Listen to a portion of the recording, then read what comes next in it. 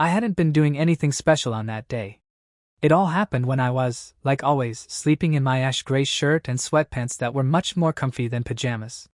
Hey! Would you mind waking up? Mr. Kaima Masuda? Someone I didn't know was calling out my name, and before I knew it, everything except the clothes on my back was gone. My bed, my pillow, my apartment, heck, the apartment building, and even the ground were all gone, leaving me stranded in a star-dotted vacuum that looked a lot like space. After making sure that I could breathe properly, I opened my eyes. I felt a floaty sensation, as if I were still asleep. For a second I wondered if I had been kidnapped, but after seeing my surroundings, I assumed I was dreaming and tried to go back to sleep. This feels nice and floaty. I'm definitely getting a good night's sleep tonight. Would you please listen to me? I am a god, after all. Huh. Yeah, I'm listening. Is that true? You're not sleeping or anything, right? I don't have much time here. You're being summoned to another world right now. You'll regret it if you don't listen to me, okay? I'm listening. I don't know if I've ever met someone so lazy before. Well, it looks like we're out of time. I hate to let you go, but I guess I'll just have to ask the next person that comes by here. What? But I'll at least make sure you can understand the other world's language. And if you do help me out, I'll make sure you're repaid for your efforts. I wish not to work. The world you're being summoned to has magic, but civilization there hasn't developed very much. You'll have to work to survive. Plus, the fact you're being summoned means someone out there wants you to do some kind of job for them. I want to go home. Well, good luck. A bright light enveloped me, blinding my vision. Day 1, alright. The summoning was successful. Wait, what? A human? But why? I didn't know how it worked, but I appeared in a room with a faintly glowing floor and white walls. Is it still a room? If it's as big as a gymnasium? Either way, that's where I ended up. In front of me was a beautiful girl that looked a lot like the kind of princess knight you could find in all sorts of video games. She had golden hair that reached all the way down to her waist and a firm, though somewhat childish gaze. And lastly, long white boots that went all the way up to her thighs. Yep, those are some good legs. I've got a foot fetish though, so would you mind taking those boots off for a second? I really want to see what's under them. And after that, I'd appreciate it if you would put on some knee socks. Even some black ones would be fine. But I'm getting off track here. Apparently that hadn't been a dream, but the real issue was how extremely sleepy I was. I love sleeping more than I love eating 3 meals a day. Seriously. But why? I spent all of my DP, why'd I have to get a small fry like Thias? Mind if I go back to sleep? Eh? You don't mind, right? Oh, by the way, do you have a bed or something? It teokt? What's with this girl? I just want to sleep, but she's screeching and ruining the mood. She's pretty attractive, mainly her feet, but I guess looks are only skin deep. What a shame. She'd be some really nice eye candy otherwise. Grr, what's going on? I've never heard of gacha monsters talking. Oh right, it's a human. Makes sense that it can talk then. I guess. Hey, what's with you? Keep it down, you're making my ears hurt. Okay. Wait, no, what's with you? I'm the one who summoned you, so you should just listen to everything I say. Is your mom or dad nearby? I kinda wanna go home, so. I'm not a child. Listen up. You're a monster that's been summoned by me, this dungeon's core. I'll work you to the bone until you die, got it? Dungeon core. Monster. Yeah, I have no idea what's going on. If that god was telling the truth, I've been summoned to another world, and this girl is the person who summoned me. But it doesn't look like I'm a hero or anything. Phew. That's a relief. I don't want to get wrapped up in anything annoying like protecting the world or whatever. That'd get in the way of my precious sleeping time. Come on, stand up and go outside already. Kill all those bandits. I spent 1000 DP on you, so you're actually really strong, right? Holy crap, girl. You sure started saying some pretty violent things all of a sudden. I'm a little less sleepy now, seriously. Alright, I'll listen to what you've got to say, but first you've got to help me out a little here. What's a dungeon core? What are monsters? What's DP? I can tell that, you summoned me here. Oh wow, I'm impressed.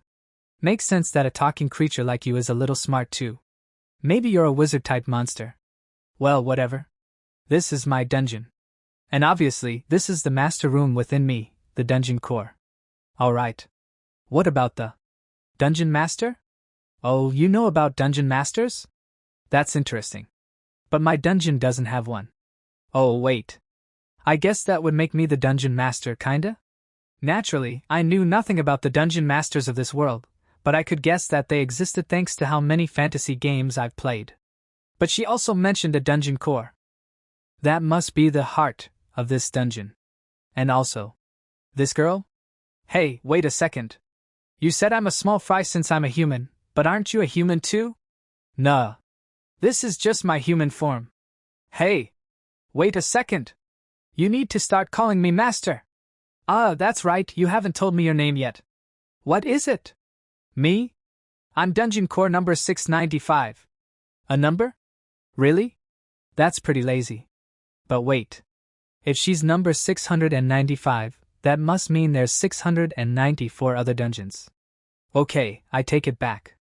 I would get pretty lazy naming them too. I don't even know if I could think up that many names. Alright, you're Rokuko now. I'm what? I mean, it'd be pretty hard to call you dungeon whatever number whatever, so I'll just name you Rokuko. Full name being Rokuko Dungeon Core. Oh, by the way, my name's Kaima Masuda. Go ahead and call me Kaima.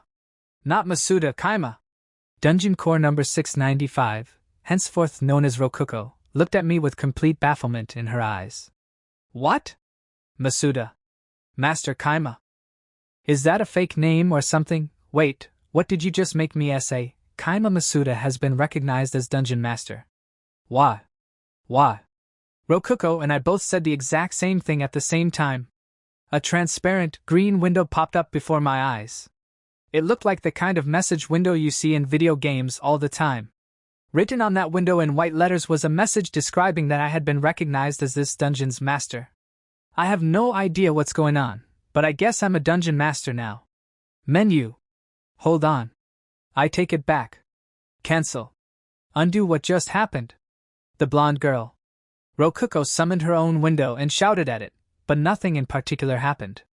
My ears are really starting to hurt, sheesh. Hey, you're being loud as hell right now. Tone it down a little. Actually, just shut up entirely. What's with you? Don't order. Me. Arrow. She shut up. Oh yeah? I'm the dungeon master now. And it looks like dungeons have to obey their master no matter what. Hey. A perfect life without work may have just fallen straight into my lap. That's right. I won't have to work anymore. I'll make this blonde girl do all my work for me while I sleep all day every day. It'll be perfect. Yeah, I'd have to be a completely trash person to do something like that. Wow. Not to mention, she's a girl. It just wouldn't work out. If she were my age or older, I could at least rest easy while making her do my chores or whatever, but she looks younger than me. She's like a middle schooler at best. Considering how well developed some elementary schoolers are nowadays, she could probably get discounts at theme parks without trying too hard. Menu? Whoa! It actually popped up. Let's see. What do we have here? A transparent window appeared before me after I called out for it. It was basically a video game menu. Everything I could do was listed out for me in a clear, easy-to-comprehend way. I had 3 main options available to me. Dungeon Minions, Dungeon Point Catalog, everything was written in nice and easy Japanese for me. Wait. Or is this what that god meant when he said he'd help me understand the language? Yeah, that must be it. Dungeon Point Catalog. Looks like I can use that DP Rokuko was talking about earlier to do things here. Oh wow, she's glaring at me pretty hard. Ha, you aren't scary at all. You're actually pretty cute when you can't talk. I'll give her head a little rub. Oh, that just made her more angry. She's screaming, but no words are coming out. Fantastic. Alright, you can talk again. Trash. Idiot. Finally, I can talk again. What did you do to me, you piece of walking garbage? I'm afraid to say that the only idiot here is you, Rokuko. It seems like you accidentally made me your master. Or in other words, your dungeon master. Undo that. Why? Because I'm the most important person here. Obey me. Obey.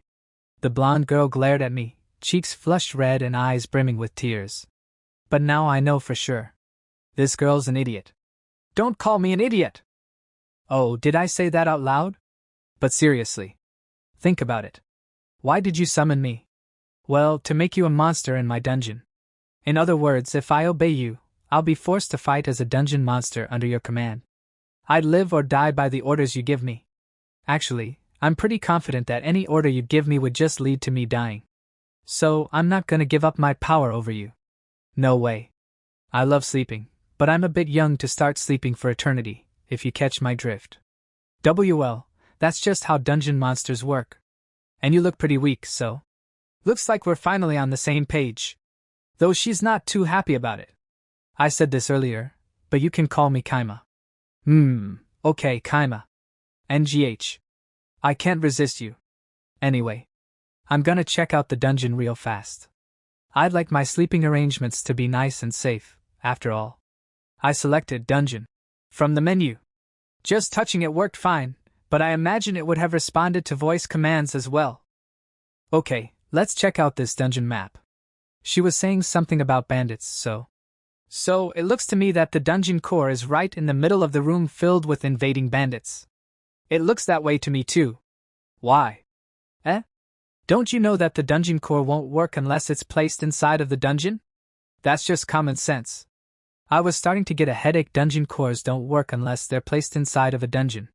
This dungeon only had one room. So, the dungeon core was placed inside of that room. And there were 8 bandits inside that very same room. This dungeon's already completely friggin' screwed. It was a complete checkmate. Why did she let things get this bad? This is why I used all the DP I had to summon a monster that could beat all those bandits. But what I got instead was you, Kaima. By the way, what'll happen to me, the dungeon master, if the dungeon core gets destroyed? Well, obviously you'll die.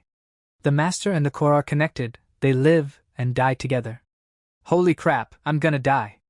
I'm completely done for. Oh god. Don't worry, it's okay. The core will be fine even if the master dies. What's okay about that? And weren't you just talking about us living and dying together? Yeah? Really, don't worry. You're not going to die yet. After hearing that, I realized that I wasn't dead yet despite how it had been several minutes since I first saw that the core was surrounded. I glanced at Rokuko and saw that she was looking at me with an irritated expression that said, "Humph, why are you getting so worked up over nothing? How about I tickle your feet until you pee yourself, huh?" Huh? What's going on? Well, about that. It's been 3 days since these bandits invaded my dungeon, but they haven't tried to destroy its core at all. Why? Look, you can use the dungeon menu to look into the dungeon and monitor it directly. As advised, I opened a monitor through the dungeon menu. A new window appeared from thin air before me, displaying what looked like video footage from a security camera placed inside of the dungeon. The bandits were all sleeping around the dungeon core. 2 of them seemed to be awake and keeping guard, but alright. They don't seem like they're about to attack the core. By the way, the core was about the size of a basketball and was glowing much like the walls and floor of the room I was in. See? I don't really know what's going on, but we're safe for now. Plus, I get more DP when intruders are in the dungeon, so it works out. By the way, how do you get more DP? To summarize what Rokuko said, 1 absorb it from the surrounding ground. This tends to be about 10 DP a day to allow time to pass while an intruder is inside of the dungeon. Varies depending on the strength of the intruder. 3 kill an intruder. Varies depending on the strength of the intruder. 4 offer up a corpse. Varies depending on the former strength of whoever died. 5 offer up treasure. Varies depending on the treasure. Those were the main ways. By the way, it would cost about 20 DP to summon 1 goblin. Under normal circumstances she would be able to summon 1 goblin every 2 days, but the 8 bandits sleeping in the dungeon boosted her DP gain by an additional 80 DP each day, and apparently that number would increase if they stayed inside the dungeon for longer. So, using the 900 DP she saved up through 10 days of being inhabited by bandits, in addition to 100 DP she had stashed away for a rainy day, Rokuko had pooled all of her 1000 DP into rolling a single monster gacha. Yeah. I can understand why she would expect something as strong as 50 goblins after spending 50 goblins worth of DP on something. But sometimes you gamble and you lose. And wait a second, I'm what she got out of a gacha roll. Seriously? So why aren't you a dragon? I mean, it wouldn't be surprising if you had rolled a goblin. You're being too greedy. Rokoku was just way too egotistical. Did she think she was the center of the universe or something? Bad things happen to everyone, you can't expect everything to go well for you. You might even end up being summoned to another world and forced to work against your will even though you just want to sleep. Oh, I forgot to mention. Right now, the 10 DP from the ground doesn't count. Huh? Why not? Rokuko's explanation about DP hadn't mentioned anything about intruders getting in the way of drawing DP from the ground. Well, it costs some DP for me to maintain this form. Speaking of which, Rokuko had mentioned that she was the avatar of the dungeon core or something like that. Does that mean she could save us some DP by vanishing? Eh? No, you're misunderstanding something. This is just a special form I use when I want to look fancy. I didn't want the monster I summoned to look down on me. In other words, that's just a temporary form. Oh, can you go back to your normal form then? You're wasting DP. Eh? It's not temporary or anything, but okay. 1 second. NNN. Rokuko flashed brightly, and then where she once stood was a blonde loli that looked just like a younger Rokuko. She was wearing a white dress and would only reach my waist even if she stood on her tippy toes. She looked so small and cute a Lilicon would be drooling at the sight of her. Even her childishly spoiled gaze just made me smile as if I were looking at a rowdy kid. So, what do you think? This is the low-energy form I use to save DP. Oh, that's your low-energy form, huh? You look pretty young. HM? Well, I guess I do look like a child from a human's perspective. What, do you like this body more? I'm not a Lilicon, so I think she looked hotter before. I still love her toes even though they're smaller, but I'm not perverted enough to lay my hands on someone that looks like a little girl. So, now we're getting 10 DP again, yeah? 10 DP a day. And we have 9 DP total right now. She must have waited until the very moment she had 1000 DP to roll the gacha, given how basically no DP was left over. I scrolled through the DP catalog, but found that you couldn't even summon a goblin with 9 DP. How about a dragon? Lady, even the weakest dragon there, a lesser dragon, costs 100,000 DP. Haha. Whoever thought they could get an expensive monster like that for 1000 DP sure is an idiot. I searched the household goods page and discovered that I could buy lots of things even with just 9 DP. Alright, I've decided. On what, Kaima? I exchanged 5 DP for a buckwheat pillow. I'm going to bed. Eh? Hold on. What about the bandits? Be quiet while I'm sleeping. Night. Yep. DP sure is useful. I rolled onto my side and closed my eyes, listening as Rokuko's noisy cries slowly faded into silence. Day 2 I stood up after waking up and stretched my stiff muscles. The floor was pretty warm, not cold at all, but it was also hard and constantly glowing. Not exactly the best place to get a good night's sleep. I had been hoping that I might find myself back in my room after waking up, but had no such luck. I glanced to the side and saw Rokuko glaring at me. Grr. Why, you're finally awake, Kaima. Yo, Rokuko. How long was I asleep? As if I know. You slept for 9 hours. My mouth said that on its own. I didn't know if time moved at the same speed as it did on Earth, but I decided to just roll with it and assume I had indeed slept for 9 hours. I checked our DP and saw that our 4 DP had turned into 34 DP. I guess the bandits' DP trickles in over time. The bandits probably aren't all as strong as each other either, so I should just give up on making precise estimations of DP gain. What time is it right now? It's 8 in the morning. By the way, one day has 24 hours in it. Wait. Why am I answering you? Thanks, much appreciated. By the way, end every sentence you say with meow. Don't mess with meow. Each day consisted of 24 hours. As an aside, each year seemed to consist of 12 months, or 365 days. Basically the same thing as Earth. Perfect, I won't have any trouble remembering that. Just for peace of mind, I investigated how much weight my orders held and learned that Rokuko's body would execute them on its own. I'm in another world and there's a girl who has to listen to everything I say. If I weren't a gentleman dedicated to sleep, there would be some adult-only things happening right now. I cancelled the meow order and decided to double-check the situation. What's going on with the bandits? They just woke up and went outside. One stayed behind to stand guard.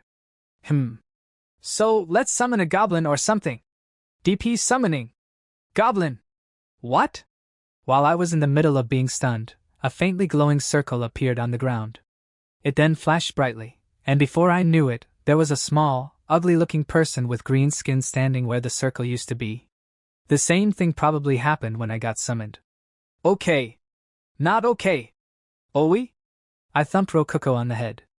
I checked our DP and saw that we only had 14 DP left. 20 DP was gone, just like that. Why'd you do that? Getting hit like that hurts. What'll you do if you break me? Don't just up and use DP on your own like that, idiot. What? It's my DP, I can do whatever I want with it. Okay, yeah? She's an idiot. I grabbed onto Rokuko's head and forced her to look me in the eyes. It's not your DP anymore. It's my DP. If you really want to use it for something, get my permission first. You don't want to die, right? Tell me more about this place first. And, can we return this goblin? Nope. So, we're right by Tsaya Mountain. By the way, this dungeon's name is... I heard an adventurer say that. Seriously? They're not even thinking of this place as a dungeon.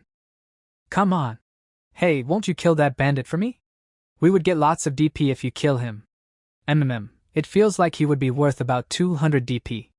That may sound nice, but he would be worth just as much if he stuck around the dungeon for 10 full days. Nah, we're not going to attack the bandits yet. Why not? He's all alone. We could take him down if we had around 10 goblins.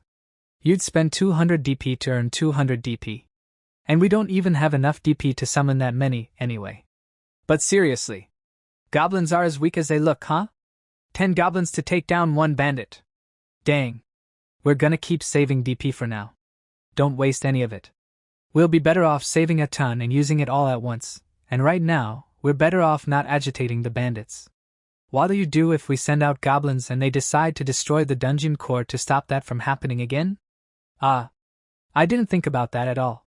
You sure are smart, Kaima. Nah, you're just an idiot.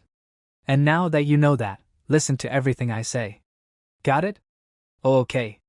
I will. Rokuko nodded obediently. I guess in her energy-saving form, both her body and her mind are that of a kid's. Nah, she was always like that. She's a ditzy airhead through and through. All of a sudden, my stomach grumbled. Oh yeah? I haven't eaten anything since yesterday. Alright, time to eat. Got any food? Right. Monsters need to eat food, right? I don't need to eat anything, so I totally forgot about that. Guess she's still gonna treat me like a monster. I flipped through the DP catalog for food. There were lots of things there, but I went ahead and spent 5 DP to buy bread and water. A magic circle appeared with a flash, and soon enough, darkish bread and a wood cup appeared above it. After splitting half of it with the quietly sitting goblin, we ate together like pals. The bread was really, really hard. I felt as if it were just sitting in clumps in my stomach, but I was tired enough to just go back to sleep right away. Day 3. 2 days had passed since I was summoned. Looks like we've got 179 DP now. Wait, no. It just went up to 180. I could summon 9 whole goblins with this much. As an aside, I had figured out why the bandits hadn't destroyed the dungeon core. They were using it in place of a foot warmer. The dungeon core glowed faintly and was just a little warm. The boss of the bandits had built his bed in the core room and was putting his feet on it as he slept. I learned that we could look directly out of the master room, but after trying it out, an entire wall turned into a close-up of a dirty foot. Naturally, it was terrible. Hello, Miss Dungeon Core. How does it feel to have your heart getting stepped on? WL. I'm earning a lot of DP thanks to them being here, so... This is like a win-win, you know? Humph. Our lovable blonde loli had gotten teary-eyed after realizing that her heart was being trampled by stinky-looking feet. Honestly, she gets cuter the more time I spend with her. I spent some more time investigating the menu and learned that I could look into the dungeon from basically any angle I wanted by using the existing walls and ceilings. Alright. Guess I should finally start doing something. You'll summon something, right? You'll summon a lot of goblins and kill them all, right? Buying a lizard man for 150 DP might be smart. I won't forgive that bandit boss, Let's stab him to death. Idiot. They'll just kill us in revenge if we try that. Look at how many of them there are. As expected, she felt humiliated over having her heart used as a simple foot warmer. She was practically barking like a dog and growling at the bandit's boss. Though given how cute her appearance was in energy-saving mode, she was more like a puppy than anything. There's 8 of them. We're way too weak to take them on. And if you hadn't summoned that first goblin, we wouldn't need to waste so much DP on food. The maintenance cost. I had never thought of that before. Wait. Didn't you waste a bunch of DP on that futon or whatever? Don't be ridiculous. That futon 50 DP was an absolutely necessary expense. So, what are you going to do? I've got a plan, but... Hey, Rokuko, do you know how to write words? And do you think those bandits can read? Writing? I can write. I saw those bandits reading a book they stole from someone before, so...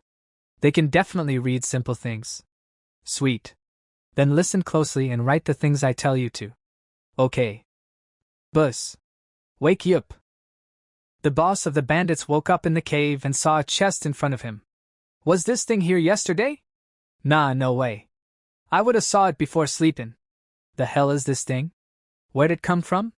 We dunno, boss. Rodridge was on guard and he said nobody brought it inside or nothin'.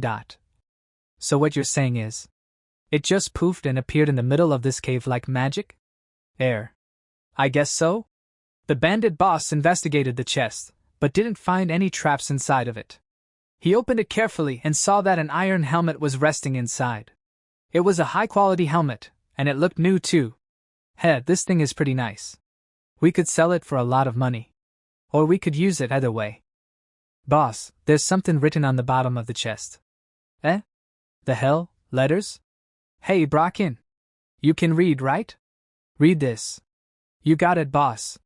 Let's see. The boss showed the chest to a subordinate and made him read it. The contents of the message were unbelievable. I am the Dungeon Core. Thank you for defeating those goblins. This is a present from me. It may take some time, but if you bring me corpses, I can give you more presents. Dungeon Core. Hey, are we in a fucking dungeon? I dunno, I heard this place was just an ordinary cave. Seriously? Looks like luck's finally on my side. Why? Why did you make me thank them? The blonde lowly stomped around in a circle. I can see your white panties, you know? Absolutely shameful. Though, I definitely understood why she was so upset. After all, I had spent every last DP we had giving that present to the bandit's boss. To be specific, I had spent 5 DP on a pen and ink, 5 DP on a treasure chest, and 170 DP on a high-quality steel helmet. We now had absolutely no DP left. 0 DP. Silch.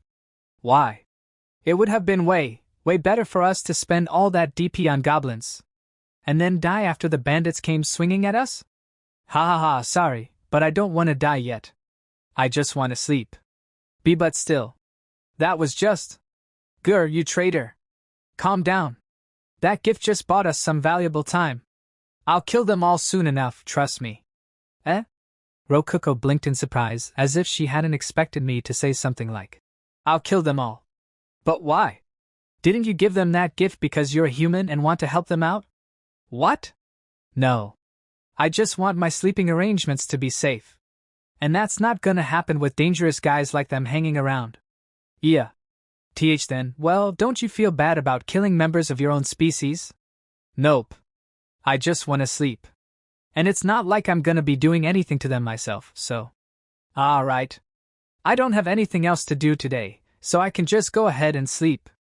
I got into my futon and rolled onto my side. Explain what's going on. Alright. I'll explain everything. Tomorrow. Sleep tight. Don't go to sleep. Rokuko's voice faded out as I fell asleep. Day 4. I slept pretty well. I really want a better futon. Good morning. You really slept for the whole day. Don't you get tired of doing that? Not at all. So, now that you're awake, explain what's going on. But first, look at the DP. What's going on?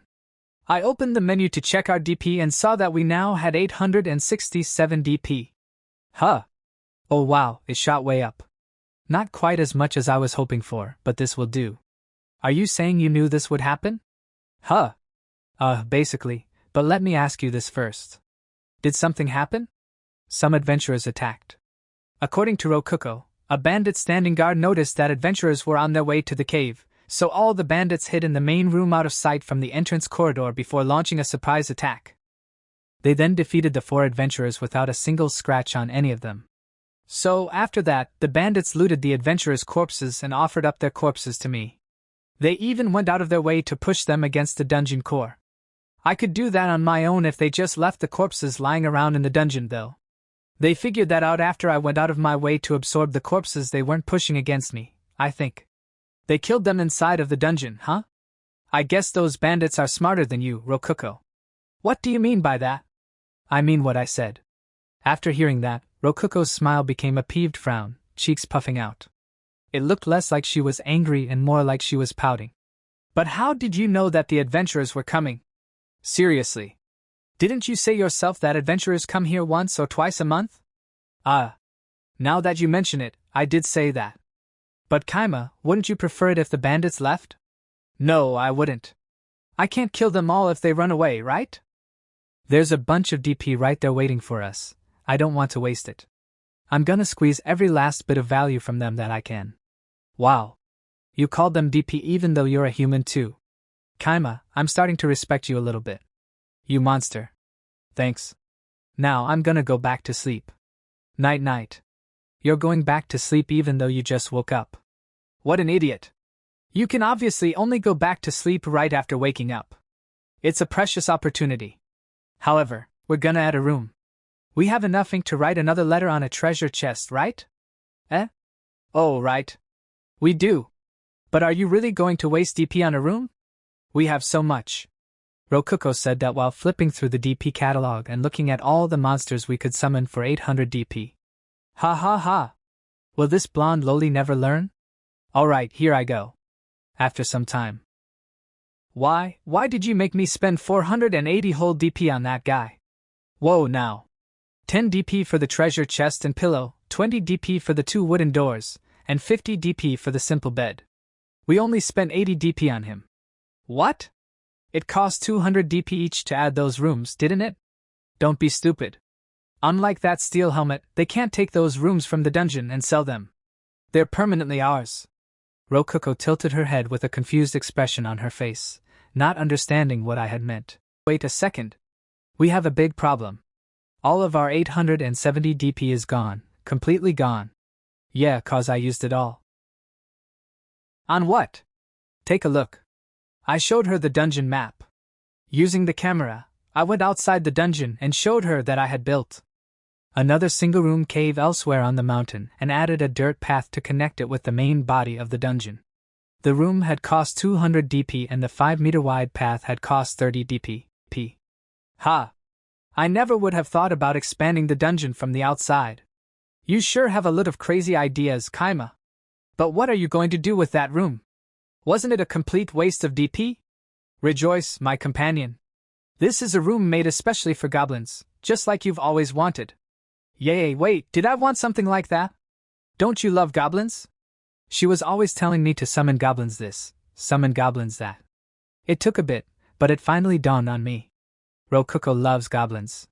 She wants to be surrounded by goblins. She wants goblins to serve her.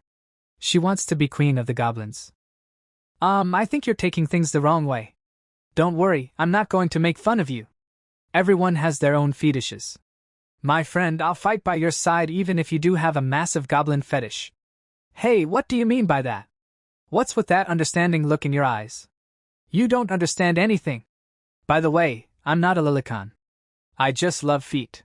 The only thing I dig about your current body is your feet. Hey, no. Seriously, what are you even saying? And why do you look so condescending? Anyway, there's nothing left for us to do now that we're out of DP. Time to go back to sleep for the 3rd time. I got back into my futon and listened to Rokuko's voice fade out. How long is that order gonna last? Day 5 I'm awake again, but we still don't have enough DP. Oh yeah?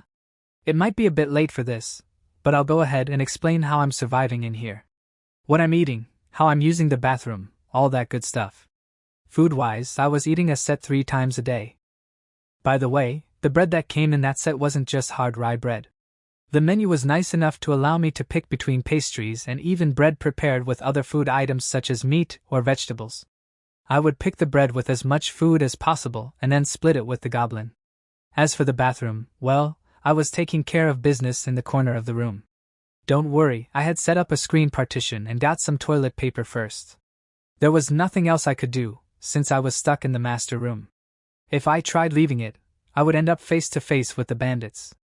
Thankfully, the dungeon core would suck up everything that came out of me, so we didn't have to worry about the smell or anything. Though Rokuko grimaced whenever she sucked up my poop. How would you feel if someone pooped inside of your heart? Huh? Not good, right? Ha ha ha, you're a girl, you shouldn't be saying poop. What's your problem anyway? The goblin is pooping inside of you too. Shouldn't a goblin fetishist like you be crying of happiness? Hey, seriously, is that really what you think of me? You know I'm an intelligent life form, right? Yeah. You're still kind of a mystery to me, honestly. Despite all that, I hadn't showered at all since being summoned. Just when I was thinking about how my hair would probably start to stink soon, I looked at the goblin next to me. His face was as gruesome as ever, and his massive tusk-like fangs looked like they would really hurt if he bit you with them. His clothes? Nothing but a ragged cloth wrapped around his waist. He's a pretty wild guy. I would have thought that a wild guy like this would start stinking like a dog after a few days of no washing, but he was still completely clean. Did he have some kind of secret I didn't know about? My questions were all answered by Rokuko. Oh, I've been using the survival magic purification on him. It was literally magic. Right. This is a fantasy world. Magic, huh? Well, that's that then. Would you mind casting it on me too? What? You need purification too? Oh, I see. You're playing favorites with the goblin because you have a goblin fetish. No. I just didn't know that dungeon masters needed purification. And anyway, do that yourself, sheesh. Hey, now why are you acting like I can use magic? Eh? You can't? Apparently, all humans were capable of using magic. Even the bandits had been using it when I wasn't looking. Wait, seriously?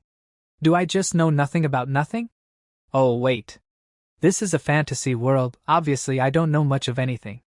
I wonder if I can use purification too. I'll try asking her how to use it.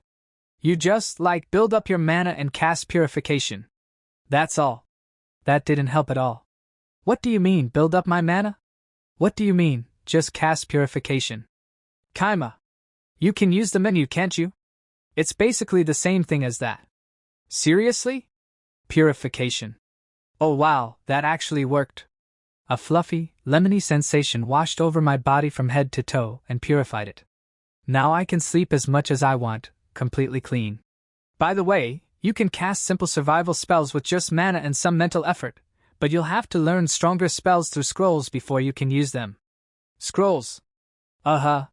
You could teach yourself the spells by figuring them out from the ground up with logic, but that's not reasonable for most people. Only researchers really do that. So, normally you'll have to use scrolls to learn magic. Well, I've never used a scroll myself, but... Oh, maybe there are some in the DP catalog? I checked the DP catalog and saw that in the treasure section there were plenty of scrolls, like the Fireball Scroll 500 DP or the Earth Barrier Scroll 700 DP. Each spell belonged to an element, and the 4 main elements were earth, water, wind, and fire. There were also special elements known as light, darkness, and space-time. Spells were then classified even further beyond that, with each one either being a bottom rank, low rank, mid rank, high rank, special rank, king rank, or god rank spell. For instance, was a low rank fire spell. And in the midst of all that, there was one mid rank earth spell that caught my eye. Create Golem Scroll 10,000 DP. Very interesting. I might be able to use this spell to summon a servant that will obey my every command. Well, technically Rokuko is kind of like a servant that will obey my every command, but she's a girl. And she looks super young in her energy-saving form. I want something more like a robot to order around. I definitely want to get this scroll soon, but I don't know if I should get it or the equally expensive Heavenly Pillow first. It feels like people are coming. I glanced at Rokuko after she murmured that to me. Bandits? I don't think so. They're probably adventurers. I think the bandits just noticed them too. I guess they're gonna do another surprise attack? Alright. They're almost definitely investigating this cave since those last adventurers never came back. I didn't expect them so soon, but they presented a good opportunity. I decided to tell Rokuko about the rest of my plan to eliminate the bandits. She won't try to do anything unnecessary if she knows what's really going on here. Since they came all the way to investigate us, they're stronger than the last adventurers that came here. After all, it'd just be a waste of time if they sent some weaker people that ended up not coming back either. From the bandits' perspective, they couldn't let anyone see this completely changed and survive to tell the tale. So, they'll have to kill all the adventurers. No survivors. And if those adventurers never return, another group will come to investigate. And of course, that group will be even stronger than the last one. I don't know how long it'll take, but at some point, the bandits will lose. And there you have it. That's the plan I have for slaughtering every single one of the bandits. Right now, my job is just making sure the bandits don't try to flee their hideout before it gets crushed. I wonder what'll happen if someone from this world eats a melon roll or something. Melon roll? What's that? I don't see anything like that in the DP catalog. What are you talking about? It's right there. Though, I did just find it a second ago. Kill. Holy cow, this tastes amazing. This is so good. Kaima, did you used to eat things this tasty all the time? So, after letting Rokuko try out some melon roll because she looked pretty curious about it, she started stuffing her face with it, eyes shining. Wait, you eat bread? Wait, I mean, you can actually eat stuff? First time I'm seeing that. What? It's not like I can't eat food or anything. But you don't need to, right? I don't, but it's like a treat. I'm treating myself. Do you have any more? I mean, you know that a single one of these costs 5 DP, right? When it comes with a drink, anyway. You can get 6 of them at once with a pastry set, so that'll be the better deal. It'll be cheaper to buy a drink from a 5 DP barrel, too. Wait a second. Buying in bulk is so cheap I feel like I was getting ripped off before. But I don't remember seeing this in the DP menu before. What's going on? Well, there's a whole world of bread out there, but we need to save DP right now. There's more kinds of bread like this. You don't have to be so stingy. We have like 2,000 DP right now, don't we? It'll be okay if we just spend a little. Just a little. Oh man, she looks dead serious about this. You bought a bunch of useless things like that pillow and futon, didn't you? Let me spend some on myself too. Hey, you got to buy a goblin, didn't you? What? Gobsuk has nothing to do with this. And he was just 20 DP. You're using almost that much every day just to eat, aren't you? Gobsuk? You named him? I never heard about that. Whoa now. Don't forget, I'm splitting half of my food with the goblin. If you include that, he's already cost us way more than just 20 DP. And he's not helping us out at all right now, so he's basically your pet. That's not true. Gobsuk has a lot of potential. He'll be a big help to us.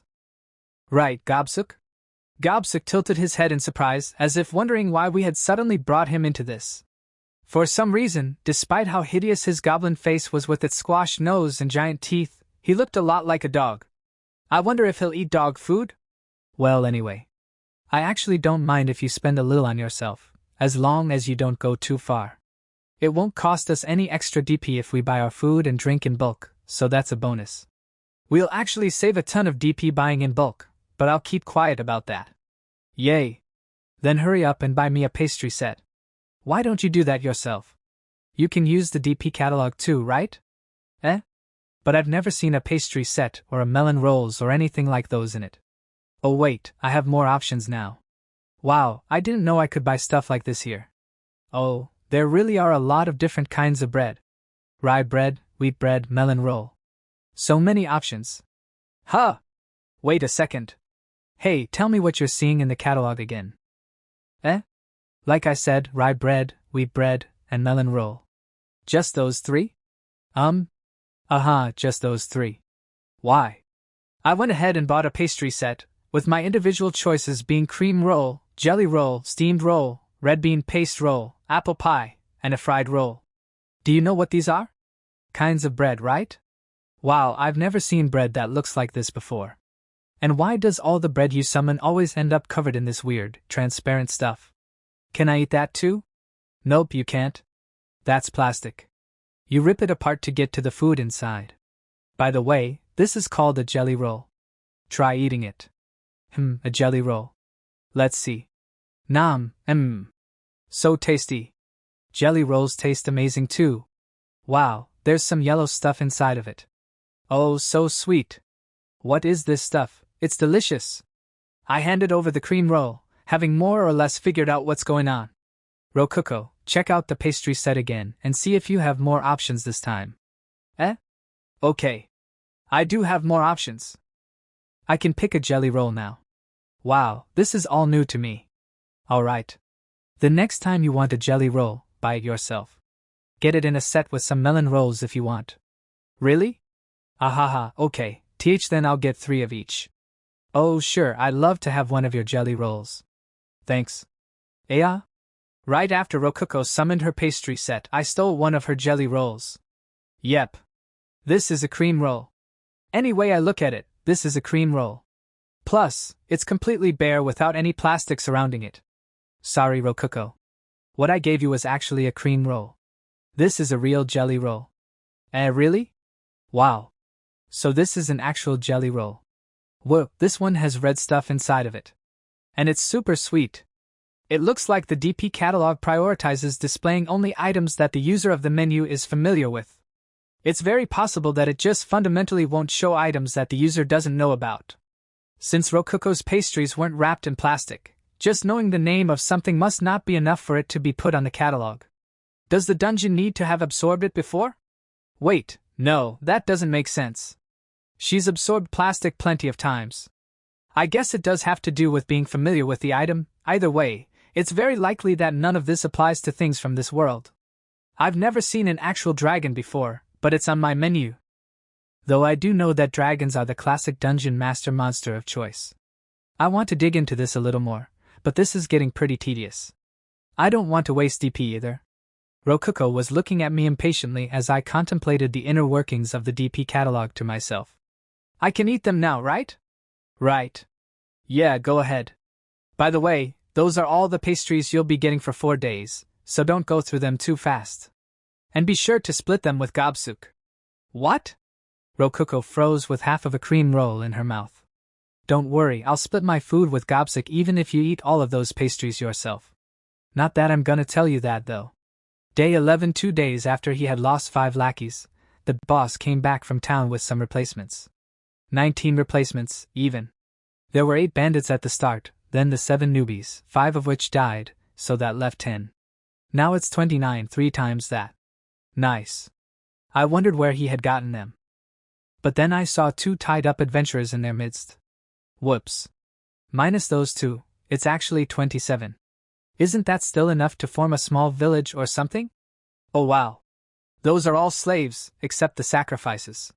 You can tell just by looking at them. Ah. I see the collars now. Well, whatever. 2 sacrifices. But wait. Bandits can buy slaves in this world? Apparently, humans who break the law can end up slaves. They're called convict slaves. But they'll go right back to breaking the law if bandits buy them. What's even the point? Alright, I'll make a room just for them. I've been wanting to make a jail and see what its deal is for a while now. A jail was an especially expensive, 300 DP room.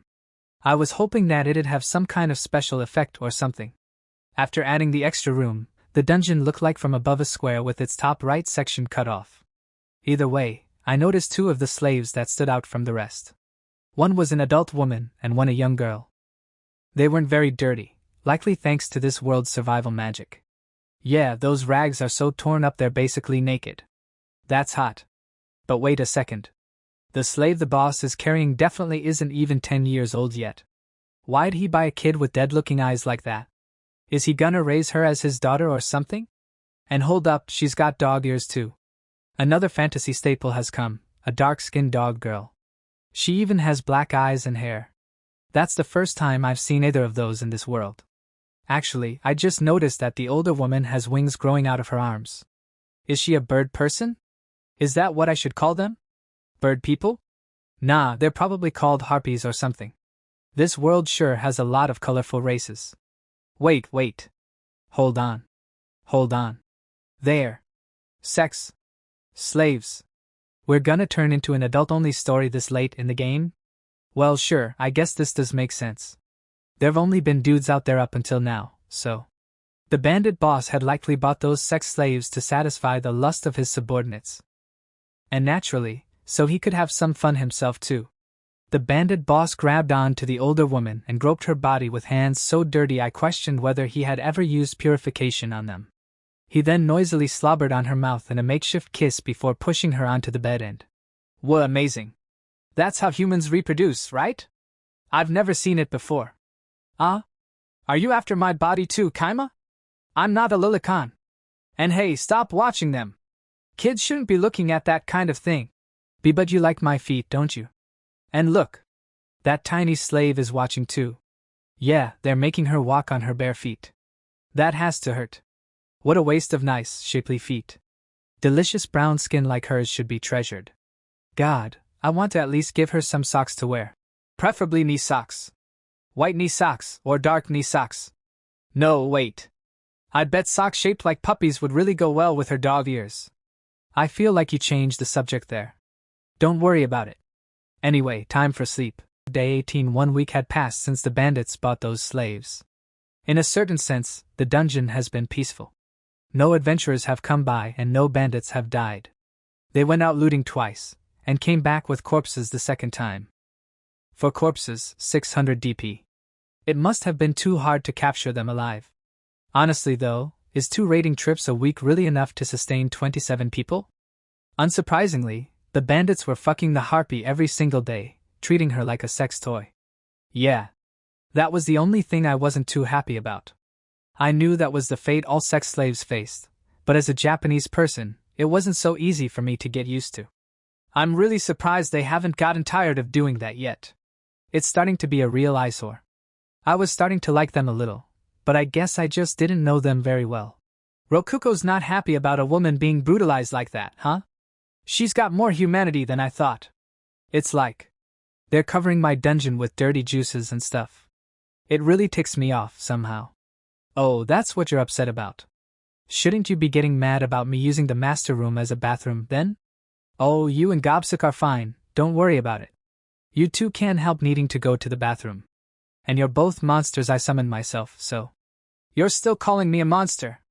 Well, I guess you did summon me. It's kind of like you two are just a part of me. I don't like absorbing that stuff, but, like I said, you two can't help it. Alright, makes sense to me. But, shouldn't you, actually love absorbing goblin poop? Kaima? You're misunderstanding something about me. Definitely.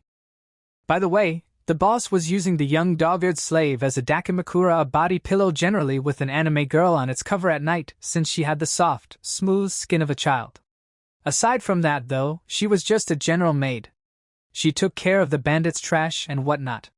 They would occasionally punch or kick her for no reason, but she didn't respond. She didn't even groan. She just stared ahead with her dead eyes. The silver lining was that they didn't lock her up in the jail. She hung out beneath the boss's bed when she wasn't doing anything else. Humans are really neat.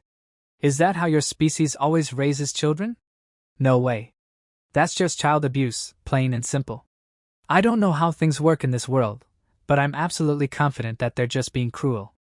I turned off the monitor so I didn't have to watch the harpy being raped and then went to sleep. Day 19, oh wow. There's a ton of people coming. I opened up the map after hearing Rokuko whisper that. By pulling the map back to look around the general area, I could see information about the outside of the dungeon. It was limited to a range about as far as I could see by just looking out the entrance with my naked eyes, but inside that range, there were plenty of details. There I saw that there was already a platoon of red enemy dots, advancing towards our dungeon with a trained pace. It seemed that my peaceful days were finally over. Or perhaps, peace was finally coming for the first time. 30 people, huh? I guess they're finally here. Not sure if this is too early or what. They're finally here? You knew these people would be coming? Yep. This is probably the squad sent to exterminate the bandits. Yeah, the bandits are finished now. The bandits noticed the knights too right after I finished saying that. I opened up the monitor and started watching them. It really was convenient that I could look into the dungeon from any angle, as if every room had multiple security cameras placed within them. One of the boss's scouts had just gotten back to the dungeon. "Boss, we're in trouble! Knights are coming." "What the? How'd they find us?" "We killed everyone who saw us here." The boss of the bandits was panicking. He didn't seem to realize that it was precisely because they had killed everyone who found them that knights had eventually been dispatched to eliminate them.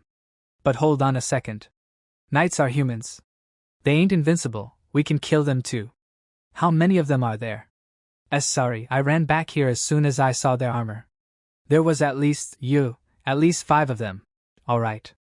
Guess it doesn't matter how many of them there are. We're still gonna ambush them here in this dungeon. We are? Yeah. We can knock their numbers down with a surprise attack, and either way, we'd be dead if they surrounded us outside. Oh. Nice plan, boss. Alright. It looked like the bandits were ready to fight, and they were planning to do so in the dungeon. Very convenient. I'm so glad I've been teaching the boss how to use the hallways and doors to ambush people in the dungeon. I'm so glad he's not smart enough to realize running away is the best option here. So, do you think the bandits can win? Well, it'll depend on how strong those knights are. But if they're at least as strong as those 3 adventurers from before, the bandits are definitely screwed. They'll all die. It wouldn't be long before I could see the knights directly on the monitor.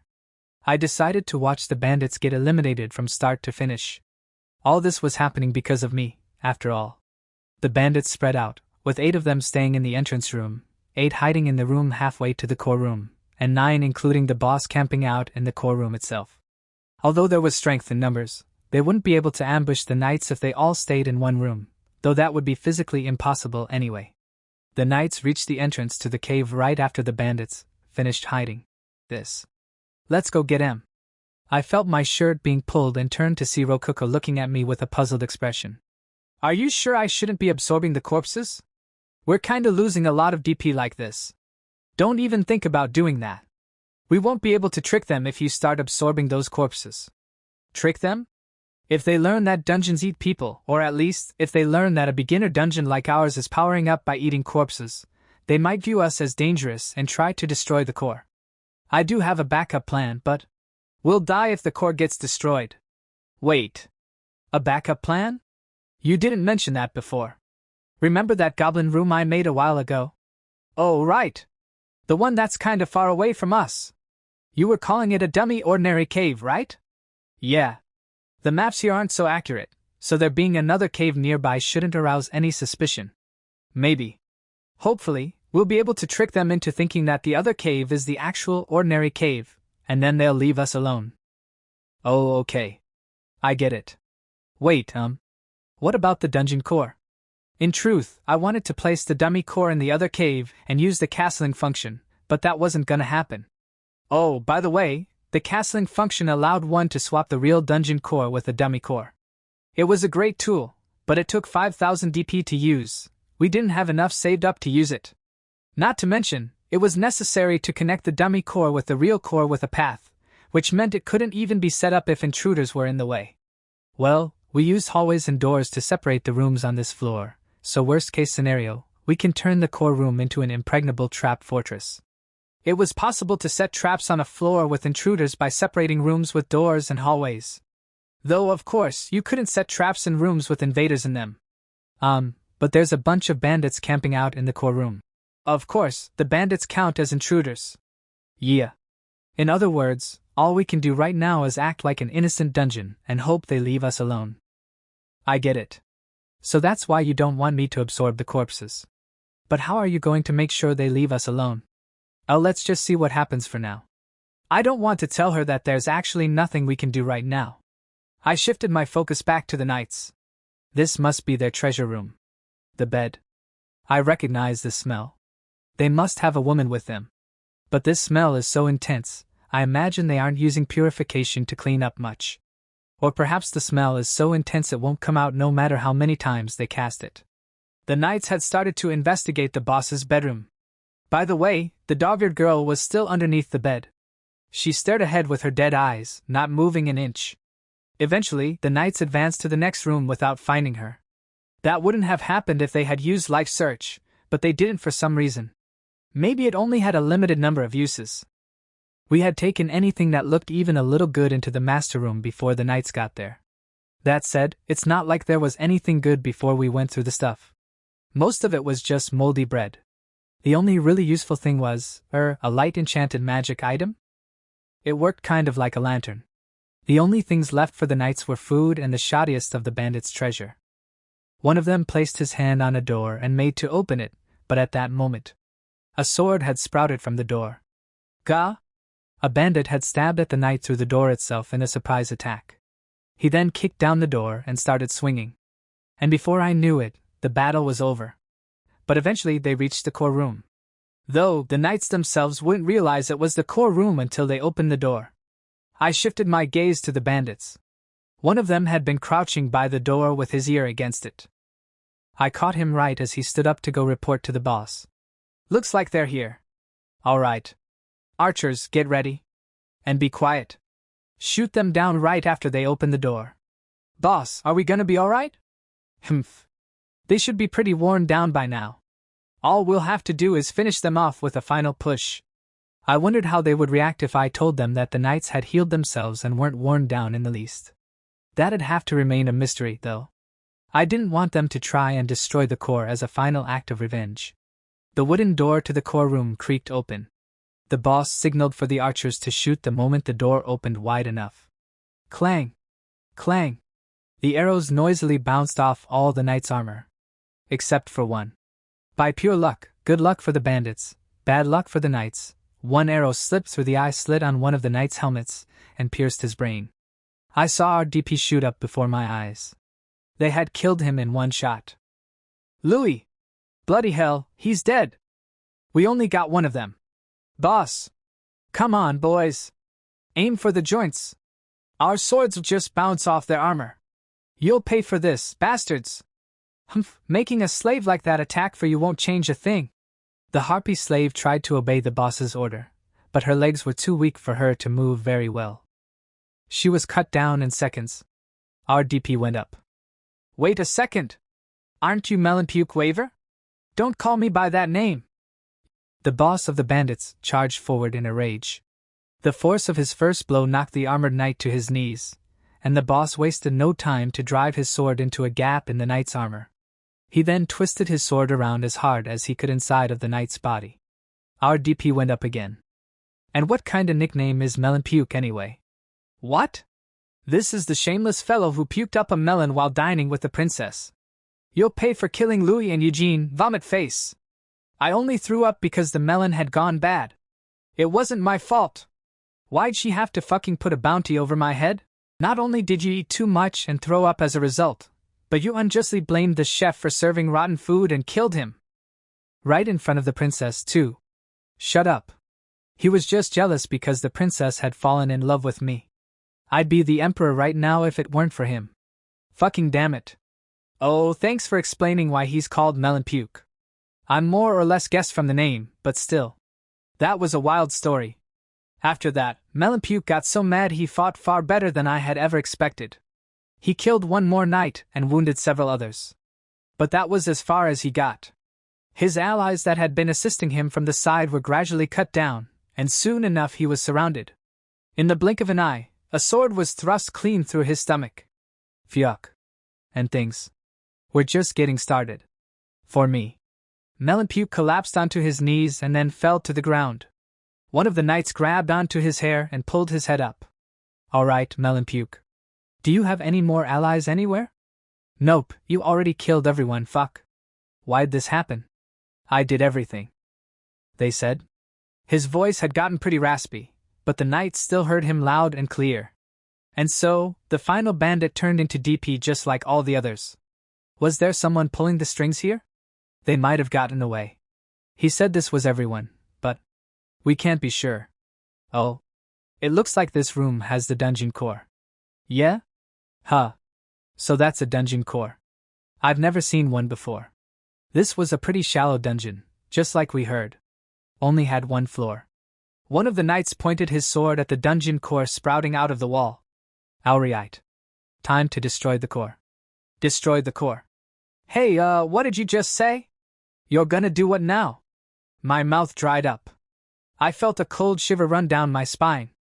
I watched through the monitor as the knight lifted up his sword. And then brought it down. Gobsuk? Gobsuk jumped out of the master room. Neither I nor Rokuko could stop him. It might have been his natural instincts as a dungeon monster to do everything in his power to stop the core from being destroyed. Take this. We watched as Gobsuk popped into the core room and was immediately cut down. He was cut clean in half and died just like that. Friggin' goblin, getting in my way. Let's try that again. Hey! What do you think you're doing, new guy? This dungeon is under our protection. The captain stopped the knight after he rose his sword into the air again. This is a low-tier dungeon that the Adventurers Guild manages. It only ever produces goblins and is as simple of a dungeon as can be. Oh, that's right. My apologies, Captain. The knight lowered his sword after being stopped by the captain. Crap. I was so close to destroying a dungeon core and becoming a holy paladin. I understand how you feel, but our job here is done. And if you could become a holy paladin through destroying the core of a dungeon that doesn't even have a dungeon boss, the capital would be overflowing with holy paladins right now. Well, that's true. Wouldn't it just be embarrassing to be knighted as a holy paladin for destroying a weak dungeon like this? Thinking about it, Melonpuke was more or less the dungeon boss. Do you want them to say, "Oh, holy paladin, who conquered the ordinary cave and defeated Melonpuke," or something like that? You'll get destroyed, man. People would call you the Melonpuke paladin or the holy paladin of the ordinary cave, something like that. I wouldn't want that. Rokuko was crouched down on the floor, crying.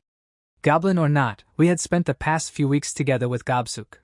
We had tons of memories together. Okay, not really. The only thing we did together was eat meals every now and again. I wonder if Rokuko ever did anything with him while I was asleep. At least give back the jelly rolls I lent you before dying. I guess not. We were united only by food. Gobsuk. We really owe him a lot now. If not for him, the core probably would have been destroyed and we'd be dead right now. I'd opened the menu and bought a set of 6 jelly rolls for Rokuko. Here, have some jelly rolls. Cheer up. Eh? Really? I'll cheer up. I'll cheer so up. So up. Rokuko cheered up so much that I thought light would start shining out of her eyes. Oh, right. This girl's a monster that sent countless goblins to their deaths to try and protect herself from adventurers. The bandit corpses were piled up in the entrance room. It looked like the knights would be taking their deceased allies back home with them. It was honestly pretty disgusting, but I couldn't look away. I needed to stay focused and look for an opportunity to score some extra DP. They're pouring oil on them. I guess the plan is to burn the bodies. In the middle of the cave, though.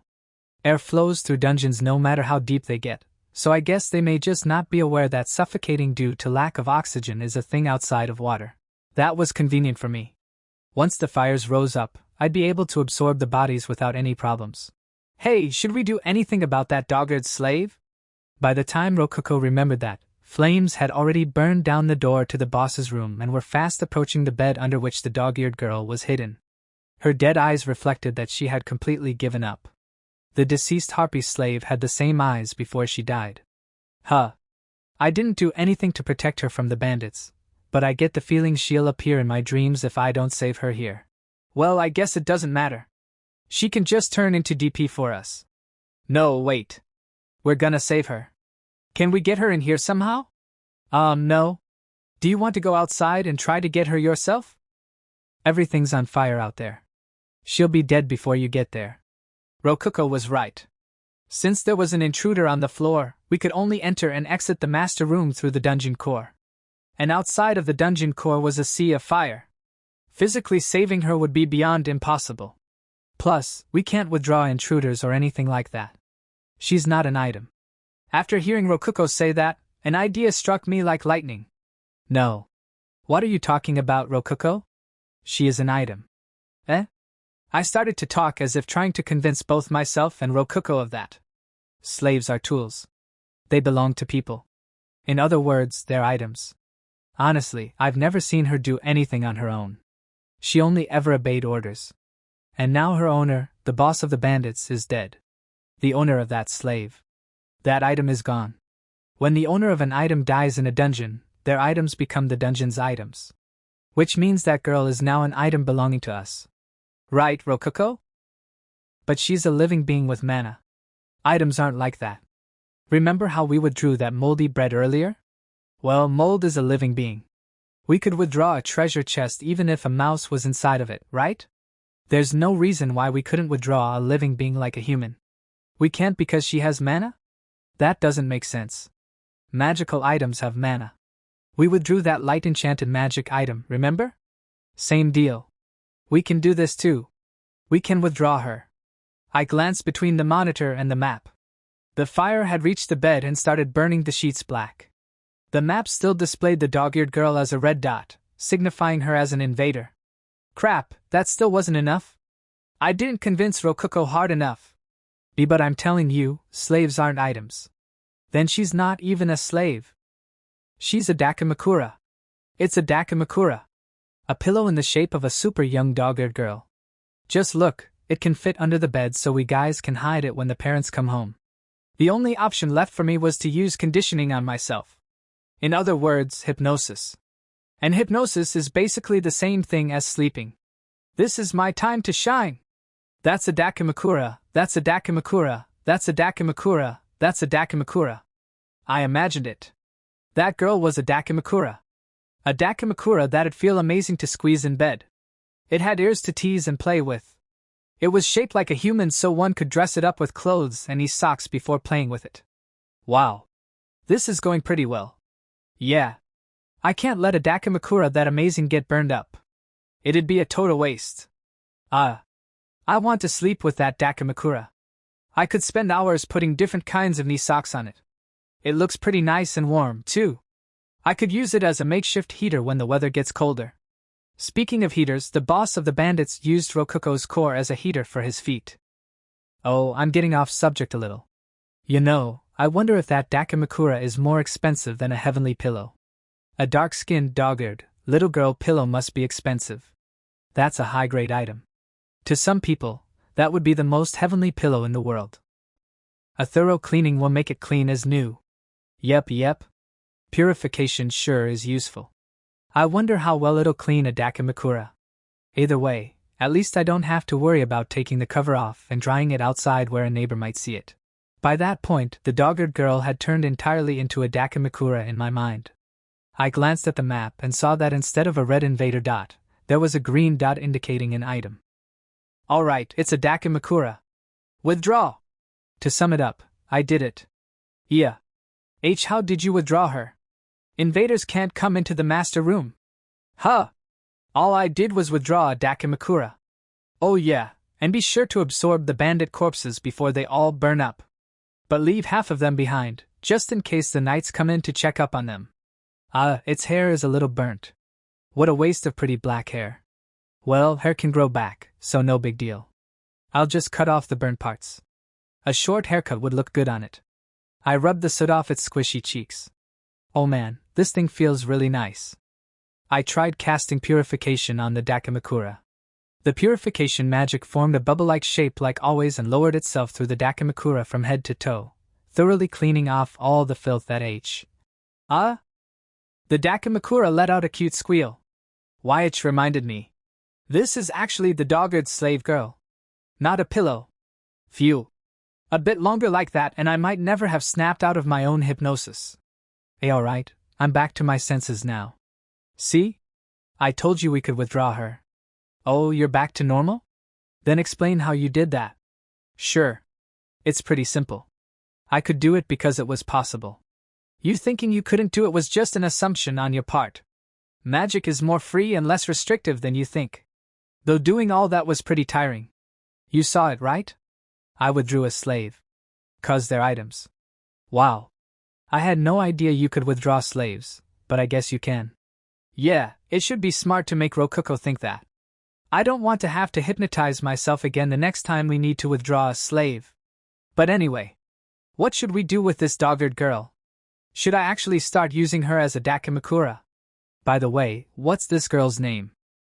It's kind of hard to talk about her without knowing her name. That's a good point. Do you have a name? Or at least something that people call you? People called me and the others Nika. Master. Alright. You're Nico then? Her response was pretty slow, but she did answer me. Either way, the first thing to do was let her rest. I bought her a futon and some food with DP to start things off. She didn't move at first, but she ate the food and got into the futon after I ordered her to. I decided to think more about what to do with Nika after the knights left. As long as they were still around, we weren't safe. Day 20, the knights didn't really do much after that.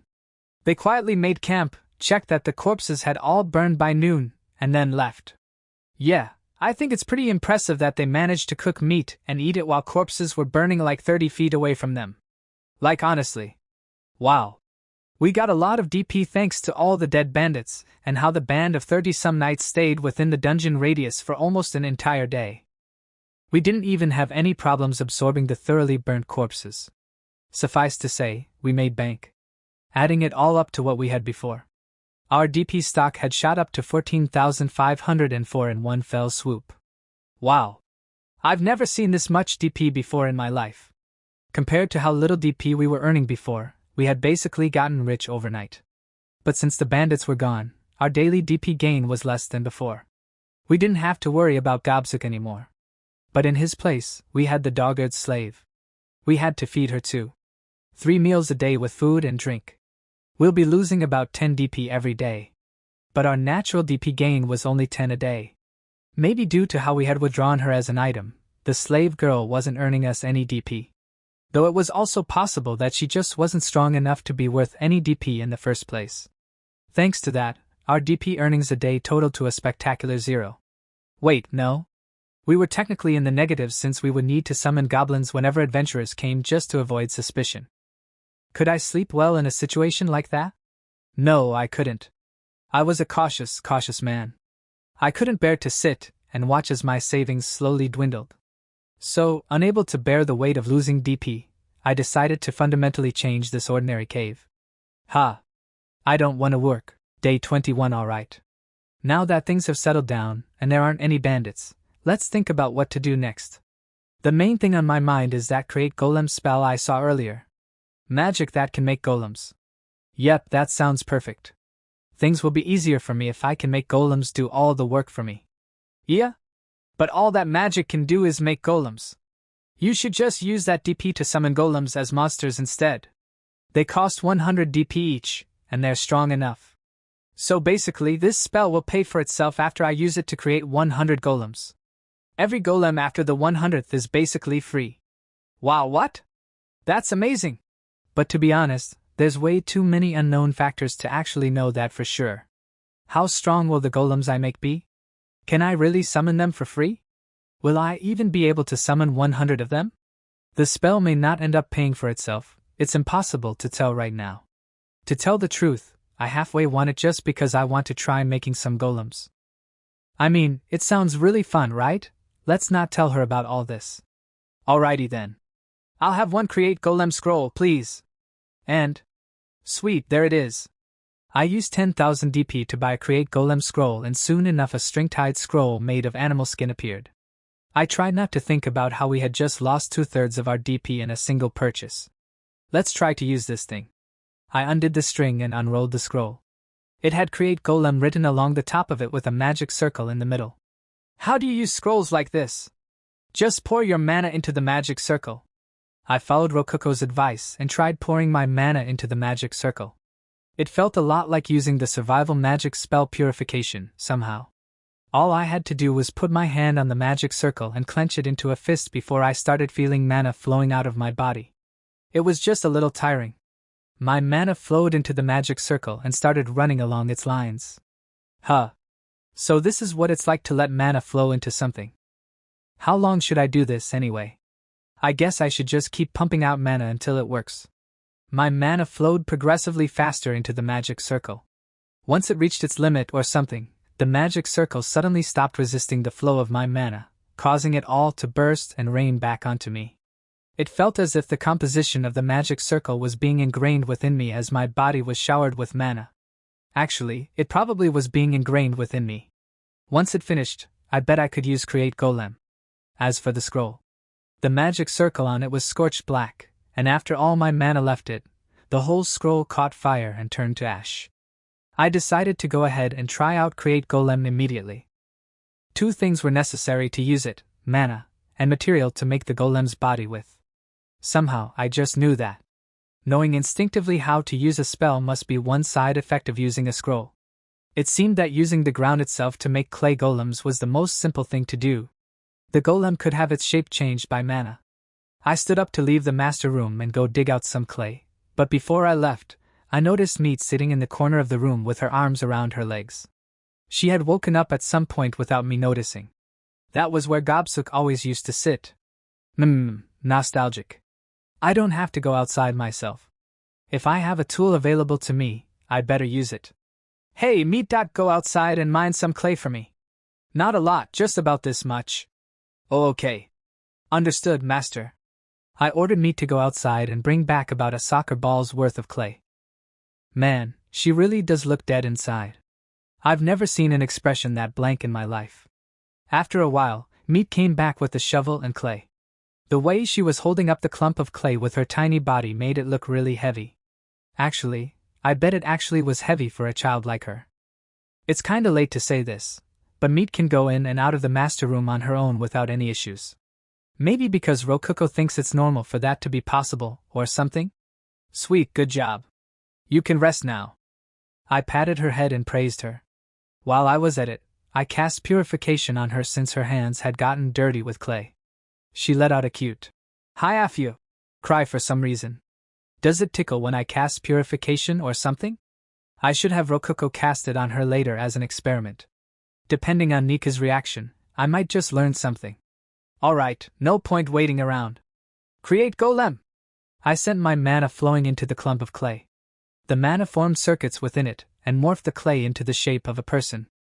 Perhaps thanks to the scroll, the image of a perfect golem arose in my mind. Well, it's actually a lot smaller than I expected, but that's fine. Probably. Everything will be okay. Obeying the instructions that were filling my mind, I kneaded the clay with my hands while pouring more mana into it. It didn't take long until the clay turned into a somewhat small, human-shaped golem. I had based its design on the things I had played with at school before being summoned. In other words, it looked like a 30 centimeters tall robot. Instead of a servomotor moving its joints, though, there was magic. Its body was made of clay instead of plastic and aluminum. Its movements were controlled by an embedded magic circle instead of a CPU. It had a magic stone powering it instead of a battery. Wait, we didn't have any magic stones. Oh well. We can just power it externally. The magic power floating around inside the dungeon's air should be good enough. After spending about 10 more minutes sending mana into it, the 30 centimeters tall mini clay golem was complete. Wow! What's that? A golem. What's with all the question marks? Well, golems are usually way bigger than an adult human. I'm pretty sure we would need to make a lot more than 100 of these for the scroll to pay for itself. I mean, I don't know what's normal or not, so either way, we'll just have to make 10,000 of them then. I decided to just order the golem around and see what happened. First, I made it start working on expanding the cave. That would help us save more DP. After bringing up the map and ordering the golem to go to the goblin room and start mining inwards through the mountain, the freshly made mini clay golem left the master room without even grabbing the shovel. Golems sure are dumb, aren't they? That shovel would make his job so much easier. Nope. You don't know what you're talking about, Rokuko. I'm basically stunned here, shocked by the vast potential golems have. Rokuko must have been thinking something like, golems can't do anything complicated. But that was way too narrow of a mindset. If you think about it, dig into the mountain is a pretty complicated order on its own. To make a robot in modern Japan do something like that, you need to first teach it how to mine a wall in the first place from the ground up. Not only that, but telling them, go here, wouldn't work. You'd have to tell them exactly how many steps to take, and even how to move their legs. They wouldn't stand up on their own if they fell over, and if they hit a wall on the way there, they'd keep walking into the wall forever. But with magic, all I had to do was say, go here and mine into the wall. Golems were amazing. I'm seriously moved right now.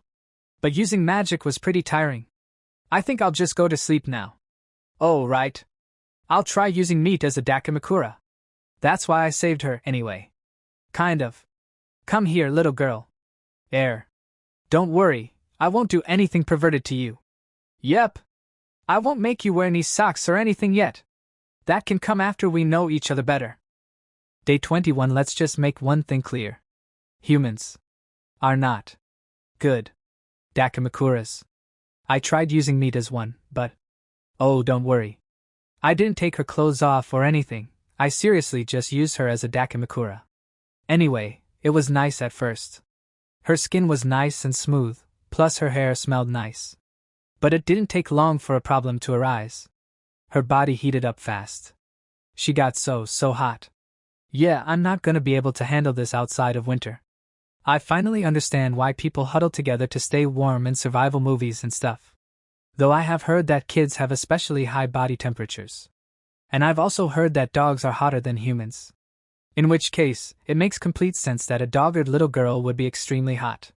Plus, it wasn't until I noticed how heavily she was breathing that I realized she was running out of air beneath the covers. That was pretty dumb of me. Obviously, she would struggle to breathe without access to fresh air.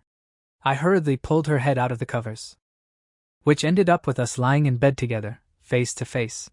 Her cheeks had flushed from the heat and her mouth was hanging weakly open, which made her lips look really sexy. Wait, no. I'm not a lilicon. Seriously, I'm not a lilicon. Her breath was tickling me, so I made her turn and face the other way. I didn't do that because she was making my heart beat too fast to sleep. Her breath was ticklish. That was all. With that, I was finally comfortable enough to sleep. But then another problem arose. A pretty big problem, too. You see, Meat couldn't move while I was using her as a Dakimakura.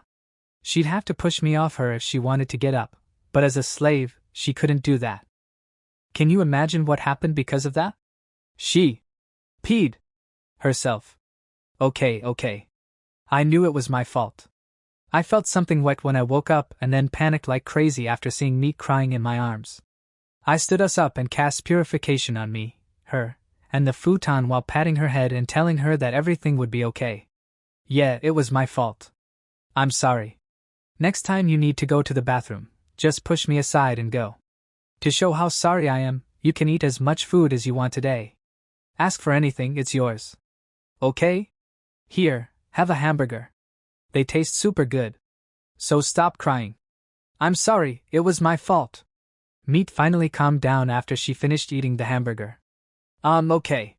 I would like to begin our first meeting on what to do with Kaima, the pervert who loves to make his slave girl pee on him. Hey, hold up. That's a pretty biased way of framing things, Madam Judge. It was an accident, Your Honor, I swear. I used my position as dungeon master to make Rokuko shut up about how I had accidentally made Meat pee herself. She immediately fell silent, so I decided to start making more golems. The mini clay golem I made yesterday had been working all night. Yeah, I should check out how he's doing first. Let's see here. I brought up the dungeon monitor from the menu and checked up on the golem I had ordered to dig into the mountain. The mini clay golem was steadily scratching away at the wall. His spirit was admirable, but he hadn't made any progress at all. The bare rock wall was just too strong for his clay hands to wear down. That was my mistake. I should have given him a pickaxe or something. See? He'll just keep on doing what you told him to, no matter what. How long can he stay active? I think it has something to do with the magic stone inside of it. Well, obviously, he'll stay active until he runs out of mana. I mean, he's a golem. But dungeons are filled with mana, so he basically should never stop as long as he's inside of one. Wow, that's crazy. He basically doesn't need any energy to keep moving. I was losing my mind over how far golems had surpassed my expectations. It was looking like I would be able to just leave everything to the golems and sleep as much as I wanted. Seriously, what? That's not a golem, no way. Like, golems just don't look like that. It's a clock. Yup. It was a golem clock. I had given each of the golem arms different instructions. I told the first arm to rotate completely every 60 seconds, the second arm every 60 minutes, and the last one every 12 hours. In other words, the individual arms became the seconds, minutes, and hours hands of a clock. Together they formed a clock that would keep working as long as it had mana. Making sure it stayed accurate would be pretty annoying though. By the way, I had realized halfway through that I didn't need to make the golem arms look like actual arms, which is why they ended up being needle-shaped, like the arms of a real clock would be. Everything was made from clay, but I doubted anyone would realize the clock was actually a golem. Why, you really made a golem shaped like that? What, Kaima? You don't have any common sense, do you? Seriously? You're the one who summoned me from another world. How would I know what's common sense here? So, what are you going to do with that anyway? You can just look at the menu if you want to know what time it is, so. The time of day and such was displayed on the Dungeon Master menu that I could use. I'll give it to Meat. I only made this an experiment, so yeah. Now I know more about what I can do with golems. This wasn't a waste of time at all. And so, I gave Meat the watch as a present. At which point I realized that Meat was still wearing torn-up rags as clothes. Holy crap. I immediately bought some cheap clothes dress, 8 DP, cheap shoes child-sized, 10 DP, and knee socks white, 70 DP. While watching Meat change clothes, I realized that she was missing something and quickly bought a set of female child's underwear, 20 DP. That was close. All that cost a fair amount of DP, but she could keep wearing all that pretty much forever thanks to purification. It even worked on her underwear no problem, thankfully. The clothes looked nice enough, but I wanted to dress her up in a much cuter outfit once we could spare the DP. Same for Rokuko. Her DP saving form is pretty cute itself, but her other form was pretty much my exact type. She looked super cute and her feet were the definition of pretty. They were truly spectacular. Seriously. I couldn't stop fantasizing about making her wear all sorts of socks. I attached a leather string 2 DP to the golem clock and hung it off Meat's neck. She stared at it for a long time without saying anything after I said it was hers. I thought that was because she really liked it, but then I realized she probably just didn't understand what it was. Right, she's a slave. There's probably a lot she doesn't know about the world.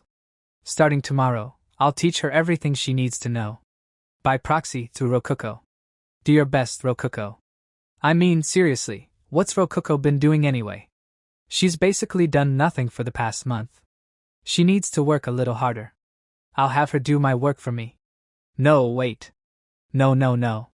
The only future I see with Rokuko as leader is one where our dungeon turns into a goblin paradise, and then collapses immediately. I repaired the hands of the mini clay golem, taking the opportunity to turn them into stone shovels. It was actually pretty simple to do that. The stone became pliable like clay after I poured enough mana into it, making it very easy to morph into a shovel-esque shape. And here we have the new and improved mini clay golem, Shovel Edition. It felt like it took less mana to mold clay than it took to mold stone. In which case, it would probably be better if I made my first human-sized golem out of clay and just gave it a pickaxe. That could come after I spent some more time experimenting with this mini clay golem, though. I knew it wouldn't ever stop moving inside the dungeon. But how long would it last outside of the dungeon? I decided to test that and watched as Tessel moved around for about 1 solid hour before stopping. I needed to be careful about that. Stop golems would resume moving if you poured mana into them. It depended on the magic stone inside of them, but normally they could last 1 hour. I knew that thanks to knowledge from the Create Golem scroll. But wait, what the heck is a magic stone anyway? I know it functions like a battery, but that's all I know. Seriously? You'll give me knowledge that involves magic stones, but won't tell me what they are. Hey, Rokuko. What are magic stones? Magic stones are just, stones filled with mana. You can usually take them from monsters. Why don't you try buying some with DP? Rokuko casually said that to my offhand remark. It was like wool being pulled from my eyes. Holy crap. Is it just me or is DP way too useful? Dang, I didn't even think about doing that. I can't believe I needed you to remind me about the DP catalog. Am I just an idiot? I'm disappointed with myself. What's that supposed to mean? I took a look at the DP catalog. Magic stones were in the treasure section, in the same category as jewels. There were varying grades of magic stones, with the cheapest kind being 10 DP each and the most expensive being several tens of thousands of DP. But for now, I settled with buying just the cheapest ones to experiment with. But it was getting pretty tiring calling him Mini Clay Golem every time I talked about him, and so I decided to give him a name. You will now be known as Tessel. Your name is Tessel. Got it? The Mini Clay Golem, now known as Tessel, nodded as if saying, got it. I then changed his order, making him instead go outside of the cave and gather clay for me. Hey, Meat. Can you read and write? No, I can't. I'm sorry, Master. Meat lowered her head sadly. Hey, you know I'm not mad, right? You're making me feel bad, somehow. That's okay. Rokuko, teach Meat how to read. I'll let you eat a lot of melon rolls if she learns well. Same for you, Meat. You can eat as many hamburgers as you want if you do well. Study hard. Eh? I can eat as many melon rolls as I want. Okay. She can. Can I really? Hamburgers always made Meat's eyes light up. Thinking about it, Meat had gotten a lot more lively than she was in the past. The dead eyes she had when I saved her were completely gone. Perfect. No kid should ever have to look like that. But you know, dog girls really do love Meat, huh? I would need Meat to do work for me outside of the cave before long, so the sooner she learned to read and write, the better. I got back to work making golems while Rokuko taught Meat how to read and write. Normally it'd be about time for me to go to bed, but there was one thing I prioritized over sleep: preparations for sleeping really well. I was prepared to cut down on my sleeping time for the sake of sleeping better. Yeah, basically, sleep was still the most important thing to me. Day 25. After doing research on golems for some days, I had found out that you could do anything with Create Golem spell. Ladies and gentlemen, cores and slaves, I welcome you. This is the hope that illuminates this mysterious world. I present to you the culmination of my golem research, I said with a triumph look, but Rokuko was dumbfounded. Hey, I don't see a golem here. What did you want to? Before Rokuko can finish her sentence, I said, just you wait, my darling core. After saying that, I showed her some moves and kicks which only trained professionals can do after training for years. But knowing it was me who couldn't even fight, Rokuko was shocked. How was that? I asked her after losing my breath in some seconds. Being somewhat impressed, Rokuko said, it looked just like those knights from the other day. How did you do it? Simple, I turned my clothes into golems, and had them help my movements. Huh? Rokuko was shocked again. She was like, what the hell? At first I made a powered armor, but it was heavy, stood out, and was too clumsy. And then I realized I could make golems out of anything, even cloth. Meat saw how out of breath I was and brought me some water. While Rokuko, being Rokuko, was dumbfounded. This is a golem? These are just clothes, Kaima, you think weirdly. With a magic stone, the golems can work outside, so it should not be a problem going to the town. Kaima, you're going to a town? I won't be able to do much just staying inside here forever, and now that the knights have eliminated all the bandits for us, the road to town should be pretty safe. There's a lot of things I want to learn about, which means I need to do a lot of information gathering. I'll have to go to town eventually. Like how apparently you can become a holy paladin by destroying a dungeon core. If that's true, people might come by here looking to destroy our core. I needed to figure out what the people of this world thought about dungeons. Are dungeon masters stuck inside their dungeon or something? No, don't worry, there's no rules like that. It's just, I thought you weren't planning on ever leaving the master room. Right. I haven't left the master room even a single time after being summoned to this world. That's because there were bandits out there. How could I go outside? They'd have killed me. That's true. I can't blame you for that. Day 27. Meat learned to read and write pretty fast, so I rewarded her with a hamburger. Rokuko was already munching happily on the melon roll I had given her. So heartwarming. By the way, master, would you please register your mana on my collar? Huh. It was rare for Meat to talk on her own like that. I didn't know what she was talking about at first, but apparently the submission collar Meat was wearing had a mana registration system. I've heard that every person in the world has a unique wavelength to their mana. Oh, huh? Like fingerprints? You can't take off the collar yourself? I can't. It would kill me. A submission collar was a relatively cheap item used primarily to choke its wearer, but when someone became a slave, they would be forced to make a contract through magic where they would die if the submission collar was ever removed. Basically, contract magic would kill the slaves if they tried taking their collars off. Yep, this thing is a real pain. Alright, I'll definitely register my mana then. I want to avoid as many problems as possible here. Okay. Please pour your mana into the plate on my collar.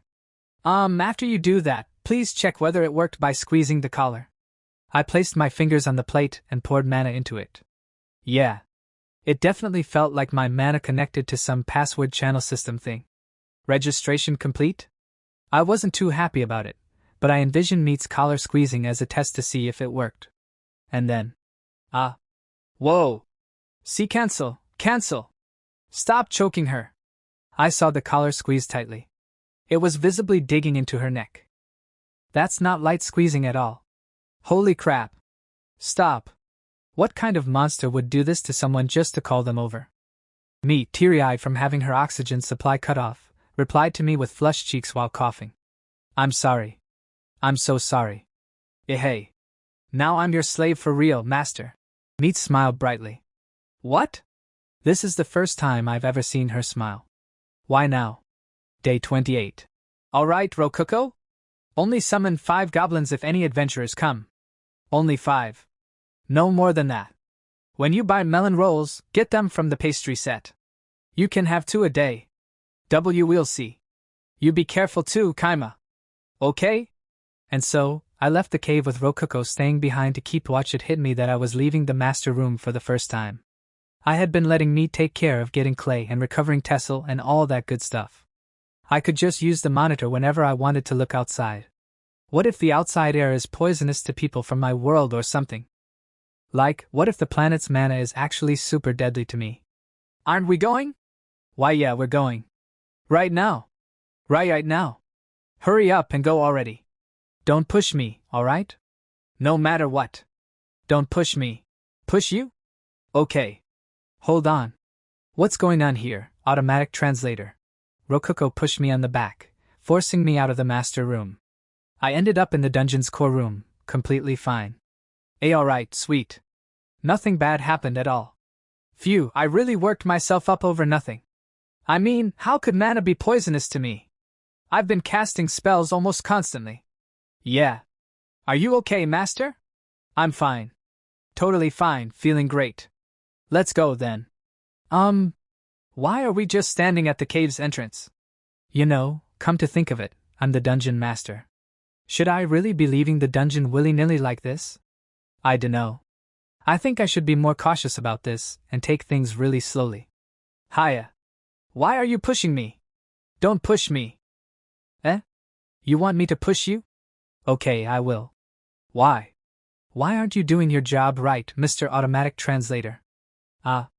Why you've stolen my first time going outside? And my precious first time. Yeah, nothing bad is happening.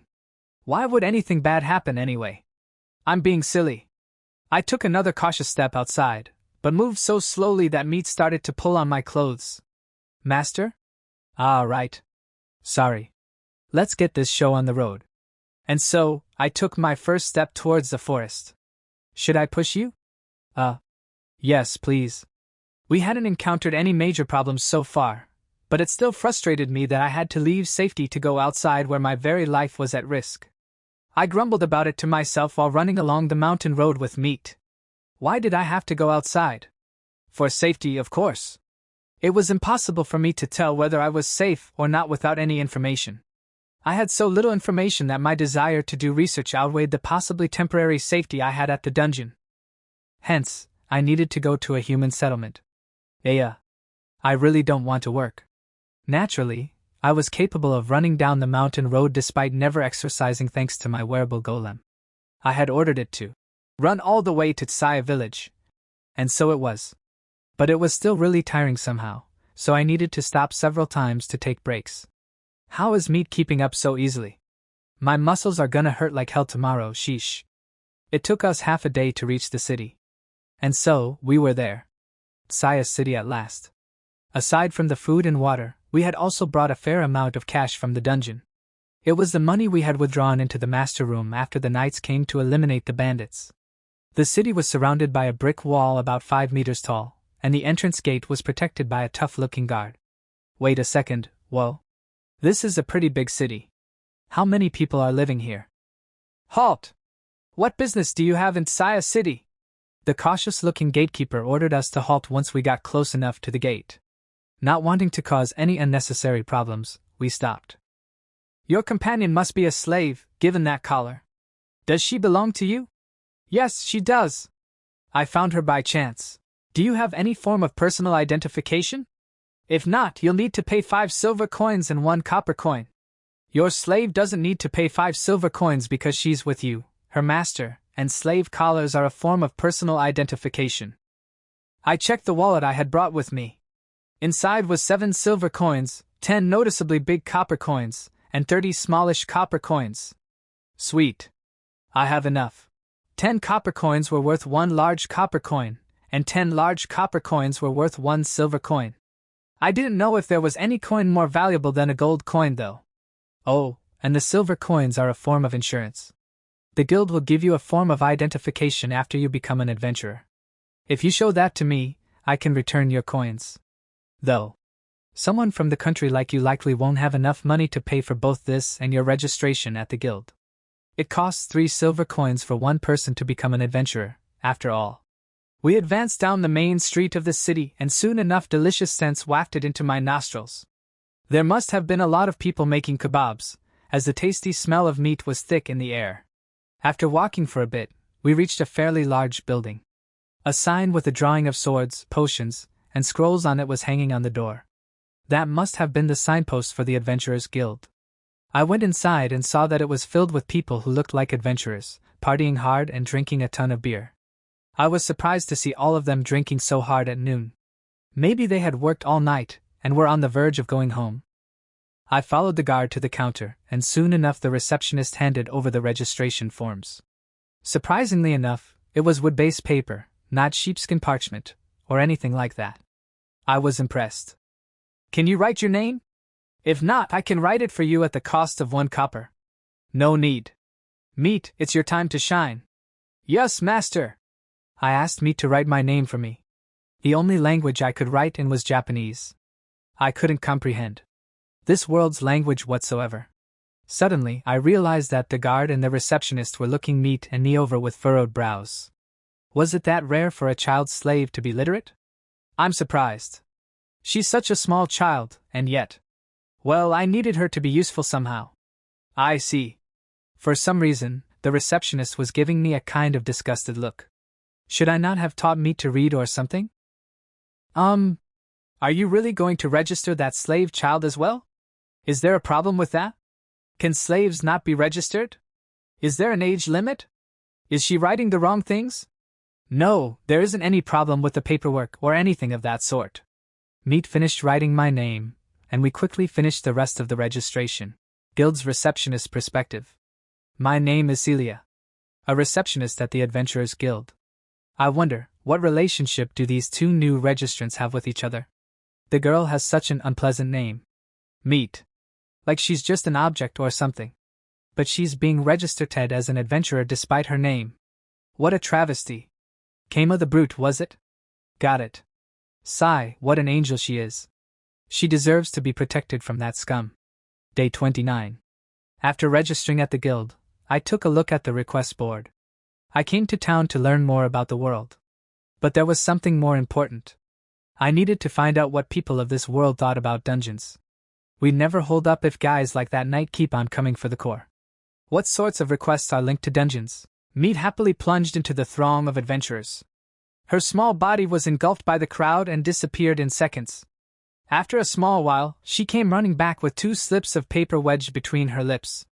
I rubbed her head and scratched her chin to thank Meat, causing her to wiggle happily. Yep, she's basically a puppy. Thank you so much. I took a look at the quests she brought back. Master. How about these? As a new adventurer we can't take any requests above rank G. I had Meat find us some that even we could do. If we wanted to take harder requests, we had to raise our ranks first. Hunting meat for a restaurant. Adventurers in the guild are organized by ranks.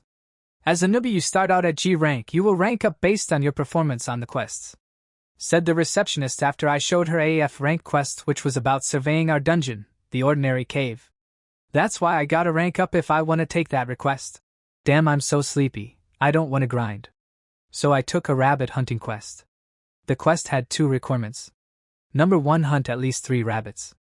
Number 2. The rabbits must be fresh. And hunting rabbits shouldn't be an issue. These are perfect. We headed straight to forest. We found 1 rabbit on our way to the forest. It was bouncing around the grassy plains much like you would expect a rabbit to do. Honestly. It was super cute. White fur, red eyes, tiny. Yeah, it was cute. Cute and fluffy. a cute ball of fluff frolicking amidst the grass.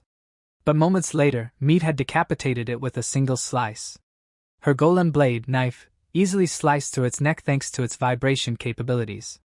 It was pretty gruesome. Here's the meat. Thanks. Good job. I'm proud of you. This kid's got no mercy. I picked up the rabbit's corpse by the feet as blood pumped out of its neck and held it upside down for a bit. Once most of its blood had drained, I threw it into a leather bag we had brought. Meat's knife is a golem I made from an iron ingot. With magic power, the blade vibrates, and I can even cut cleanly through a log. With this knife and the golem clothes, anybody can hunt rabbits. At least, even I should be able to. I think I can. When I slashed at the rabbit, it jumped away and ran. So fast. Stay still so I can hit you.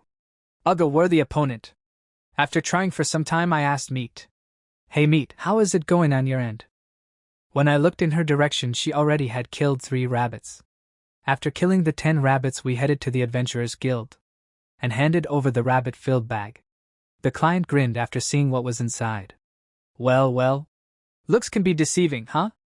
Didn't expect you to be this skilled with a blade. Sorry, the girl did basically everything, not me. All I did was hold upside down the rabbits that the great Meat hunted and throw them in the bag after they ran out of blood. Meat was the only one who went into the forest. I just stood around waiting for her. But regardless of who caught them, the client was very impressed with the rabbits.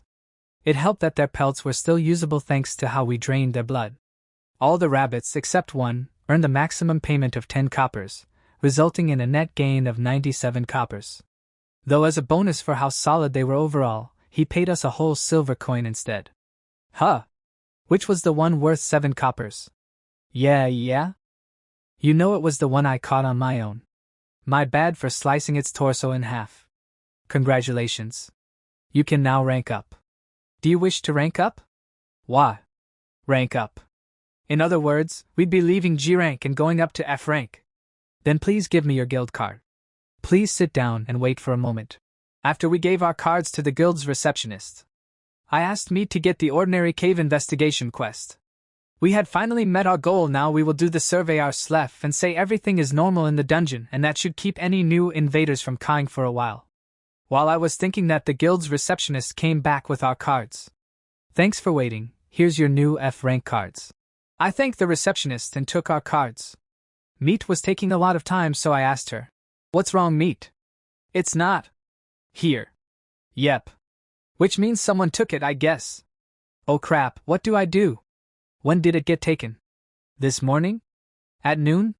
Maybe last night?" "If they just took it, we could catch up to them on the road there. We might end up fighting, though." Would we be able to win that fight, Master?" I glanced at Meat. Speaking of which, does Meat really understand that I'm a dungeon master? Like, does she get what that implies? I don't think I've ever talked to her about it. But, okay. I need to calm down. Rokuko can handle herself. She'll do what I told her to for sure. If what I know about this world is right, that'll be enough. The only problem is, what if what I know and what the guild knows is different? I need to find that out right away, which means now's not the time to be sleeping. I headed towards the counter. Behind it was Celia, the same receptionist as always. "Sorry for coming right back. I'd like to ask you some questions about dungeons, if that's okay. Many adventurers will soon be returning, but I can answer your questions until then." "But what do you want to know?" "The dungeons around here are all D rank or above, so they should have little to do with you. In other words, because the ordinary cave was the subject of an F rank quest, it wasn't a normal dungeon. I remember seeing a quest about exploring some dungeon named Ordinary Cave. I couldn't find it just now, but it was an F rank quest, which makes me curious about it." "Ah, yes. That quest is primarily for rookies. It's a quest based on investigating a harmless, newly born dungeon. Those are quite rare. We post the quest about once every 2 weeks. Newly born? I'll have to ask Rokuko to see if that's a fact or just a false rumor. By the way, what kind of person took the quest? That information is confidential." "Yeah, figures. I'd have appreciated it if she told me, but I'd basically lose all trust in her if she gave away information like that willy-nilly." "While I'm here, might I ask what kind of places dungeons are?" Dungeons are places where treasure, monsters, and traps appear. It's often said that if you wish to get rich quick, dungeons are your best bet. Though I presume you already knew that much. And naturally. Of course. How could I not? Yeah, I had no idea. Thank you for teaching me what's common sense in this world. Then, are you aware of what a dungeon boss or a dungeon core is? Dungeon boss? Not dungeon core? Now that she mentions it, I do remember one of the knights talking about a dungeon boss or something. Air cores are like the hearts of dungeons. Right? Yes, that's right. A dungeon will collapse as soon as its core is destroyed. The dungeon boss is a being that awaits at the bottom of a dungeon, protecting its core. Some theorize that the dungeon core and the dungeon boss are one at heart. Historically, there are legends of the Demon King's castle collapsing after the Demon King himself was defeated. It's quite a popular theory that the Demon King was both the dungeon core and dungeon boss of his castle dungeon. Though I personally believe that the Demon King was just a sore loser who, at the last moment, tried to destroy those who defeated him by any means possible. A Demon King dungeon core, huh? I guess it was just someone like Rokuko going way too far. I tried imagining Rokuko as a demon queen. She stepped on her long cape and fell over. Yeah, Rokuko doesn't fit that role at all. I heard there was a rumor that you can grow stronger by destroying dungeon cores. Is that true? He who dares wins, or something like that. That is rumored, but whether or not it's true is still unknown. And I might add, destroying guild-managed dungeons is punishable by death under imperial law. I would advise you to not try experimenting. Seriously? Seems like our dungeon's protected by imperial law. It might be a good idea for me to calm down a little. By the way, if you wish to know more about dungeons, I suggest that you buy a dungeonology book. Although books are expensive, there is no better way to learn what you wish to know. Now that's the kind of info I wanted. Dungeonology, huh? That's a funny name, but I'm glad I learned about it. I definitely want one of those books. Though, even a copy of Intro to Dungeonology will cost you a full gold piece. That's pretty expensive. You think so? All books are that expensive, in my experience. Really? Well, I don't have any gold pieces right now. The receptionist glanced behind me. I followed her gaze and saw that several adventurers had just returned. Will that be all for today? People are returning now. Yeah, sorry. Thanks for the help. Do not mention it. Giving advice to adventurers is part of my job. Now, if you'll excuse me. The receptionist turned and started helping out someone else. It'd be rude of me to keep bothering her, so I took meat and left the counter. Either way, I doubted the ordinary cave's core was in any danger of being destroyed. Though there was a decent chance some dungeonology scholars or whatever would investigate it due to how rapidly it increased in size. Either way, DP-wise, it'd be cheaper for us to stay here since we didn't need to buy food or anything. One path available to me was to become an adventurer, and used Sayas City as my base of operation. But to put it simply, I couldn't live without my futon. I really wanted to get my hands on that dungeonology book. Though it might be a while before I can get my hands on enough for 1 gold coin's worth of stuff. Wait a second. Can I maybe buy that book with DP? I checked the DP catalog and yep, there it was. Maybe it's showing up now because someone told me about it. Let's see here. Intro to Dungeonology, 100 DP. Wait, what? 100 DP? The heck is with that? I can buy a book worth 1 gold piece, worth 1 million yen, for 100 DP? I'm pretty sure 5 copper coins costs 5 DP. What in the world is going on here? What's with the exchange rate? Could it be that the dungeon values things differently from humans? Oh wait, now isn't the time for that. Those adventurers could be at the core any time now. First thing first, I have got to get back to the dungeon. Either way, it looked like it would be a good idea to go back to the dungeon and buy Intro to Dungeonology. Meat, we're going back to the dungeon. Yes, master. Meat nodded. Clothes glowed back to the dungeon full speed. As soon as I said that, golem clothes made me run so fast that I thought my soul would be left behind in the city. After reaching the dungeon, my feet and muscles were killing me. They hurt so bad. It was already close to noon when we reached the ordinary cave. It took longer than expected, but we had finally gotten home. Though, the first thing we saw after exiting the forest and looking towards the cave was something neither of us ever expected. There was Rokuko, sitting on a white chair next to a white table, gracefully drinking tea. She was even in the form I first saw her in, rather than her DP-saving form. And in front of her was a lady I've never seen before, looking gently at Rokuko with her long white hair trailing behind her back. She radiated a classy aura that likely reflected some kind of noble status. Beside her stood a blonde guy. Wait, no. Beside her stood a cross-dressing blonde girl wearing the black clothes of a butler while holding an umbrella over the first girl. And then. Foo-foo. What happened after that? Rokuko gracefully tilted her cup to drink the tea. The refined lady used that opportunity to talk to her, smiling gently. Basically, the entrance to our cave had turned into the royal garden of a palace. What the heck is Rokuko doing? Who is that girl? Why are they drinking tea like nothing's wrong at all? I froze in place, and soon enough made eye contact with the broadly smiling Rokuko. Oh, Kaima! Welcome back! That didn't take long at all. What are you doing? Can't you tell?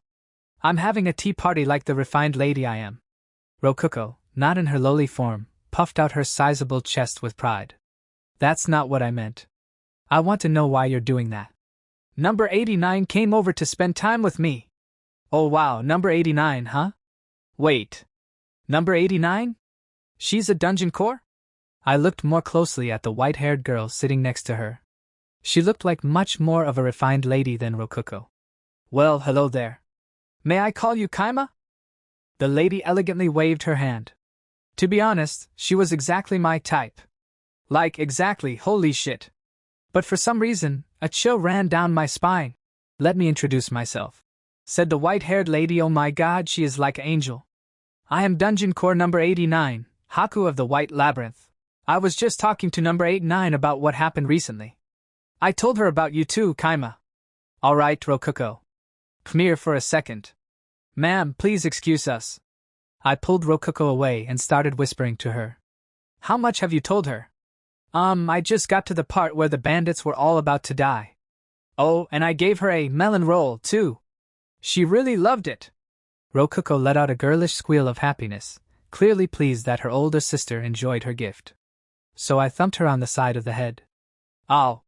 Why'd you do that? Rokuko barked at me like an angry dog. Has scratched that.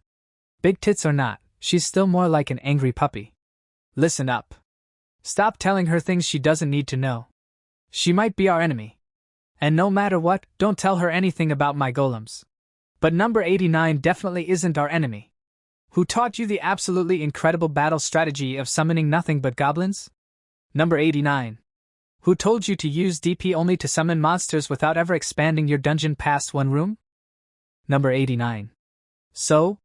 Are you really sure she definitely isn't our enemy? But. Alright. So basically here's how it is. Dungeon Core number 89 wasn't letting Rokuko grow as a dungeon.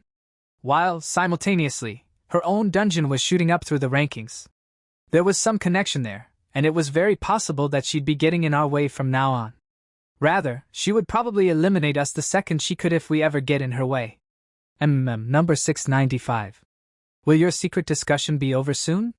I would like to join you too. Oh, okay. We're coming right over, number 89. And yet, Rokuko still looked happy after Dungeon Core number 89 called out to her. Yeah. If I hadn't used my absolute authority over her as Dungeon Master, she would have spilled the beans instantly. Though it was still possible that she let some secrets leak. Whether or not I have absolute authority over her, my order wouldn't mean much if she was letting things slip unconsciously. So, what happened to the bandits after that? Rokuko glanced at me. She must not have known whether or not it was okay for her to talk. So, I answered for her. As you can tell, they were massacred. The band of knights took care of them, then? Yes, that's perfect. But I must wonder how much DP they were worth. Judging from the reports, you two must have earned at least 10,000. The reports? What do you mean by that? Sorry, I don't know too much about you. I imagine not. You were summoned here from another world, after all. Guess Rokuko already told her about my summoning and all that. Allow me to introduce myself. Dungeon Core number 89 straightened her back and, with a hand on her chest, introduced herself with a clear voice. I am Dungeon Core number 89. A prior master of mine called me Haku. I know that humans prefer such names over numerical designations, so please feel free to call me Haku as well. I manage the Ivory Labyrinth, located within the Liverio Empire's capital city. Dungeon Core number 695 is my little sister, as you know. It is a pleasure to meet you. Dungeon Core number 89 smiled gracefully at me. Haku's a lot shorter than Dungeon Core whatever, so I'll roll with that. I responded to Haku's greeting in turn, taking care to speak with enough gravity and weight that she wouldn't look down on me. Indeed, it is nice to meet you as well. My name is Kaima Masuda. Please call me Kaima. I have been working as the dungeon master of your little sister's dungeon, the Ordinary Cave. I pray that we can work well together. Oh my, you are quite the polite one. I am impressed. Hearing Haku say that made Rokuko panic a little.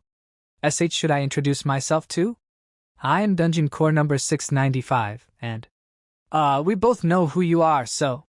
Oh, right. We gotta get ready. Some adventurers are coming. My. Are you perhaps worried about that because of this? Haku took the Ordinary Cave investigation quest slip out from her cleavage. Why was she keeping it there? I mean, why does she have that? Haku quickly answered my question. Despite my true identity, I am also an A-rank adventurer, a position I exploited to get my hands on this. The knights from my country gave their report on the Ordinary Cave, and I couldn't help but come see things for myself. So do not worry, Kaima. You'll be fine for at least half a month now. Haku smiled, as if saying the situation was entirely under her control. She was right. No invaders would be coming for our dungeon anytime soon. Excluding the two in front of me. By the way, Kaima, may I ask you a question? Sure. What's up? The smile vanished from Haku's face. Are you a soldier of God? I felt a chill run down my spine. A soldier of God. No idea what that means. Some god talked to me while I was being summoned here, but I didn't become his soldier or anything. I did meet someone who claimed to be a god, but I don't remember him talking about anything like that. I see. As if satisfied by my answer, Haku resumed smiling. I could almost feel the atmosphere warming back up. Forgive me, but I used magic to determine whether or not you were lying. You seemed to be telling the truth, thankfully. I was worried about you ever since number 695 told me that she had summoned you from another world. When did she cast that magic?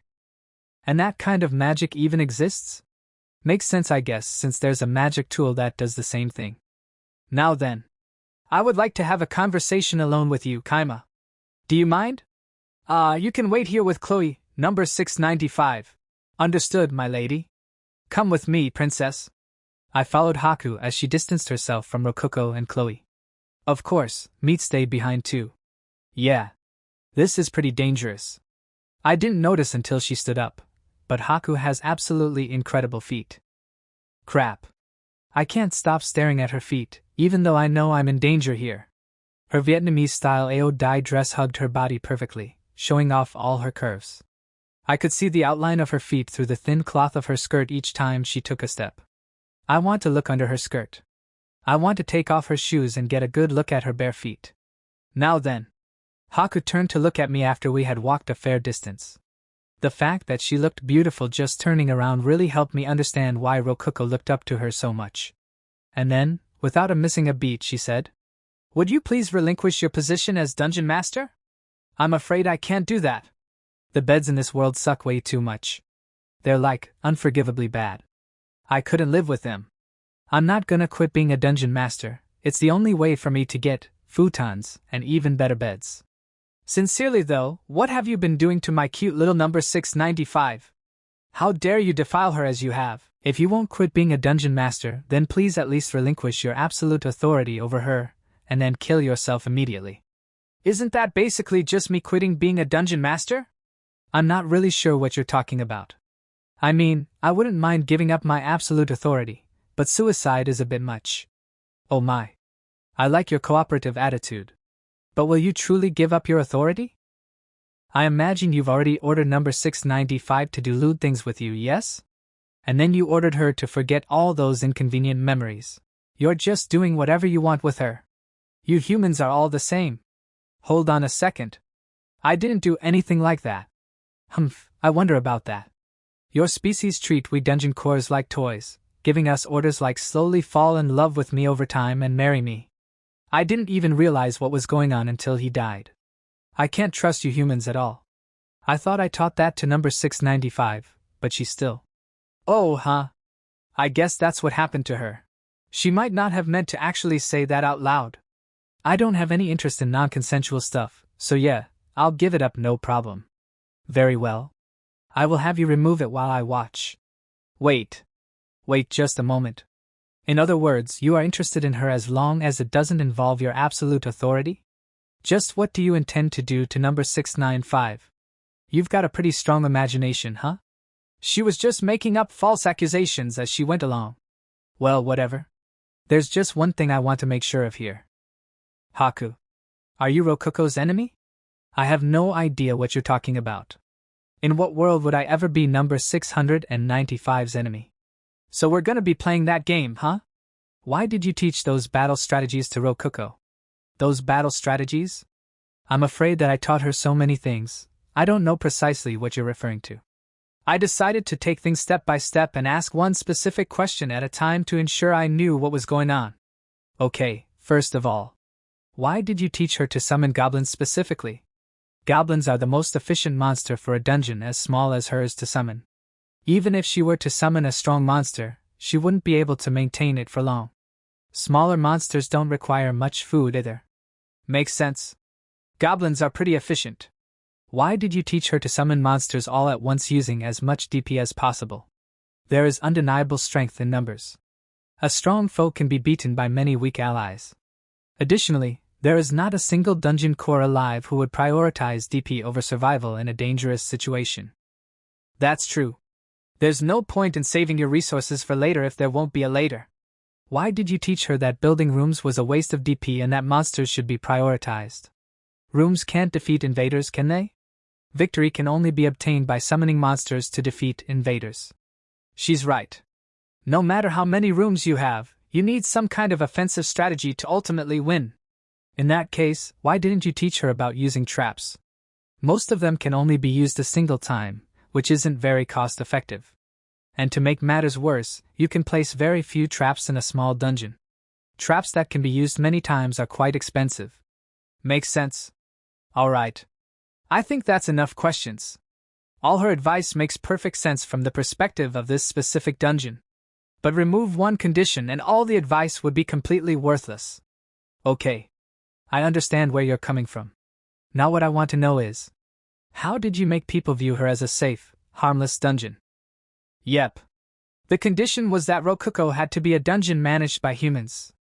In any other situation, invaders would destroy the dungeon core as soon as they defeated the goblins. After all, the ordinary cave had in fact been just an ordinary cave with a core lying defenseless in its only room. Oh my, you've figured it out, have you? Well, the answer is simple enough. I personally created both the Lavirio Empire and the Adventurers Guild. Rokuko was established as a safe dungeon because I willed it. I had more or less noticed that already. It didn't take me long to realize that she was a big fish in this sea. Ah, and by that I mean both among humans and among other dungeon cores. Oh my, you don't seem very surprised. I mean, you mentioned receiving a report from the knights earlier. You had no intention of hiding your true identity, did you? Well, no. I didn't. Haku smiled and laughed a little, visibly pleased. So, why did you try to ensure that the ordinary cave would stay weak and small forever? Because number 695 is cuter that way. And I want to protect her. That's why I panicked quite a bit when I heard that she had been occupied by bandits. You want to protect her? Why? Well, she is my cute little sister, you know. I yearned for her safety so much that at first I thought about placing a guard by her entrance to prevent anyone from invading her in the first place. But that would just attract unwanted attention from the soldiers of God, who would proceed to hunt her.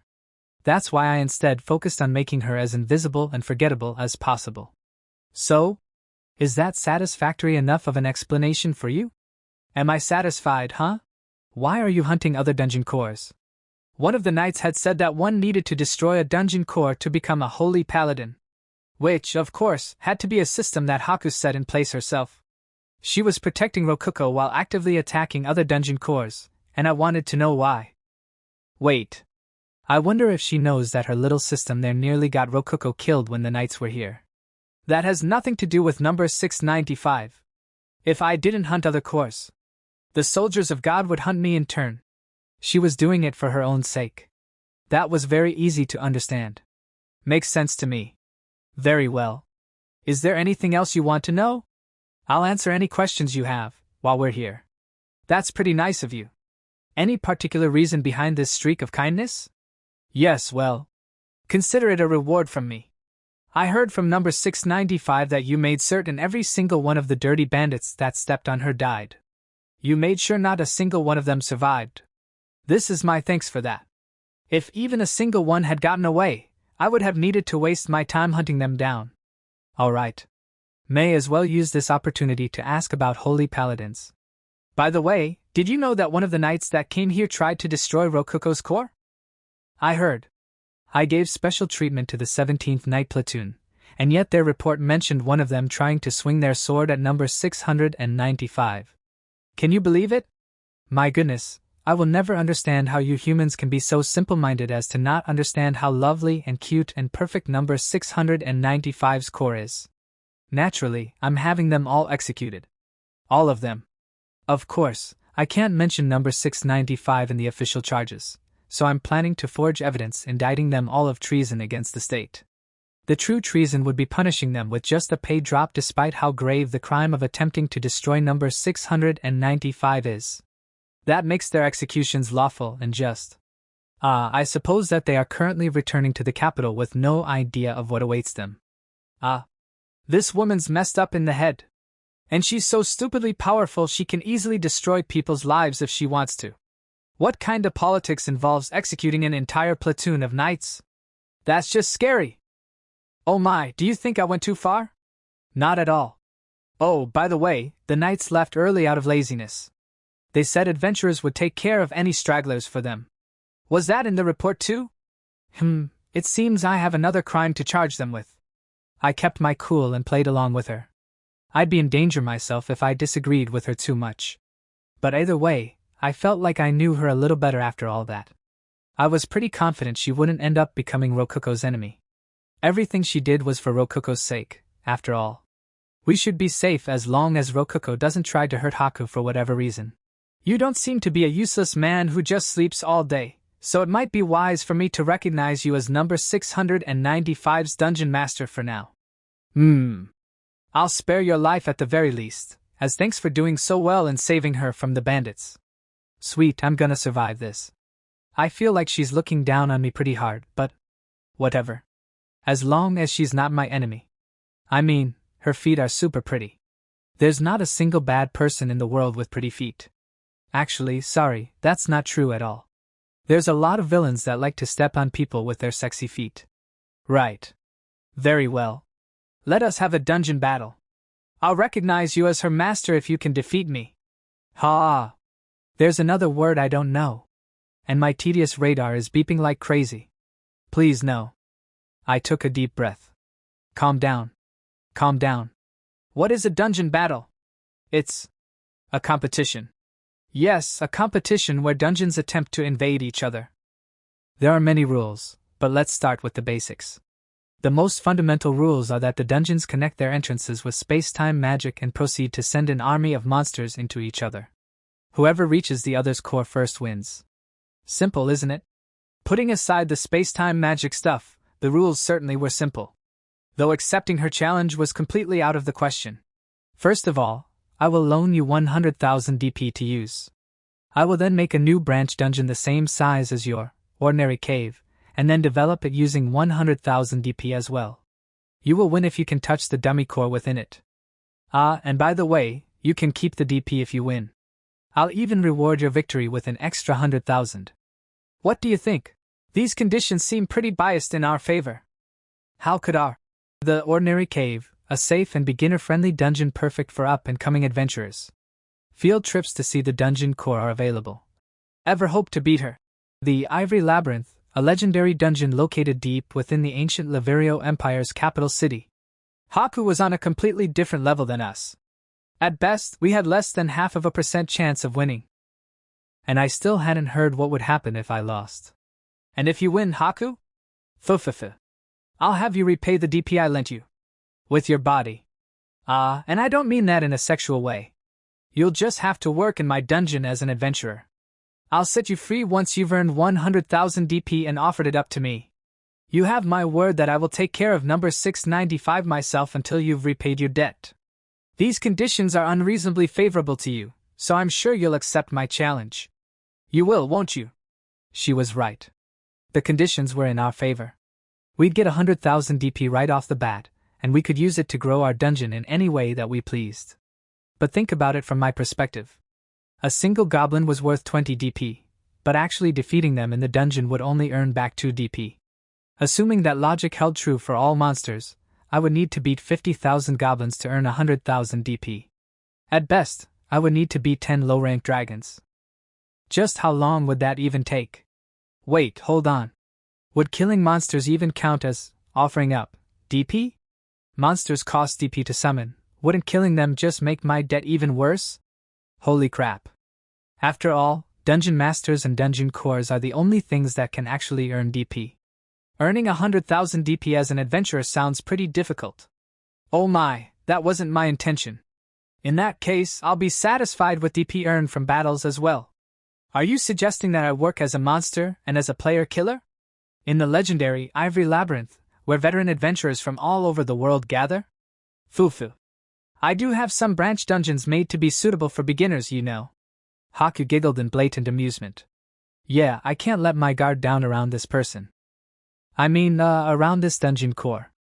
Very well. I will accept any DP you expend in any of my dungeons to be part of your repayment. How do you feel about that? I think that's much more fair. But what do you get from it? Under those rules, if I, for example, found and used a healing scroll, 100,000 DP, on myself, I would immediately have paid back my debt in full. DP does return to the mana stream after adventurers expend it, but that's merely a side benefit. The main benefit of you working my dungeons is that I get an excuse to take Rococo to the capital and take care of her there personally while leaving guards to protect her dungeon. Under normal circumstances, she would never accept such a thing. Makes sense. She has a lot to gain if it comes to keeping Rococo safe. You will accept this challenge. I do need to see whether you're a skilled enough dungeon master to truly protect number 695, after all. I guess turning her down was never in the cards for me. And that's what we discussed, number 695. We'll be having a dungeon battle. Eh? What's a dungeon battle, number 89? Wait, what? Seriously? You don't know that either? Haku and I explained the term to Rococo. Wow, that sounds like fun. Though it is a competition, so we'll be fighting with DP on the line. I'll lend you your share of DP this time. Eh? You can share DP with me? How do you know so little about anything, Rococo? I mean, I also didn't know about these things before, but that's totally different. And I wonder how DP is shared anyway. It's only natural that you didn't know that, number 695. You never had the opportunity to learn. The truth is DP is exchanged by kissing. It's true. We have to give each other a nice, long kiss. Moi. Really? Is that true, Chloe? No. If my memories are correct, a simple handshake would do well enough. I consulted the butler for confirmation and got a quick, firm answer. This is the first time number 695 has ever exchanged DP before, and I'm giving her an entire 100,000. It's important that we kiss so that none leaks out and is wasted by mistake.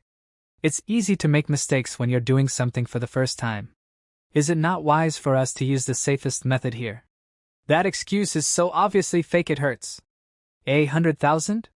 I can't take that much. I'm just lending it to you. And you'll need around that much to prepare for our battle. After all, this is a competition where we fight with DP as our everything. It would be boring for us both if you didn't have any DP, wouldn't it? This is just a simple handicap for me. We'll have to give it all back to her if we lose, so it really is just a loan. Go ahead and take it. And be sure to do exactly as Haku says when it comes to taking the DP from her. Okay.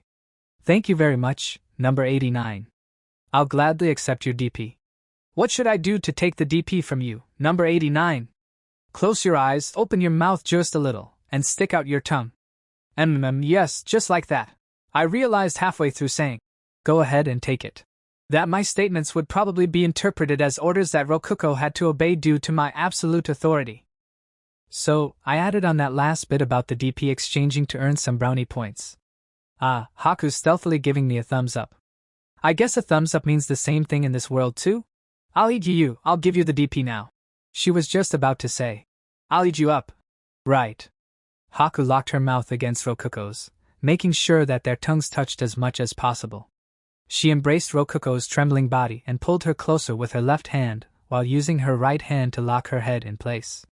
Rokuko looked nervous due to never having done something like that before, but she kept her eyes shut and entrusted her body to Haku. She was blushing bright red and would occasionally twitch as if some sensitive spot on her body was being touched. Haku had been going really slowly and taking her time, but apparently that was all just the beginning. She embraced Rokuko's head with both hands and moved her mouth, causing something, likely DP, to flow into her little sister's mouth. Rokuko pulled her head back in surprise, allowing me to briefly see a shining light between their tongues, but Haku soon pulled her head back. And so, that continued for about 10 more minutes. When their mouths finally separated, a string of saliva bridged the gap between their tongues before breaking apart. Fa. Ga ha. Nfa. Their expressions were entirely different. Rokuko was breathing heavily with her eyes shut, whereas Haku was smiling in satisfaction while licking her lips. The only thing they shared was their flushed cheeks and dreamy floatiness. A small amount leaked out, but I gave more than that as a bonus. Ha ha. Thank you so much. Number 89. How? Ufufa. Was your first DP exchange too much for you? That's fine.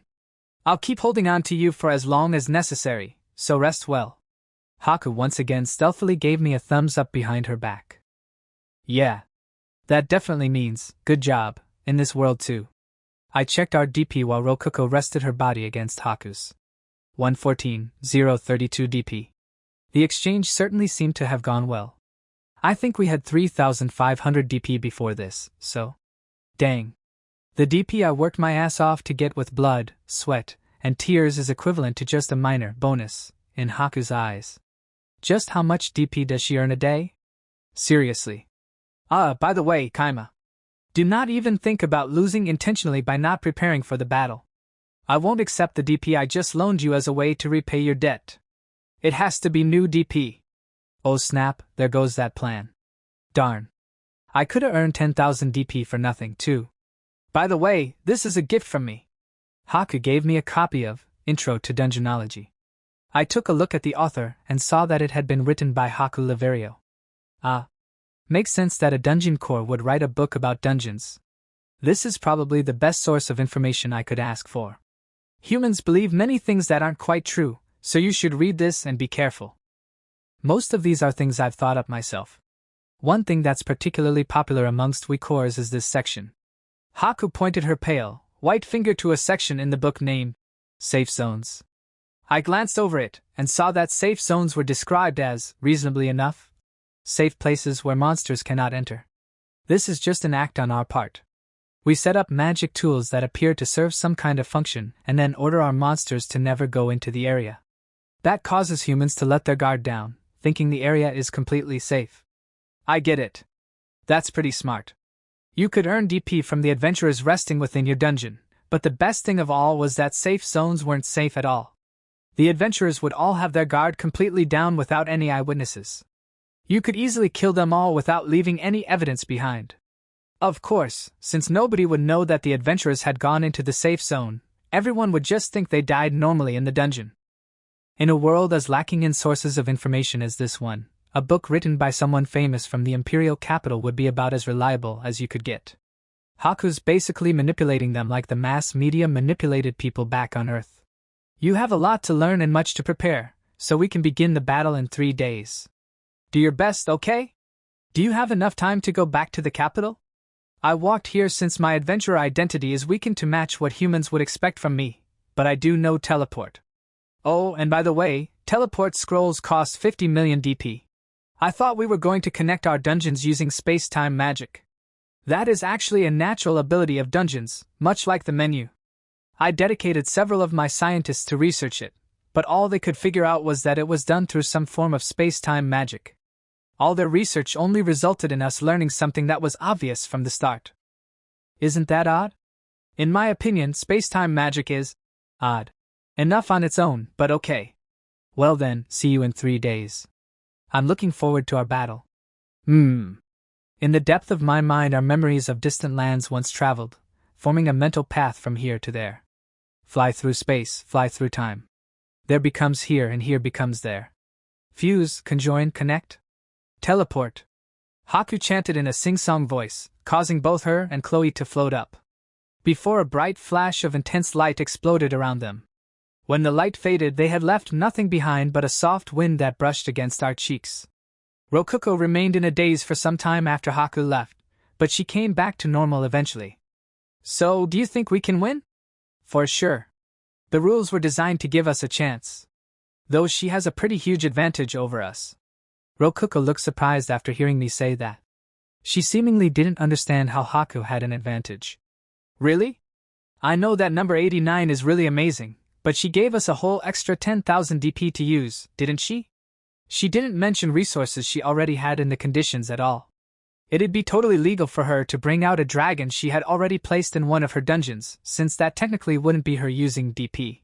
She probably won't go that far, but I wouldn't be surprised at all if her monsters come swinging with magically enchanted weapons or something like that. Rokuko sighed and shook her head. Ha! Kaima, I don't know how you always find crazy loopholes like that. It's like impressive, but maybe not in a good way. Hey, that older sister you love so much made those rules with that loophole in mind. She intends to exploit it. That's what's really impressive here. I wouldn't expect anything less from number 89. Yep. She's basically a monster, and I do mean that in a good way. Alright then. Rokuko, meet. It's time to work. What were the first things I bought with my newfound 110,000 DP? Shovels and pickaxes, of course. Phew, we finished just in time. There are actually a few things we didn't do in time. This is why I said we should have just used DP to take care of everything. We needed that DP to summon monsters though. You know that. My preparations had been very inclusive. We were ready both defensively and offensively. The focus of our strategy would just be racing straight towards the enemy's dungeon core. Phew. We had used a ton of DP. Despite all my efforts to cut down on costs, we had still ended up using close to 80,000 DP. But not a single one of those points had been wasted. I'm getting nostalgic for when I cared a lot about saving up like 200 DP. Wait a second, Kaima. What's with that pillow? Huh? This one? It's a heavenly pillow, 10,000 DP. What about it? Yep. 1/8 of the DP we had spent was on this baby. Hey, it wasn't a waste of DP or anything. This pillow is absolutely vital for helping me work efficiently and sleep effectively. This heavenly pillow was a necessary expense. More importantly, nice look, Rokuko. You really put your all into dressing up today, huh? Hee hee, of course. Honestly, I'm surprised you noticed. How could I not? I mean, she's in her princess knight mode. And, just so you know, Rokuko, you're not gonna be fighting. I really hope that sword on your hip is just for show. But really, that's no fair. I want something too, Kaima. We still have a lot of DP left, don't we? I mean, I left that DP as an emergency stock in case something happens. What, do you want me to summon 10,000 DP worth of goblins for you? Why goblins? I don't like them that much. Alright. And just so you know, I'm planning on giving up my absolute authority after this dungeon battle is over. I had decided to get rid of my absolute authority after the battle was over since I needed it now to make sure she didn't mess up my more detailed instructions. Are you fine with that? Hey, we're partners in body and soul. I'd like us to treat each other as equals. Partners. Why yeah, that's right. Dungeon cores and masters are spiritually connected and stuff. Yep. And that's why I'm counting on you right now. But not ordering you around. Leave it to me. I'll do my best. Rokuko smiled brightly and looked so happy. Just after a second we got a video transmission from Haku, aka core number 89. Can you hear me, number 695? Sister. Yes, I can hear you. I'm so happy I get to see you again. An adorable voice came out from the menu, causing Haku to smile. This time, Rokuko was wearing a cute set of dress armor. She looked so cute in it that Haku wanted to seek her out on the battlefield to capture her. Haku found herself lovingly absorbed in Rokuko's angelic, cute smile that was dripping with clear enthusiasm for her first dungeon battle. This little cutie would surely start to cry with tears and snot dirtying her beautiful face if Haku were to mercilessly attack her as planned. Hot. Very hot. But I must take care to not go too far and make her hate me, thought Haku. Fufu. I hope I'm not rushing you, but are you ready to begin? Aha! Very well. Dungeon battle, start. Haku's words marked the beginning of battle. The moment she finished speaking, a gate appeared near the entrance to her dungeon. It was large enough for a platoon of knights to pass through easily, and on the other side awaited the ordinary caves golems. I see. Golems certainly are a good choice for an army's vanguard. Clay golems in particular are cheap and therefore easy to gather in large groups. Not only that, but since golems could move for essentially no cost thanks to free mana from the dungeon, they had the least upkeep necessary out of any monster. However, despite being offensively and defensively powerful, they were slow. Please attack with the lizardmen. Lizardmen, attack! Both armies charged towards the gate. Haku, determining that the golems would simply crush her goblins, prioritized attacking them with her lizardmen. The goblins would mainly work as scouts to help with conquering the dungeon itself. Losing them early on the battlefield would be a tactical failure. The lizardmen leaped through the gate and swung their blades at the golems. Many of them were hit directly and collapsed onto the ground, bodies broken, but the majority of them won with speed and damaged the golems effectively. But nonetheless, many golems slipped past them and invaded the Ivory Proving Grounds. How are the preparations proceeding, Chloe? Without issue, my lady. The Ivory Proving Grounds was a branch dungeon of the capital's Ivory Labyrinth.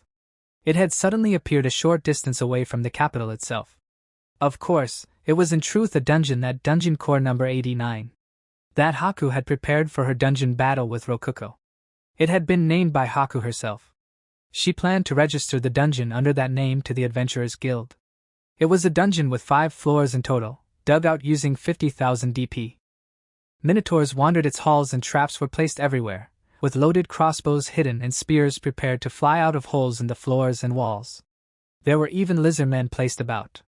And among those monsters, many of them held enchanted weapons which would cost 10,000 DP each. That's right. Multiple monsters. By the way, Chloe, I feel as if many weapons are missing from my armory. Do you know anything about this? I would guess that the 17th Night Platoon stole from it before leaving. Yet another crime they have committed against us. I see. There's no helping that then. I feel as if I've seen the axe that Minotaur over there is holding before, but it must be something else entirely. Indeed, that axe is actually quite common. Oh my, it seems that lizard men have gotten into our dungeon. There was a lizard man nest around this area to begin with. But that has nothing to do with us, does it? Indeed it does not. We are not responsible for native creatures inhabiting our dungeon on their own. Their dungeon had been prepared using more than 100,000 DP, and their conversation revealed how that was done. Of course, they hadn't broken the rule about not using more than a set amount of DP. What they were doing was completely legal. As for the 7th Night Platoon, whose members now faced even more false charges, let us pray for them. The Ivory Proving Grounds, despite being a freshly made dungeon, was already difficult enough to pose immense danger for beginning adventurers. Even a party of C-rank adventurers would struggle to conquer it. If you included the army of monsters waiting by the entrance for war to begin, the dungeon's difficulty would increase even further, all the way to B rank. The attacking force alone was 15 Minotaurs, 3,000 DP, 50 Lizardmen, 150 DP, and 100 Goblins, 20 DP. All of those monsters were favored by Haku for how balanced their strength was with their DP cost. Perhaps out of the goodness of her heart, or perhaps to avoid suspicion, none of the monsters in the attacking force wielded enchanted weapons. Haku had brought her 5 retainers, including Chloe, into her master room to assist with the dungeon battle. It's a bit late to be doing this now, but the Ivory Proving Grounds military leadership was as follows: Amelia, a Lamia in charge of defense; Dolce, a Wraith in charge of managing intelligence such as troop casualty statistics; Sally, a living armor in charge of combat and battles; Misha, a Wercat in charge of offensive reconnaissance; and finally Chloe the Succubus, who supported Haku in any way necessary. Haku herself served as a unified leader that gave orders to each retainer, and took care of the general decision-making. The enemy has invaded our dungeon. Alamia was looking at the map and reporting the movements of the enemy army. She was one of Haku's most trusted retainers. There are around 200 invaders? The retainers all shook in fear after hearing Dolce's report. No way! I can't have let that many past. I didn't even see that many of Golem, but it definitely says 200 here. But still there weren't 200 golems. They aren't golems. They are gray rats. Gray rats? You mean they are not even monsters? Even Haku's voice rose in confusion and fear. It seemed that the golems had all been carrying large boxes on their backs filled to the brim with ordinary rats. Of course, since each rat was being displayed on the map as an enemy, they had all been summoned and placed under the dungeon core's control. Rats or not, they were the enemy, and if even a single one touched the Ivory Proving Grounds dummy core, Haku would lose. Even the golems who hadn't passed through the gate had boxes, and soon their tops burst open as a throng of rats raced out. They charged like a pulsating wave of gray water, weaving through the lizardmen's legs and into the Ivory Proving Grounds. Exterminate them at once! I can't! They're too small, the minotaurs can't handle them. Order half of the goblins to focus on exterminating the rats. We're in danger here. They've conquered the first floor. The enemy is now invading the second floor. I count around 500 invaders. It may only be a matter of time until our dungeon is completely conquered. He certainly has a good head on his shoulders, doesn't he? I had no idea gray rats were so suitable for an advance force. Indeed. Forgive me, the first floor of our dungeon was conquered in a matter of moments. I don't blame you, Chloe. None of us expected a strategy like this. Amelia placed several flamethrower traps along the hallways of the third floor. That should buy us some time. Thank you very much.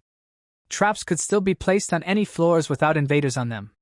I might have to take some notes, and use rats in another battle myself. When caught off guard like this, they are exceptionally difficult to counter. Oh wow, look at them go. I murmured to myself in awe as I watched the map steadily getting filled out before my eyes. The map's filling out like super fast. That means our armies are conquering the dungeon like crazy, right? We're beating Haku? You bet. But just cause we're winning now doesn't mean the battle's over. Naturally, you don't just get a map of the enemy's dungeon at the start of a dungeon battle. That makes total sense. It's a little hard to get lost in a labyrinth you have a comprehensive map for. And the dungeon core would be on it, too. A finished map would make a dungeon battle ridiculously boring. That said, those being invaded can still look at their map and see where all the enemies are. Master, the golem vanguard has been completely destroyed. All 50 of them are gone. All right. Just as planned. By the way, that golem vanguard had been composed almost entirely of clay golems I made with Create Golem. Only a few of them at the front had actually been summoned, which saved us a lot of DP. I had made the others out of the clay we got from expanding the dungeon. Talk about recycling. Aren't I eco-friendly? But the most important thing was how much DP it saved, for sure. I'd put magic stones into them just in case Haku got suspicious. But even so, those only cost a tenth of what golems did. I could even reuse the destroyed golems' bodies by absorbing them back into the dungeon, assuming they died within it. Same went for the magic stones. The rat surprise attack, a ton of traps including the pitfalls meat dug out, and finally, the complex second and third floor labyrinths that Rococo built. I wonder how Haku's gonna hold up? I observed the battlefield while rubbing Meat's head. #Haku's perspective. There are pitfalls right at the start. Order the goblins to go first. We'll find the pitfalls by seeing where they fall. Back at the Ivory Proving Grounds camp, the retainer handling offensive reconnaissance was hurriedly dealing with the traps before her. Right from the start, she had to deal with pitfalls. Several of their troops were swallowed up by them in an instant. Normally, she would just launch bodies at the pitfalls until they were filled up with corpses, but they were invading an enemy dungeon. The monsters just got absorbed the moment they died. That wasn't a major problem, though. She could just avoid the pitfalls after determining where they were located. Okay, I've marked all the pitfalls down. Invasion start. Wait, a minotaur just fell. The spears at the bottom killed him instantly. But why? I just saw a goblin walk right there, and he was fine. I had meat working as well. She was digging a ton of pitfalls near the entrance to the dungeon. I'll put flooring on the bottom too. That's the spirit. I want you to put spikes on that flooring after you're done, so be careful not to fall in yourself. I'll be putting covers over the pitfalls once they're all dug out. Roger. By the way, the covers would be really thin and flat golems. Golems were great even outside of doing physical labor. Though I was probably the only one who's ever gone out of their way to make flat plate golems. You can even resize the golems after you make them, not something your average building material can do. With the floorboard golems, I can do anything. I wonder if Haku will realize it. I thought as I was petting Meat, but I don't know why she was moaning. I guess dogs do love petting, huh? Meanwhile on Haku's side. Have the monsters move in formation, said Chloe the butler and the strategist. Understood.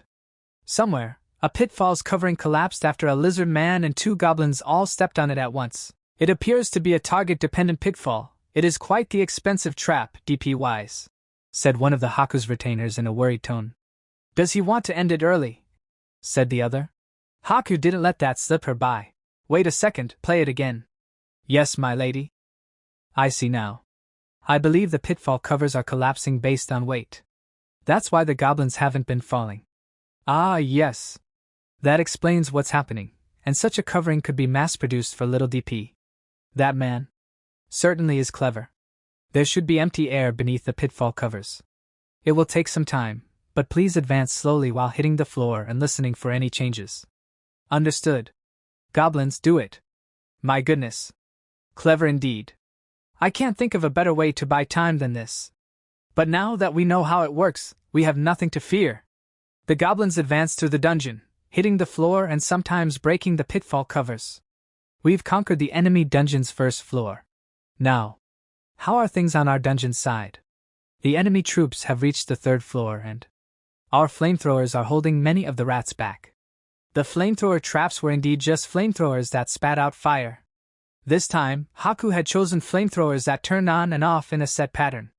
If she set them to fire constantly, they would soon jam up and become completely useless.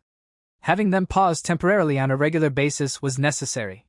The lizard men we went out of our way to get aren't proving to be very helpful against rats. How are we doing offensively? The 2nd floor of the enemy dungeon is a labyrinth. Truly? He would use a labyrinth to challenge me, the ivory labyrinth? I am impressed, to say the least. Split our troops and begin exploring. Impressed or not, Haku wasn't worried.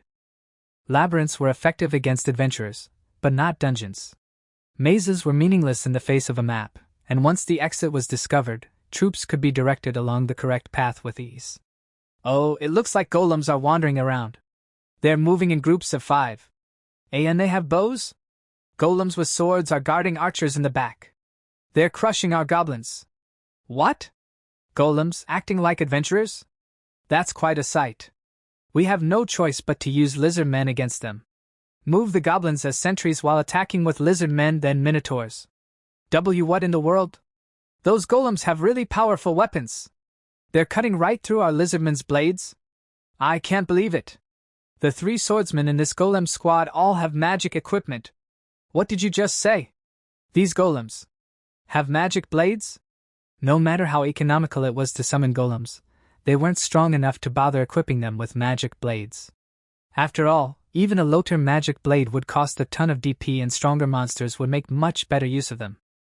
And really now, we've been seeing nothing but golems for a while now. He must truly love golems. Is he using them out of favoritism or something of the sort? If so, that lack of seriousness will prove to be his undoing. Gather our troops and crush the golems between our minotaurs. Understood. W8. What? Hold on, the map is acting weird. Why is there a wall right there? What? The map showed a passageway, but looking through the monsters' perspectives, no such passageway could be found. And as they tried to figure out what was going on, their gathering troops were being steadily cut down. No way! Is this an illusory labyrinth? No way, one of this size would cost way more than 100,000 DP. Perhaps he isolated only a few crucial areas to be mobile. If so, he could buy one with only 50. No, 40,000 DP. Hopefully that is the case, and that would make this his last line of defense. Haku genuinely admired Kaima's strategical skill. He had used his small pool of DP quite efficiently. Contestant Haku of the White Labyrinth guesses that the trap cost is 50,000 DP. The guess will decide the outcome of the match. Kaima sighed 2 days ago. The building of the second floor. So, are we really going to dig out the basement floor? That seems like a lot of work. Why don't we just get rid of all the clay and stuff with DP? 'Cause that'd be a waste. I want that clay for golem making. I intended to make the basement floor and second floor, in other words, the second and third floors of our dungeon labyrinthine in nature. Which meant adding a bunch of complex, interweaving hallways. Rokuko, you're the only one other than me who can use the map to give detailed instructions to the golems. I'm counting on you. Okay, sure. So naturally, my main role in the operation was making more golems as the dungeon got mined out. I let Rokuko and Meat give the mining golems more detailed instructions while I focused entirely on making new golems. The only problem was that my natural mana regeneration couldn't keep up with how fast I was making golems, so I was drinking mana potions, 150 DP, pretty much constantly. NGH, so bitter. My body must have been absorbing the potions as soon as I drank them, as the liquid didn't build up in my stomach. I could drink as much of them as I wanted, no problem. I should just buy a barrel of this stuff. A barrel of mana potions. Oh, looks like mana potion was added as an option under the barrel of liquid item path. Seriously? It only costs 1000 DP too. That's an absolute steal. Maybe the glass on the normal mana potions is expensive? It does look like it's made of crystal glass.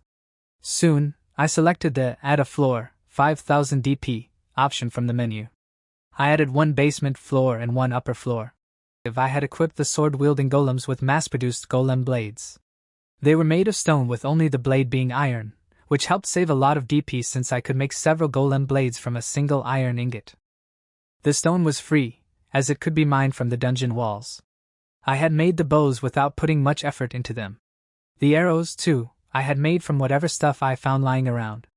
I would have been that lazy with the bows, too, but since the arrows flew better with wooden bows, I cut down some trees and made the bows out of them. And last but not least. Alright. Let's move you from here. The wall golems weren't found out. Hey Kaima, aren't those wall golems only as thick as the floor golems? Instead of feet I gave them wheels, and like this we can have them go in circles all we want. This self-propelled golem costs 0 DP. Combining manual labor and harvested materials, it needs no magic stones as long as it's used within the dungeon. Thinks these walls are largest obstacle she'll face. Will this mistake cost her?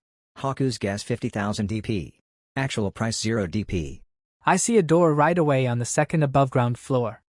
The staircase led them right to a room with a large door in it. By borrowing the vision of their monsters, they saw just how firm and durable the door looked. I can't believe that we have to climb back up a floor now. I thought perhaps the third floor would return to more standard practices, but instead, the labyrinth continues up to the second floor. It might be wise to employ this man not as an adventurer, but as a dungeon advisor. If by the time Haku conquered the labyrinth, invaders had already surpassed the third floor of her own, ivory proving grounds. There were still over 150 rats still alive. They were cleverly and effectively avoiding the flamethrowers, as if someone was giving them detailed instructions. But even so, thanks to all the lizard men she had gathered in the staircase room, many of the rats had perished. Well, mere rats won't be able to beat the boss of the dungeon, the Red Minotaur. We don't need to worry too much, let's focus on offense. At the very bottom of the white trial, you have to beat the boss to open the door. That, and a brightly colored sign right beside it. What is written on it? It appears to be a riddle. I'll read it out loud. The answer is simple. You mustn't think too hard about this. Please tell me how to split one silver coin between 3 people. And that's it. How to split one silver coin between 3 people. One silver coin is worth 100 copper coins, so. Haku smiled as she watched Dolce start to count on her fingers. I know the answer to this. First, you convert the silver coin into 100 copper coins.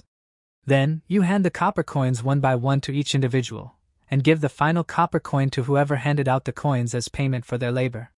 In other words, 2 of them get 33 copper coins, and the third one gets 34.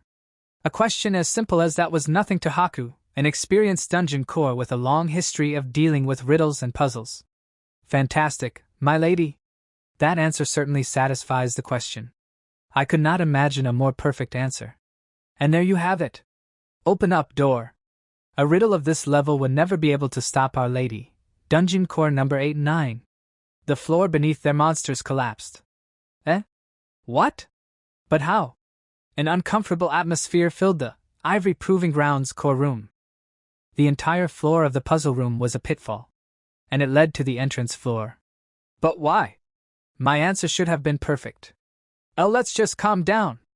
I mean, look, our entire army wasn't in the room, so we're still safe. We can solve this really soon. How many were wounded in the fall? One of the minotaurs broke his ankle. He won't be able to fight anymore. 2 of the minotaurs died from the fall, and all 3 lizardmen survived. But every goblin that fell died. To list off the survivors, we have 6 minotaurs, 12 lizardmen, minus the 3 that fell, and 8 goblins left. Haku squeezed her fists tightly and choked out her next order. Use the 3 surviving lizardmen to carry away the wounded minotaur. NGH. I cannot believe I failed after being so confident in my answer. This is humiliating. I'll rip apart the wounded minotaur and mount his corpse on my wall so I never forget this shame. And my lady, let's try answering the riddle again, using only a single goblin. We can move our entire army again if we answer it correctly. But that would be shameful in its cowardice. You do realize that number 695 is watching us, don't you? I think we should prioritize winning here. They've conquered the 4th floor. The rats are moving like trained soldiers. We can't stop them. My lady. Chloe was silently begging Haku to realize that there was simply no time. And Haku, experienced as she was, made her decision. Very well. We will boldly use goblins here. Hashtag Kaima's perspective. Hey Kaima. Isn't this riddle the one that I? Yep. This is the one you solved in 3 seconds, Rokuko. You're incredible. I'm sincerely impressed. You didn't even read the entire riddle before answering. Well, that's because it told me the answer at the start. I can't believe number 89 is struggling so much with it. This kind of riddle is harder the smarter you are. Once you get stuck, it's really hard to realize what's going on. And I mean, wow, your older sister really is smart. I'm actually really impressed with all the wild answers she's thinking up on the spot. I watched Haku's troops out of the corner of my eye while guiding the rats through her dungeon. The extra copper coin becomes the party's shared property, while the other 99 coins are split equally. Poof, whoosh. Crash! 2 of the party members are slaves, and their owner gets to keep all the money to himself. Poof, whoosh. Crash! Due to a wrong answer, another goblin fell down the pitfall. Gah! My lady! Haku had completely fallen into the puzzle's trap. No matter how hard or long she thought, every answer was wrong. Wrong. NGH, how fearsome. I didn't expect such a psychological attack during a dungeon battle like this. My lady. Is this truly a Gate of Wisdom? A Gate of Wisdom is a special dungeon trap that tests the wisdom of invading adventurers. It was an incredibly sturdy door, but anyone could pass through it if they solved its riddle.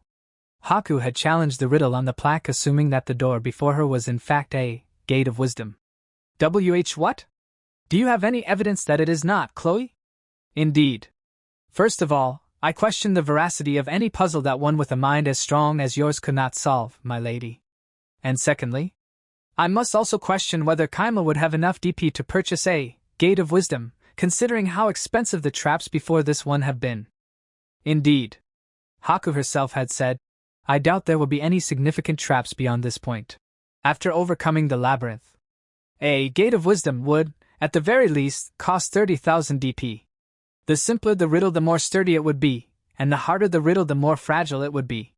It would cost large amounts of DP to keep the door sturdy with such a difficult riddle. This was quite an expensive trap for a battle of only 100,000 DP.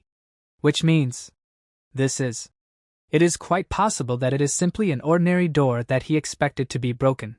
Or perhaps it is a trap where attempting to answer the question in front of it will cause the floor to open.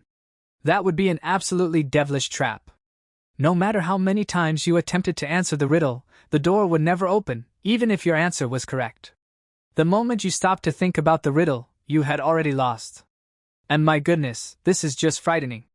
What in the world is wrong with Kaima's head? I've never seen a trap as unfair as this one. It's just cowardly. But truly, I am impressed you saw through it, Chloe. You supported me when my vision grew too narrow, just as I'd expect from my right-hand woman. Your praise honors me beyond words. Misha, the pink-haired warcat, hesitantly raised her hand. Among all the 5 retainers in the master room, she was the least suited to solving riddles. To put it simply, she was an airhead. Haku directed a bright, visibly angry smile towards her. What is it, Misha? I've already decided to destroy this door through righteous violence. Are you trying to get in my way? I would never dream of that. It's just, I was thinking. Maybe the answer to the riddle is just, simple. Simple. What are you talking about, Misha? Oh, I see. It is true that this is quite a simple trap at heart. It merely presents a question without an answer. And no, that's not what I mean. It says right there at the start that the answer is simple, doesn't it? The air froze. And no way. Ha ha ha, that'd be ridiculous. GG's, Misha, what kind of idea is that? Seriously, Misha, that's just... Their voices were stiff and shaky. By this point, all the retainers were thinking that might actually be the right answer. The retainers. And Haku herself, too. Even Chloe. Chloe. I will give the riddle one more try. Understood. Haku gave the last answer herself, prepared for her heart to shatter if that was indeed the correct answer. The answer is simple. Ding! The door made a sound, signifying that it had been unlocked. Haku's heart shattered. The gate of wisdom slowly opened. Haku gathered her shattered heart together as best she could and tried peering through the door. But couldn't.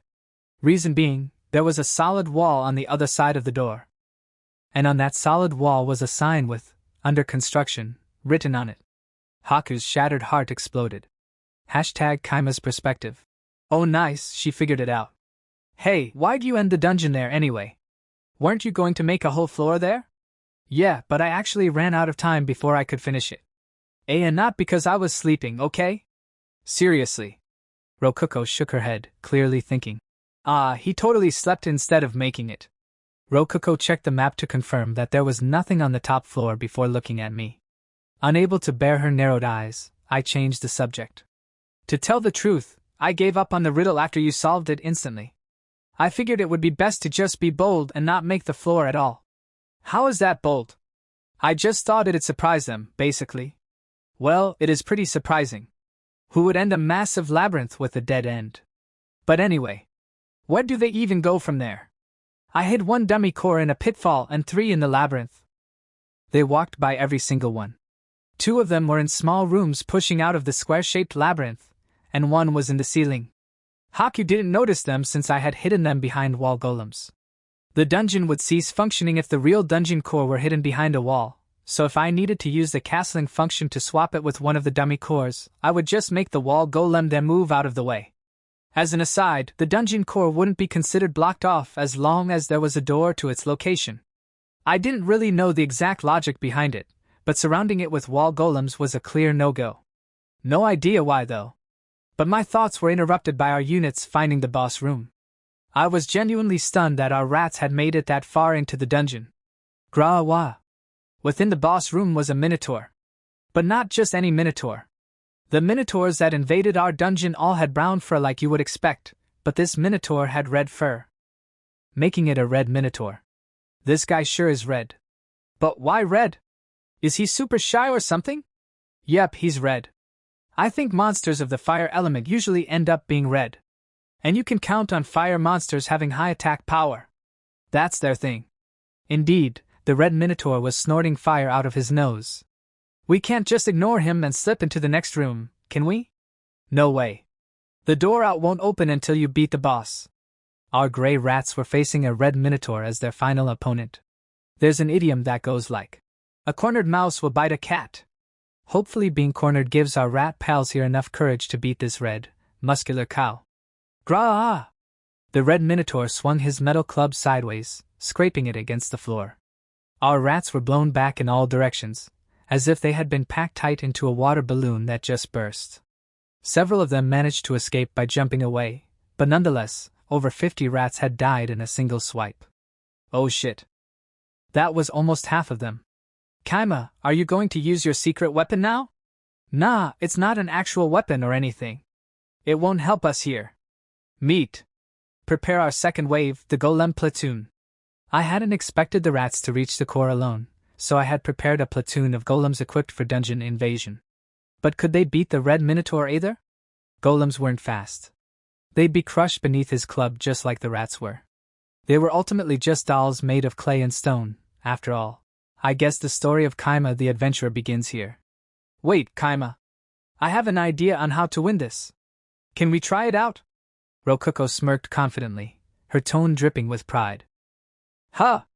Tell me what the idea is first. Okay. Listen up because I'm about to tell you something amazing. Believe it or not, minotaurs die if their heads come off. I think that's true for basically every living thing, not just minotaurs. Guess I should use the last of our DP to buy some nice tools that'll be useful while I'm working in Haku's dungeon. So basically, we should just focus on attacking its head. Even gray rats should be able to do some damage then. I dunno about that. Won't the fire from his nose just burn them all to death? Not if they clog his nose and stop him from breathing. That's not what. Wait, hold on. Stop him from breathing, huh? Alright. Let's give it a shot. I watched the roaring minotaur closely while giving orders to the rats. All units, attack the specified point. The rats surrounding the minotaur all charged forward. Experienced as gray rats were with climbing even steep cliff faces, the minotaur's legs proved to be no more than ladders assisting their ascent. The red minotaur swung his body around to try and knock them off, but he couldn't shake them all off. 5 rats managed to reach his head. The red minotaur tried to spit out fire. But him preparing to spit out fire was exactly the opening I was waiting for. I sent 2 rats towards his large nose, and soon both of his nostrils were clogged. The minotaur immediately opened his mouth to suck in air. And as he did so, I sent the other 3 rats straight into his mouth. Wait, what? Kaima, he ate them. Nope. This is what I was banking on, Rokuko. Now that they're in his throat, I'm gonna order them to keep still and block it up. The rats obeyed my orders and kept still, clogging the red minotaur's air duct. Unable to breathe, the red monster could do nothing but flail his body around in a rampage. He crushed the rats in his nose with his hands, but it was too late. He couldn't even roar with his throat blocked up. Helpless, he fell to his knees and gripped his throat. His club fell from his hand and noisily hit the floor. He then tried to pull the rats out of his throat. But his hands were too big and his fingers couldn't reach deep enough inside. He tried throwing up, but his air duct was so solidly blocked that he couldn't even manage that. Saliva flew out of his mouth as he writhed helplessly. And then, after a few minutes passed, his arms weakly fell to the floor and his body started to twitch. 1 more minute was all it took before the door to the next room opened up. The rats that had been in his throat climbed out of his mouth, covered in minotaur saliva but still alive. Well, we won. Yep. We won. Minotaurs die if you clog their throats, I guess? I think basically any living thing will die if you clog their throat. Really? That's good to know. Enemy or not, holy crap. I feel bad about suffocating that thing to death with rats. Geez. I ordered the rats to advance while praying for the red minotaur to have a peaceful afterlife. We still had 27 rats remaining. All we had to do was find the dungeon core, and it had to be in the room right after the boss room. As expected, the next room was the core room. In the middle of it rested a familiar-looking, basketball-sized orb. There was Haku's dummy core, with nothing standing between its pedestal and my rats. We can win this. I ordered the rats to jump at it, but someone appeared out of the dummy core at the last moment. It was Chloe, wielding a spear. You can teleport out of dummy cores too, huh? I didn't know that. I could have made a lot more golems if I had known. I can already see the endless flow of golems appearing from seemingly nowhere in the labyrinth. Wait, hold up. Are you telling me they have a second last line of defense? That's breaking some kind of rule, isn't it? Wait, it doesn't matter.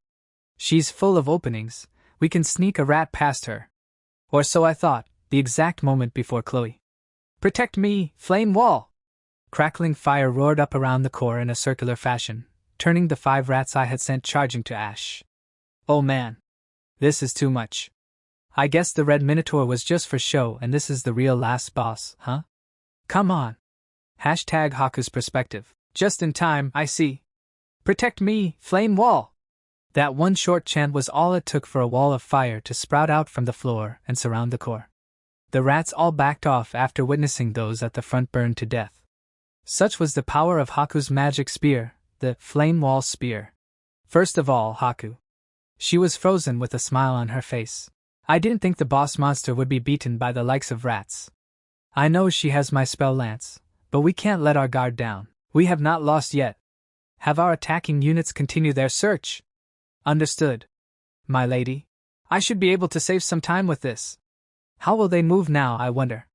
Chloe began thinking to herself. At most, she expected the rats to bundle together and try charging through the wall of flames. She took a good look at the enemy and saw that the rats were indeed bundling together. Very well. I shall counter their charge. If I ready myself, there's nothing I can't handle. It used the wielder's mana to cast the high-rank fire spell Flame Wall after a keyword was said. Indeed, it was literally a magical spear. And a rare one, too. If one were to offer up even a single Flame Wall spear to a dungeon, one would easily earn 100 million DP. It was a treasure among treasures. It was one of Haku's favored weapons, an impressive feat considering the massive size of her collection. How could the rats possibly break through? There are no gaps in the advanced spell firewall.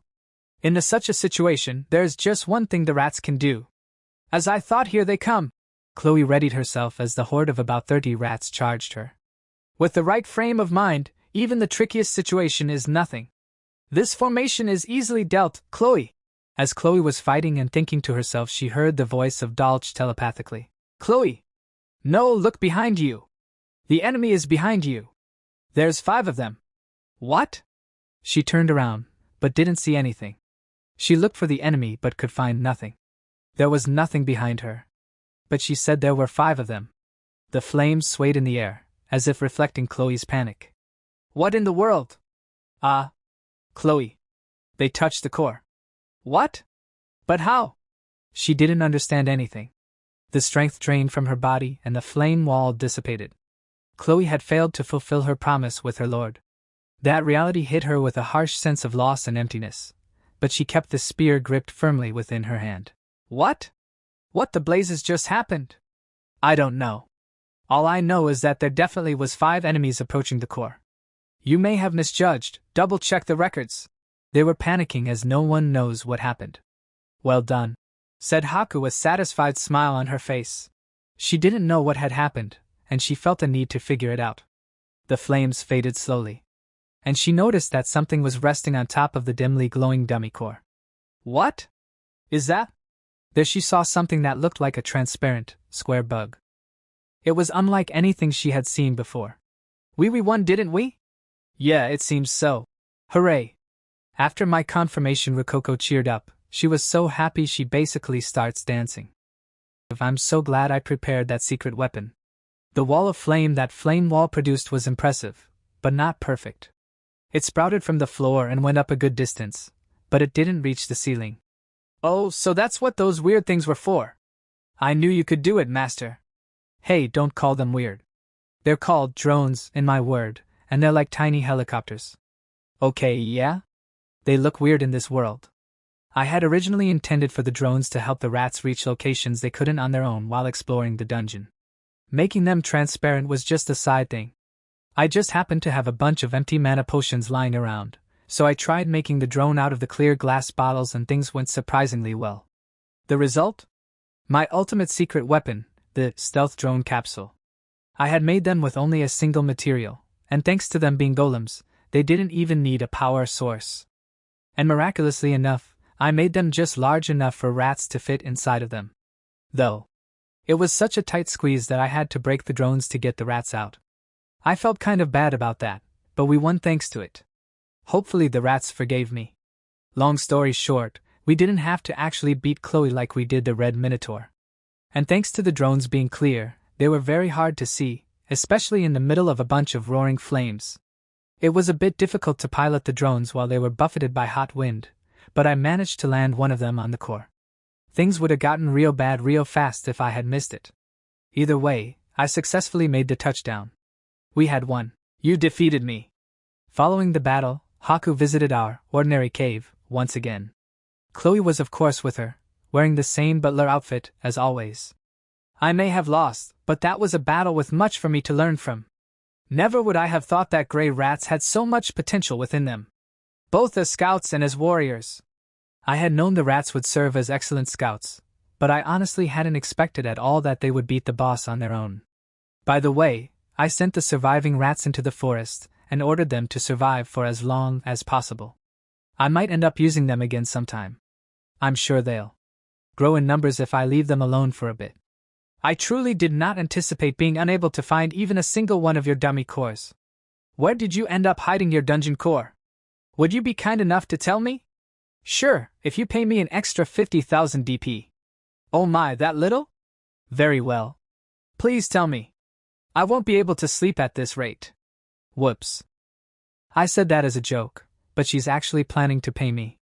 Guess I have to tell her now. I'll keep where I hid the dummy cores a secret for now, though. But I had actually hidden the real dungeon core in such a silly place that I was worried Haku would get mad at me. Fearing the worst, I answered her.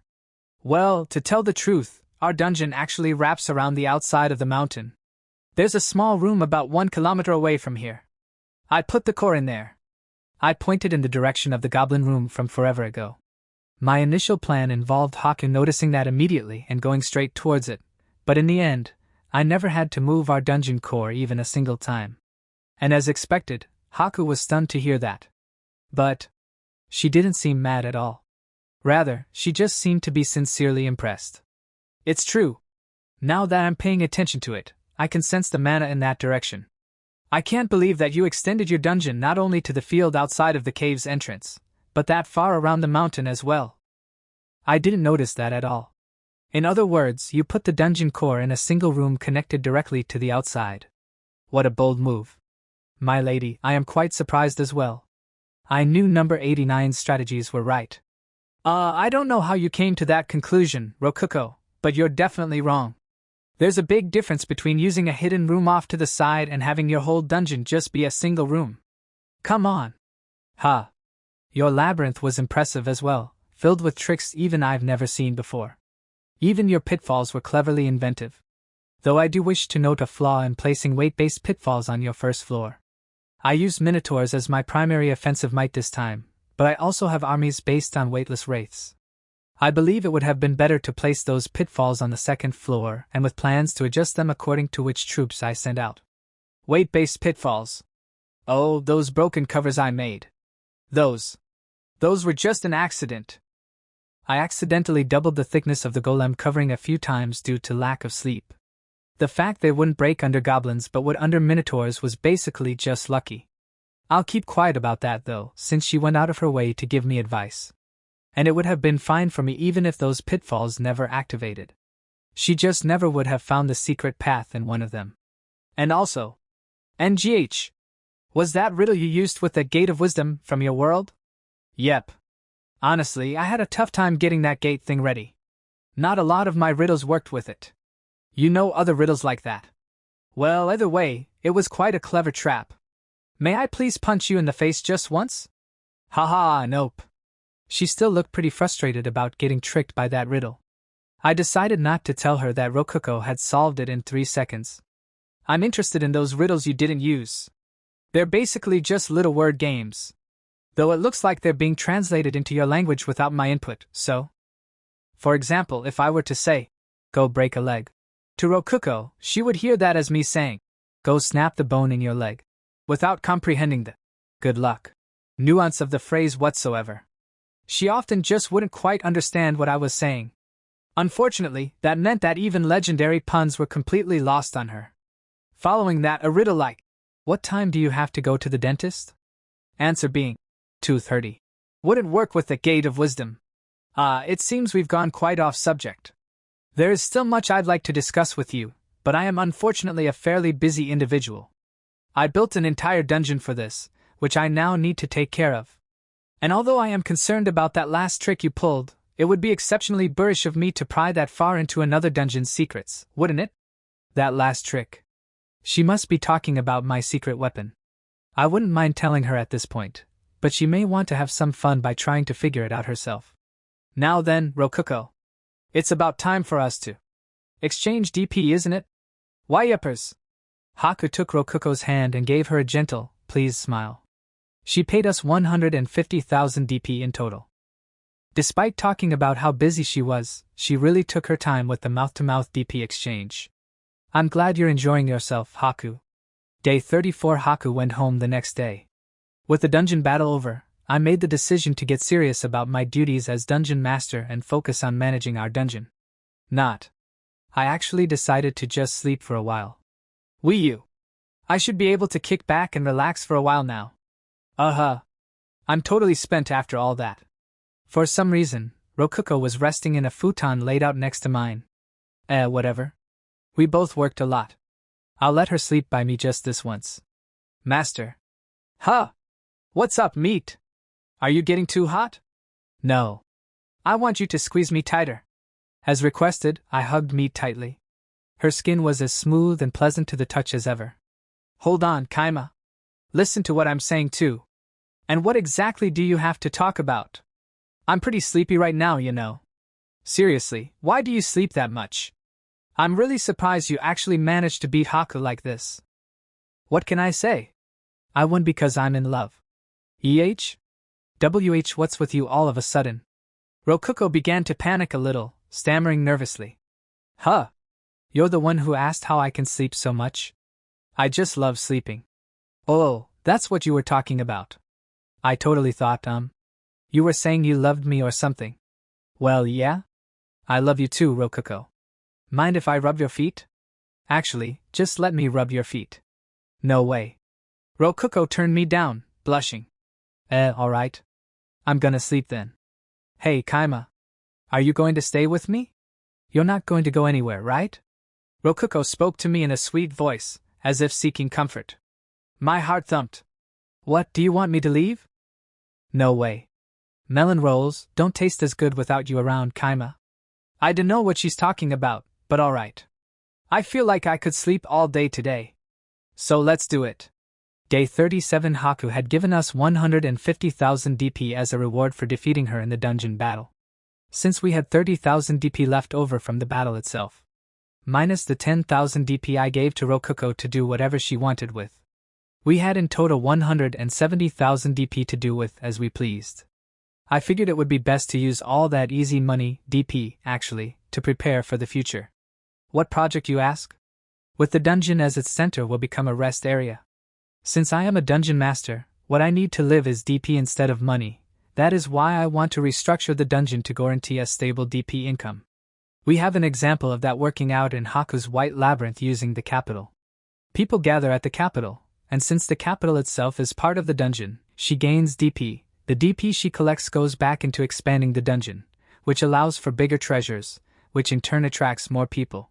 There's no way we can completely replicate the White Labyrinth, but there's nothing wrong applying the concept at a smaller scale. So then what are you gonna do? Asked Rokuko. Let me explain. All we have to do is have people stay in the dungeon for a long time. However, forcibly trapping people is a silly move. I shall make them want to stay of their own free will.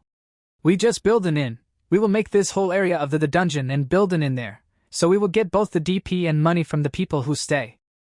First of all, we will set up the area outside the dungeon, then behind it we can make a field to grow rare plants or something as another revenue stream. So how do we do it? Asked Rokuko. How do we do what? I asked her back. We will need an innkeeper, right?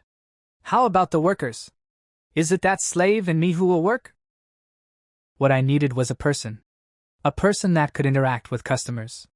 Right now, my squad consisted of me, 2 Lolas, a bunch of golems, and a ton of rats. We weren't equipped to deal with customers. For starters, I had no intention of sitting behind a counter and dealing with customers. At the same time, customers wouldn't take the inn seriously if they were greeted by receptionist Lolas. Customer service was too complicated for golems, and rats were just out of the question. To make things worse, our inn was in truth part of a dungeon. There were countless secrets we needed to hide, and we couldn't just tell a normal person to keep those secrets. Then how was I going to find help? Yep, you guessed it. Slaves. I would buy a slave. I would need to feed and shelter the slave, but thanks to contract magic, I didn't need to worry about them spilling secrets or avoiding work. Meat was proof that a well-raised slave would become an excellent worker. So I'm going to town, and I'm planning on buying a new slave while I'm there. Am I not good enough? Meat raised her voice in panic. That may have been the first time I had seen Meat really assert herself. I learned how to read and even use magic. I'll be even more useful to you, master. Even at night I'll be an even better Dakamakura for you, so please. Thanks. I really appreciate that. Self-improvement is always a good thing. Good luck. And while you're at it, spend some time thinking about how you'll help your fellow slave get used to how things work here. What? Why you're not going to sell me? Of course not. I won't sell you. So calm down. Why are you stripping? Why? I calmed the panicky Meat down and stopped her from stripping. I wouldn't have taught you magic if I planned on selling you to begin with. Plus, you know way too much about our dungeon and what's going on behind it. At this point, I'm gonna have to keep you here forever. Then, I get to be your slave for the rest of my life, right? Meat spoke happily while wiping away her tears. Yeah, pretty much, but well, whatever. If she's happy about that, I'll just be happy for her. Hey, just so you know, there are ways to keep being his slave even after you die. The king rank darkness spell called necromancy can help with that. Yes, please use that on me. Rokuko, come on. Did you really have to say that? And, according to the catalog, a necromancy scroll costs about 800 million DP. We're not buying that anytime soon. Day 38. Since we are going into the town, we had to prepare. I decided to use extra DP we had on hand to learn a few spells. Rokuko came up to me pouting while I was in the middle of packing for the trip. Hey, Kaima. You're really going to that town again? Huh? Yeah. Sorry, but you're gonna have to hold down the fort while I'm gone. I don't want to leave our dungeon alone with just a bunch of golems and rats protecting it. Okay. Not. Did you really think I'd be okay with this? I'm going too. Do you really want to leave our dungeon alone with golems and rats? There are goblins too. Why do you always overrate goblins so much? What's so good about them? Would it really be so bad for me to go with you? Nobody's going to come by while we're gone. Well, she's got a point. And if someone does come, they'll probably just be a low-rank adventurer. No A-rank adventurer other than Haku is gonna be rushing down here to explore Ordinary Cave.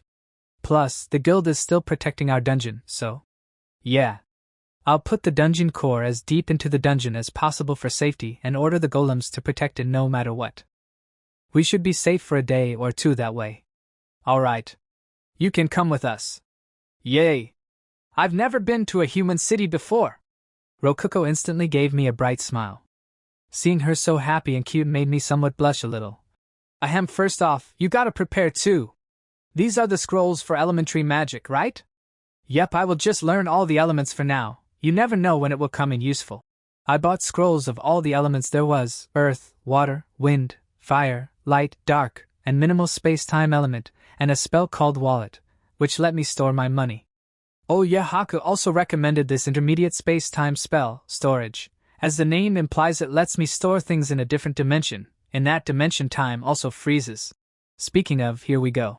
I put my bedding in the storage so I don't have to sleep on hard beds in those inns. Hey, why are you putting the bedding in? Rokuko shouted at me. Because the town's beds are hard. There are usually some bugs too. Put mine too, please. So, after finishing packing, I went to Tsaya City again with Meat and Rokuko. I briefly wondered if the living avatar of a dungeon core would be fine leaving their dungeon, but then I remembered that Haku was walking around outside without any issue. Apparently, everything would be okay as long as that shining rock stayed inside the dungeon. We were inside Tsaya.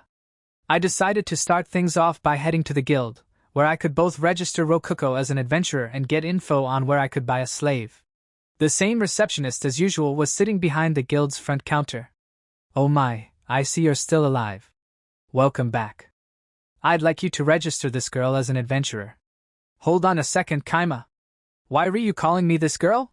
I have a name. You two seem to be close. Very well. I will give her the interview. Rokuko quickly finished the interview and became an adventurer with no issue. Now Rokuko has an excuse to be hanging around humans too. We did lose some of our slave-buying funds though. Oh, right. I want to buy a slave. Do you know where I could get one? I tried asking the receptionist about the slave market. I could probably rely on the Adventurers Guild introducing me to a good place to buy slaves.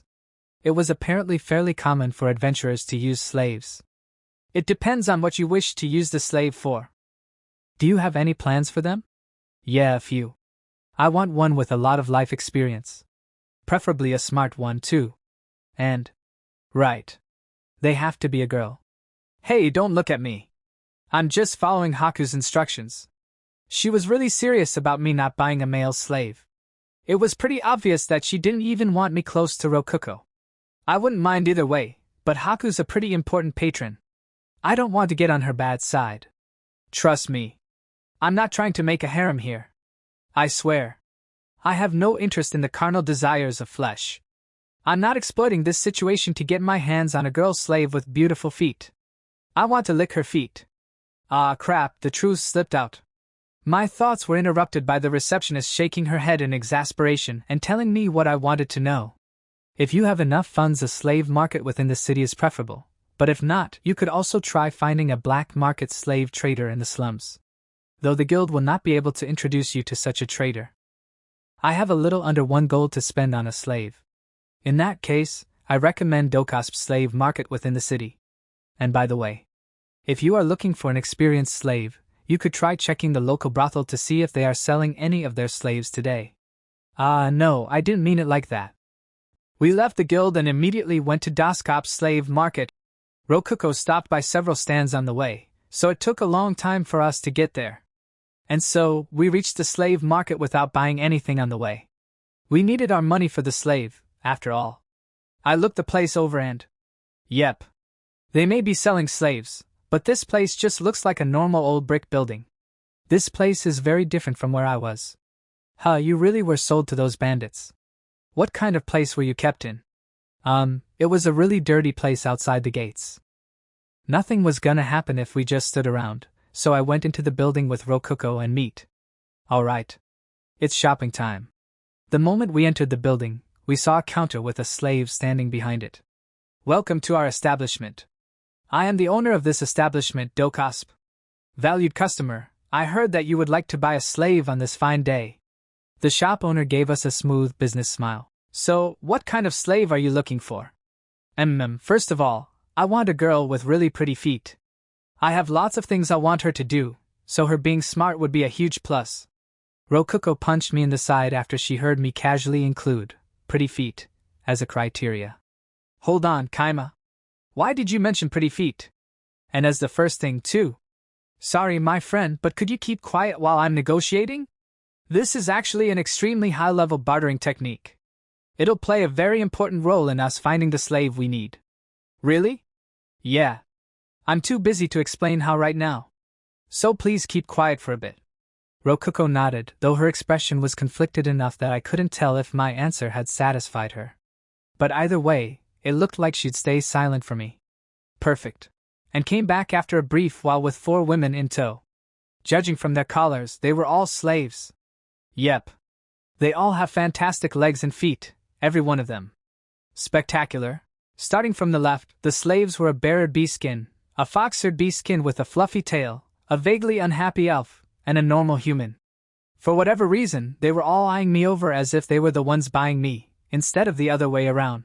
Sup pal, you looking fair a slave? How about me? I'm a great deal. The human girl's slave talked to me, for which the slaver used the collar on her neck and tightened it. Hey, don't speak out of the turn, said the slaver, choking her a little. Sorry about this one, she is quite a handful, but at 60 silvers, she is the cheapest of the group. A handful? I asked. She had fallen into slavery after being unable to repay a loan she took out for gambling and extravagant foods. Her last owner returned her after she wounded him. The man who bought her said that he'd give her. What sort of the injury was it? Out of curiosity, I asked the slaver. The man who bought her said that he'd give her a real tasty meal. but then came back the next day saying that she had bit his, member. The slave herself, when questioned, would only say, "It tasted like Toto Garbo. Gimme my money back." I'm pretty sure that's what the guy you bit should be saying. The slave collar didn't stop her in time. Don't worry though, the collar still works. Ouch. I am sure every man who heard it must have felt that man's pain. She certainly did have a nice and shapely body, with healthy curves where you'd want curves and a narrow waist to boot. Her hair was blonde with a hint of red, as was common in this area. Visually, she was a feast. Though I was satisfied with her beautiful feet alone. And to be honest, having a buster receptionist with a pretty face was more than ideal. So how did it turn out? I let that turbo jerk by me cause he said he'd give me some tasty food. Can you blame me for doing what I did when he shoved that nasty thing in front of me the second we got back to his place? I was super hungry and really looking forward to whatever good stuff he had ready for me. Really, did I have any other choice but to give it a bite and see if it really did taste good? But trust me, if he actually gave me a good meal and filled up my belly first, I definitely wouldn't have pulled any tricks like that. You scratch my back and I'll scratch yours, Kay? What the hell? This slave sure has a big personality. I would do basically anything for the sake of sleeping. I care more about food than my own life. I'll die if it means eating a good meal. For real. I like her. Well, she's the cheapest one, so I feel like buying her would be smart. I think so too. Plus, our food is really good. She'll like that. I like this guy. Hey, Mr. Daskup, would you be super duper nice and lower my price for him? Please? I'm actually worth 45 silvers, aren't I? Hey! Don't say that! Calm down, you can spare a bit of that cash, right? At 60 silvers, it'd be making a killing. Stop running your mouth like that.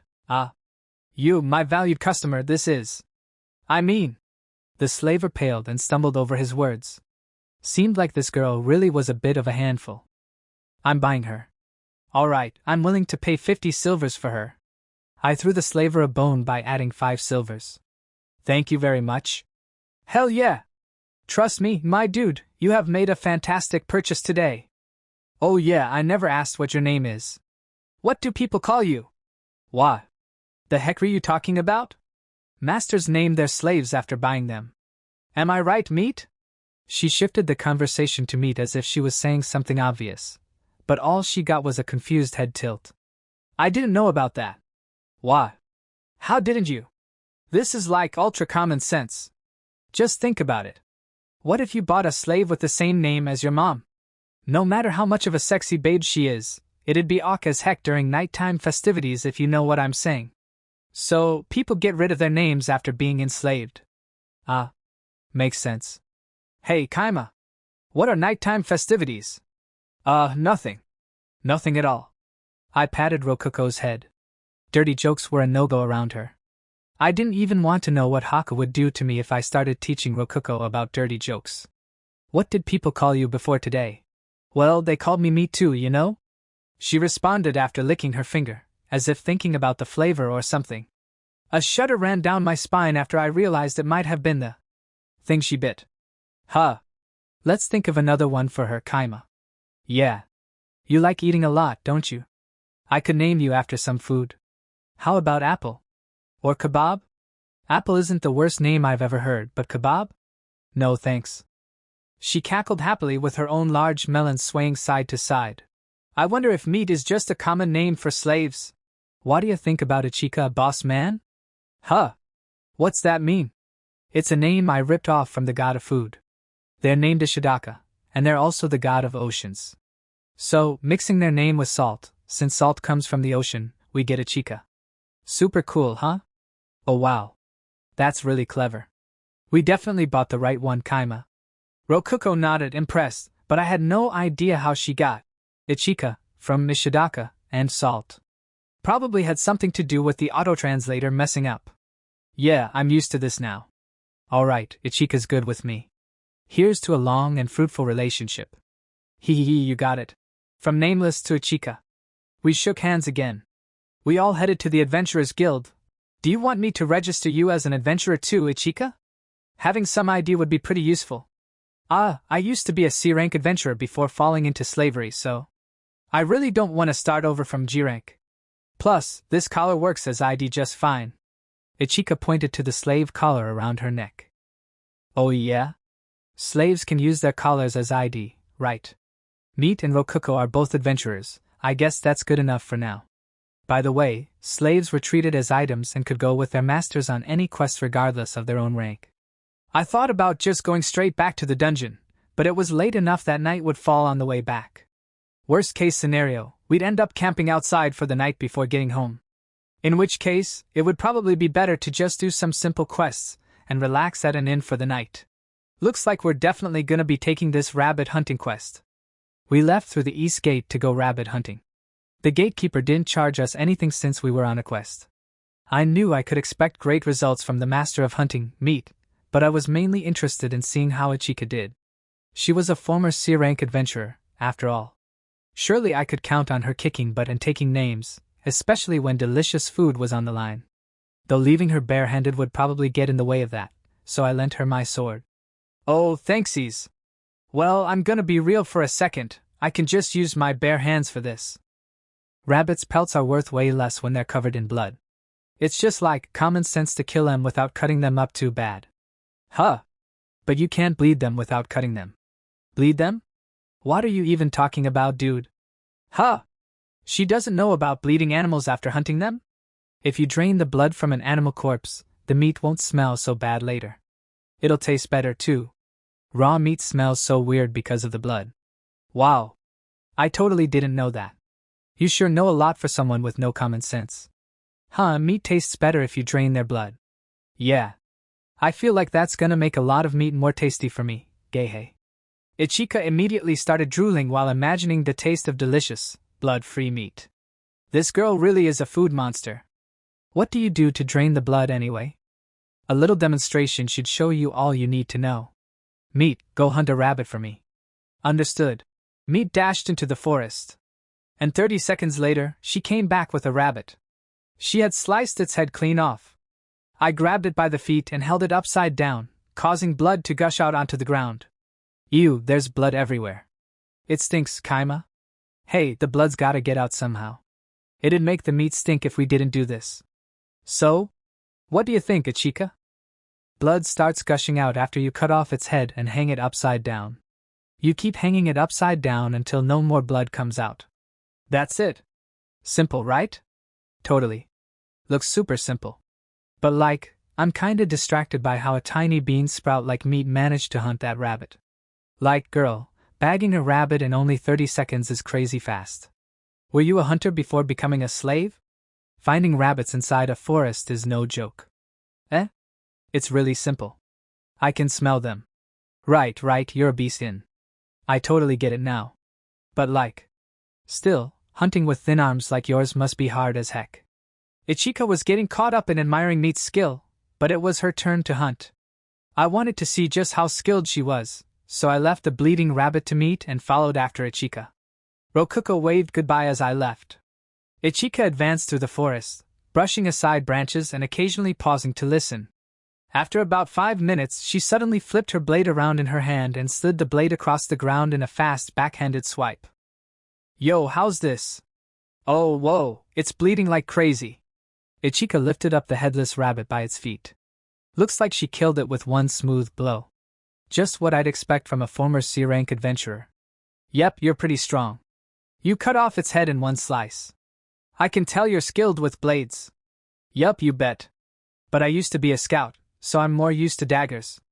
I see, so I gotta do this for some great tasting meat, but I wonder if it's fine doing this in the middle of the forest. Is there a problem? Well, let's head back. We headed back to Meat and Rokuko with the rabbit in tow. Welcome back, master. Meat was standing where I had left her, with the rabbit still in hand. Plus 5 goblin corpses scattered around her. All 5 of them had their heads cut clean off. By the way, Rokuko's head was covered with red blood. For a second I thought for sure she had been hurt really badly, but apparently it was all goblin blood that had sprayed onto her. I looked around and, piecing all the clues together, concluded that the goblins had been drawn to Meat by the smell of the rabbit blood and attacked her thinking she was just a little girl, only to be completely slaughtered in return. Yeah, I knew it. I definitely felt that there were some goblins sneaking around. Well, waitevs. Not like meat would have had any problems taking them down. Ichika said that as if it were obvious that goblins had been sneaking around, but I hadn't noticed them at all. Kaima, cast purification, please. Right. Here. I cast purification on Rokuko. A big bubble engulfed her and cleaned off all the blood. But why was Rokuko covered in blood and not meat? She's completely clean. Oh, looks like you killed them all at once, huh? How'd you do that, meat? They were surrounding me, so I held the rabbit in one hand and used my other hand to spin around. Meat reenacted what she did by holding the rabbit in one hand and spinning around on her tippy toes like a ballerina while holding her golem blade out. The blade was about on the same level as a goblin neck. She was wearing her wearable golem, but I never taught it any moves like that. Huh. I guess she's using her golem to strengthen her movements, instead of just making it do them for her. By the way, I did this to defend myself. Rokuko crouched into a small ball by Nika's feet to get out of her way and covered her head with her hands so poorly it was a little sad. That's why she got so much blood onto her. Anyway, it looks like we've finished the goblin extermination quest before the rabbit hunting quest. Nice. I cut off the goblin's right ears to show to the guild later. Alright, I'll leave hunting the rest of the rabbits to you too. Thanks. Oh? You're not gonna come with, master? I'm not that good with a blade. The customer wants top quality meat, so it'll be better for me to just stay here and focus on bleeding the rabbits. Rokuko's out of the question, obviously.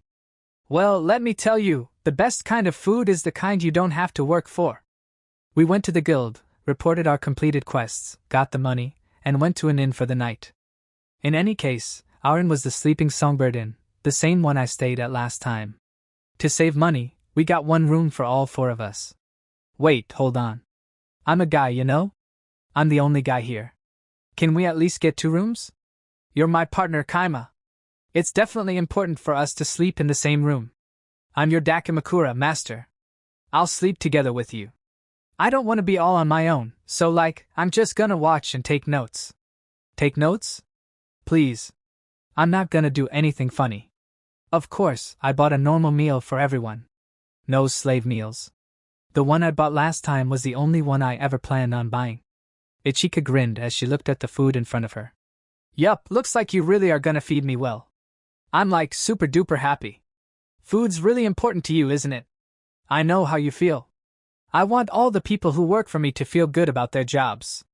Oh, you want us to feel good, huh?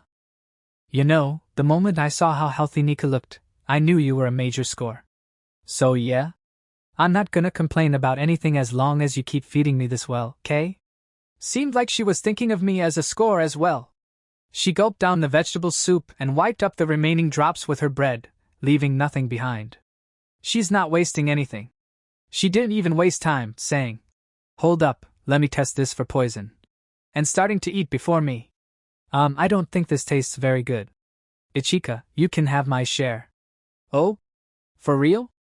I knew I could count on you, my queen Rokuko. I'll follow you for the rest of my life. Rokuko, however, didn't eat her vegetable soup. She must have gotten picky thanks to how good melon rolls taste. In my opinion, the vegetable flavoring in the soup tasted pretty nice. Thank you. So, what are we gonna do now? Just sleep? Yeah, that sounds good to me. You can use the bed if you want, Ichika. Ichika had asked that after getting onto all fours while looking up at me sensually and emphasizing her sizable cleavage, but I ignored her. Why? Ichika tilted her head, as if not understanding what I meant. Ah, right. There's only one bed, so she doesn't know where Rokuko and I will sleep if she gets to bed. I took my futon out of storage and spread it out onto the floor. I'm gonna be sleeping on this. Rokuko, spread out yours too. Okay. Ahaha, sleeping outside feels really exciting, doesn't it? Rokuko took out her futon from storage and spread it out as well. Nika was my Dakimakura, so she didn't need one. Only after both of our futons were ready did the stunned Ichika finally snap out of her shock. Hey, hold up! What's with those crazy good-looking beds? That's the kind of thing super expensive hotels use. I'm hella surprised here. I can't believe you two have beds this good. And what? You two can use storage too? Weren't the scrolls super expensive? Just like you're dead serious about food, I'm dead serious about sleep. Okay. Listen up, whatever you do, don't interrupt my sleep. I'll say it again. No matter what. Do not interrupt my sleep. I emphasized sleep when I said it. Ichika let out an of understanding. Dude, I hella get what you're saying for real. I'll never wake you up unless junk gets really serious. I swear upon my breakfast, boss man. Now that was a vow I could trust. I nodded in satisfaction. We actually did just sleep. What the heck? Ichika left the hotel while murmuring some nonsense to herself. We arrived at the guild and saw that the morning the morning quest board rush was in full effect. It was ridiculously crowded. She came back. In her hand was the quest slip for the Ordinary Cave quest. Fantastic. Seemed like it had just been put out on the day we went. Great timing. Our dungeon may be buff as hell now, but I don't want any adventurers dropping by before I've finished building the inn. The requirements were 2 or more F-rank adventurers and the reward was 1 silver. That's probably the same details as last time, I guess? Oh. Good job, Meat. I rubbed Meat's head, causing her tail to wag. Hey, are you totally sure we're packing enough for a mountain trip? I mean, I know you have storage, but still. I don't really want to use that too much in public, so yeah, I guess preparing a little better would be smart. I handed over 2 silvers to Ichika. Could you buy enough stuff for us with this? For 4 people? For sure. Rococo looked a bit angry to me, so I asked her. What's wrong, Rococo? Isn't the quest reward too cheap? We were able to beat Haku. How can we settle for such a low price? Well, that was 'cause your elder sister kept things on the down low. I was about to say that, but Ichika and Meat came back with the supplies. Master, I got us lunch boxes. I guess we head back now. And so, with our preparations complete, we headed to Tsaya Mountain.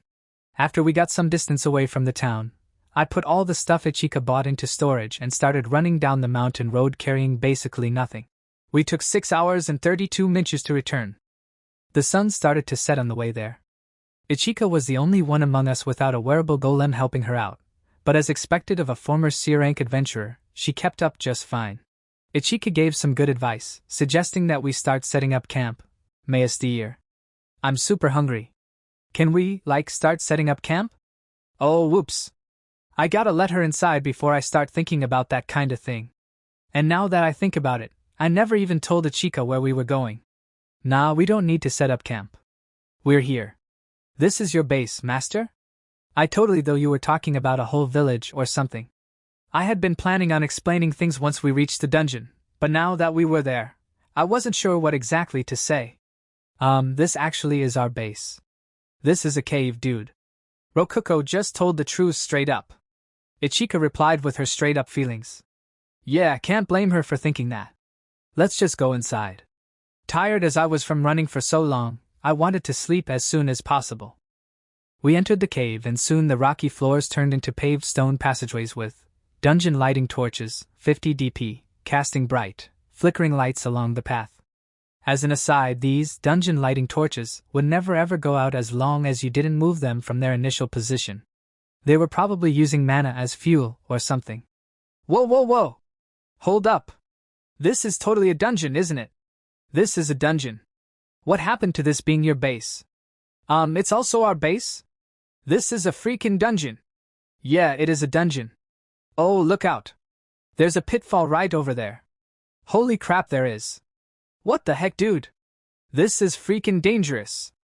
Ichika dodged the pitfall with an exaggerated leap. Ha, holy cow. I used to be a scout and I still didn't notice that pitfall. Wow, Rococo. You sure aren't fazed by these pitfalls. Aren't you G-rank? Well, it's me we're talking about. That's some hella confidence.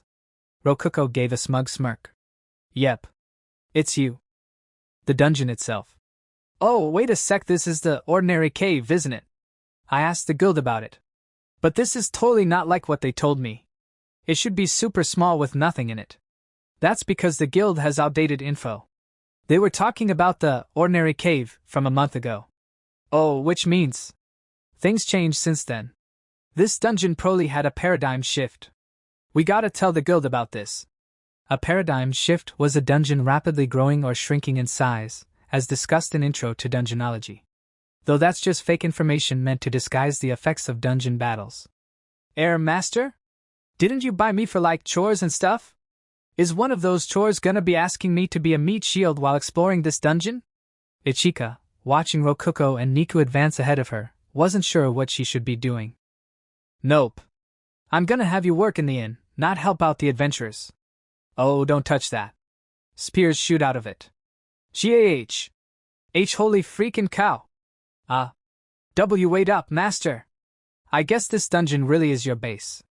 No way would you be moving this fast if you weren't used to the place. Master doesn't lie. Niku was speedily advancing through the dungeon right in front of Ichika. She too had perfectly memorized the location of each trap. Suddenly it hit me that I could probably just ask Rokuko to withdraw us into the master room. I guess all this exercise has tired my brain out a little bit. Hey Rokuko. You can withdraw us, can't you? Sweet, thanks. Take us away to the master room. Eh? Oh, that's right. We don't need to go all the way to the core room. I'll just withdraw us here. What do you mean, withdraw us? My vision was engulfed by a bright light the moment Ichika asked that. My vision blurred and I felt a little floaty. Before long, I was in a familiar old white room. The master room. Our base within Rokuko's true body. I'm so tired. Hey, Kaima. I'm going to just go ahead and sleep right now. I turned just in time to see Rokuko plopping down onto her futon. Wait, no, that's mine. What gives? She has her own futon. What the heck? Where are we? Did we step on a teleportation trap or something? Oh, did I not tell you about this already? I'm this dungeon's core. Hold up, I'm not keeping up with this. You're a dungeon core? You're not a human, Rokuko? Ichika was rubbing her temples. Does this mean Rokuko is a human-type boss monster dungeon core? I've never heard about something like that. Wait, have I? It looked she was thinking about this as hard as she could, using all the knowledge she had. Unfortunately, the knowledge she had was intentionally spread misinformation, so she was basically doomed. I decided to call out to her and help her along. Hey, Ichika. Master, are you a demon king? Where did that come from? And Rokuko is a boss monster dungeon core, a human type one. If you're a demon king, everything makes sense.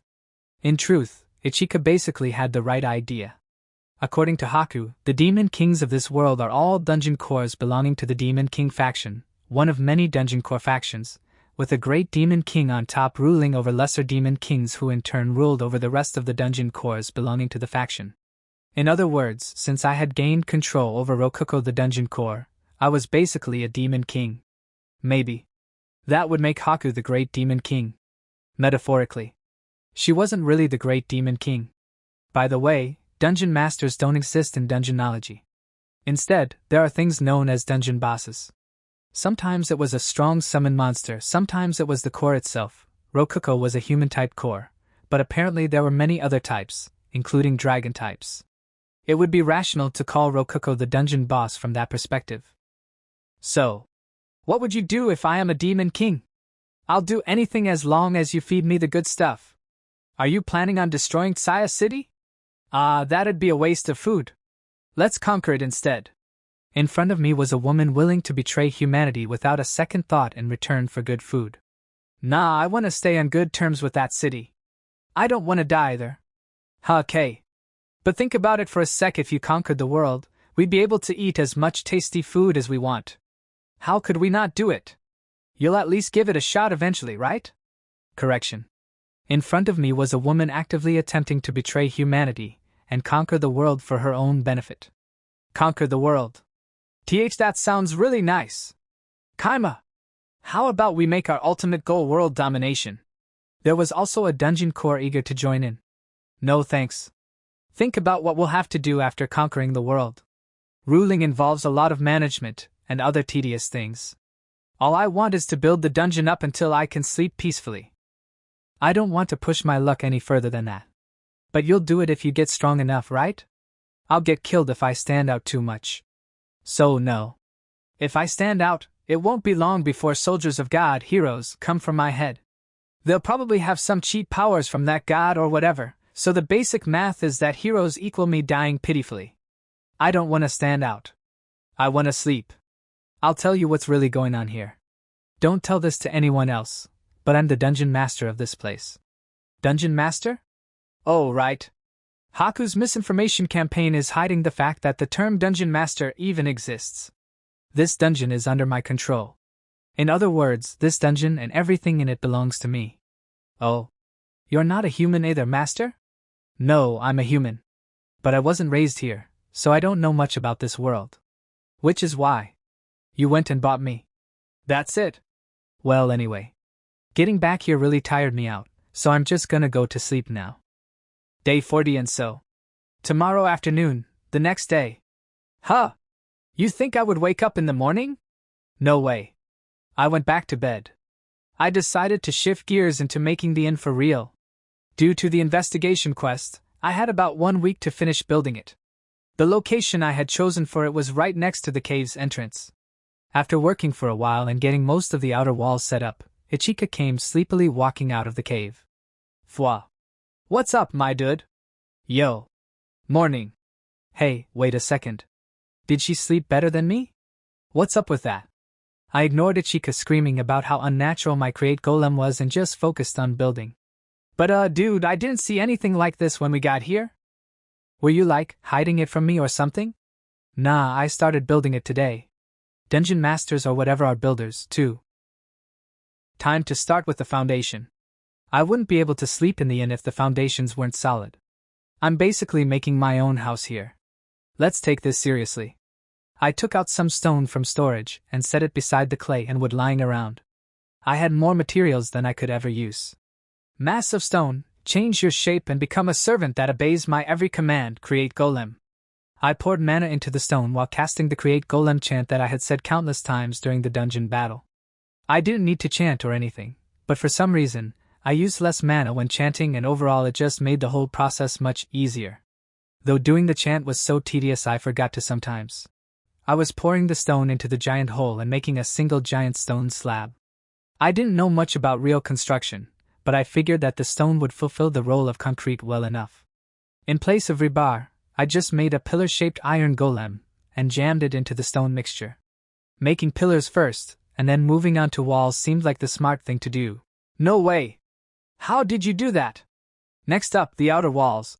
I ignored Ichika's yelling and confusion because explaining all this would be such a drag. Hey Meat, I need some wood. Ready, master. After some time Meat came with some golems and a lot of wood, and of course it surprised Ichika. Again. Now to turn these logs into golems, create golem. And now the golems will just snap together, putting this there looks good, then that goes there, and done. The inn is built, see simple. Ichika's jaw dropped wide open after seeing me complete the inn, in just a couple of hours. We went inside to check out our newly built inn, but Ichika had something on her mind so I asked her. What is it? Master, there isn't a kitchen, and we already built it all. Oh silly girl. I guess we will put it right here then. I removed the entire wall with my hand and it shocked her even more. What the F, master, no way. I heard a stomach growl loudly right after I said that. It wasn't mine. It was Ichika's. All that mind-blowing stuff has left my stomach empty. Oh, it's past noon, I guess it's time to eat. We were sitting on table when Rokuko came. Good morning. Looks like the house is done. It's not morning anymore. Did she also slept longer than me? But dungeon cores didn't need any sleep, what the hell? Oh yeah, there isn't a restroom. This is my first time making a house, so I did miss a lot, well whatever. I'll show you what my true power is. How? I pretended to gather power in my fist and bought a roll set 5 DP. Now that our dungeon was earning 100 DP a day, money was no longer an object. Dungeon points were no longer an object. Anyway. I waved the roll set 5 DP around, flaunting it. What the heck? Is that bread? Hehehe. Niku, my friend. Go ahead and feed her. Understood. Niku ripped the plastic off a curry roll, freeing it. The distinctive, spicy scent of the curry roll and the sweet scent of cooked oil filled the air, stirring my hunger. What the? I can't stop drooling. What kind of bread is MGH? It's a curry roll. It's a little spicy, but it tastes really good. Nika shoved the curry roll into Ichika's mouth as she flailed a little violently. No, this. Nam. Fwa. Oh no, this scent. Is making my brain tingly. Don't hold back. Eat as much as you want. This is Master's gift to you, remember? Nmm, mggh, nam. Nnn, ah. Sh show good. The ishtashtesh, show amashing. Perhaps due to the spiciness or perhaps due to the tasty flavor, Ichika smiled blissfully with teary eyes. For some reason, I was starting to feel kinda weird about the whole situation. I was born to meet this food. For sure. It tasted good, didn't it? Listen to me. If you serve Master well, he'll let you eat a lot of food just as good as this. I will. I'll do anything Master says, anything. So please, more. I knew she'd be happy with the food, but I definitely didn't expect her to go this crazy over it. I'm honestly pretty weirded out. The client this time is Kaima Masuda, a dungeon master summoned from a different world. At first glance, this structure he built is a magnificent inn. But it doesn't have a toilet. I lack various modern appliances in my daily life. But one craftsman stood up to fulfill this small wish. It was Ichika. I was thinking about building an open-air bath for the inn, when Ichika interrupted my chain of thought. Master, I will draw up a revised plan for the house, but what are you doing? I have decided on an inn concept. It didn't have a bathing area.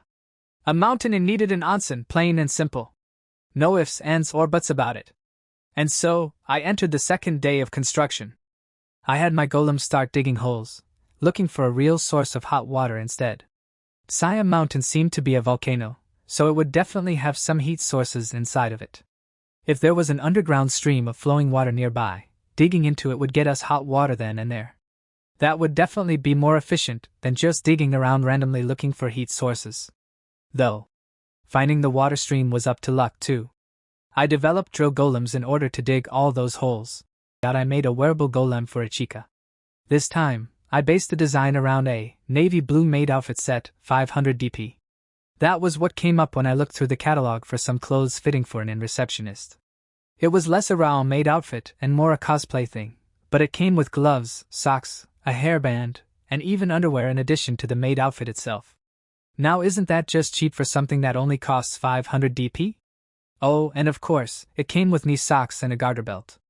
Those two are very important to me and I won't accept any maid outfit without them. Holy cheese balls, this outfit is hella awesome. You're really letting me have this? Yep, be sure to wear it. Ah. That looks really nice. Kaima, give me one of those outfits too. I'm gonna play you off as the owner of the inn, so I'll be making you a dress like the one Haku wears. Yay. Thank you, Kaima. I can't wait. Meet, I'll get you a matching outfit, since you'll be an inn employee too. Start wearing it most of the time from now on. Okay. Oh dude, I've never seen lace panties before. You've got some good taste, master. Ichika went out of her way to spread the underwear apart with her fingers and show it off to me. Sorry, but my tastes lie a little bit lower than that. Right, you're one of those dudes into feet. Back at the market, did you ask for a slave with sexy feet or legs or something? You know, I remember him talking about my feet like that too. Oh huh. Ichika grinned after hearing Rokuko mutter. He, master. Do you want to see me? Put these socks on? What did you just say? She's going right for my weakest point. Clever girl. You know, I'm your slave, master. You don't need to hold back at all. Holy crap. I want to see it. I want to see it right now. So much. I reflexively ended up staring at Ichika's feet, but she noticed something while rubbing the socks and stopped her teasing. Hold up. Why are there magic stones in these clothes? Huh.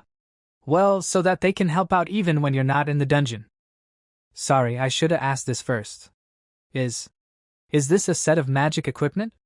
Magic equipment? I had never heard that word before, but apparently it referred to equipment that had special properties activated by pouring mana into it, just like magic blades. This is a rare item. I have never heard of magic stones in the clothing. If it doesn't exist, is it okay to use it so casually? I wondered just then Ichika yelled it actually exists. So after giving her golem clothes I thought of making her a weapon. She told me that she uses kitchen knives as her weapon, so I decided to make her one. I took out a tree branch and an iron ingot bar from my storage, and poured some mana in both, chanting my create golem spell. Ichika watching from the sidelines was dumbfounded as the iron ingot and the tree branch shone brightly fusing together. And done. Well, at least it doesn't require magic to make golems. It's a golem. That's out of the ordinary, 2. Moreover, it's a magic blade. Originally, create golem makes a humanoid golem. You can't make weapons with it, master. The same goes for your magic. Master's magic is already in the realm of the gods. No, you are a god, master. After Ichika say that, I asked the two ladies standing beside me, is that so? What do you two think? But before they could say anything, Ichika gave me a suggestion. As expected, create golem isn't a good name for it. What if you give it another name, master? Should I not use this maker magic then?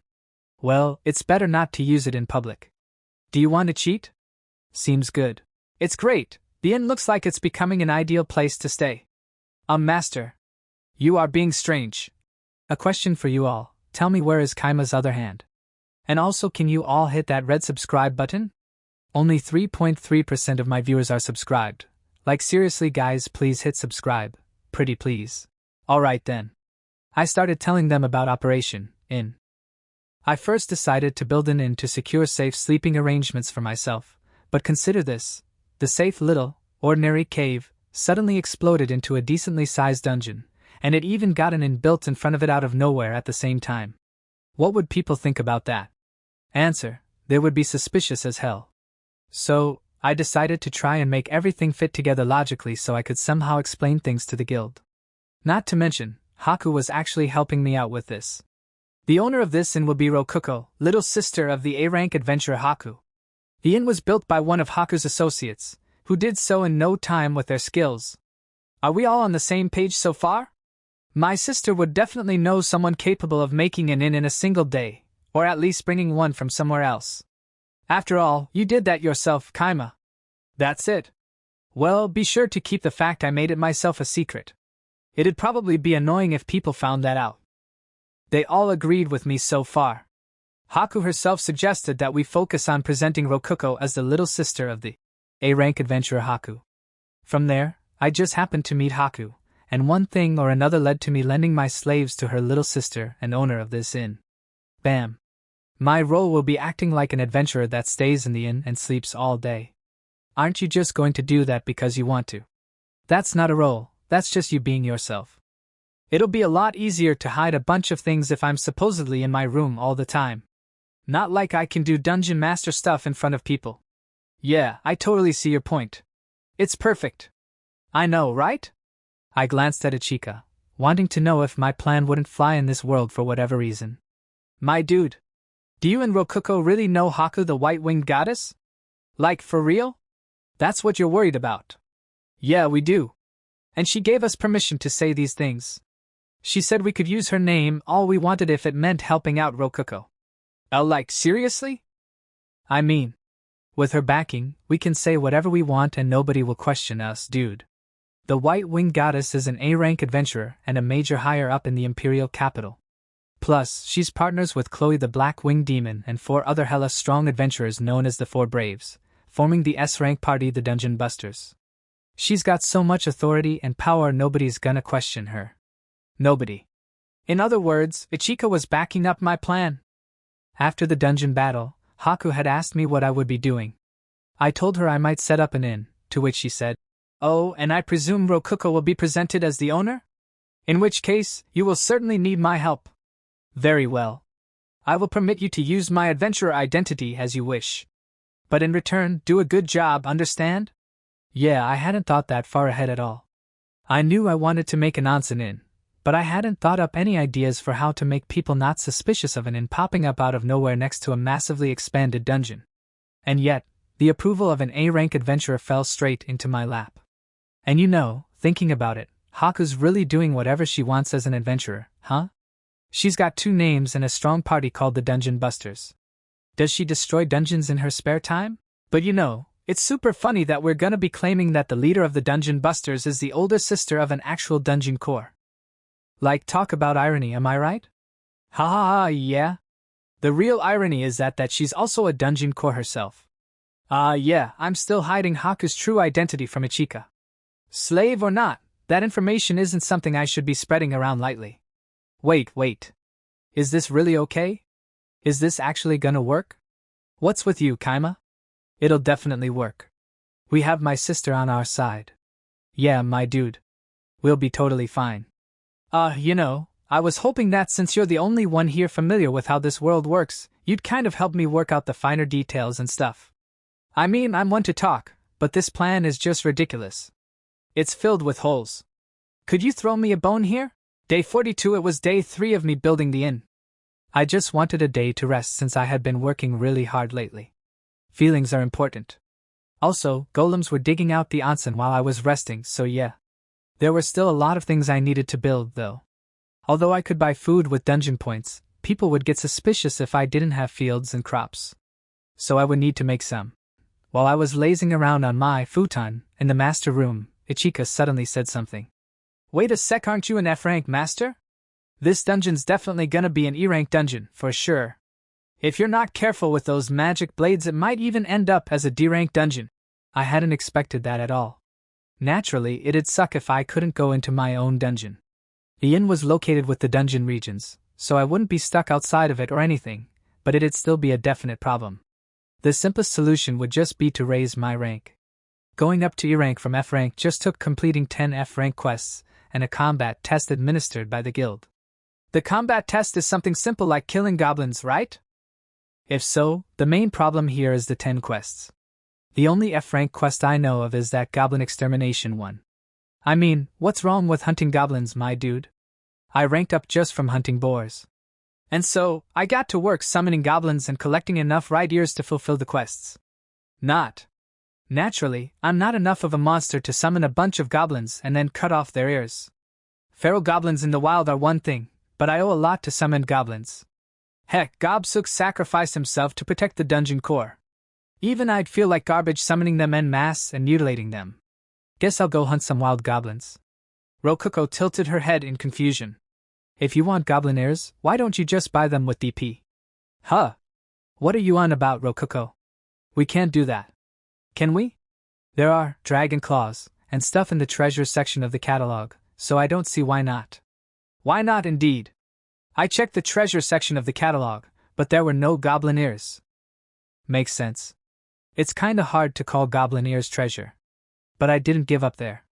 I checked the other sections and found right goblin ears under the materials section. Right goblin ears. 1 for 6 DP. 5 for 30 DP, which would earn us 30 coppers. They cost just as much as the quest's reward. The whole point is to encourage adventurers to take care of goblins herding crops, after all. But whatever. This is fine. I care more about my time than that. The quest says to bring ears, and that's it. I'm not breaking any rules here. Anyway, we have the stuff to get up to E rank now. I'll ask about what we need to do to rank up again just in case our dungeon ends up being restricted to D ranks and above. Ichika, do you remember what we need to do to go from E rank to D rank? I think it was 100 total quests done and a combat test at the guild. They'll want to see how good you are at fighting other humans. No need to sweat that though. You and Meat would crush that junk, trust me. Dunno about Rokuko, though. Fighting other humans, huh? I might need a backup plan for that. If I can teach our wearable golems the combat techniques Ichika's built up over the years, we should be able to power up fast and hard. Even Rokuko would be able to take care of herself in a fight. Ichika, would you mind helping me train? And by that I mean, help train Meat. What about you, Master? I'll be watching. That's a very important job, you know. It really was important for me to watch their movements through the dungeon monitor to record them, and then teach the golems the same moves through repetition. I wanted to make more human-like golems in the shape of mannequins that would be useful sparring partners. There would be no downsides to doing so. Day 43, day 4 of constructing the inn. It was already mostly complete, and I had already made one of the rooms mine. The onsen was the only thing left, more or less. I had enough wood to finish that on my own, so I had Ichika and Meat spar in the meantime. Meat was in her wearable golem Mark II, whereas Ichika was in her maid outfit golem. For weapons, I had prepared them wooden versions of their normal weapons. The wooden weapons were blades in shape only. Whoa, holy cow! What's with these clothes? I'm not using my muscles at all, but I feel hella strong. Wow, I guess this is Meat's secret. I'll definitely be able to pull off some crazy tricks with these babies. I want to try out a lot of moves today for Master's sake. My job was to watch them spar. Or more accurately, to open up the dungeon monitor and film them. I had put my wearable golem on a much more human-shaped mannequin golem. By having it repeat what was happening on screen, it would master the perfect moves for assisting me and thereby become the first truly complete wearable golem. This was a lot easier than what I did before, since I didn't have to teach it the motions myself. If it were a robot, I would have to program in detail the exact angle to move my legs, arms, and so on. No thanks. In any case, it was very convenient that my party rank would go up without doing anything if my party members were strong enough. Very convenient, very nice. I didn't even want to be an adventurer in the first place. I just wanted to have a nice time and sleep all day. And yet I get the feeling I've been working all the time lately. What's up with that? Well, no more. It's time for me to buckle down and get to snoozing. I dove into the futon, spread out on the floor of my inn room while still recording Meat and Ichika sparring. This is my room on the 3rd floor of the inn. The wall is 3 times thicker than normal, so it's perfectly soundproof. The bed is also the best kind that can be obtained with DP. This is the best sleeping environment I can make right now. My bed, it must be like this. Now finally I can sleep in peace. Kaima, or not. Just as I was about to jump in my bed, Rokoko came running, yelling my name. Kaima! We finally hit an underground water source. And it's warm. I try to sleep. And this is what I get? I mean, I'm not gonna complain about finding water for the onsen, but come on. Alright. I'll start connecting it to the bath and all that, I guess. It's clear. It doesn't smell, and it's pretty dang warm too.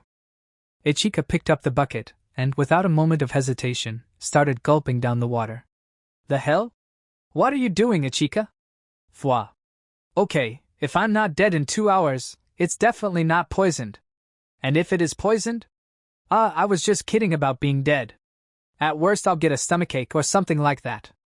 And 2 hours later she was still totally fine. The water wasn't poisoned or anything. Phew. I really hadn't expected her to just drink it out of nowhere like that. Seriously. And so, with the onsen complete, so too was the inn. A stepping massage. Obviously enough, that was a massage performed with feet. Normally it would be done by kids who needed to use their full body weight to put a satisfying amount of pressure on someone else's body. Parents often requested that their children give them such a massage. The execution was simple. You put your foot on the person and step down using your body weight. The end. That's right. You step on someone. With your feet. I mean, obviously, stepping on someone means using your feet. That's just how language works. And to someone with a foot fetish like me, that's the best massage I could ask for. Oh, this feels so good. Meat drilled her toes into my back as if digging into it while rubbing her heel against me. I'm being stepped on while laying down. Sweet mother of God, I feel like my dreams have all come true. Hiya. Hiya. Oh yeah, that's it. Being stomped on feels good too. The bottom of her feet gently stomped on my hips. Fwa. Her feet rhythmically hitting my back is making me really tired. Day 44 I woke up and found that I was using meat as a dakimakura just like always, thanks in part to the distinctive sweet scent of a girl. Good morning. Since the ordinary cave request time limit has reached, I prepared a perfect substitute report, and we came to the guild, and behind the counter sat the usual receptionist. Man, this lady sure works pretty hard, huh? Hello? It's been 1 week, I believe. How was the ordinary cave? Before we get to that, I'd like you to take care of these first. I gave her the 45 goblin ears that I had bought with DP. I heard from Ichika that I could take the rank up test after turning this many ears in. Goblin ears HM. Well, they all seem fine to me. But still, this is quite a lot of ears to hunt in only a week. Did you find a colony of goblins near Tsaya Mountain? Something like that. Truth is, we got all of these in the ordinary cave. Is that so? Would you mind telling me more? The receptionist, sensing that there was more to our story, stood up and gestured for us to come behind the counter. All right. Time to shill our dungeon. We were guided to the guildmaster's room. Yeah, we are bringing some serious info here. Makes sense we tell it to him directly. Within the room was the old buff dude. The guildmaster. The receptionist remained standing in the doorway entirely, as if blocking off our means of escape. So, what happened at the ordinary cave? Take a look at this. I showed the guildmaster a magic, golem, blade and 2 mana potions. In other words, loot from my dungeon that was good enough to sell. And not only that, but loot valuable enough to be a huge find in a small dungeon. To say nothing of the magic blade, even mana potions were a full silver each. I found it in the ordinary cave. Really now? I thought that dungeon only had one room. One room? That's crazy talk. There were tons of rooms, and even some staircases. I got this sword in one of those rooms. There were golems all over the place, so I got out of there. I figured I had gotten a good enough look at the place. He took it and held it at various angles, investigating it. This doesn't seem to be a normal old iron sword. Wait, it has a magic stone inside of it. This is a magic blade. It sharpens when you pour mana into it. Oh ho, that makes it a low-rank magic blade. But still, a magic blade nonetheless. There's also an inn by the dungeon. An inn? Why the hell was there an inn there? The guildmaster furrowed his brows, baffled by what I had said. Yeah, it is pretty unbelievable. Basically as unrealistic as you can get. But this is where persuasion comes in. Does it matter why? Haku had an associate of hers build it. It's probably pointless for us to try and think about why she'd do that. You've got a point. Who knows what the hell that woman is thinking? She made it clear that the ordinary cave was not to be touched, but yeah, thinking about this is a waste of time. Which means all we gotta do is take your word for all this and figure out what to do with the dungeon. Sure. The guildmaster closed his eyes and nodded. Nice. Persuasion really worked. Well, a lot happened and now I'm actually gonna be working at that inn. I'm gonna be using it as my base of operations from now on. Alright. But the moment I thought that and let my guard down, the guildmaster continued speaking. Guess I'll put a branch office of the Tsai Adventurers Guild there. Huh? A branch office? What do you mean? I meant what I said. If that dungeon really did grow, adventurers are gonna be crawling all over it. Things will go a lot more smoothly if we have an office there. Especially if there's also an inn there. Well, yeah, that's true. A town might spring up around that dungeon depending on what it's like. We're gonna have to investigate this further. Which means another quest. You can take it if you want. A town? This is serious. I didn't plan on anything that big happening. If too many people come to the dungeon, I won't be able to make golems do all the farming. Crap. Can I grow crops inside of the dungeon? And it'll be a lot harder to use special golems like the one I used to carry us here. My thoughts were interrupted by the receptionist bringing back our guild cards. He had said we'd be ranked up after they checked out the dungeon, but our cards already had E rank on them. But that was the least of our problems. I said some half-assed goodbyes and left the guild. Things might not go so well for us here. Let's get back to base. I named the inn the Dancing Doll Inn. That name would provide cover if anyone stumbles upon the golems farming the nearby fields. We could just claim that Rokuko, the owner, was a golem user and the inn was named in her honor. And that wouldn't be a lie either since the golems do obey her orders. I was planning on buying a Create Golem scroll for her when I had the spare DP for it, too. I'd just have to give them armbands or something that signified that they worked for our inn. Ha! The dungeon also had some hurried organization. As advertised to the guild, I made so the magic sword can be obtained. Since the boss monster wasn't made yet, it will be a problem if they reach to the 5th layer. However, if they don't find a magic sword then nobody will come. That's a problem. So on the 2nd floor I made a magic sword trial room. As soon as the sword is pulled, the exit is closed. To leave the room you must return it to the pedestal. With this, we can earn time while showing the sword's appeal. And the adventurer has just come, our first pair of customers. It was a pair of 2 men. I took up camp in my room and watched them through the monitor. They get a C rank and D rank meal, respectively. The C rank meal is a steak set 10 DP, while the D rank meal is a beef stew set 6 DP. By the way, the food was basically as good as the stuff you'd find in an average restaurant. What kind of meat is it? Probably boar meat. Whoa. This bread is really fluffy and sweet. It looks pretty white too. This bread's crazy good. So, about your brown soup. Hold on to your pants, but that's some real beef stew. What? Beef as in like from cows? Seriously? Was there some celebration recently or what? You usually don't eat beef unless you're celebrating something or retiring an old cow. That steak you've got is beef too. And since we're still not getting too many visitors, or more like since you two are our first customers, I gave you an especially thick one as a treat.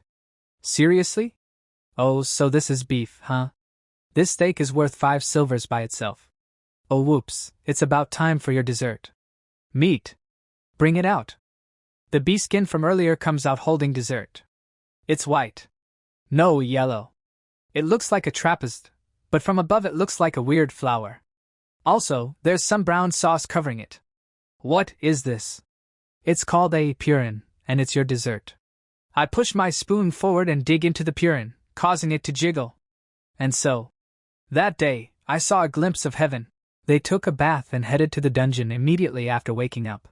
In any case, thanks to them, we had earned 7 silvers, 1 copper coin, and 125 DP.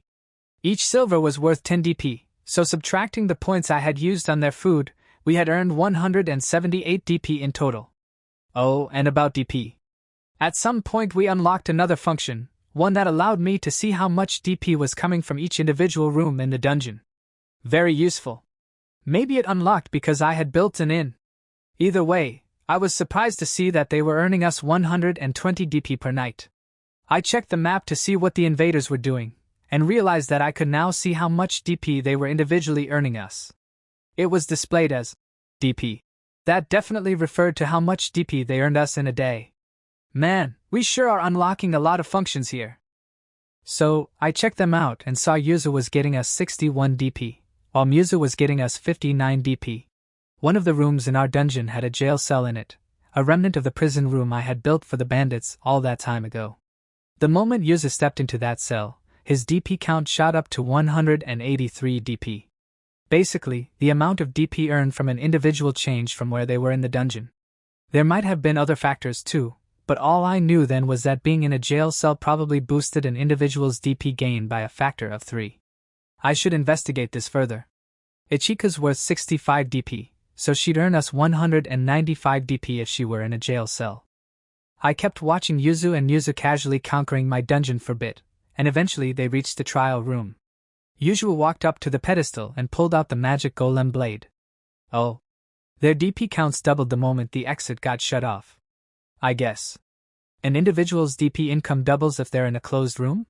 Maybe I should make an extra floor of the dungeon and call it like a training area to put locks on the door. Wait, no?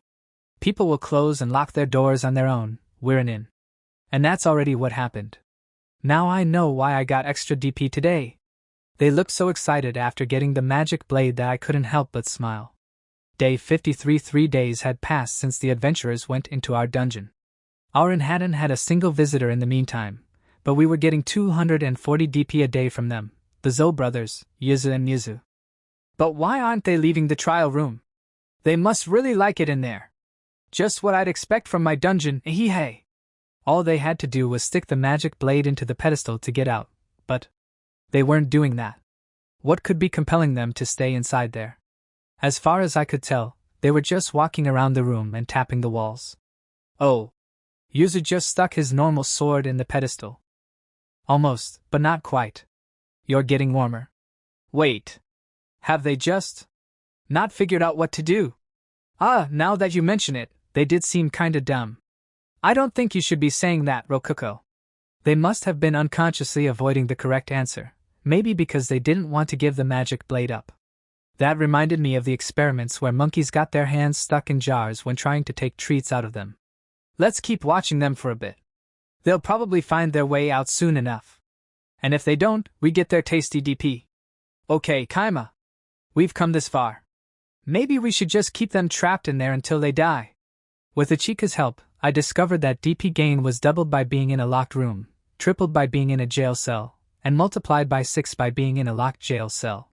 In that last case, however, just being in the cell steadily tired her out. Maybe because DP was being squeezed out of her? I didn't know jail cells had that kind of power.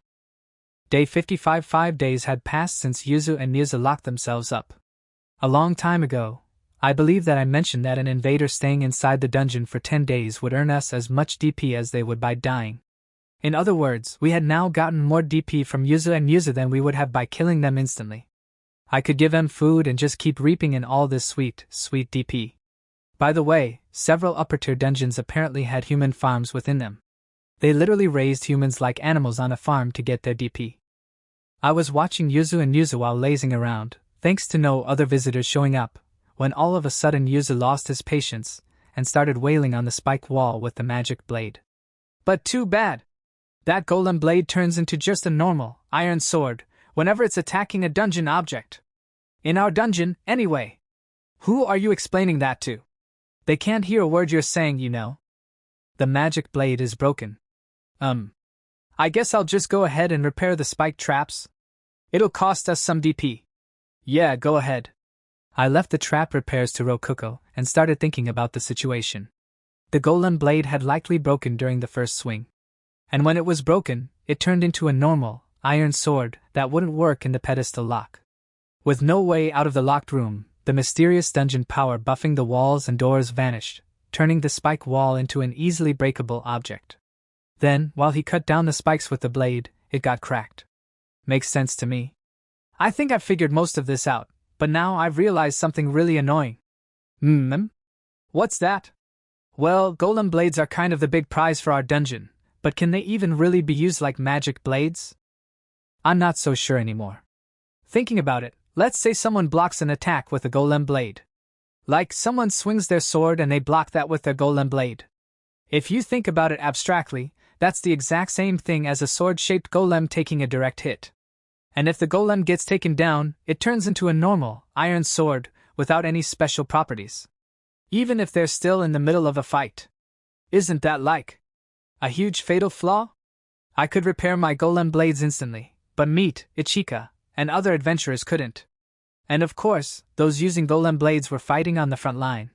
Which meant that it was very likely that their golem blades would break while fighting. Yeah. I'm gonna need to fix this somehow. Oh, and I'll make the trap unlock if Yuza or Musa put the magic blade back into the pedestal, broken or not. Owner! There's a visitor here for ya. Huh? They're here for Rokuko, not the inn. Eh? Yeah, okay. I am the owner, right? Here I GGG go. Stop. You're not going anywhere like that. Eh? Here, let me take care of this. Rokuko was nervous to the point of shaking, so I decided to tag along with her. But that wouldn't be enough, so I had her temporarily restore my absolute authority. I then ordered her to calm down, smile while next to me, nod if I said, "What do you think, owner?" Shake her head if I said, "Well, owner?" And to say, "Indeed," if I shifted the conversation to her any other way. Hey, don't get mad at me. I need her to calm down, and this is the only way I know how. We went to the front after Ichika called us again, and there we saw the receptionist who was always behind the guild's counter. She had a huge backpack on her back. Judging by how easily she was carrying it, there was either something special about that backpack, or she was just really strong. "You are the owner? It's very nice to meet." The receptionist was clearly treating us differently than she did at the guild, a sign that she understood we were in different positions now. Anyway, to summarize what the receptionist said, I came to build the guild branch office. There's space in front of your inn, so I'll build it there. But it'll be under construction for a while, so lend me your bathroom. And your food too. Oh, and the guild will pay you for all this. You can just charge me what you would any other visitor. That was it, more or less. She must have been talking about the branch office the guild master brought up. Her staying in our inn wouldn't be a problem at all. Oh, and there is a personal quest that the guild would like to offer to your party, Kaima. Several days ago, the guild put up a quest to investigate this dungeon. We're in the process of determining a new name for it, but in any case, 2 adventurers accepted it and left for this ordinary cave. They never returned. Ah, that must be Yuzu and Muzu. They're sleeping in the trial room right now. They're C-rank adventurers, and thus I believe they are fairly used to exploring dangerous dungeons. That they have not returned leads us to believe that this might be quite a difficult dungeon. I see. So? We would like to know if you would like to take over the quest for them, as you have explored the dungeon and lived. If they are alive, we would also like you to attempt to rescue the missing adventurers. Though, it's quite unlikely that they have survived in the dungeon for this long. Naturally, I couldn't just tell her that they were still alive. They couldn't let E-rank adventurers just waltz willy-nilly into a dungeon that C-rank adventurers had gone missing inside of. They need me to go inside and come back alive again before they'd assign it as a limited C-rank dungeon, rather than a full-on C-rank dungeon. I had no reason to refuse the quest. Or rather, I was an E-rank adventurer, so I had to take it if I didn't want to get locked out of my own dungeon. We took the quest. I told the receptionist we'd be taking it, and started to prepare to go into the dungeon. Or at least, I pretended to. Obviously. We had a map and I was the dungeon master. We didn't really need to prepare at all. Fwa! Ah, that was really rough. Good work, Kaima. You too, Rokuko. Why don't you ask me to give you a massage later? She's pretty good. Good idea. I'll have to borrow her from you. Have you used your 10,000 DP yet? Not yet. I was thinking about using it on the gacha again, but I'm not sure if I should roll the 1000 DP gacha 10 times or roll the 10,000 DP gacha once. What's gacha? That word sounds totally rad somehow. Care to drop the deets on me? Oh right. Ichika ended up super in debt after gambling too much. I forgot about that. She's not just a big food lover. If I let her play the gacha as much as she wants, she'd probably use up all our DP in a single day. You're right. Pulling the 10,000 DP gacha would be way more exciting. Right. If you're gonna do it, you've gotta do it all at once. It took exactly one 30-second conversation for Rokuko to decide on how she should use her DP. Seriously? Like that's good enough for you. I mean, I said you could do what you want with it, but come on. Oh well. Okay, let's do it. 10,000 DP gacha, guh. Hey, hold up. Don't do that in my room. Do it in the master room. What if something huge like a dragon comes out and destroys the inn? I yelled, but it was too late. Rokuko had already used up all her DP. A magic circle glowed into existence with a hum along the floor. Hey? Hello? That magic circle's as big as the whole room. Isn't that a problem? Oh, I knew the 10,000 DP gacha would be fancy. Please don't be big, please don't be big. I prayed that the inn I had spent so much effort on wouldn't be destroyed. Meanwhile, Ichika and Rokuko were squealing in excitement. Me, bless her heart, was standing protectively in front of me. Dragoon. Dragoon. You can roll dragons too? We're eating steak tonight, my dudes. I won't let you eat him. I mean, his tail will grow back even if we cut it off, so. What? No. The magic circle began to shrink while spinning rapidly. Eventually, it was small enough to fit within the room. Whoa, it's getting small. What's up with that? The circle was getting even smaller. I patted my chest in relief. Nothing that size would destroy the inn. But then, it got even smaller. Yeah. It's pretty small now. Yeah. I'll be able to hold whatever gets summoned in my own arms. Oh. Is this a miss? Is this what you call the bad roll? Rokuko and Ichika were steadily losing their enthusiasm. Meat still stood in front of me without letting her guard down at all. And so, the magic circle disappeared, leaving behind a palm-sized box. What's this? Only one way to find out, eh? Let's open it, Rokuko. Come on. Oh, okay. Rokuko timidly opened the box. Within it was a single egg and nothing more. A pretty small egg, at that. This is an egg, right? Want to fry it? I bet it'd taste super fab, maybe. No way. But, what is this anyway? I can't tell, but it's definitely something amazing. For sure. So, what is it? Did it come with a manual? Maybe it'll hatch if we heat it up. Sounds good to me. But, you spent 10,000 DP on this thing, so don't break it. Alright. Although she had spent all her DP on it, the day ended without us learning exactly what it was. We decided to just heat it in the onsen water for a bit. Though to make sure we didn't kill whatever was inside, we did so under a managed pace, as if using an incubator. Oh fire, rise up and… just explode or something. Fireball. Ah crap. That chant was pretty half-assed, so I lost a ton of mana. I actually felt a chill run down my spine. A fireball poofed into the air and slowly floated towards the spike traps. Master, that fireball is giving me hella bad vibes. I'm thinking we should back the heck up ASAP. Yeah? Ichika pulled me away and we waited together for the fireball to hit the spike trap. The moment it did, it exploded with impressive force, filling the air with blinding light. But the spike trap was just fine. Alright, it didn't break. Good job, spike trap, that was close.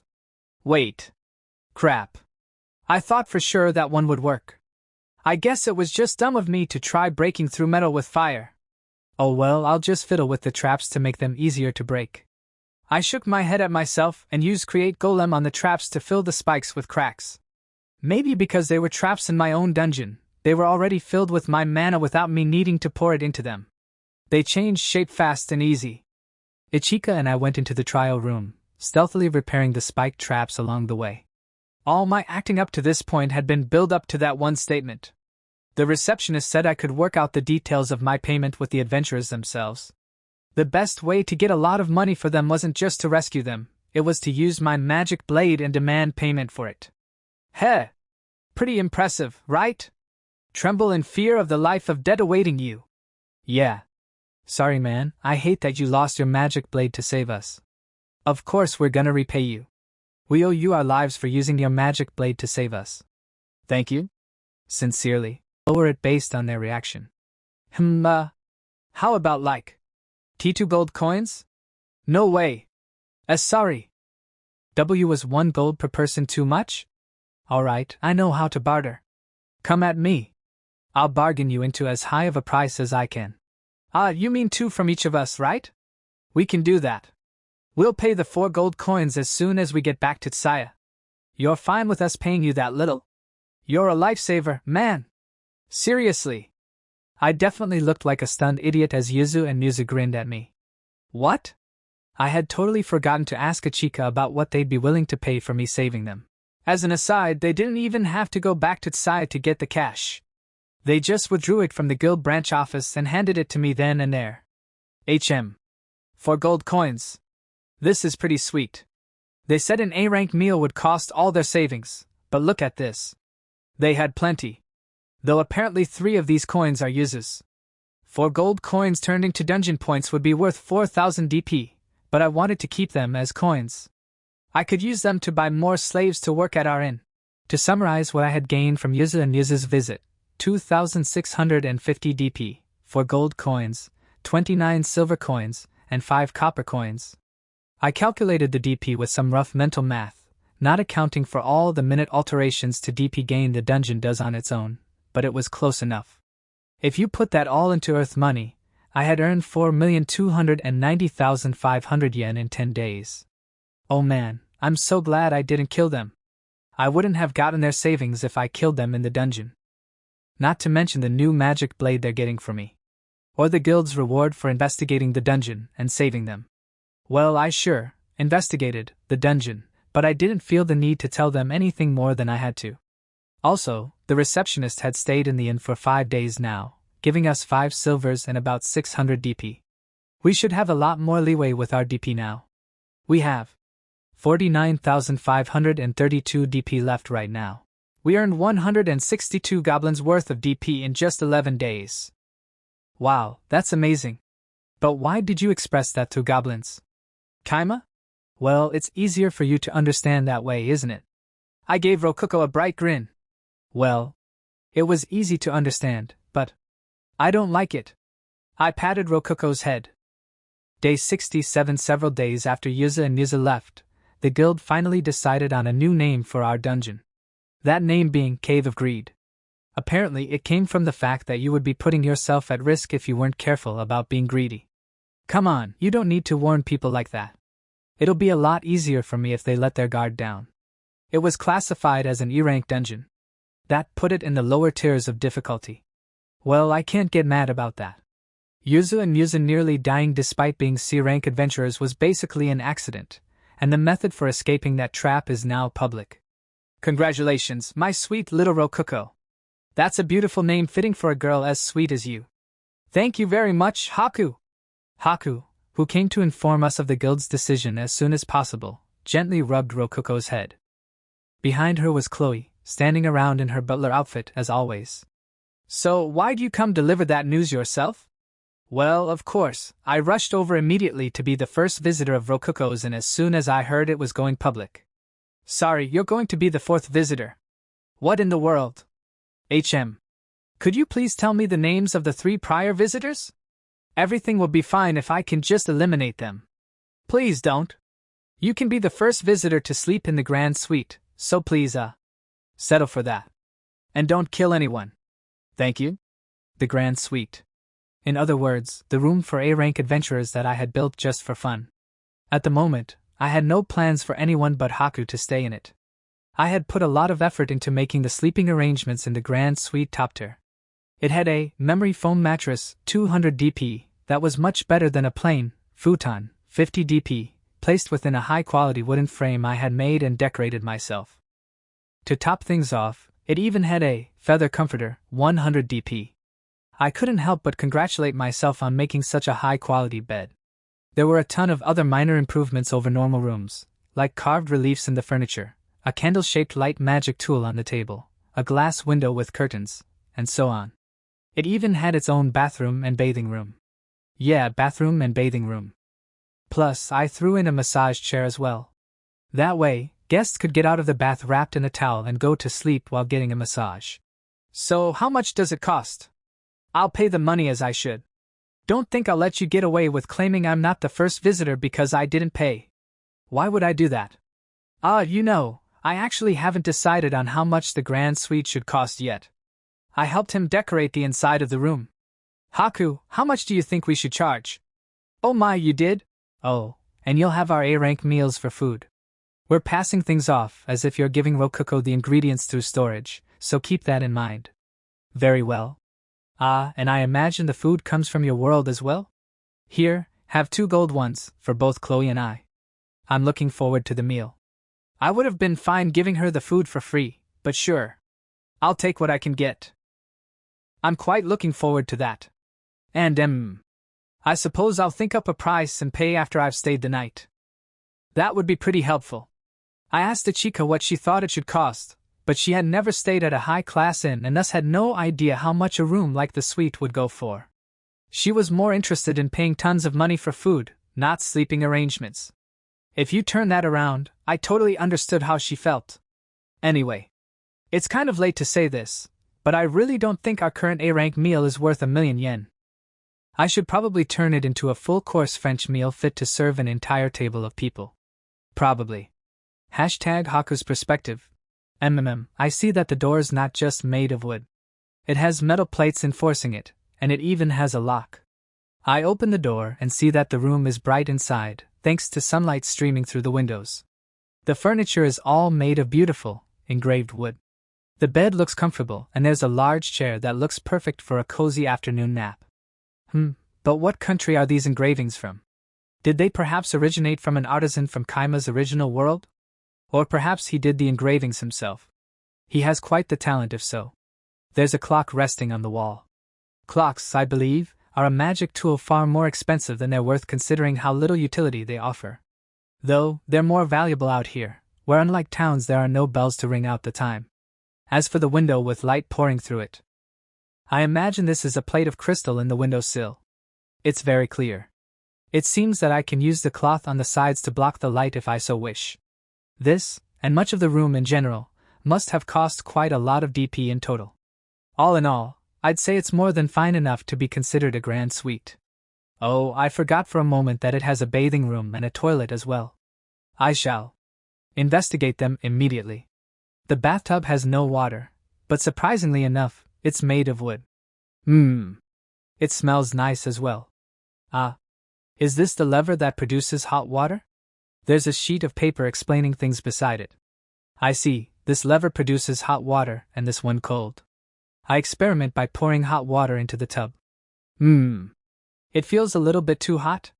The idea must be to pour out cold water at the same time. What do you think, Chloe? This is quite an excellent room. At the very least, it's superior to any grand suite we've stayed at in the Holy Kingdom. The quality of this room is surprising even to me. I sat down on the chair and decided what to do next from there. This is quite a comfortable chair, I like it. My lady, it says here that the chair you're sitting in is a magic tool known as a massage chair. It seems that it will give you a massage if you put a copper coin into it. Really now? I shall try that out. I ask Chloe to put a copper coin into the chair, and once she does, it starts to shake. WH, what in the world is this? Foi! My lady? Are you alright? I am fine. This is amazing. Fwa, it feels so good. I feel like just falling asleep now, as I am. I spend a lot of time finishing up work so I could come here, so. I wake up and see that Chloe covered me with a blanket as I slept. This blanket is quite soft. It's not very thick, but it still feels nice and warm. I must ask them to lend this chair to me. I imagine it will cost at least 10 gold pieces. I have never seen a magical tool like this before. In which case, it must be fairly valuable. Surely it's worth no more than 50 gold pieces. If you've grown that fond of it, why not investigate it yourself to try and make your own? That's quite a good idea. But since I took a nap, I'm now in the mood for supper. I hope it's not too late for it. Either way, I believe I just have to push this button and wait for them. The button has a simple cover over it so as to prevent accidental pressing. I put that aside and press the button. Immediately, I hear the sound of two pieces of metal vibrating against each other outside of the room. I wonder how this works. Is this thing in the inn's options as well? After a brief wait of only 3 minutes, someone knocks on my door. That was quite fast. I suppose they're using DP for the food as well then. Sister, I brought you your food. Please come in, Rokuko.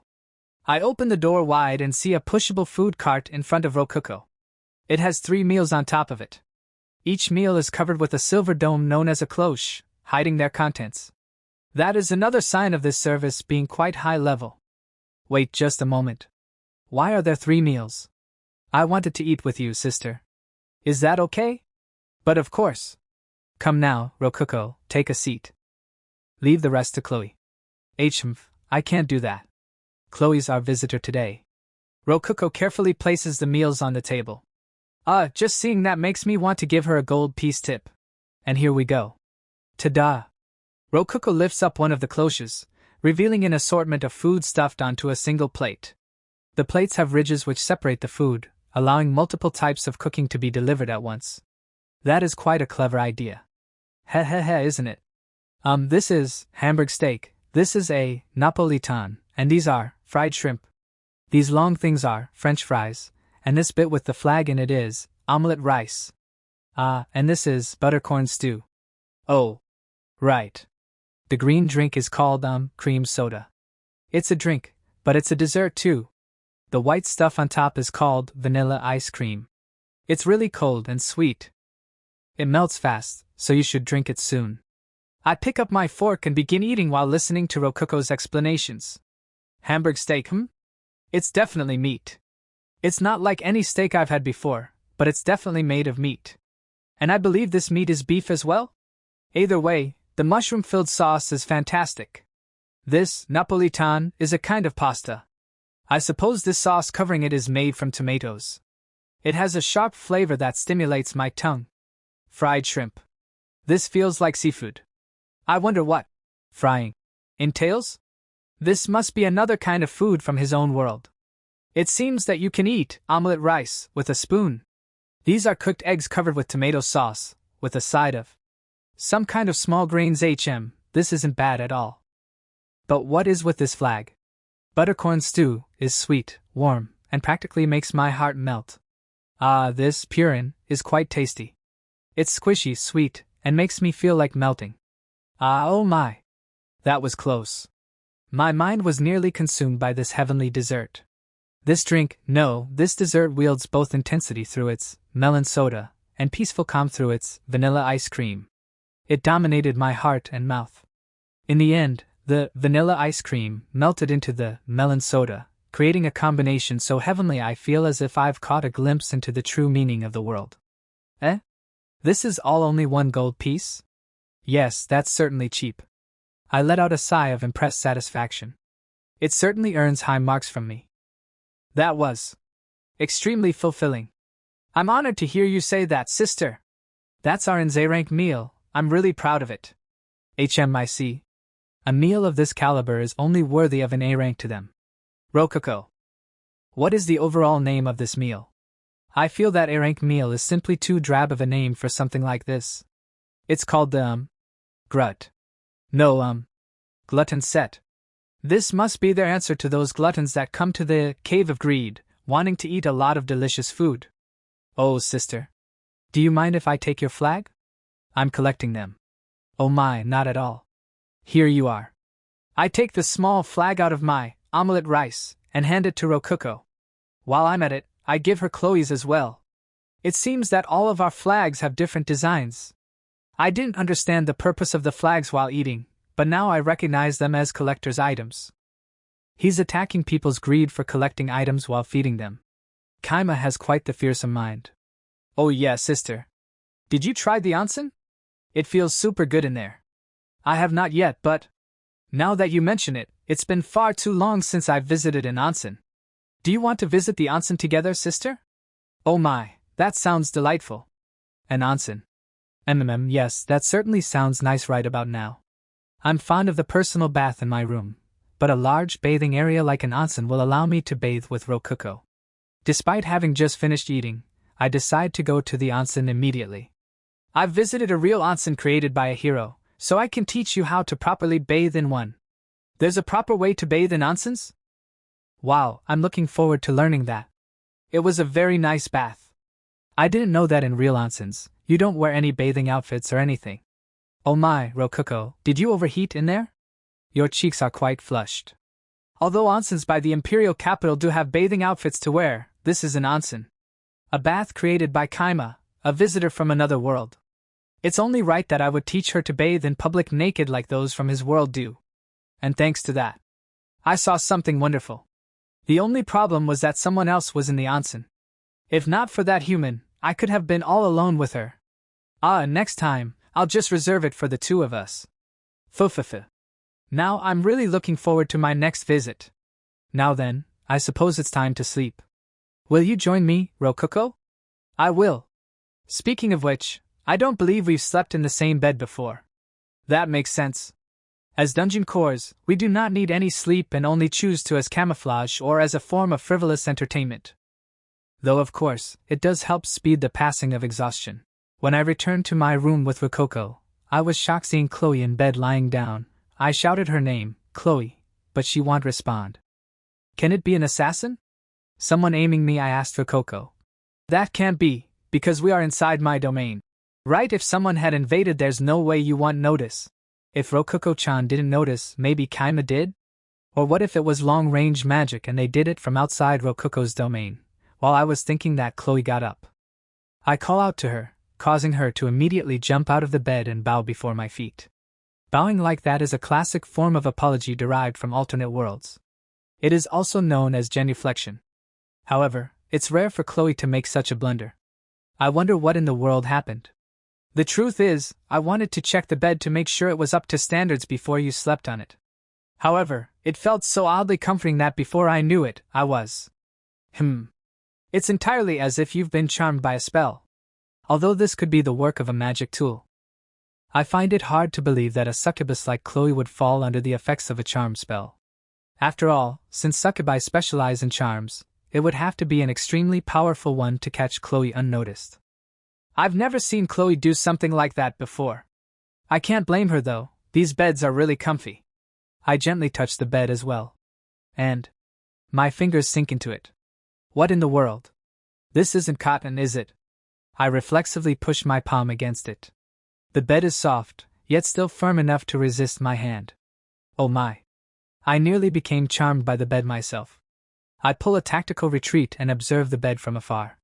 The frame is made of tastefully decorated wood, which would no doubt make it a valuable luxury item. I'll have to try making one of these blankets myself after returning home. I can certainly understand how Chloe was taken off guard by this bed. Succubi, given their nature, can get quite invested in beds and such. Sister, it'll be hot with both of us in bed, so let's use this thinner blanket instead. Rokuko picks up the thin blanket on the massage chair and brings it over. She seems quite used to doing that. Kaima hasn't laid his hands on her, has he? He better not have. Over here, sister. Rokuko gets on one side of the bed and, leaving plenty of empty space for me, pats the other side. I feel a happiness that's difficult to describe right now. A trembling happiness that feels as if it's filling my entire body. I get into the bed as invited and, like a pair of happy sisters, I do think we truly are a pair of happy sisters, but in any case, like a pair of happy sisters, we nestle together and fall into a blissful sleep. The comfortable bed is nice, but that's not important to me. What I truly care about is the fact I'm sleeping together with Rokuko. Dungeon cores don't need actual sleep. But even with that aside, up until now, Rokuko hasn't had the leeway necessary to do things such as sleep. I myself had forced her to live in dangerous, rough conditions in order to hide from the soldiers of God. Just cause or not, I cannot help but feel guilt and regret over what I've put her through. With that in mind, perhaps I should feel grateful for Kaima. Or at least right now. If he makes Rokuko unhappy for any reason, I will never forgive him. But in any case, this experience is certainly worth 100 gold coins. Day 68 #Kaima's perspective. 25 gold pieces. No question. Haku gave me a small bag packed with gold pieces first thing in the morning. What? That is how much a night's stay in your suite is worth. 25 gold pieces per person, and thus 50 gold pieces for 2 people. A copper piece was equivalent to about 100 yen. So 100 of those would be worth 10,000 yen, or 1 silver piece. Now taking it a step further, 100 of those would be worth 1 million yen, or 1 gold piece. And she just gave me 50 gold pieces. In other words, 50 million yen. I had definitely delivered Haku's food through Rokuko with instructions to get in the onsen together with her in hopes of boosting the price as much as possible, but 50 million yen for a single night's stay was more than I had ever imagined. And on top of that, Haku put another 13 gold pieces on the counter. And as for the food, 1 gold piece is simply too little for a meal of that caliber. I know the special circumstances under which you are acquiring the food, but normal inns would charge around 10 gold pieces for such a meal. You should raise the price to 5 gold pieces at the least. Here is my payment for our meals, splitting the difference, with Rokuko's included. 5 million yen per meal? A child's deluxe lunch, 10 DP, and cream soda, 8 DP, is worth 5 million yen. Inflation is a hell of a drug. Economically speaking, I'm making over 99% net profit from this. I mean, I definitely want to earn as much as I can from this, but I kind of feel like I'm ripping people off. Like, sure, it's deluxe, but I literally fed a child's lunch to Haku, and she's paying this much for it. Ichika also said that the meal would be worth 5 gold coins, but it just... Honestly, I feel like this is a bit much. Are you suggesting that you cannot trust my opinion? It seems you do not fully agree with me, so I will explain my reasoning in more detail. However, she was kind enough to elaborate for me. Alright. Sorry. First of all, I assume that you attempted to match the price to how much DP you spent on the food. However, the resulting price feels lacking and inconsiderate of such costs as transportation and labor. For example, cherries were apparently fruits grown in a distant eastern country called Wakoku. A single one of them would cost 50 silvers in Saya. They rotted quickly, so fresh cherries had to be stored in storage. And the only adventurers with storage going back and forth between Saya and Wakoku were generally A-rank adventurers. Sending an A-rank adventurer that far on a delivery quest would run you up 5 gold pieces at least. To make up for that, you would buy in bulk, and subtracting the cost of the cherries you ended up with 50 silvers per cherry. Makes sense. I never considered that until she brought it up.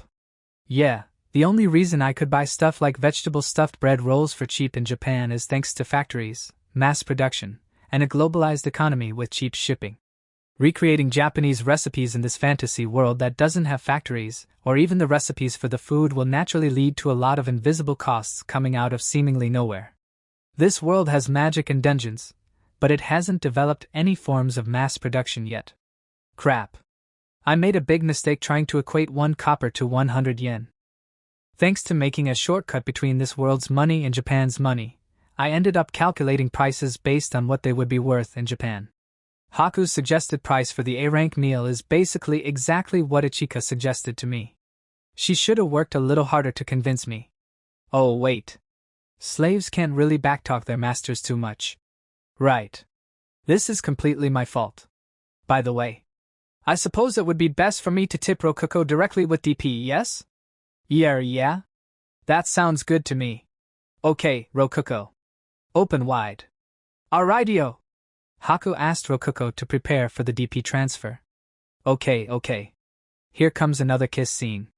Or so I thought, but then Haku thrust her finger into Rokuko's mouth. Come now, don't pull away.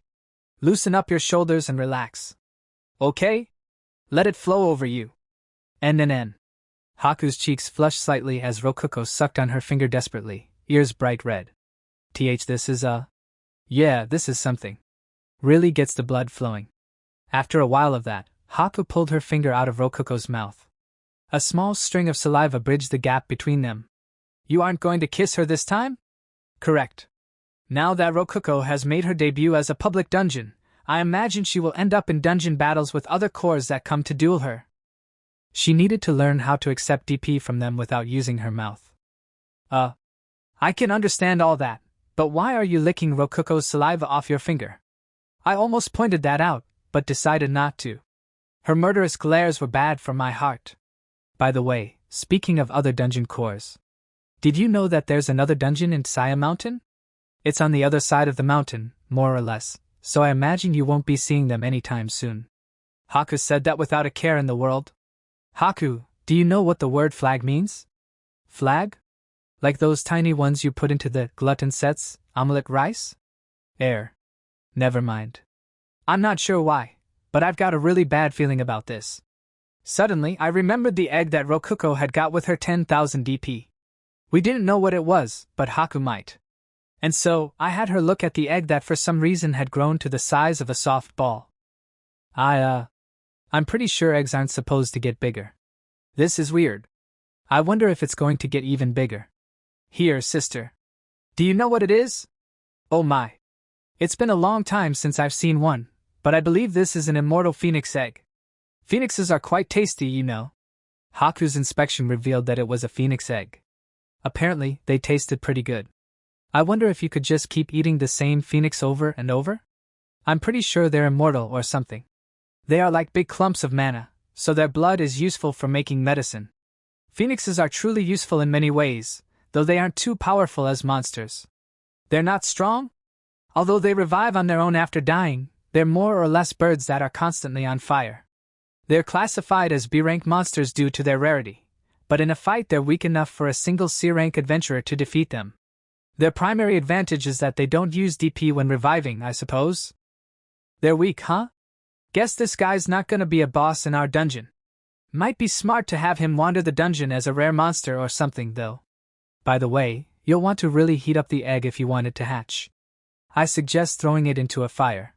Though it wouldn't die even if you froze it or something of the sort. Egg or not, it is still an immortal phoenix.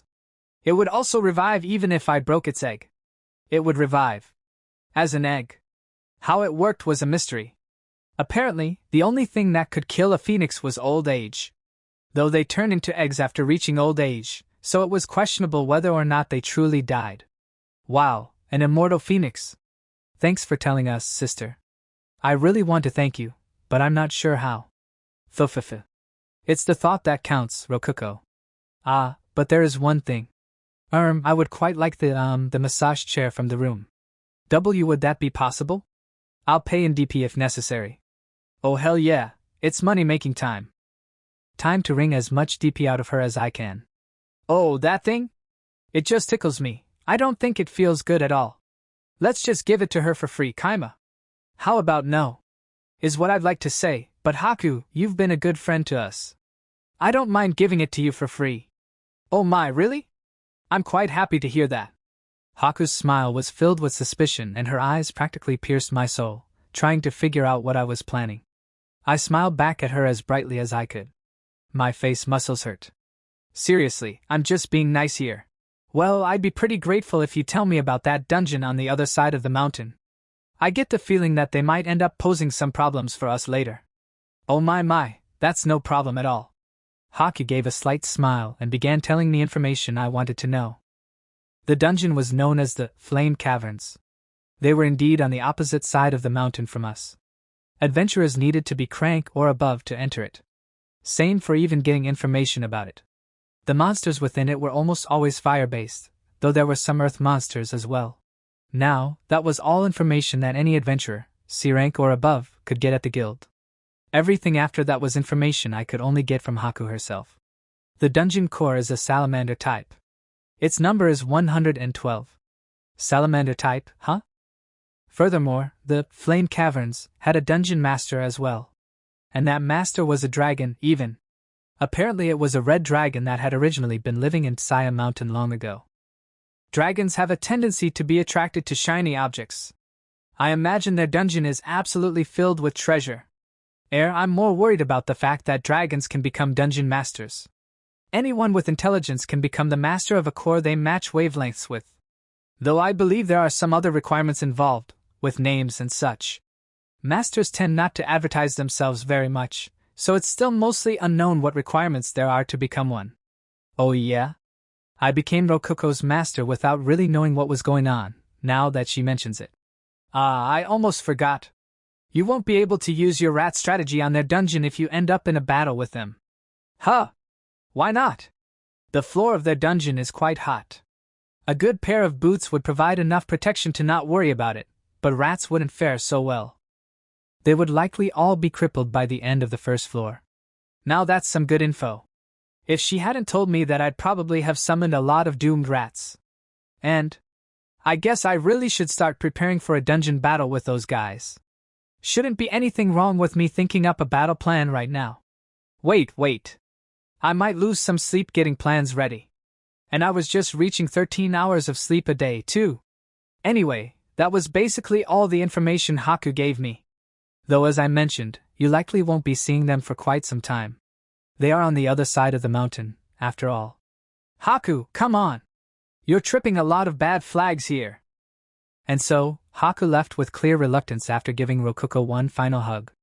Her visit had proved very beneficial to us, both financially and intelligence-wise.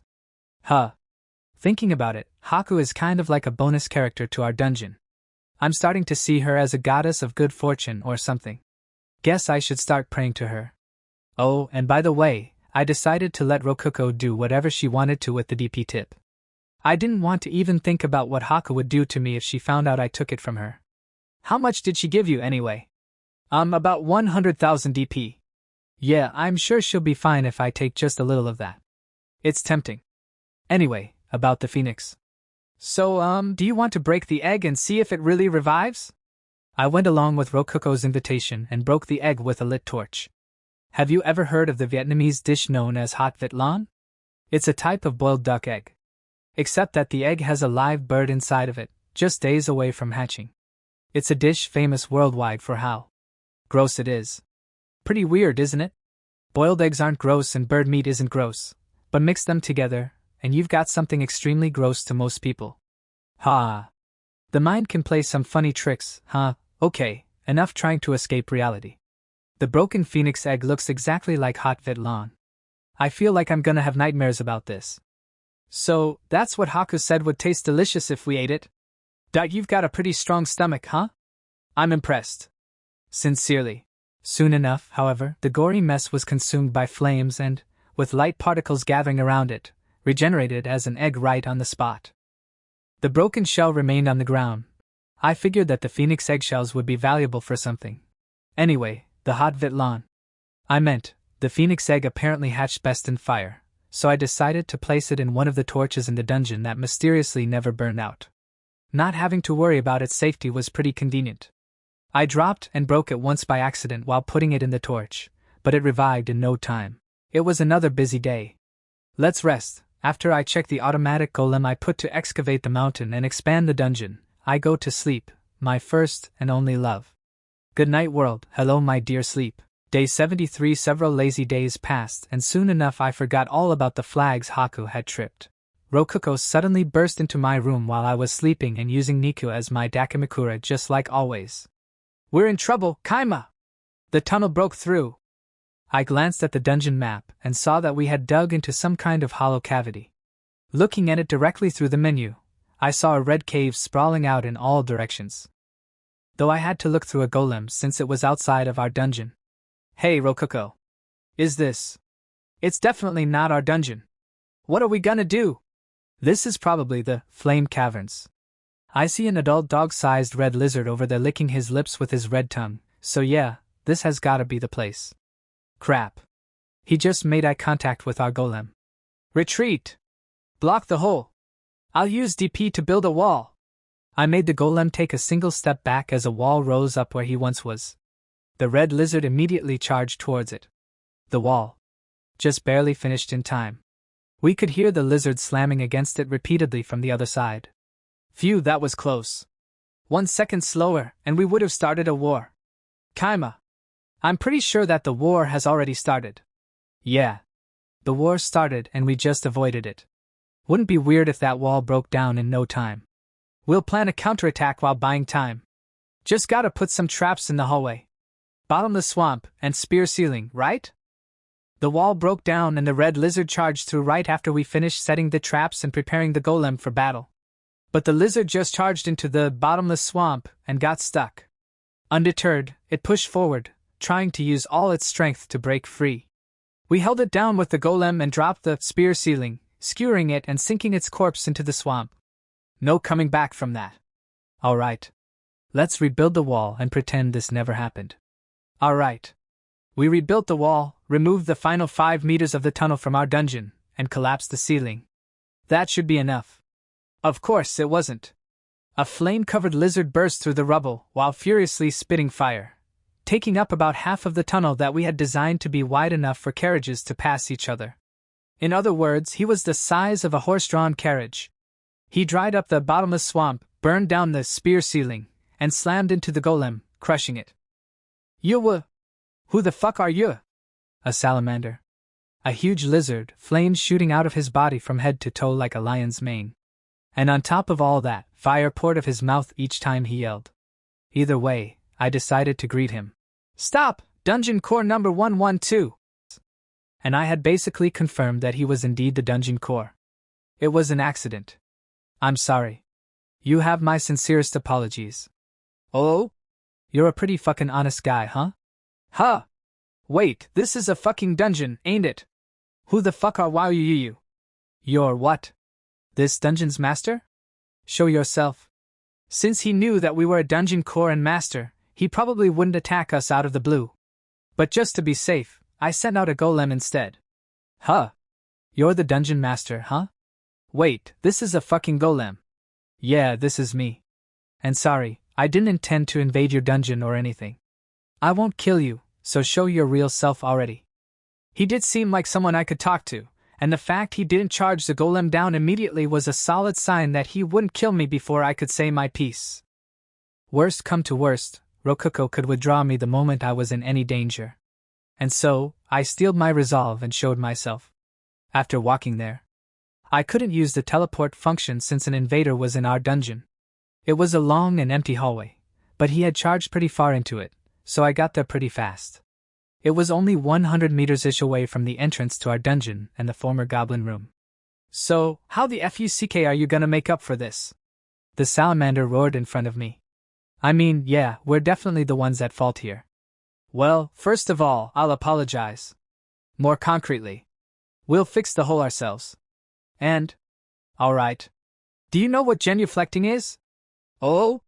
Genuflecting? Yeah, I know what the fuck that is. You get on your knees and kind of lower your head. Yeah? That's right. But do you know about the form of apology even greater than that, known as the genusness? Nope, never heard of that in my fucking life. What is it? Oh man, he fell for it with a name like that. This might actually work. I'd normally just bow my head and leave it at that, but I didn't want this guy looking down on us and causing problems later. Tricking him like this was basically asking for a fight, but I've been preparing for a battle with the Flame Caverns ever since Haku told me about them. Right now, I just needed to buy some time. When you genuflect, you show your remorse by lowering your head, but when you genusness, you lower your entire body to apologize. I gave a made-up explanation while spreading my futon on the tunnel floor. Hey, what the fuck do you think you're doing? Huh? Preparing to genusness, of course. It's such a sincere apology that it takes time to prepare for. Alright. I got it. I'm glad you get it. I got into the futon. And then I made my declaration. For the next 7 days, I'm going to genusness for 5. No, 8 hours straight every day. What? 8 hours? That's not enough for you? Then 12 hours. I'll spend 12 hours, an entire half of each day like this. Please, let that be enough for you to forgive me. Alright already. If you're gonna go that far, I ain't got no choice but to forgive you. Heh. I was wondering what kind of master that number 695 would have. Looks like you're a guy who really knows what's up. But remember, men gotta follow their word. 7 days, 12 hours a day. You better not fucking back out of that. Alright? Yeah. I know that. And so, the lizard left in satisfaction. I didn't know when he'd be coming back, but I figured I'd just keep on janusnizing. In my room. Day 7-8. You're just fucking sleeping. The salamander returned, blowing away all the sand I had used to fill up the end of the tunnel. It had taken him 5 days to realize what was going on, longer than I had expected. But to be honest, at that point I just wished he would have stayed tricked for the whole time. I didn't want to lose my excuse for sleeping 12 hours a day. So, punk. You fucking with me or what? Honestly, I'm hurt. Do you really think janusnizing is as simple as sleeping? Trust me, it's not. Why yeah? Oh man, is that hesitation? I might be able to trick him again at this rate. Yep. Think about it like this, if janusnizing is just sleeping, then genuflecting is just sitting, right? NGH. That's a good fucking point. I'm putting myself through so much to apologize, and you thank me by destroying the clay wall I built. The salamander started to waver after I emphasized that point. Huh? How are you gonna make up for this? The salamander took everything I said with utter seriousness. Gullible. This guy's really gullible. Salamander? Mo like Gullamander. Alright. This time, I'll fix up the wall for ya. That's it. You're not gonna make up for mocking my sincerity and the depth of my regret? Sorry, man. Don't worry about it. I got a little too heated up myself. I guess 12 hours of janusnizing a day isn't enough to satisfy you. I don't fucking know. Maybe? Okay. I'll order one of my subordinates to janusniz alongside me. What? I'll hold her down myself, so she can't move even if she wants to. Forced janusnizing. What the fucking hell? That's pretty intense. Alright. That's good enough. I can tell you're damn serious about this, Kaima. You are a good guy. I am number 112 Dungeon Core. I am Kaima, number 665 Core's Master. Can I call you Itetsu? Oh, I like it. I am counting on you, Kaima. And so, Itetsu left in a good mood. Classic Gullamander. Didn't take much to dupe him again. A promise is a promise. I'll have Nikki get in bed with me and use her as a Dakimakura. Just like I've been doing this entire time. Day 82. I thought about it some more and yeah, you're just fucking sleeping. Huh? Oh, hey Itetsu. I'm surprised to see you here again. You sure have a lot of spare time, huh? Itetsu came again the next day, as expected. But this time, there was a girl riding his head with a red lizard tee, well, a rough bumpy tail that looked kind of like a crab's shell. Isn't his head on fire? Is she gonna be okay? Who's that with you? My fucking master. That's right. And I know you're fucking messing with my husband, 112. Master? I guess that makes her a red dragon. Which makes that a dragon tail. Also, she's Itetsu's wife? Wow. By the way, my normal body is way too big to fit into this tunnel, so I went out of my way to come in my human form. Be grateful. Oh wow. Thank you very much. Yeah. That's the kind of gratitude I like to see. You're welcome. The young-looking red dragon puffed out her chest in satisfaction. She's pretty cute. Too bad she's married. So, Mrs. 112, what exactly are you unhappy about? Mrs. That's right, I'm married. Right, 112? Yeah. You're my amazing fucking wife. I love you, Redra. Hey, don't flirt in my dungeon. Sheesh. I get the feeling that she's gonna be just as gullible as her husband. But like I said, Mrs. 112, what exactly are you unhappy about? I personally think that my janusnizing is a more than sincere apology. Your janusnizing is full of bullshit, and I know it. Oh wow, getting straight to the point. She might not be dumb like her husband is. I'm lowering not just my head, but my entire body as well. Is there anything more apologetic than that? Here, let me turn this around and ask what you think would be the best posture for showing one's regret. Now that you mention it. Maybe like showing your stomach and rolling around? Alright. Then you'll be satisfied if I start janusnizing on my back, right? What? I will? I'll be apologizing in the exact posture you suggested. But I'm surprised you two still don't believe me even though I'm going this far to apologize. It really makes me sad. And no, we're not doubting you or anything, alright? I put a hand on my head and lowered my eyes with so much forced sorrow even I questioned whether I was being too obvious. But Redra reacted entirely as if she was in the wrong. Just what I'd expect from the Gullamander's wife. I decided to be a little more forceful. If you really do believe in me, then how about this? I want this tunnel to reach all the way from our dungeon to the other side of the mountain. Can we make something work? I don't think so. Oh? You really don't believe in me, then? You've got the wrong idea.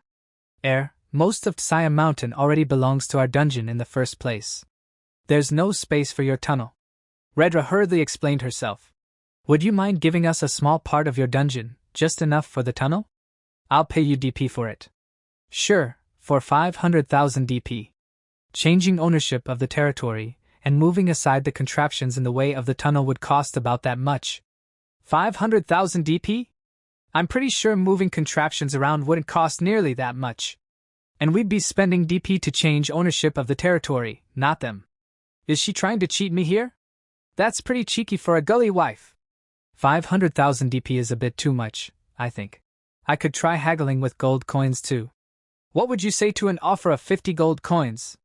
Why would I want gold coins? Don't be dumb, we don't need anything but DP. Redra turned me down with a grin. Figures. I wouldn't have minded paying that much if it got us the tunnel though. Wait. Dragons love shiny things, right? I should try showing her the merchandise. What if you bought each gold coin for 10,000 DP? I took out a glittering gold coin and held it up so Redra could see. Ha! Why would I pay 10,000 DP for a single? A single? Why that sounds like a good deal. Hook, line, and sinker. I waved the coin back and forth. Redra's eyes chased it. When it moved right so too did her eyes, and if I moved it up left her whole face tilted up to follow. She was completely enraptured. But we're not done yet. She's still debating it in her head. If you're really on the fence about this, allow me to offer you a special deal. If you agree to buy all 50 gold coins for 500,000 DP, I will give you not only the free silver pieces, but also this crystal knight statue with absolutely no extra charge. You will? The moment I put the transparent yet shining knight statue on the table, Redra's hot eyes opened wide in surprise. The statue was about 20 centimeters tall. I had made it from empty mana potion bottles. It's amazing. It looks like it'll start moving at any second. Amazing. It could move if it wanted to. It was a golem, after all. I had built it as an anti-dragon weapon, and thus had intentionally made it shine incredibly brightly. That paid off, as Redra's eyes were shining even more brightly than the statue. Wait. I remember now. Itetsu suddenly shouted. Number 695 is a fucking ally of the traitor number 89. Fire shot out of his mouth. Welp. Seems like Haku's known as a dirty traitor in the dungeon core world. Makes sense. She does hunt other dungeon cores, after all. And so, our negotiations crumbled right then and there. Why? Does that mean I don't get to have that knight statue? You don't. I don't know the fucking details, but I do know that any friends of the traitor are enemies to us. But I still want that knight statue. Do something. 112. It's a dungeon battle match. We bet the domain for the passage and you bet 50 gold coins and a figurine. Thus I began my preparations for the match. The victory condition is to capture the Flame Cavern. These are the irregular rules that was made to balance the match. We attack the Flame Cavern for 1 day. If we beat the 5th floor boss room, we win, or, if we touch the dungeon core on the lowest floor we win completely. If we beat the 5th floor boss, they give us the domain to create the crossing passage. If we touch the dungeon floor on the lowest floor, they give us half of the Mount Saya. If we lose we give the Crystal Knight figurine, gold, and silver coins. Then the match will start in a week. Wait a moment, I said to Redra the dragon, wife of Itetsu the Gullamander. There's 2 figurines, this is one of the set. Please take it. When I showed her the other figurine Redra's eyes started shining again. Thank you, she said, you are good guys. Not at all, then, see you in a week. What's with that grin on Kaima's face? After a week day 89. Hey Kaima, are you ready? The battle will last 1 day, If we defend it, we win. If you beat the 5th floor, you win. If you can touch the core and lowest floor, we will give you half of the mountain. I know you can start anytime, said the flame cavern couple who contacted us through Dungeon Monitor. Can you come to me fast? Otherwise I will have nothing to do, Redra said, laughing, trying to provoke us. It's useless to provoke us, we are going to win, said Rokuko with a cracking voice, and looked in my direction worried, thinking if we will actually win. 1 week before day 82. I can't believe we're having a dungeon battle with Dungeon Core number 112. CC, can we really win this? Rokuko asked me that in a panicky tone after I returned to the inn. Well, I've got some plans that should help us win. I have been thinking about this for a long time. Really? Haku tripped so many flags we were guaranteed to meet them soon. Of course I started planning on how to deal with them. We win just by getting past the 5th floor of their flame caverns. Haku's dungeon only had 5 floors, remember? Do you think I, who beat Haku-san, would lose to some dragon? Rather than that, I am looking forward to fight a dragon, I said confidently after hearing me say that. Rokuko smiled and blushed a little. So we just need a way to get into the boss. I want to see the dragon fighting. I will do my best, I replied. By the way, what is this golem? This? I had found a way to fabricate Phoenix's eggshells. The golem threw the eggshells behind it each time it broke the Phoenix egg. It would then wait about a second for the resulting hot Vitlan to burst into light and revive, after which it would break the new egg, starting the process anew. There was already a mountain of eggshells right behind the golem. Keikaima! What are you doing to my little Fenny? Well, I was thinking that the eggshells might be strong enough to resist even a dragon's fire breath. Don't you think that's too good to pass up? You think it's worth being this evil? My poor little Fenny. A phoenix knows no death. Its life is one of endless reincarnation. Saying something cool doesn't give you a free pass. I will never forgive you if you lose, Rokuko said to me angrily while pouting her cheeks. Rokuko and I were stationed in the master room, along with Niku and Ichika. All right, Ichika. Open the door. You got it, boss. I ordered her to open the door of the room that I had thoroughly prepared for just this occasion. #Atetsu's perspective. But even after the gates open, no monster army comes marching through. He's taking his sweet time. Bold move for someone with a 1-day time limit. Is he just not tack? I immediately fall silent. A huge flood of water has started racing through the portal. What? The water races down our tunnels like an unstoppable tsunami. It hisses as it covers our hot floors and walls, washing away our red lizard armies without slowing down for a second. What? I can't believe it. This is a volcano. The only entrance to our dungeon is at the mountain peak. At worst, a little rainwater gets in sometimes. And yet here is a flood of water, dominating our halls. It's flowing with so much force that our red lizards are getting stuck at the end of the flood, crumbling into a meaty ball of useless underlings. The water races through our dungeon and reaches the 2nd floor in no time at all.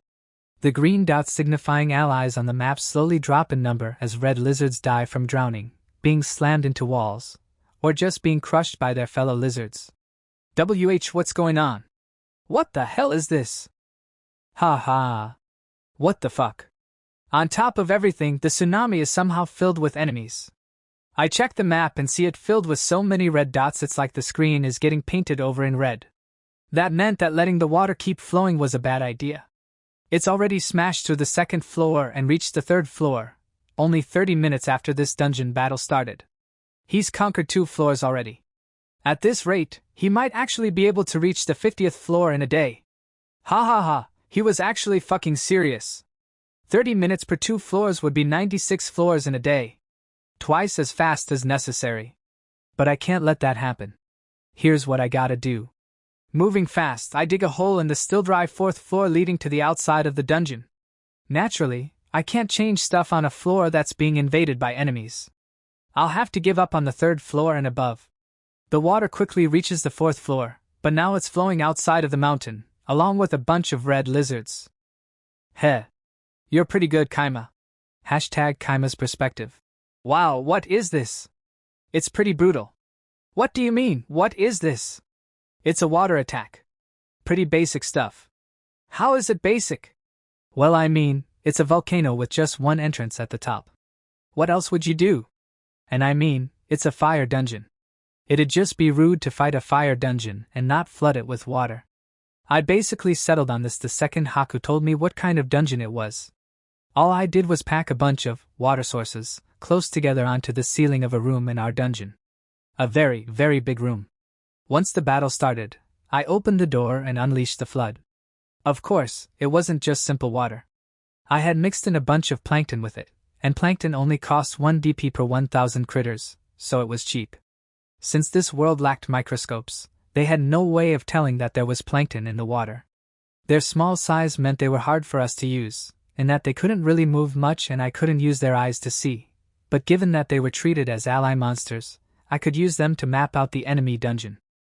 I had mixed in a few ball-shaped water golems just to be safe, but they all died after slamming into the walls of T-intersections and other places. Yeah. Water golems are pretty weak if you don't surround them in something. Itetsu reacted quickly. He opened a hole in the side of his dungeon and redirected the water through it. Just as I had expected him to. Okay. I didn't get to use them last time, but now we're gonna start invading the dungeon with the second golem platoon. Rokuko, me to Chika. Initiate Plan B. Is everybody ready? Uh-huh. Alright. Golem platoons charge! Hashtag Itetsu's perspective. Another large wave of enemy dots appear on the monitor. This time, it's a platoon of golems. But they aren't any golems I know about. NGH. Hey, those golems are fucking armed. WH what? They're golems with weapons and stuff? The golems are wearing rock armor and helmets while wielding shields, swords, and even short spears. But most surprising of all is how they're marching in a rigorous military formation, as if they were a human army. They're also carrying boxes, though I can't tell what's inside of them. Did he really need to use golems for something like this? Golems are weak on their own, but they're way stronger than your average human when they team up like this. The red lizards have their blows blocked by the front row shields, then get skewered by the back row's spears. Even their fire breath gets blocked by the shields, leaving them open to the spears. The golems kill with brutal efficiency, working together so well they're like an elite military squad. Our main attack force, red lizards, have been completely defeated. And before long, they reach the staircase to the next floor, taking the shortest route possible. They're slower than the water, but they're making good progress. And the moment they reach the staircase, another platoon of golems appears. They're also wearing stone equipment and move in unison. They advance through the halls protected by their fellow golems and begin conquering the second floor just as they did the first. And another platoon of golems is heading its way too. They don't seem to be as heavily armored as the first platoon, but they're pulling something behind them. It looks like a long snake, curving back to their dungeon where it seems to be connected to something. What's it for? How long is it? The golems just keep advancing, stretching it behind them. Eventually, as expected, the platoon of golems with the snake thing meet up with the other platoon. What the fuck? Another massive horde of enemies appears on the map. But they're not golems. I can't see them at all. But I can see that the snake thing the golems have been carrying is swelling like hell. It used to be flat, but now it's packed full of something. Packed full of invaders. It's probably carrying the same water that first flooded into our dungeon. Ha ha ha ha ha! This is pretty fucking serious now. Water filled with invaders is flooding into my dungeon from the tip of the snake thing. The fourth floor is being steadily covered in red enemy dots. I can only laugh loudly and buckle down to try and recover from this. Redra, I am counting on you. It's my turn. My hands are itching for battle, said Redra the Red Dragon. You know that. Take care and don't get killed, said Itetsu. Yes, I love you. 112, replied Redra. After saying their goodbyes, Redra reached boss room on the 5th floor and transformed into the real dragon, and screamed in a heavy voice, I will destroy them all. We gotta beat the final boss on the 5th floor of a 50-floor dungeon? What kinda crappy game is this? Totally unbalanced. Just awful. Looks like the flood plan failed. I never figured out a way to beat the dragon. Did you, Kaima? Guess I'll just show you my answer. Let's enjoy our front row seats to a dragon getting exterminated. An armored golem peeked into the hole to the boss room. Gawa! The monitor was immediately overwhelmed by bright white light, then went dark. The other golems saw what had happened. Dragon fire. The armored golem was enveloped with fire so hot it melted his equipment, burning him to ashes in an instant. How freaking hot does fire have to be to melt stone equipment? Holy crap. Jai-ah-ioa. The ground shook each time Redra roared. I was only watching her through the monitor, but I still felt immense pressure. So this is a dragon, huh? I'm sorry, Master, but I just peed myself. Ha ha ha, don't sweat it. I came close to doing that myself. Purification. Hyafu. Thank you very much. I cast purification on meat, cleaning her up in a bubbly flash. I wonder if Rokuko and Ichika are holding up okay. Yeah girl, don't feel bad. Red dragons are strong enough that a party of A ranks should feel lucky to scrape by with only a few dead allies. If I were looking at that dragon up close, I definitely would have peed myself too. That's just how it is. Are you okay, Rokuko? I'm fine, I can cast purification myself. Rokuko, voice shaking, had fallen to the same fate as meat. But anyway, putting all that aside, I've got to do something about this red dragon. I said all that about watching a dragon get exterminated or whatever, so yeah. Hey, Mr. Golem. Do the thing I told you about. Hashtag Atetsu's perspective. Gahaha. I knew these small fries would be nothing to me. Redra laughed loudly while melting golem after golem with her fire. That's my Redra. But be careful, ya hear? You worry too much. 112. Just look, they haven't even hit me. The flood of water had definitely surprised them, but thanks to how quickly Atetsu had opened a hole to divert the water flow, the only real lasting effect were the puddles of water covering the floor. The only thing that held Redra up was the fact that all the water was marked as an enemy on the map. Her mind raced, considering whether the water was filled with slimes or something smaller, but her thoughts were cut short after a new golem came marching in. Ha, they wanna die that much. W8. What? H, hold on. What's up, Redra? Oh, this is... Redra started to breathe fire, but hurriedly swallowed it back down. That threw Atetsu off for a second, but he understood after seeing the golem. It was holding a crystal statue as a shield. Hey. Isn't that the statue he said he'd give me if we won? The match of the one we already have. Ha! Can't use your fire now, huh? What a fucking guy. If she breathed fire at the golem, the crystal statue would likely be damaged in the process. They had agreed to the dungeon battle largely because Redra wanted that statue. It was the worst possible thing he could have used as a shield. NGH, then I'll just use my claws. Redra tried using her claws to crush the golem directly. But the large claws of a dragon weren't capable of movements that delicate. They were meant for swiping away hordes of enemies at once. It wasn't likely that she'd be capable of deftly crushing the golem while leaving the statue unharmed. Grr. They were in trouble. She couldn't do anything. Even growling didn't do anything since they were facing a golem. A normal monster with an animal brain would have dropped the statue and fled in sheer terror. The statue-wielding golem, on the other hand, drew its sword and charged in swinging. Unable to swipe him away, she had to sit there and take the blow. Screech! The blade let out an odd noise and dug into Redra's scales. Yoa? A magic blade? She hurriedly took a step back. But the tip of her wing nearly clipped the crystal statue. She folded them as tightly as she could against her body to try and prevent that from happening again. NGH, this is tough. The golem came charging again, with its statue shield held up high. Redra, in turn, backed off again. She didn't want to harm her precious treasure. That was all she could think about. NGH, what can I do? Here? What?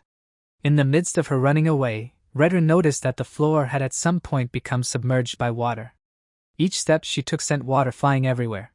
She looked around and saw that the vent hole they had opened was being blocked up by golems. The water filling the room was likely the same enemy water as before. Tricky. She inhaled deeply to let loose a wave of fire on the golems blocking the hole, but the golem she had been fighting with dashed over to them, crystal statue gleaming brightly. Aya! She once again had to swallow her fire before letting it loose. A puff of heat blasted through her lips. Redra couldn't bear to remain in the room unable to attack her enemies. She was physically strong enough that she could continue chasing the golems around for the rest of the day, but not mentally. What should I do? This isn't a fight. Do something, 112! Do something.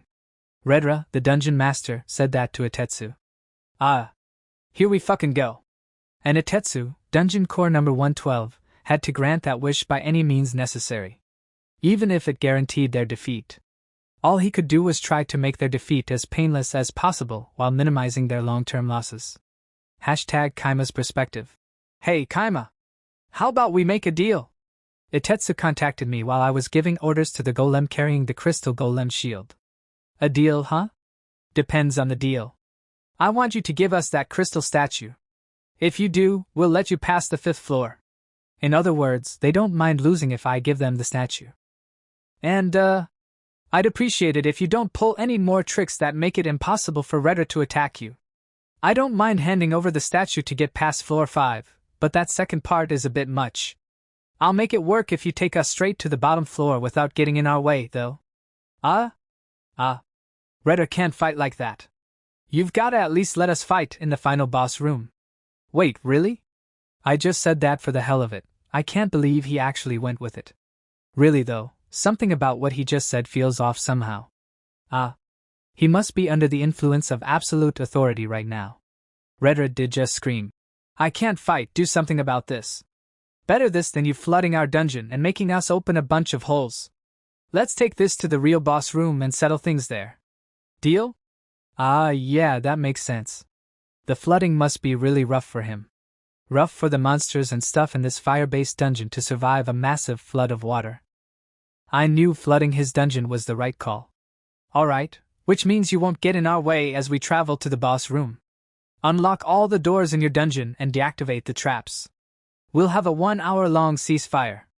And that hour doesn't count in the 24-hour time limit. Alright. It's a deal. Hey, Redra! There's gonna be a 1-hour ceasefire. Thus, our victory was secured and completing the bonus conditions became a lot easier. Kaima? I'm not really sure what just happened. But did we win? Did we beat core number 112? And the dragon? Rokuko looked at me with a stunned expression on her face. Yeah, I guess we did. We took the dragon down. Now we just gotta touch the dungeon core on floor 50 for the complete victory. And of course, that's what we're gonna do. Rokuko's eyes widened. Are you serious? Wait, what am I talking about? Of course you're serious. You bet I am.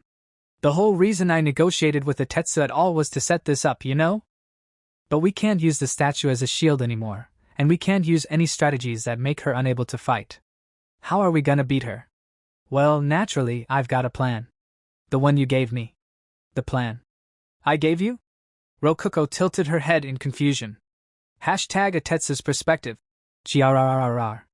Why the long face? I did something about it, Redra. But now we lost the dungeon battle.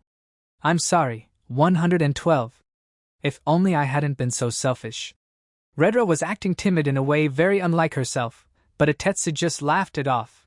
That's not what the Redra I know would say. And who cares?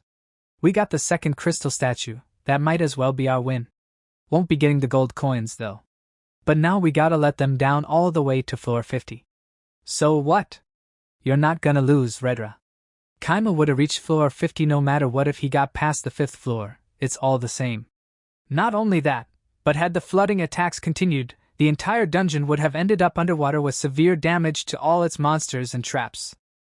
Itetsu figured that out and knew that the resulting repair costs would be far greater than 500,000 DP. And now we got a promise that you get to have a nice, fun fight. Pretty sure we're the ones who came out on top here. You've got my trust, Redra. Yeah. I'll give them hell.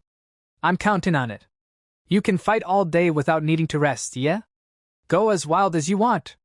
Yeah. Redra cheered up immediately as Itetsu rubbed her head in satisfaction. #Kaima's perspective. A platoon of golems marched down the staircases, guided by a red minotaur as red lizards and flame hounds watched from afar. It was a truly surreal sight.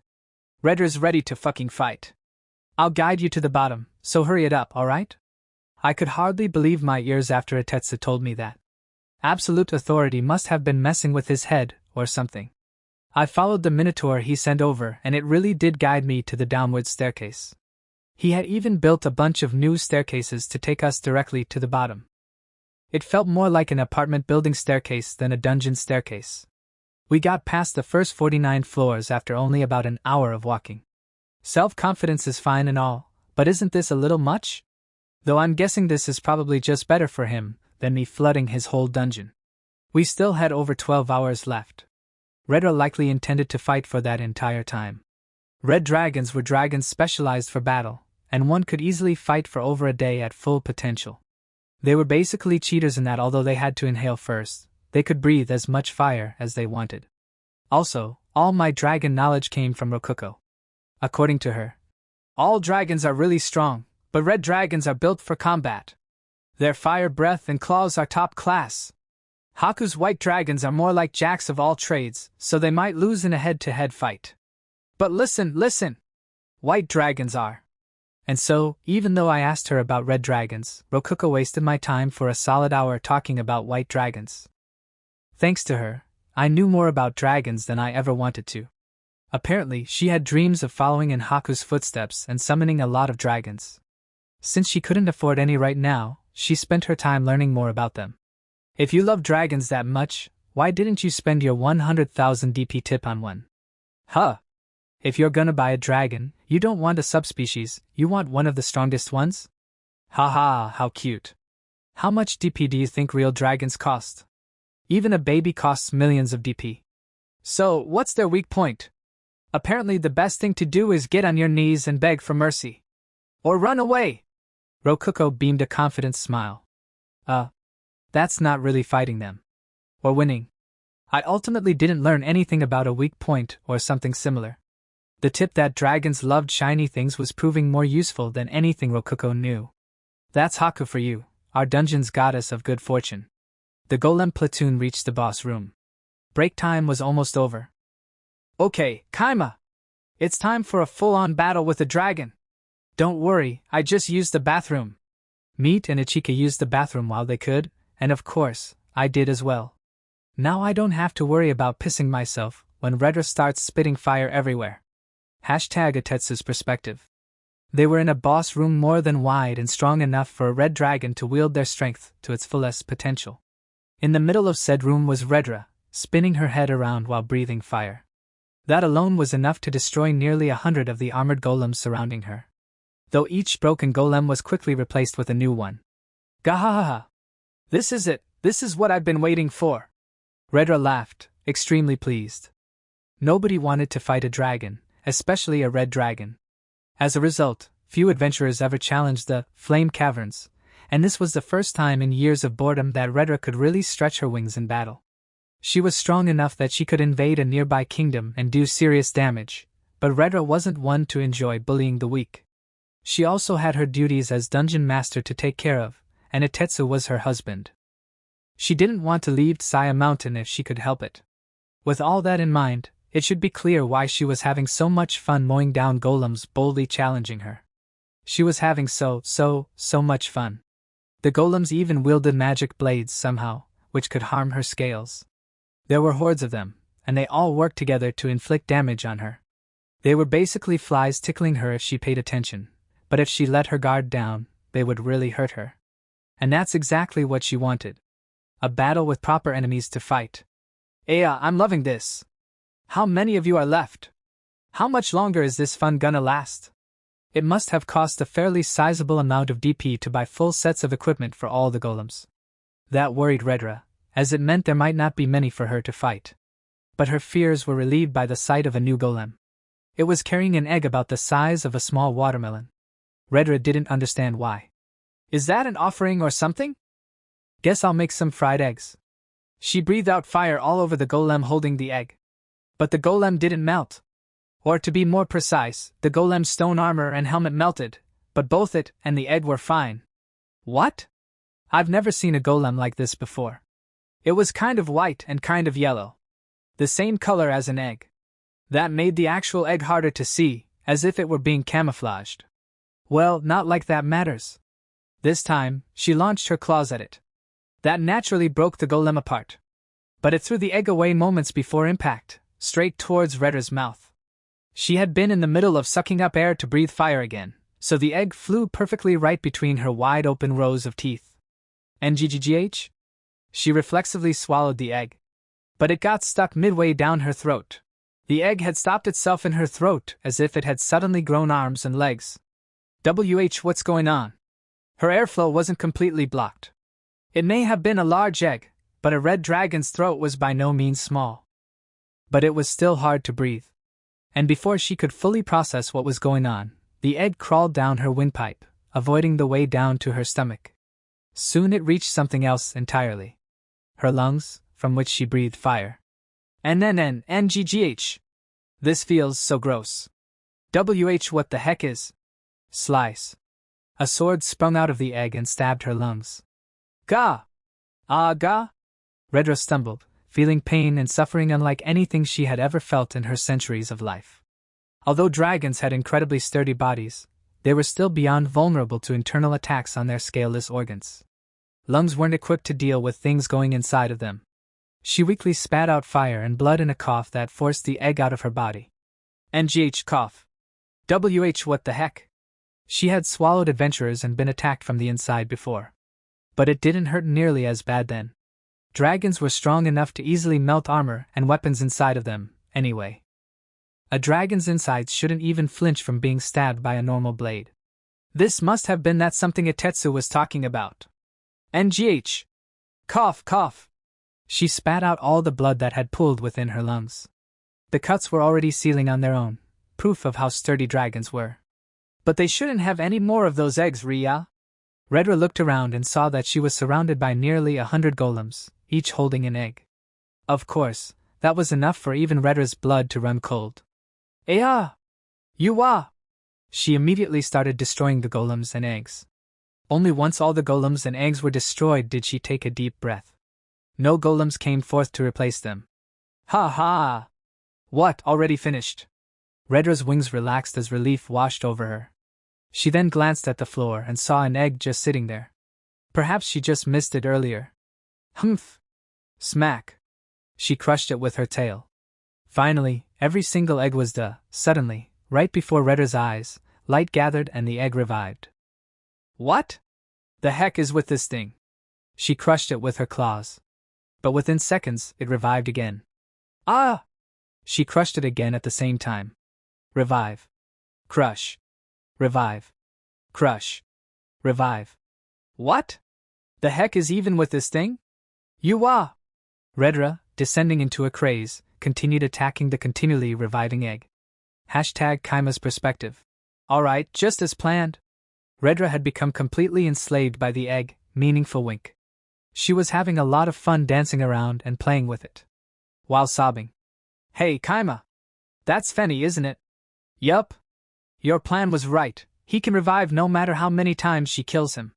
He's doing great! This isn't exactly what I had in mind. Couldn't you have had him, do something a lot cooler than just die over and over? Come on, he's an actual egg, not the protagonist of an action movie. Don't expect too much from him. By the way, the egg golems I made from collected phoenix eggshells naturally did not revive upon death. They were ultimately just golems, after all. But they were golems built from the eggshells of a bird that lived amongst fire. I experimented with the eggshells and found that they had enough fire resistance to easily survive direct exposure to the thermite process, that is, a fire of about 3,000 degrees initiated by mixing metal and aluminum. It didn't even leave a mark.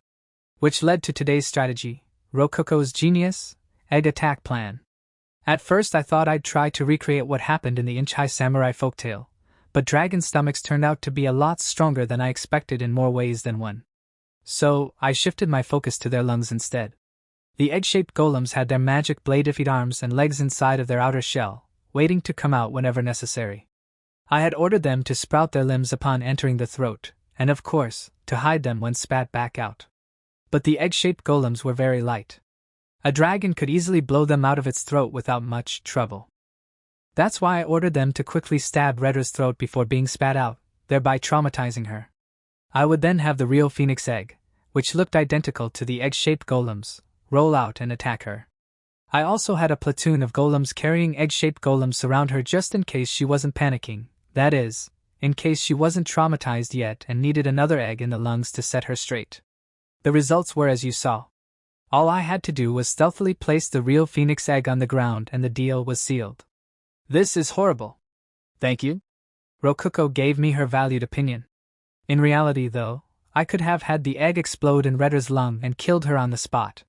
I only didn't do that because it would have made me feel pretty terrible. Plus, I didn't want Tetsu swearing to get revenge or anything like that. Being on good terms with your neighbor is important for sleeping well.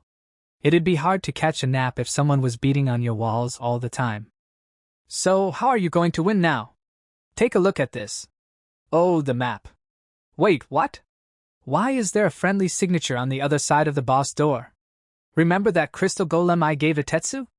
Eh? Crystal golem? You mean the crystal statue you just gave them? No, not that one. Remember? Way back before the dungeon battle even started. Indeed.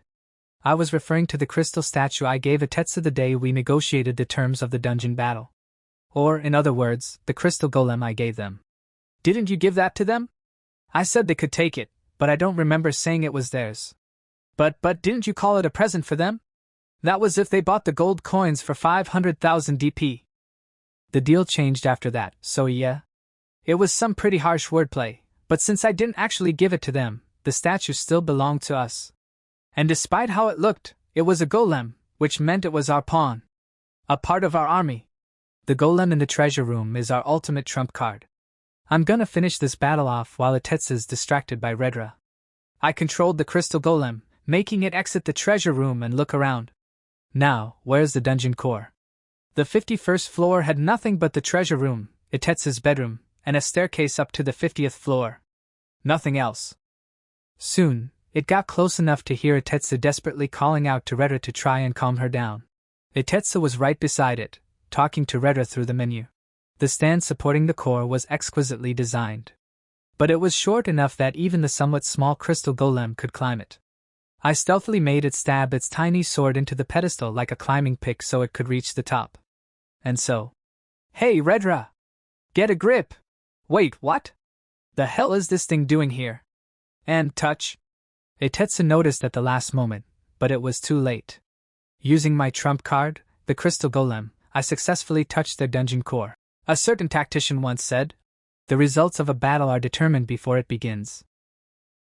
I met with Tetsu the day after the dungeon battle to discuss the terms of his defeat and reap my rewards. We would have done so yesterday, but he needed a lot of time to calm Redra down. Ha ha ha, you're a real piece of work, Kaima. That statue was a fucking golem too, wasn't it? You got me. I've never seen a crystal golem that small before. I didn't suspect a fucking thing. Tetsu laughed, seemingly not worried that much about his loss. Ha. Yep. You don't think that was cowardly or anything? Come on, what do you take me for? It's my bad for not noticing the trap. Don't you think so, Kaima? Well, yeah, basically. Though I only pulled a nasty trick like that cause I couldn't figure out how to beat your lovely dragon wife head on. Time to give you what I owe. You can have the space for your tunnel. Huh? Wait. Wasn't our deal that I got half of Saya Mountain? Huh. That was only if you touched the dungeon core on the bottom floor of my dungeon. Yeah, and I did, with the crystal golem. The hell are you talking about? The bottom floor of my dungeon is the 51st floor.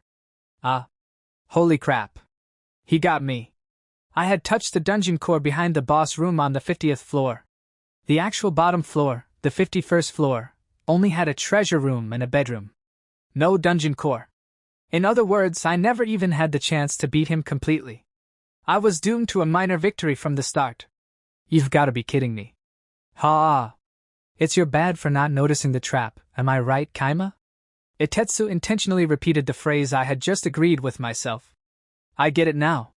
He made us wait to have this meeting until today so I couldn't recover from this trap.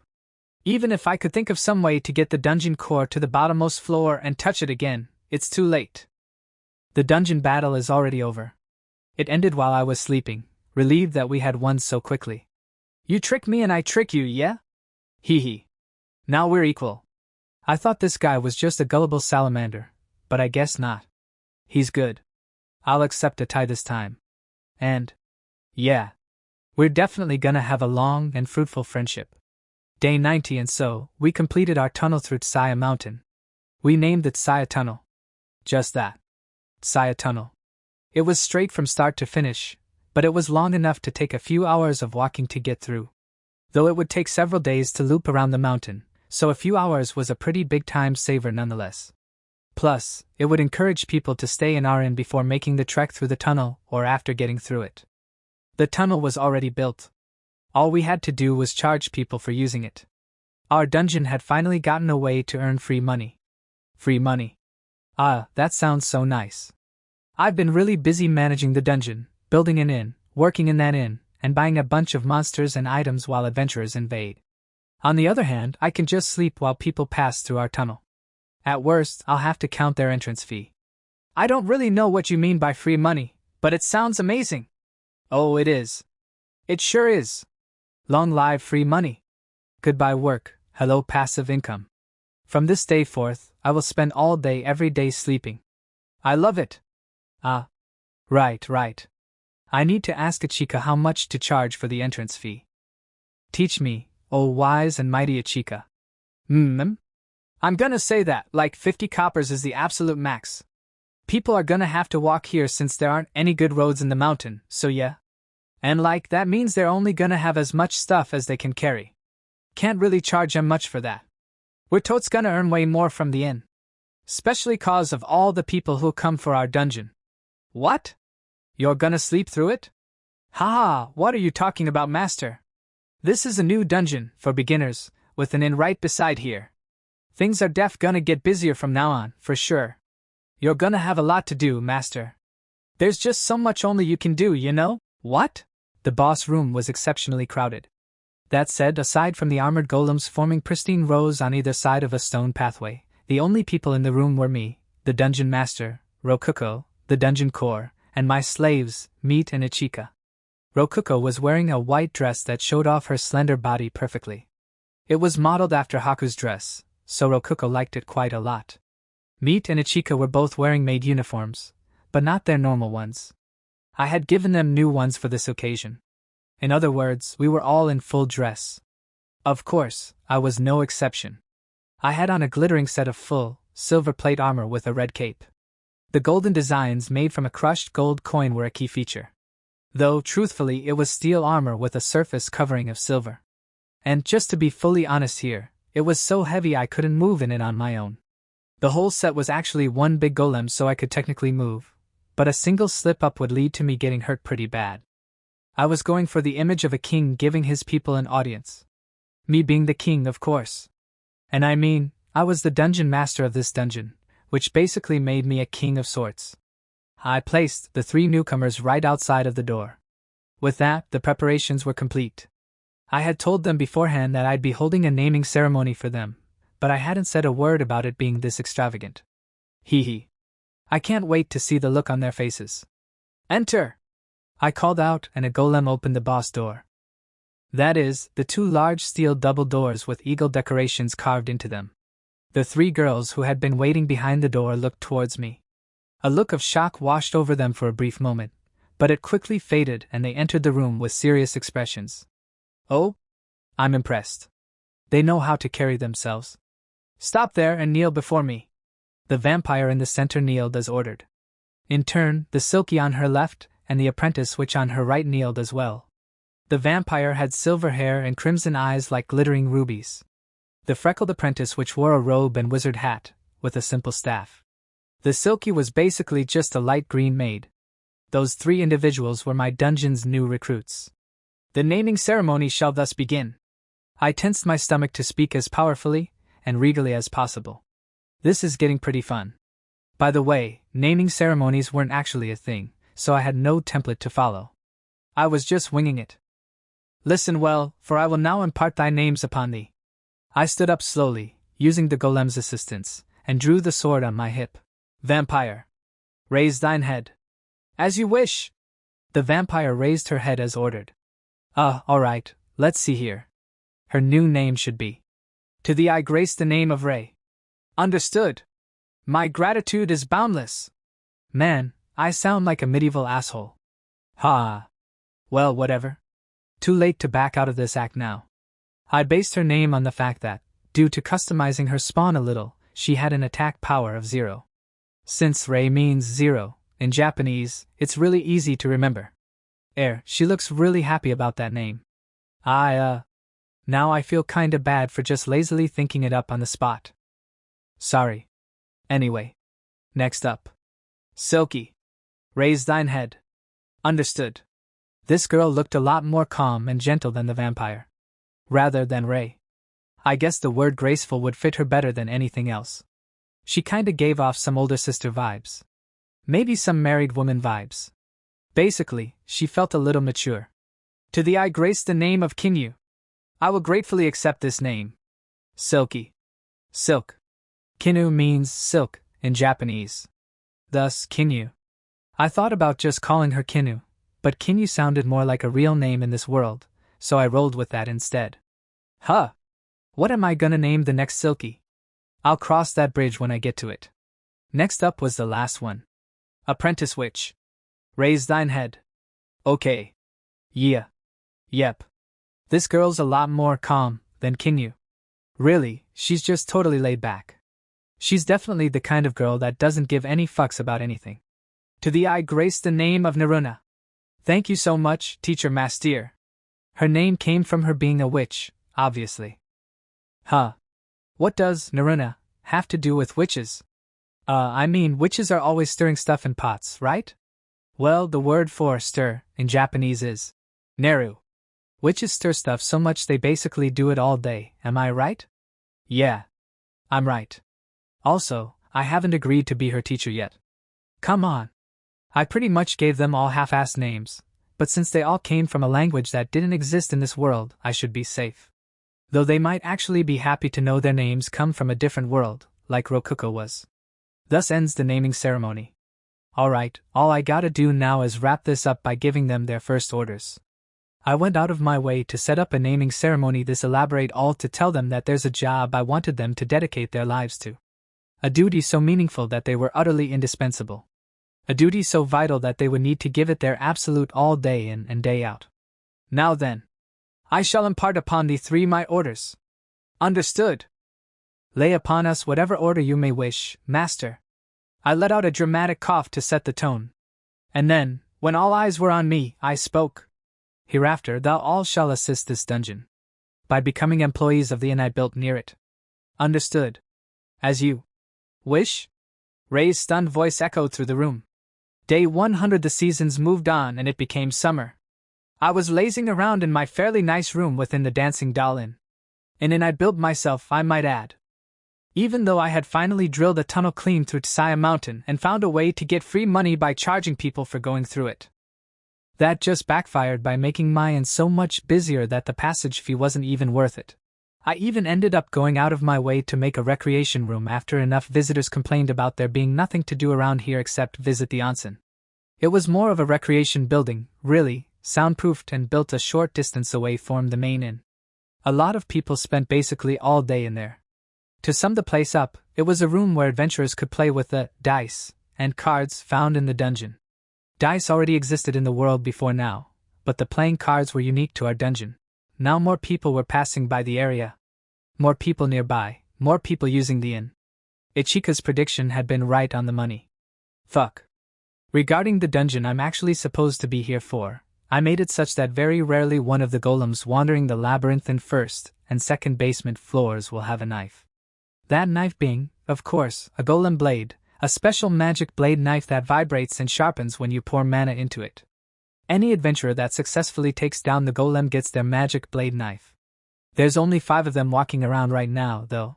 As for the dungeon, the first area is suitable for beginners, as it only has goblins. After going a little deeper, one would be met with clay golems, and in the lower section I added a iron golem spawner, which spawns iron golems, and they can be sold as materials. They are pretty lucrative, so a lot of C-rank parties are raiding my dungeon now for iron golems. I also recycled the trap used in dungeon battle with Haku, so it seems the lower area is a little hard to pass. I was getting money and DP from both those staying in the inn and those passing through the tunnel. Thanks to that, things were a lot more stable for me. Especially since I could turn the money into DP if need be. Which is why I had the spare time to laze around in my room. Alright, time to do nothing but sleep all day. I prepared to get in bed and start snoozing, but at the last moment, the guild receptionist came to the inn. Apparently, she had something big to talk about. And so, I ended up in the conference room, talking to the receptionist while Rokuko sat beside me with a frozen smile on her face. What? Smithery? Yes. The blacksmiths wish to open a smithery here. It will be built some distance away from the inn and the guild due to the noise, but they do plan to build a branch office nearby just as the guild did. I assumed it would be best to tell you about this beforehand. Man, this sure is coming out of nowhere. Earlier today, a party of adventurers returned from the dungeon with the corpse of an iron golem. I am sure you know of this already, but it has been confirmed that iron golems are residing within the dungeon. Apparently, a dungeon with iron golems was treated as a gold mine. Or in this case, an iron mine. They were actually known as golem mines or quasi-mines to those in the business. Makes sense. Sources of ore are pretty valuable. And since the entirety of an iron golem's body is ore, no actual mining has to be done. A blacksmith can use the stuff right then and there. Of course they'd want to just go ahead and make a smithery here. Though apparently they were planning on making one here anyway to repair the adventurers' equipment, and so on. Nobody told me anything about that. Oh wait. That's what she's doing right now. Does all this mean that this place is gonna be put on maps now? Maps? It's already been on maps. It was added the moment we started building the branch office here. Wait, I thought dungeons weren't put on maps? Dungeons not managed by the guild are not placed on maps in order to prevent unready adventurers from visiting them on their own. There is no need or point to hiding a dungeon that has a guild branch office right next to its entrance. In fact, we are steadily advertising it to draw more people here. Oh. Crap. I might have made a huge mistake here. Soldiers of God will definitely come here if we're on a map. Ah, wait. Soldiers of Gods are heroes here and are automatic S ranks in the guild. They can see information on whatever dungeon they want, whether it's on the maps or not. Though this is still definitely gonna bring us more attention. There is one thing I would like to ask you about. Huh? What's that? When did you construct that recreation room? One day it wasn't there and the next it was, out of nowhere. A magician friend of Haku's popped it into existence for me. Ah, a friend of an A-rank adventurer. I see, that makes perfect sense. The receptionist and I nodded together. I was a friend of Haku's, so I wasn't lying to her. I just wasn't telling her the whole truth. The guild had lie-detecting magical tools, so I tried to refrain from lying to them at all times if possible. It was pretty annoying, to say the least. I was hoping she'd leave pretty soon after that, but we ended up discussing things for another hour. Having to stay on guard that whole time was exhausting. Day 129. I had decked myself out in equipment, and went into the dungeon with meat to signal that I was indeed an adventurer doing adventurer things. But upon leaving, Goza grabbed me and dragged us to the guild for whatever reason. Two bearded, middle-aged dwarves were giving each other a bear hug in the guild's branch office. Goza was the C-rank adventurer that had taken down the iron golem and retrieved its corpse. And apparently, Kantara was the new blacksmith that'd be working here. A dungeon with magic blades and iron golems was perfect for a nearby smithery, so Goza called over a blacksmith friend of his after coming here. Alrighty, Kaima. This is Kantara. Treat him right, why here? Ah, right. Nice to meet you. So, why'd you bring me here? So, I'm gonna be building a smithery near here. I dunno when it'll be done, but if you ever need your weapons repaired, you know where to go. My dream is to make my own magic blade one day. Kantara stares at Meat for some time, and after a bit. Little lady, this sword, can you let me see it? Meat gives him her sword, and after analyzing it he asks, is this a magic sword? Well, I will do a maintenance for you as a meeting gift. A free gift, that sounds a good deal. If it's free, do mine too, that don't have any sign of use. He knows just by looking, a terrifying blacksmith. You all can check out another terrifying blacksmith video on this channel if you want. He took out a whetstone and started sharpening the knife. After a bit, he swung it around, looked at the blade from various angles, and then started sharpening it again. He repeated that several times. After several minutes, Kantara took a good look at the knife and then nodded in satisfaction. Looks like you're getting a lot of use out of this one. I can tell you've repaired it before. Good work, I like a warrior that takes care of their weapons. Kantara gave Meat a toothy smile. Right, it should be plenty sharp now. Just gotta top it off with a good ol' revitalize and there. All done. Huh. Did you just use the survival magic spell Revitalize? Not the earth magic spell Sharpen? According to Ichika, Revitalize was a spell that energized the ground's natural state and somewhat helped improve crop growth.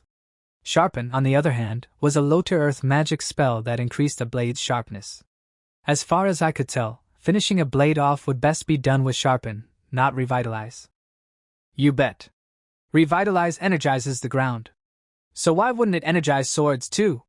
They're all made of stuff from the ground, you know. I hadn't even thought of that.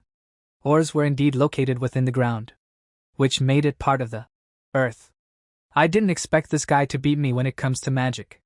He's good. Your revitalize is basically just a good luck charm, though. I ain't ever seen another blacksmith use it before. Hey, fuck you too, Goza. My family's been using the spell for generations. And you know from experience my swords are sharper and last longer than any other blacksmiths, don't ya?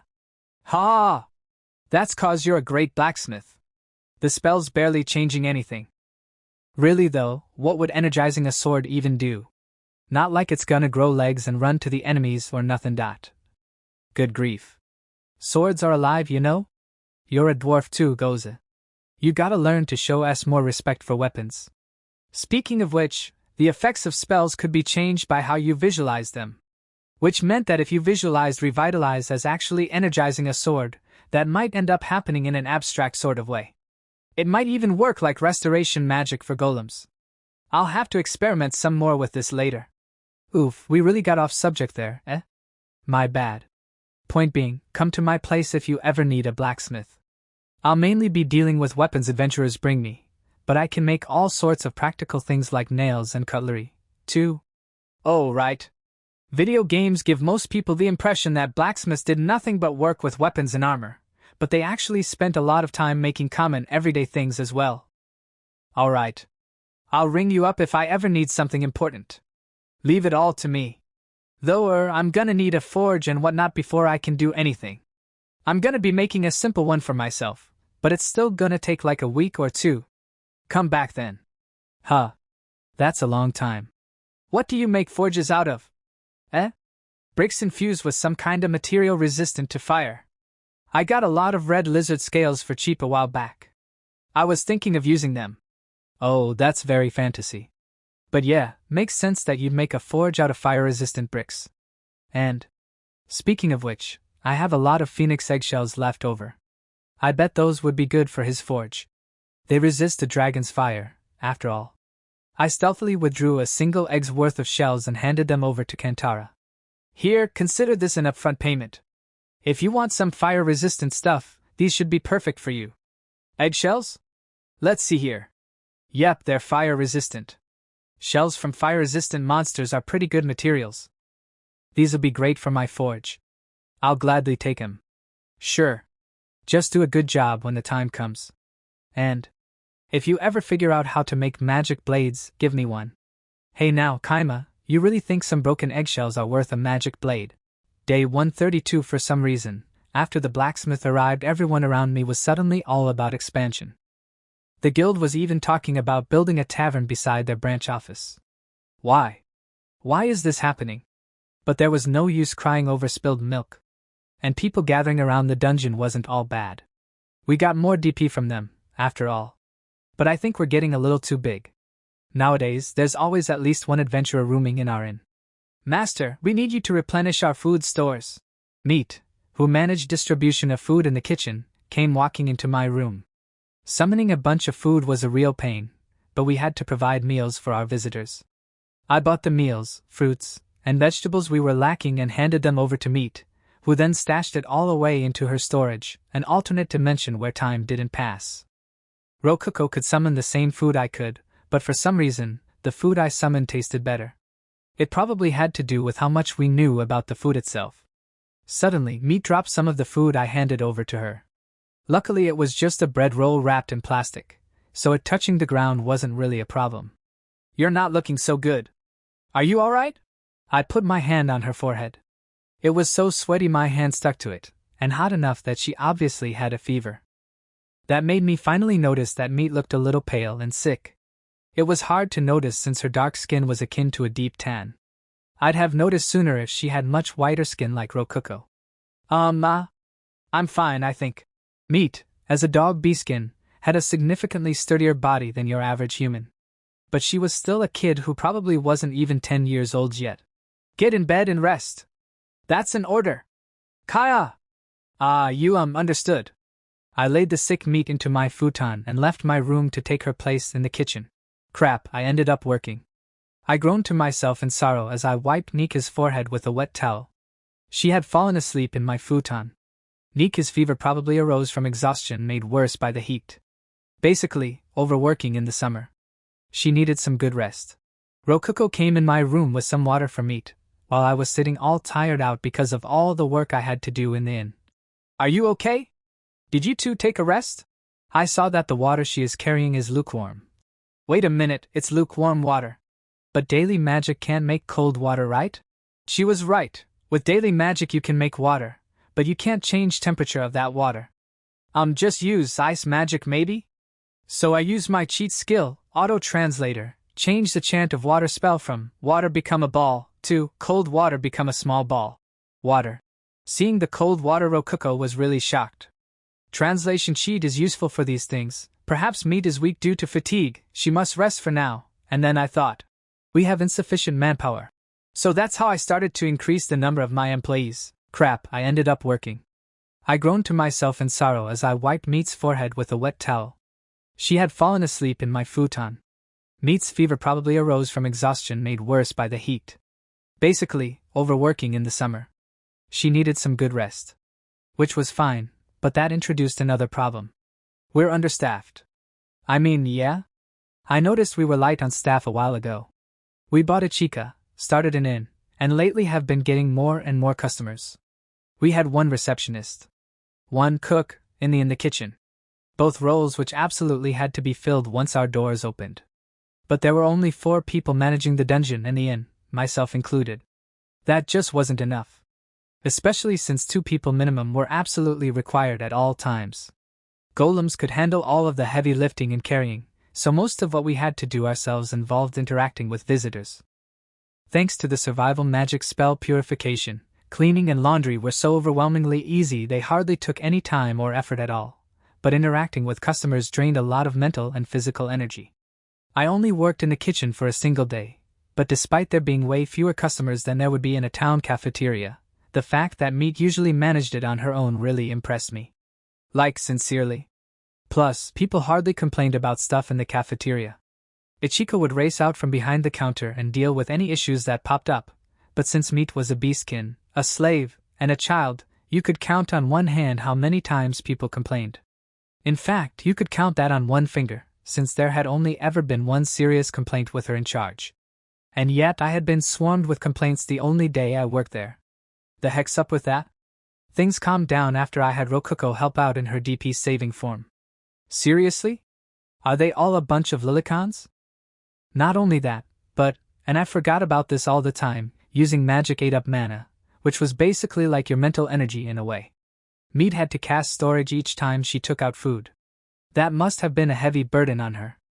I let it slip me by like an idiot since she worked with a calm expression every day, but she must have been pretty tired all the time. And yet, whenever I used her as a dakimakura at night, she would just smile at me without complaining a single time. I don't know what to say. I'm starting to think she's too good to just be my slave. What's up with this super lowly? Master? Oh, you're awake? How do you feel? I rubbed Meat's head. Her dog tail wagged beneath the blanket I had covered her with, signaling her happiness. I'm okay now. Here, drink this mana potion. And stay in bed. You don't have to be my dakimakura tonight. NGH. But where will you sleep? I can just sleep in a random room, I'll be fine. Good thing we live in an inn. Meat sunk visibly after hearing that. She was sad about not getting to work. What a nice, loyal dog, girl. But really, thinking about it, I hadn't really been thinking about giving anyone days off. I could sleep whenever I wanted, and although I had told the chica and Meat they could do whatever they wanted when there weren't any visitors, that was pretty rare for us nowadays. Rather, we were in the middle of a long chain of consecutive workdays. Not to mention that Meat had to work as my dakimakura on top of all that. And she didn't even get any days off. Plus, I was giving her room and board, but she didn't have a wage or anything. Basically, she was working every day for no pay with no breaks. That may sound inspiring, but really it was practically criminal and made me feel terrible now that I had realized it. To sum things up, we were way understaffed. I had to do something about this so Meat, Ichika, and even I could get as much sleep as we needed. Day 133 meat must have fully recovered after resting a little more, as once I woke up she had stealthily returned to fulfill her duty as my Dakimakura. She apparently snuck into my bed while I was sleeping. She sure is dedicated to her work. And she even replaced the blanket with a thinner one so it wouldn't get too hot. She's good. I had talked a lot about us being understaffed, but we couldn't just hire new people willy-nilly. Our inn was overflowing with secrets about our dungeon. Like how the light in Rokuko's room is actually the dungeon core. What could we do then? Well, I could buy slaves, like I did with the chica, but I really doubted that I would find any hidden gems like her among the other slaves. Even so, I needed to get some extra employees somehow. With our current numbers, I wouldn't really be able to take someone with me and leave the inn for any extended period of time. Despite having tunneled through the mountain, I still hadn't taken a chica to Pavela, for instance. Though we were getting a few visitors from Pavela traveling through the tunnel. And so, I decided to summon some new employees in the master room with Rokuko. The master room, a sort of subspace located within the dungeon core, was wide and large enough for us to summon a dragon within it. But this time, we were summoning human-sized monsters. So we decided to just do the summoning in a corner. Alright, this time, I'm gonna summon some employees for our inn. Okaway. Basically, you're going to want monsters that look like humans, right? Chloe, the butler that Haku traveled with, was in fact a monster known as a succubus. What I wanted was a girl monster that looked like a normal person, had human intelligence, and preferably could cook. Also, good feet. And just putting it out there, I'm not summoning any male monsters exclusively out of deference to the sponsor of our dungeon, Haku. I'm not trying to make a harem here. I swear. But human-type monsters are really expensive. Do we have enough DP? They are? Dang. If I wanted to do this cheaply, slaves would probably be the way to go. So why was I intentionally buying expensive human-type monsters? Because monsters with human intelligence might have the power to use DP. Rather, they were probably so expensive precisely because they could use DP. Oh, I get it. Monsters that can use DP would be able to take care of the entire inn for us, even if we aren't here. Yep, that's the idea. Anyway, I looked at the catalog, and yeah, I'm thinking we should go with some succubi. They're good fighters, which is nice, and they're just generally competent around the board. Not to mention that Chloe proves succubi can be good helpers. That's really comforting to know. But what about, Redra, was it? The red dragon. I think we could get a dragon too, since they can turn into humans like that. That'd be ideal in a lot of ways, but we don't have enough DP to buy a dragon that can turn into a human. Really, we couldn't afford any worthwhile dragon right now. And Redra still had a big tail after transforming. I'd like 2 or 3 helpers here, so. Then succubi won't be an option either. They're super expensive. By the way, they were expensive enough that we'd use up basically all our DP buying them. Though that wouldn't be a huge problem since we now had a stable DP income. Oh, I have an idea. Why don't we make Fenny learn how to turn into a human? He's still an egg, but Atetsa promised to hatch him with Redra's fire breath, right? Oh crap, I totally forgot about that. About the egg, Redra went into a rampage just from seeing it, so I was keeping the egg with us until her trauma faded. Well, even if phoenixes can turn into humans, he'll be a baby. That won't be very useful. That's true. I wouldn't know how to teach him that kind of thing anyway. These monster helpers won't need to be good fighters, right? Right. Managing the inn will be their main job, not fighting. What about this, then? Rokuko pointed at a vampire. Wait, these things are crazy strong. They cost tons of DP. I noticed this while skimming the catalog a while ago, but for some reason vampires have a lot of variants. They've got like pages of variants all on their own. And lower-ranked vampires are super cheap. A lesser vampire would probably be feral or something, so. Oh wow, even a normal vampire is pretty cheap. Only 30,000 DP. I could make that work. It'd hurt my metaphorical wallet, but thinking about it in terms of how much we earn on a consistent basis, it wouldn't be too bad. We'd recently stabilized to earning about 500 DP a day, so even if we used all our saved-up DP at once, we would still be totally fine. By the way, higher-level vampires cost a little over 10 million DP. They were called true ancestors. But don't vampires turn to ash when they get hit by sunlight? There's a lot variants, but there's even more customization options. See? It says immune to sunlight right there. Whoa, but that's pretty expensive too. Now it's 200,000 DP. That's what these options are for. Like, the option for how much attack power they have. They all change how much DP the changes cost, I think. The attack power option had a maximum of 100% and a minimum of 0%. Okay, now watch when I set its attack to 0% as a test. Rokuko fiddled with the menu to minimize her attack power, which in turn made the immune to sunlight option cost only 1 DP. Whoa, what? This is amazing. Not only that, but all the other weak point cancelling options were super cheap as well.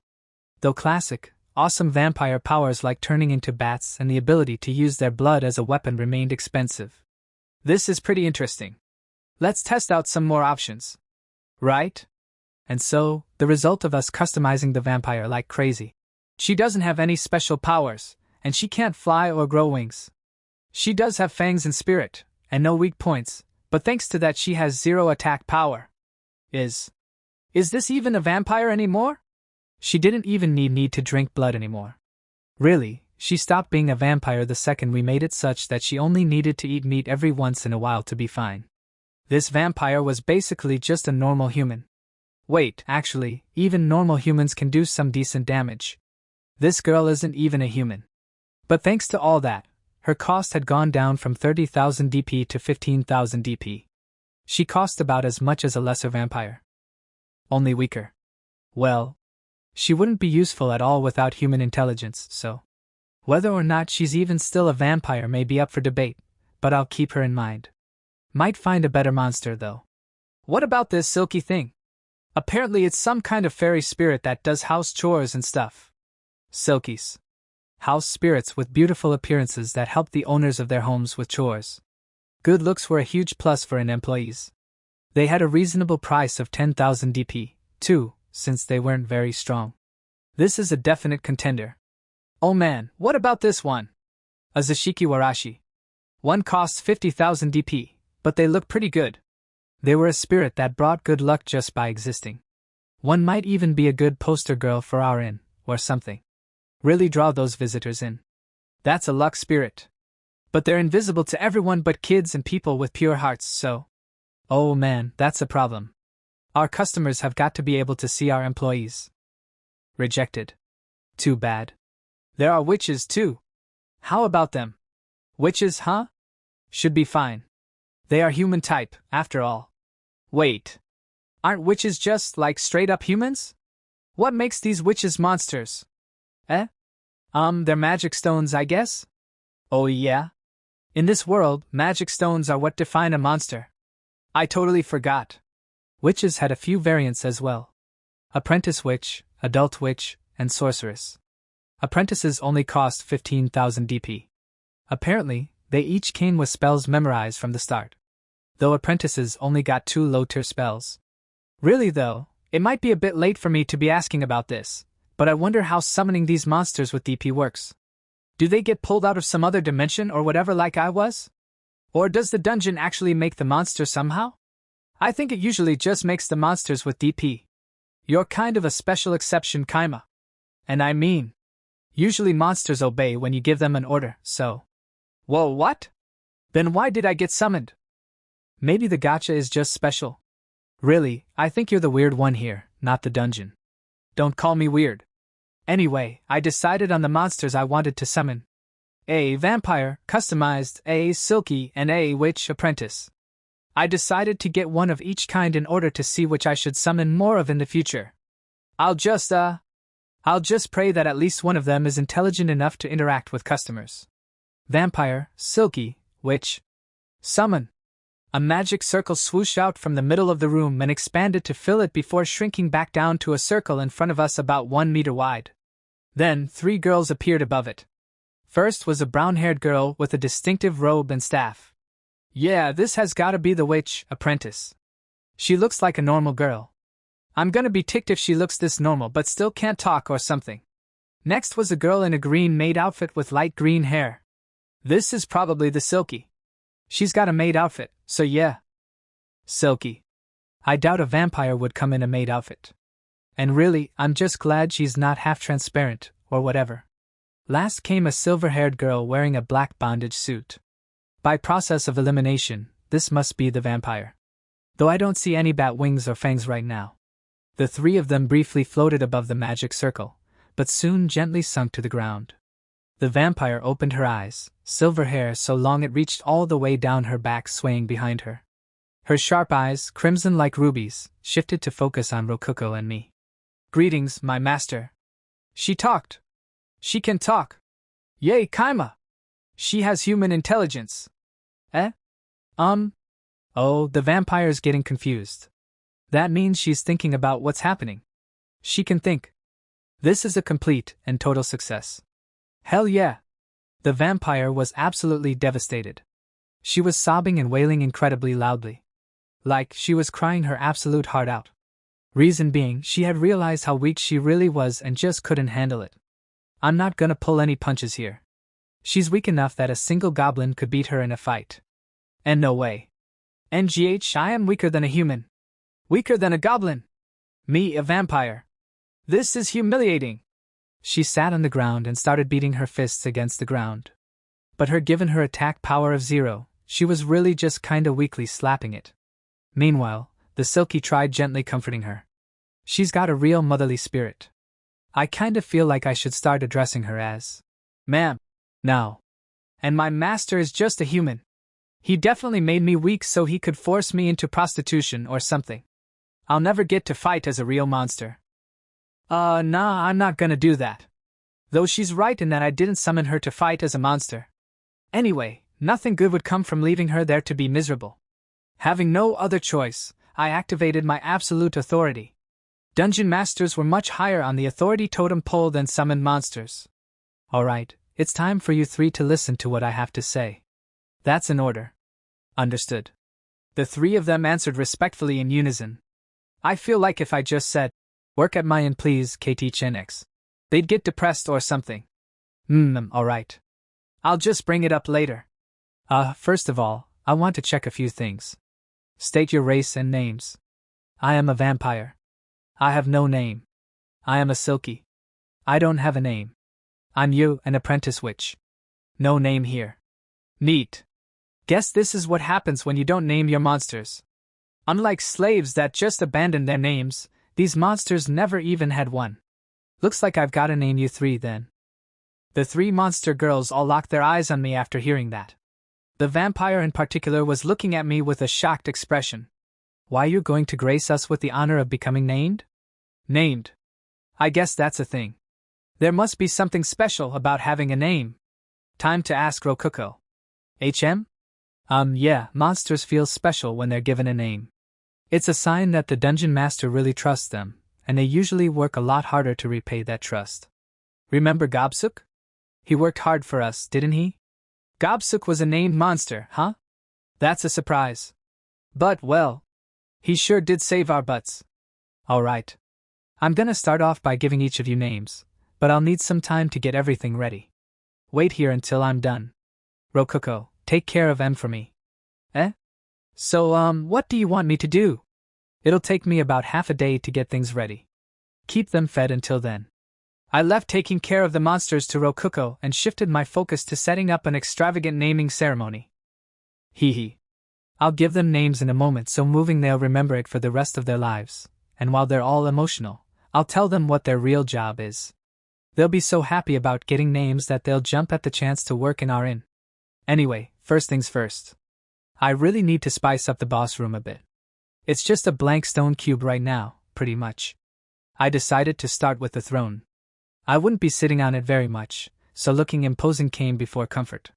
Thus, I built a heavy and imposing throne made of stone. I put it on top of a two-step staircase such that one could look down upon invaders while sitting. That was a major point. A demon king could sit in a throne like this and nobody would blink an eye.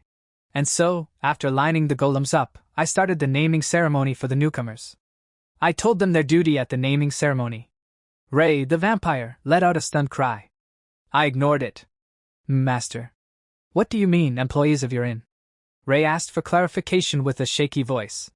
Well, I mean, anyone with a little brain power could figure out a monster with 0 attack power wouldn't be summoned to do any fighting. But maybe she's misunderstanding something. I should explain in a little more detail for them. My dungeon runs an inn for humans, and I needed employees to deal with customers. Basically, you three are all possible candidates for some newly opened positions of power in my dungeon. Keep that in mind. Are you telling us to grovel before the humans and serve them? Don't take it in a weird way. Now, let's be clear. Are you going to refuse my orders? If you can't bear to work with the humans, say so. I'll need to give her another job if she would really hate working in the inn. Ray fell silent to ponder my question. Kinyu the Silky remained still with the same peaceful smile as her expression, while Naruna the apprentice which was staring off into space as if she didn't understand what anyone was saying. I'm getting kind of worried now. No, I won't refuse. I will accept with honor any order you give me. Ray looked at me with determination in her eyes. Hell yeah, just as planned. I knew holding a naming ceremony would be worth it. I told Ichika to step in front of them. This is Ichika. She's my slave and has been working in the inn for a while. Listen to what she says as if her words are my own. Sup, I'm Ichika. Let's work the hell out of that inn, my dudes. Oh, okay. Why? You're a human, aren't you? And a slave. Understood. We will be in your case, Lady Ichika.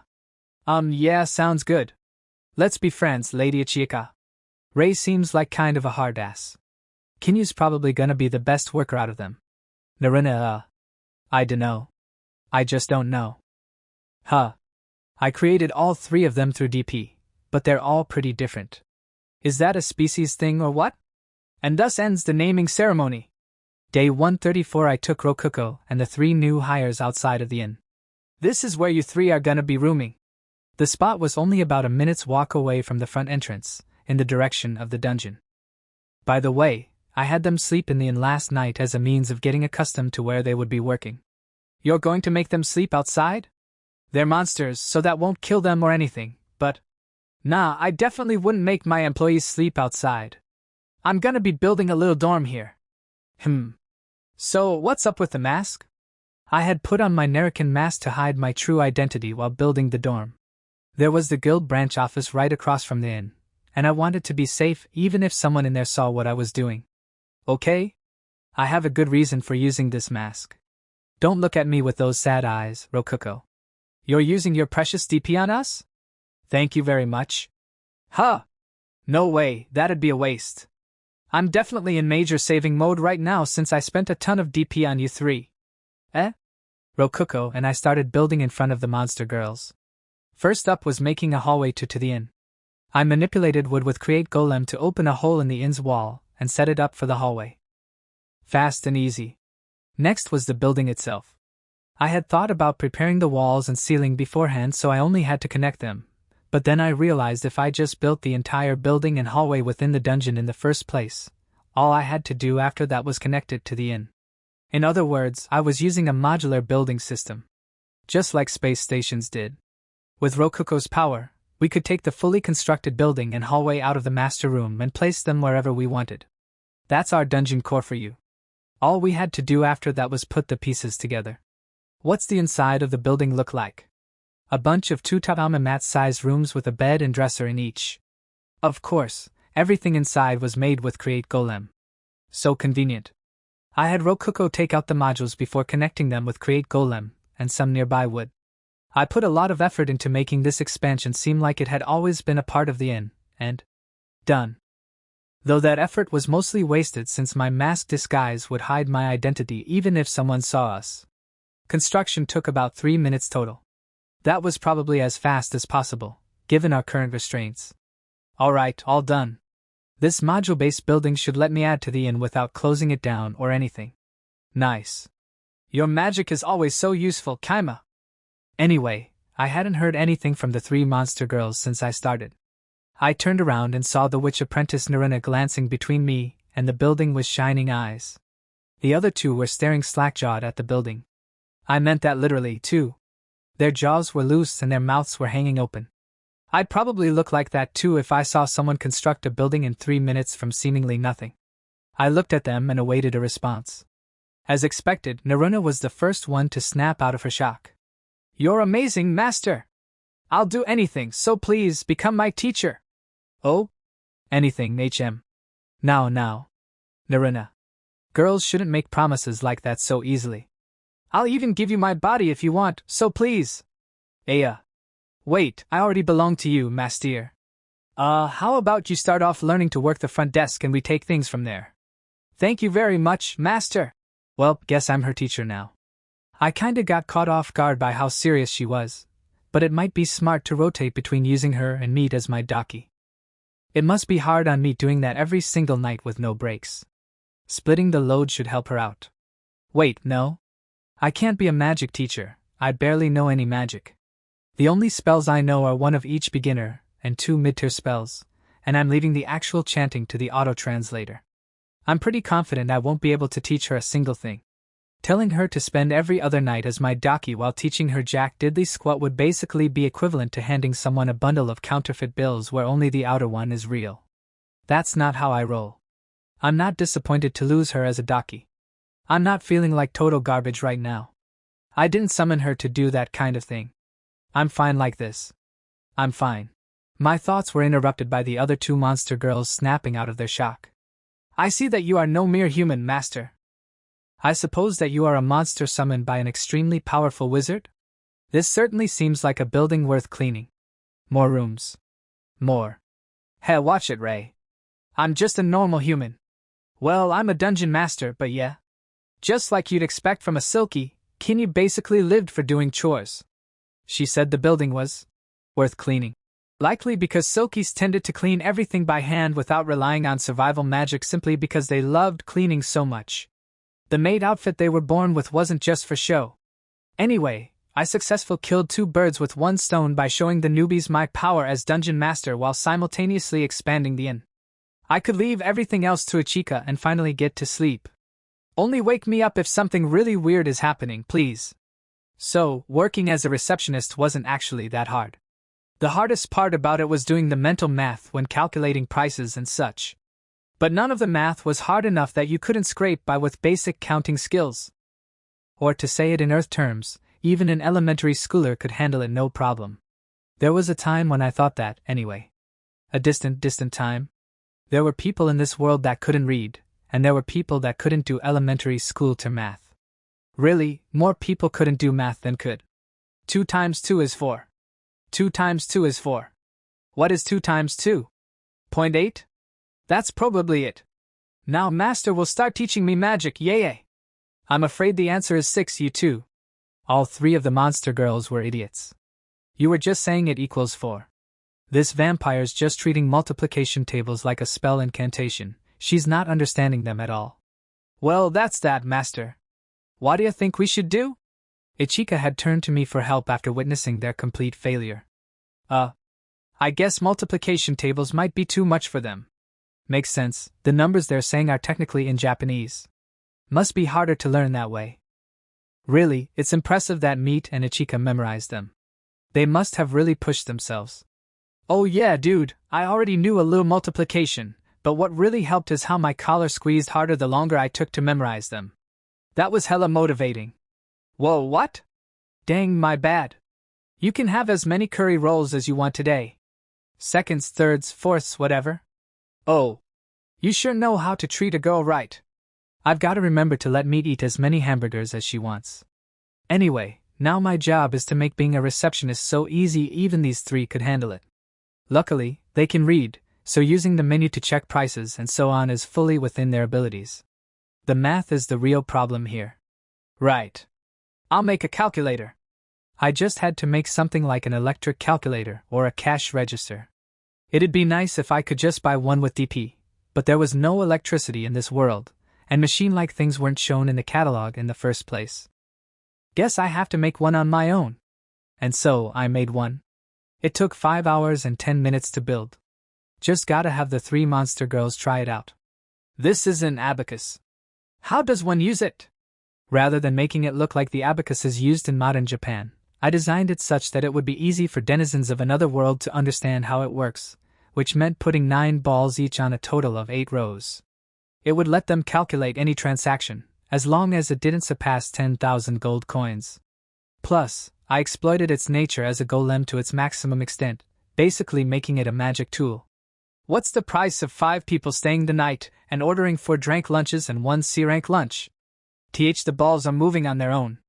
650. 650 coppers. This is quite impressive. You can read this as 6 silvers and 50 coppers as well. You're amazing, master! Basically, the abacus would automatically do the calculations after hearing voice commands. Building the abacus took 10 minutes. Teaching it the prices of rooms and meals took 5 hours. Looks like our employee shortage has been taken care of. I settled on making some slot machines. They could just sit on their own without anyone managing them, and they'd earn us some cash. Slot machines were a perfect way to entertain people while taking their money. Visually, they would look like giant boxes with spinning, drum-like things in the top middle. I made all the parts with Create Golem, and then added a lever to give it spinning power. I kinda just winged it for the insides and really just half-assed a way to make the lever spin the drums when pulled down. My main focus was making it spin only once you pulled down the lever pretty far, rather than by pulling it at all. That gave each spin a lot more oomph. It was the drum golem's job to figure out whether or not the images on the drums matched after they stopped. It was also the golem's job to pay money if they didn't match. As a bonus, I made it such that the drums would stop on their own after slowing down enough. I even included a button that allowed the customer to stop them early. But naturally, I set the drums to intentionally avoid lining up for a big win most of the time. Only rarely would they actually allow the customer to win the biggest prize. It would happen every now and again, but this way, RN would always earn more money. What, you think that's cheap? You think I'm ripping them off? Come on, I'm not running a charity here. This is how all casinos work. And anyway, let me give a big shout out to Create Golem for making it easy to build such a complex machine. So convenient.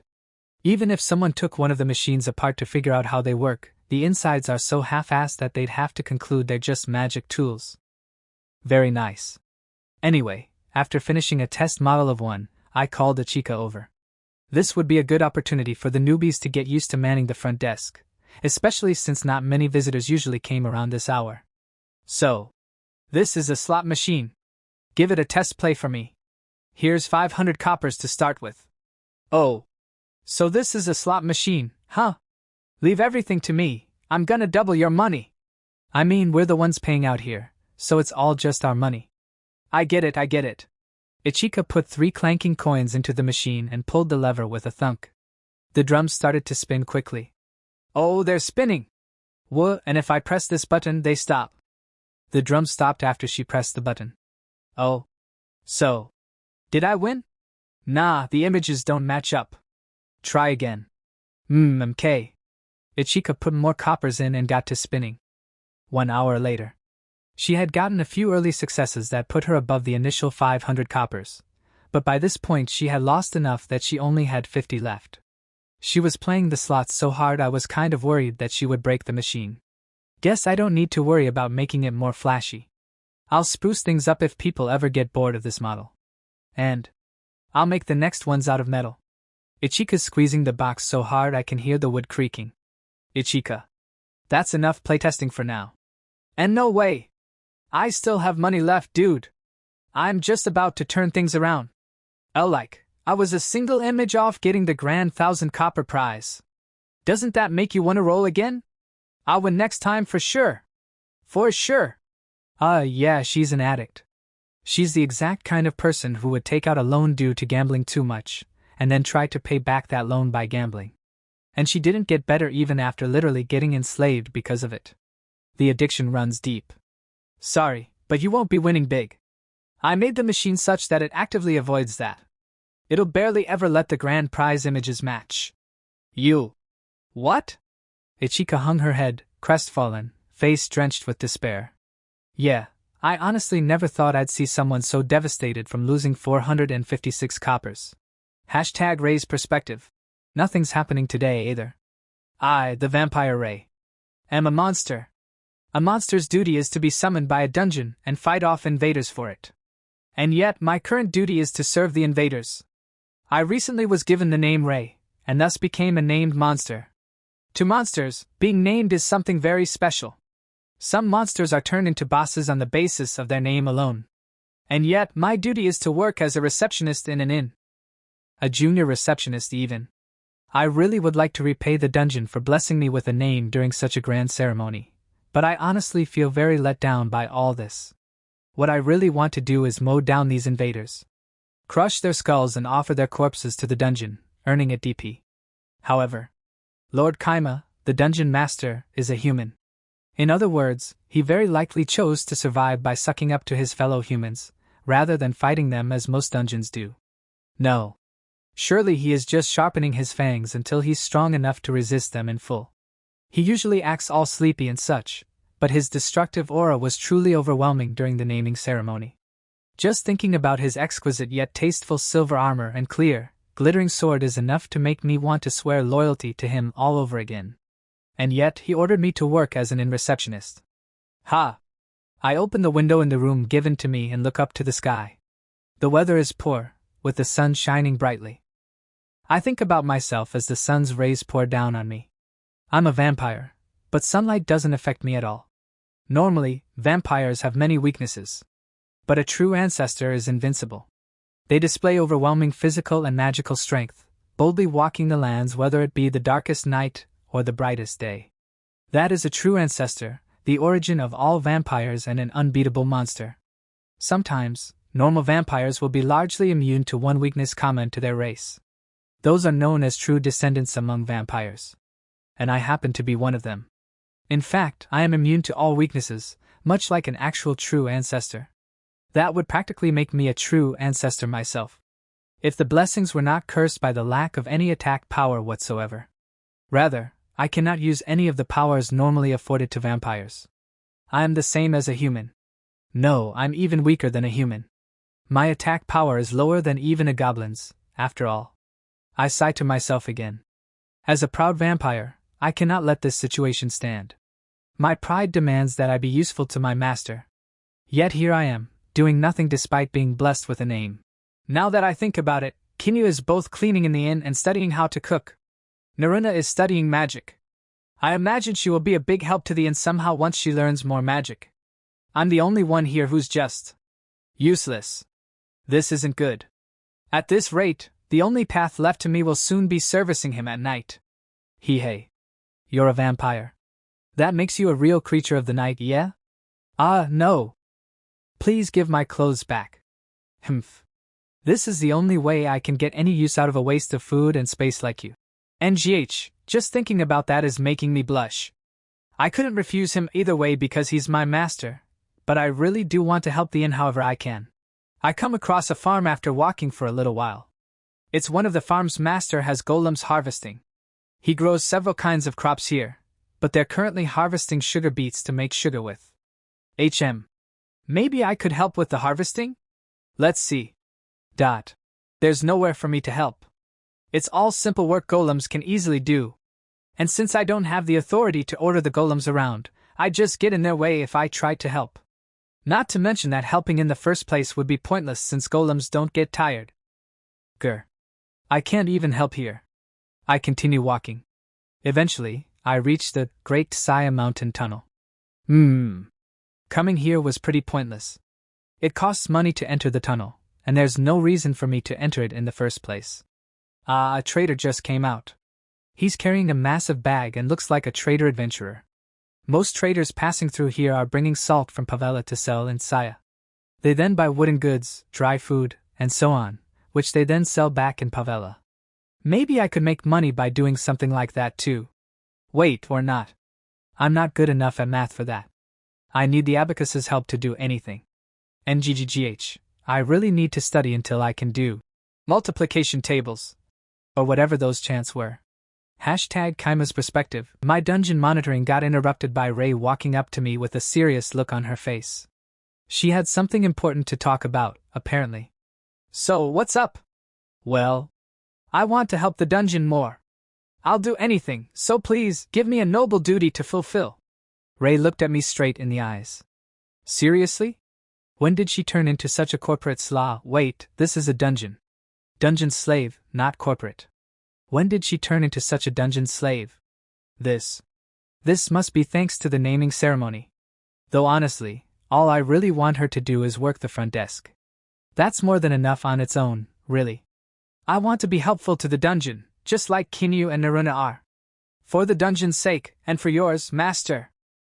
I mean, you manning the front desk is already a big help, you know? You do not need to lie for my sake, master. I am undoubtedly a failure of a vampire. So much of a failure that I cannot even count a few copper coins properly. Hey, don't worry about that. I'm just glad I found a way to automate the pricing stuff. It's like a register. Wait. I made the slot machine deposit coins on its own.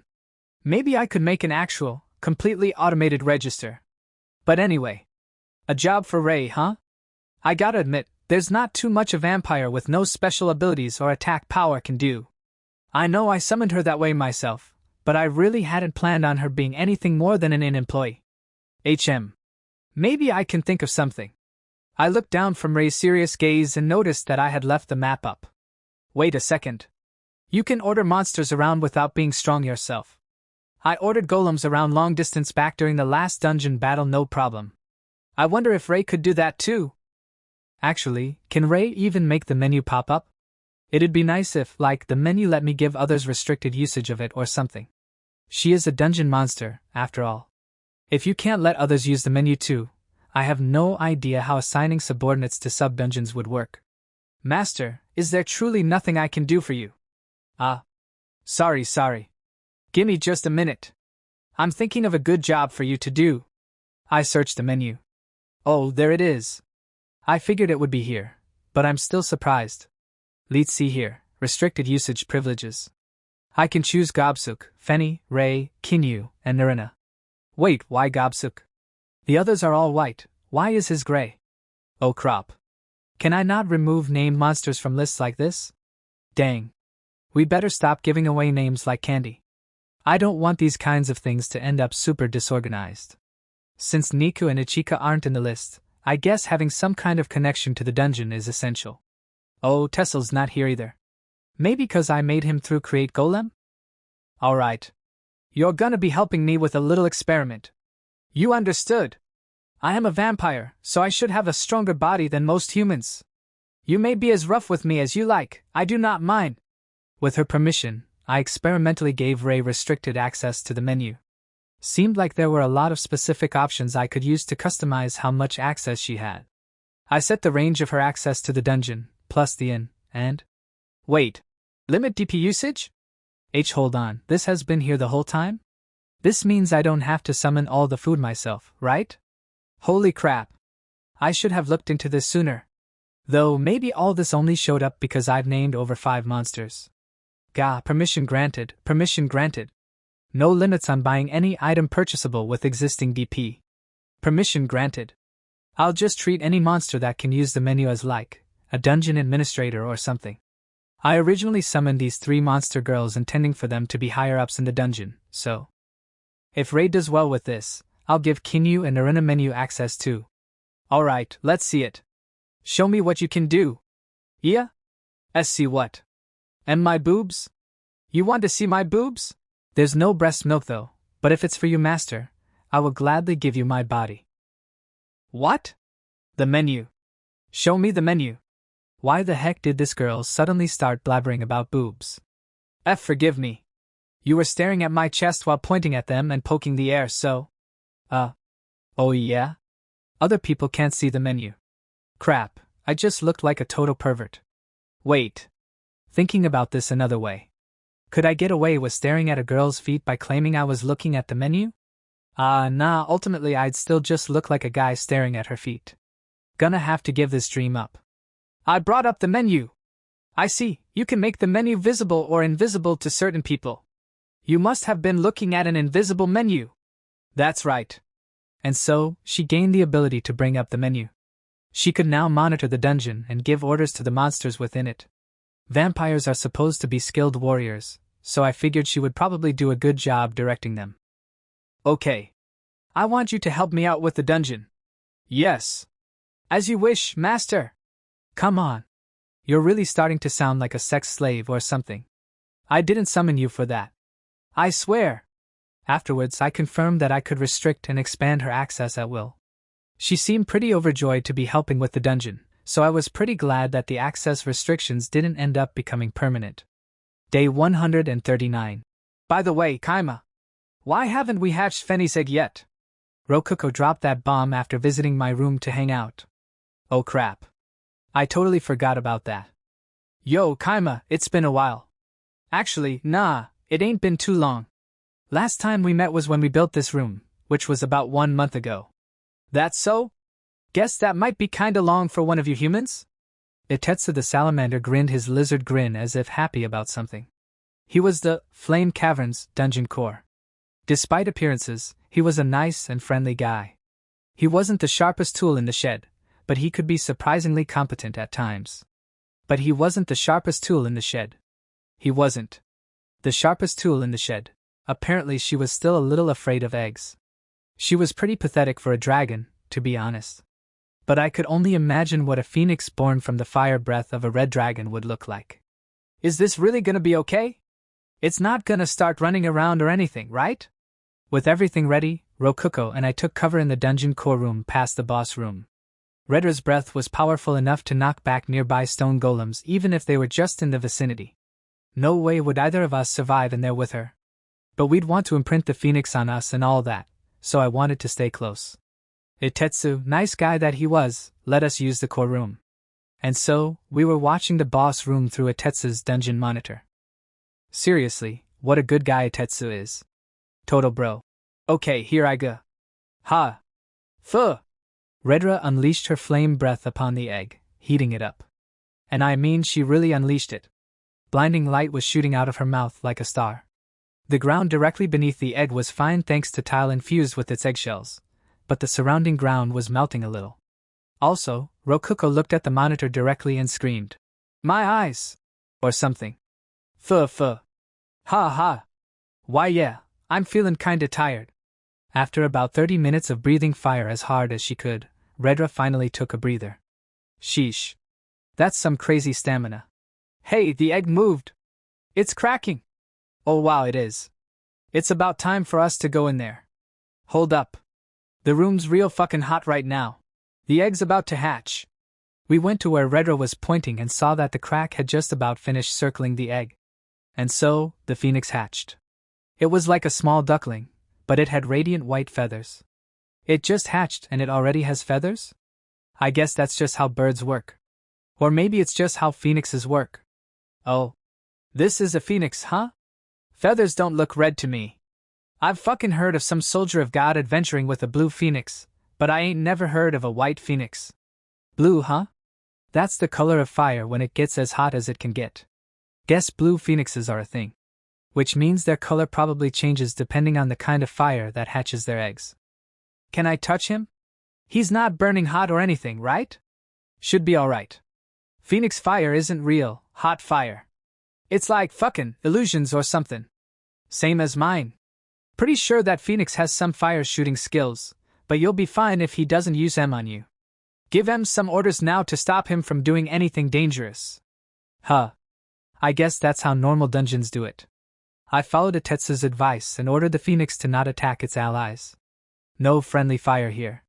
That should do it. Alright, let me touch it too. What? Are you going to try ripping his feathers off this time? Whoa, hold up. What kind of guy do you think I am? Rip off his feathers. The feathers of a phoenix. That might not be a bad idea. Wait, no? Yeah, no. I'll just stick to touching him this time. I reached my hand out to Fenny. Scree! Gah! Hey, stop that, it hurts. Ouch. He sure does hate you, Kaima. He had jabbed me with his beak. Huh. But I ordered him not to attack allies. Does he maybe remember how I broke his shell over and over when he was an egg? Man, I didn't know phoenixes hold grudges. He needs to get over himself. TCH, alright. Best thing to do here is win his heart through food. Itetsu, what do phoenixes eat? Fire and shit. Hey Redra, feed them a little of your fire breath. You got it. Step back a little. Rokuko and I got a good distance away from Fenny and watched as Redra breathed fire on him as hard as she could. Oh crap. I can feel the heat over here. Hello? I think I'm gonna catch fire. Scree. Fenny looked pretty happy getting bathed in fire like that. Hey. That's right, eat up. Eat up and let your hate for me fade away. Wait. What? Isn't this Redra feeding him, not me? Crap. I've gotta learn some fire magic. And so, we brought Fenny back to the inn. Oh? What kind of bird is that? Ray, sitting at the receptionist's desk, looked at Fenny with a curious expression. Fenny the Phoenix. Yeah, Rokuko named him. And also named him, before we even summoned you. Play nice. I opened the menu and showed her that Fenny's name was above hers in the named monsters column. I see. Forgive my rudeness, Sir Fenny.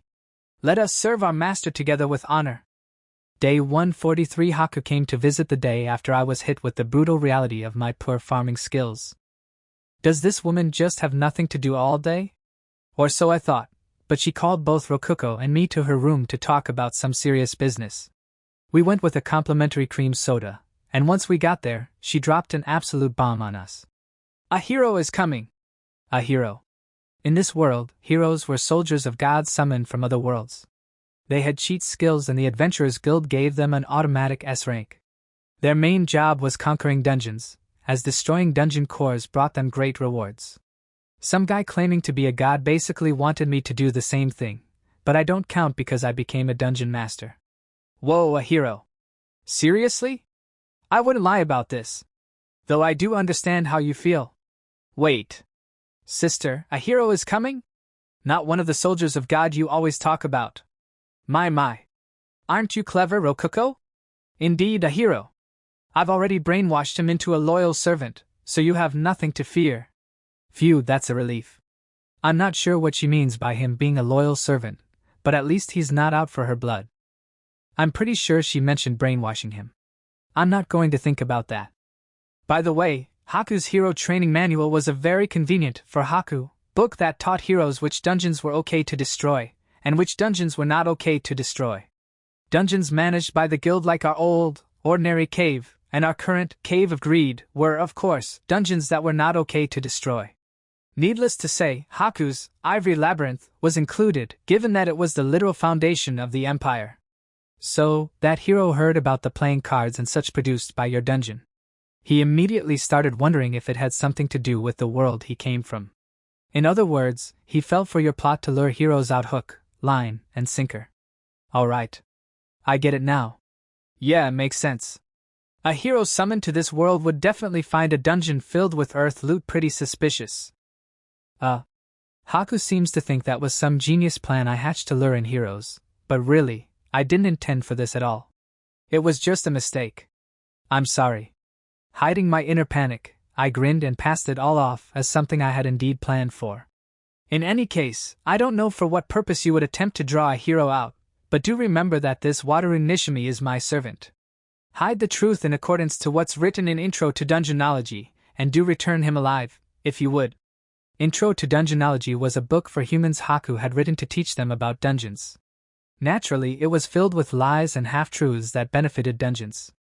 The best example of that was the safe zone.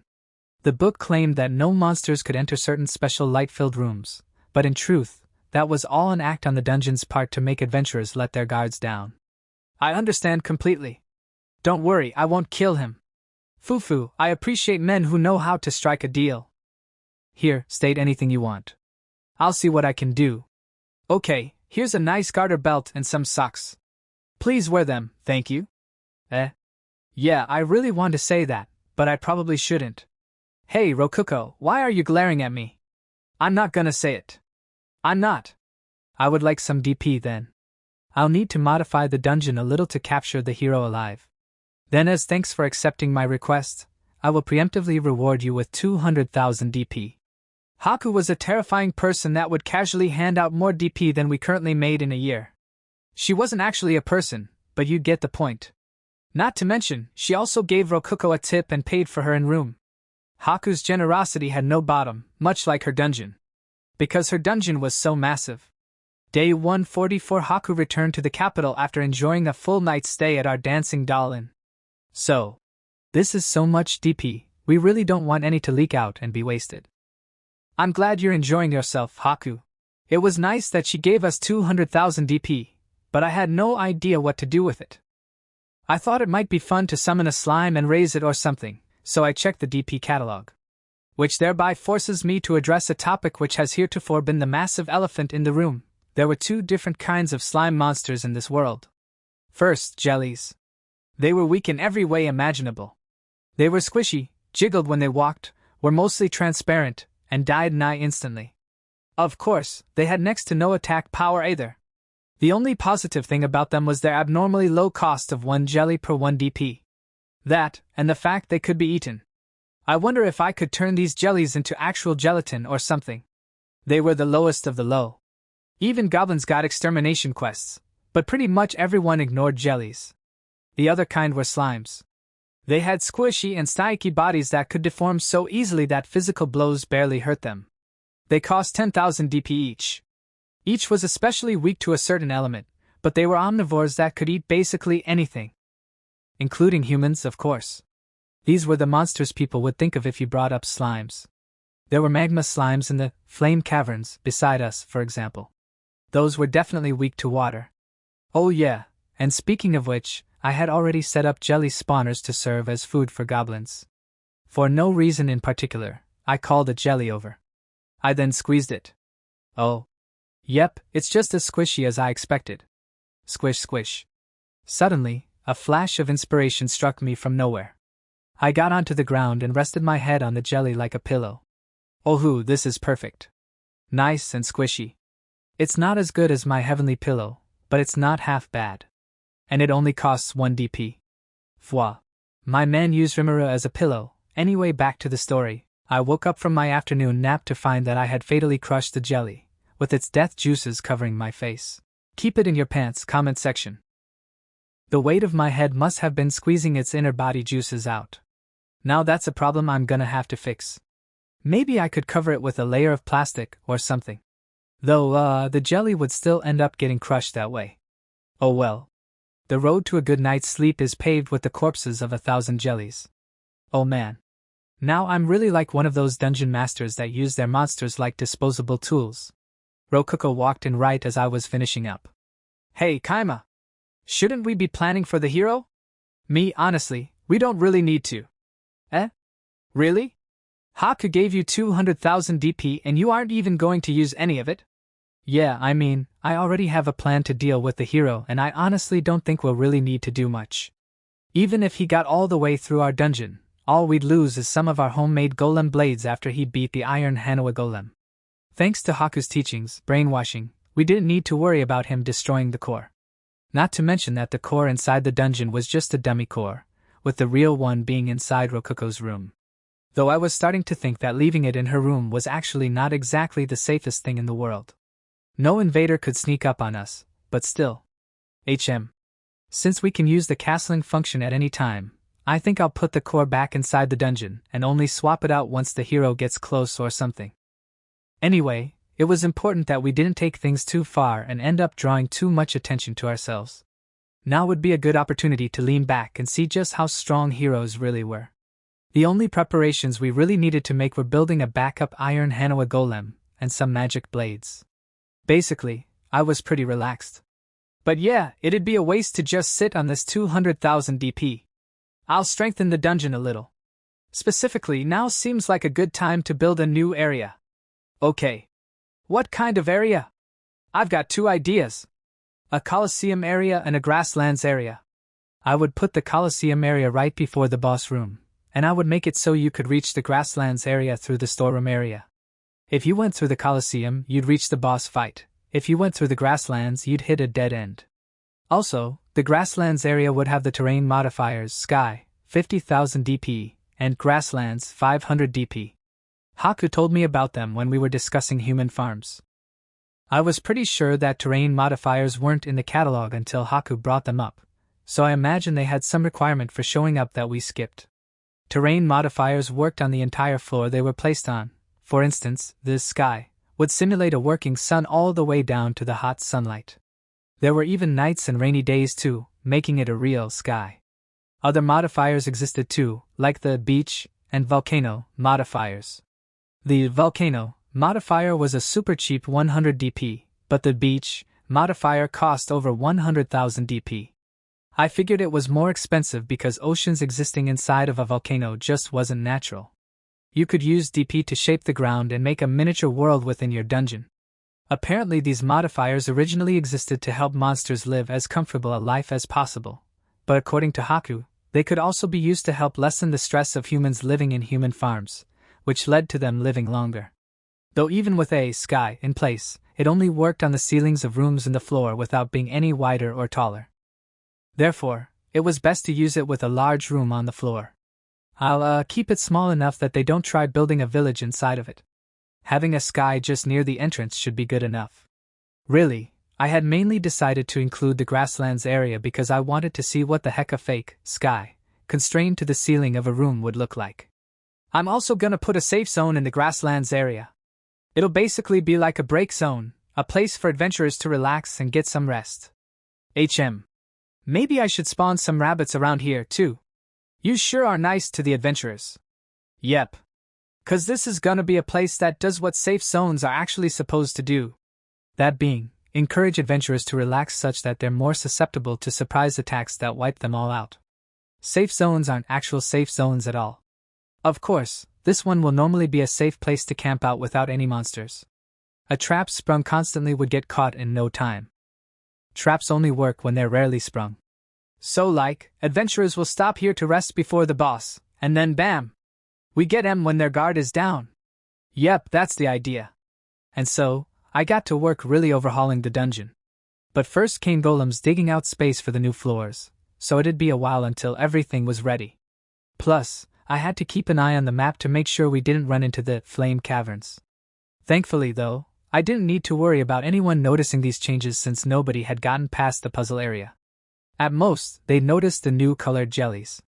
Day 145, the day after I placed those colored jelly spawners, the guild receptionist came to see me. Kaima, I have some news for you. Although you may have already heard of this, the dungeon is showing signs of a paradigm shift. I request that you either avoid entering the dungeon or otherwise stay on the first floor. Thanks for the heads up. Right, paradigm shifts. People think that new monsters showing up is a sign of a paradigm shift. I don't have any plans for holding a dungeon battle, so... Dang. I forgot. By the way, they were apparently going to place a defensive line by the entrance in case monsters came rushing out. I was on call to join the line at some point. It was basically in the form of a personal guild quest, but one I couldn't really refuse. I don't know how to say this, but... I'm sorry everyone. Wow, Kaima, you don't usually make big mistakes like this. Did you not get enough sleep? Maybe not. Maybe not indeed. The scale of the dungeon was getting so big that I was having trouble keeping up. It was impossible not to forget things. Come on. Get a grip, Kaima. You're the real heart and soul of this dungeon now. Everyone's counting you. Yeah, I'll be more careful. I didn't talk to anyone about the colored jellies first, so I can't blame you for not noticing, but seriously, don't hesitate to tell me when I'm making a mistake. I mess stuff up and forget things like anyone else. Ahaha, you? Making a mistake? What kind of joke is that, Kaima? I'm not joking. If you forget that I'm a dungeon master summoned from another world, I'm basically a normal human without any cheat skills, you know? Rokuko sighed and looked off into the distance. Well, yeah? I knew that. I've known it the whole time, and I'm okay with that. I wasn't totally serious when I said it, but I honestly was okay with leaving the dungeon to you after you got rid of those bandits. Wait, what? When did I become a hard worker and Rokuko a lazy slacker? This is just messed up. I'll try expanding the dungeon with my own ideas too. So for right now, just look forward to what I'm going to build. Yeah. I'll leave that whole area to you, so go ahead and fill our dungeon with as many goblins as you want. I seriously don't like goblins that much, okay? Yeah, I know. I know that, Rokuko. Just follow your heart. It sure sounds like you don't believe me at all. Well, either way, it's all yours. I'll just focus on my guild work as an adventurer for now. I know this is all my fault, but man, working sure does suck. Day 148, I was guarding the dungeon's entrance against a paradigm shift that wasn't ever gonna come. It sucked and was totally pointless. That said, the only people who knew that were those involved with the dungeon. The guild had done their due diligence and ordered a barricade built around the entrance, and sent out mandatory quests involving guarding the front door and investigating any changes within the dungeon. Although only a few adventurers were actively guarding the barricade at any time, a large number of fairly skilled adventurers were gathered in the inn just in case they were needed. The result? A ton more DP for me, the one good thing about this whole mess. Anyway, today I had guard duty with the C-rank adventurer Gozu. It really wasn't so bad once you got used to it. Where's Rokuko? She's the owner of the inn, so she gets a free pass. Hey Gozu. The only thing that changed was some colored jellies, right? What's the problem with that? Kaima, it's a pretty fucking big deal for a bunch of monsters to start appearing out of nowhere in any dungeon. Even jellies. Hey Gozu. Mind if I go to sleep? Get a grip, Kaima. You're only a C-rank in this dungeon. If things get too bad, that might change. Keep a close eye on that entrance, your future depends on it. Yeah. But I already know what's up, so it's hard to care at all. 'Cause I know there's nothing to worry about. I kept up the conversation with Gozu. So, how's that blacksmith friend of yours doing? Kantara? Pretty good, seems like he's making a good living here. Those eggshells were pretty rare, he said. Oh, really? I did get them from Haku, so yeah. Phoenix eggshells really did have a huge resistance to fire. It'd be a pain if people started asking where I got them, so I decided to just pass it off as if Haku gave them to me. And yep, Gozen nodded to himself after hearing it. You can never know what to expect from A ranks. Oh, and by the way, we made an oven out of phoenix eggshells just for the fun of it. It ended up being pretty much the best oven I had ever seen in my life. Kinyu, being a chore-loving Silky, was super pumped about it. A small ember was all it needed to cook juicy meat, apparently. It'd burn if you let your guard down for a second, but to her that just meant it was the perfect place to show her skills. Alright, I think I'll have him make some kitchen knives in that forge. Just for Kinyu. Oh? Given a present to that cute green lady, eh? I thought for sure you had a thing for little girls, but looks like you have a thing for nice and curvy women too. Gahaha. Hey, don't get the wrong idea. I'm a foot fetishist, not a lilicon. And despite my love of feet, I haven't used my absolute authority to order any of my underlings to give me their socks and shoes. I'm an absolute gentleman. Each of those 3 monster girls have delicious feet, and I ahem. They have shapely feet, so if I weren't such a gentleman, there'd be some seriously R-rated stuff going on right now. That girl's cooking Yurin's food, right? I bet Kantara would be stoked to be making knives for a cook that good. I'd hope so. Oh, how much do knives cost? Dunno if I could buy them if they're too expensive. You could buy plenty no problem if you bag an iron golem in the dungeon. If you're really pressed for cash, you could just ask for a favor. Just pay 'em back by letting us buy beer in the inn. You guys want to drink that much? Inn workers don't want to deal with drunkards causing a lot of problems. Get the guild to build you a tavern or something. Who knows when we get to drink beer though? How many days does it even take to build a tavern? Ah, alright. Maybe I'll ask the wizard who built the employee dorm next to the inn to make a tavern next. He'd finish it in no time, but his work is expensive. Oh yeah, that dorm did pop out of nowhere. Yorin growing all the time is one of the 7 big mysteries of the Cave of Desire, you know. Wait, what? 7 big mysteries? Since when did that become a thing? When did people start talking about those? Huh? You haven't heard of them before? Hey, you're one of them. People are always talking about an adventurer who barely works staying at the inn night after night somehow. Oof. What about the other 5? Other than the dorm built in a night and the lazy adventurer, there's the spots beloved by A-rank adventurers, the mysterious blonde loli, the impossibly cozy onsen, the legendary S-rank meal, and the ever-working golems. Every single mystery of this dungeon just has to do with our inn. And hey, the onsen being cozy isn't a mystery, that's just a fact. And apparently the owner of the inn slips into your room at night, all the time. Some people are saying you get to stay at the inn for free cause you're leeching off her. Whoa, whoa, whoa.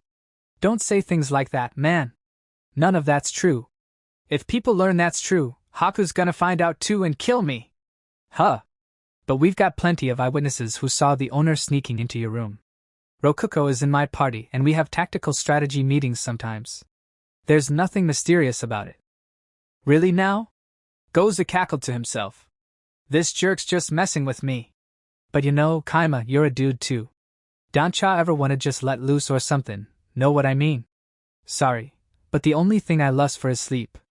Oddly enough, maybe due to being a dungeon master, I didn't really get as horny as I used to.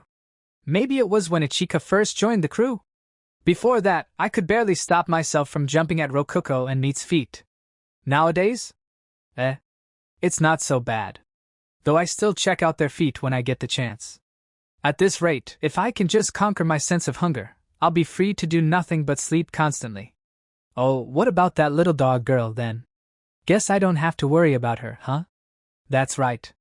You don't need to worry about Meat at all. I'm not the kind of guy who'd go into full horn dog mode in front of a little kid. As long as Meat's around keeping watch, I'll never become a pervert. So yeah? No worries, my man. But you know, I can't shake th feeling that you might be working her too hard. Heh. She actually starts pouting if I don't let her sleep in the same bed as me, man. If she's working too hard, it's because she wants to. Yeah? She must really care about you. You treat her right, ya hear? Of course. We kept on chatting and continued guarding the dungeon entrance against monsters that would never be coming. Day 152. You might not think so, but sitting down all day during guard duty was surprisingly tiring. I went back to my room and fell asleep the moment my shift was over. And thus was my life for an uncomfortably long time. But now that's finally over. Nothing had happened after a solid week, so the guild concluded everything was safe and took down the barricade. Finally, I can take it easy again. Rokuko swung my door open and rushed in again the next morning. Did I never teach her how to knock? Meh. Whatever. I closed my eyes and let myself drift along the pleasant sleepy waves. Morning, huh? Mornings are for sleeping through. ZZZ. I know that you humans are actually supposed to wake up in the morning. Wait, now's not the time for joking around. The hero is here, the hero. The hero? Alright, got it. I'll get up. In like 5 minutes. Wake up now. The hero's already here. He's busy in the guild's branch office right now, but he'll be coming our way any second. Rokuko beat her fists against me through my blanket. That didn't really hurt, but it was pretty annoying. Guess I should get up already. And I mean, the hero is here, so... Fwaya. Alright. The hero's here, huh? Let's check him out. I opened the map and zoomed to the guild branch office. I checked his DP, how much DP he earned us over a day, and saw.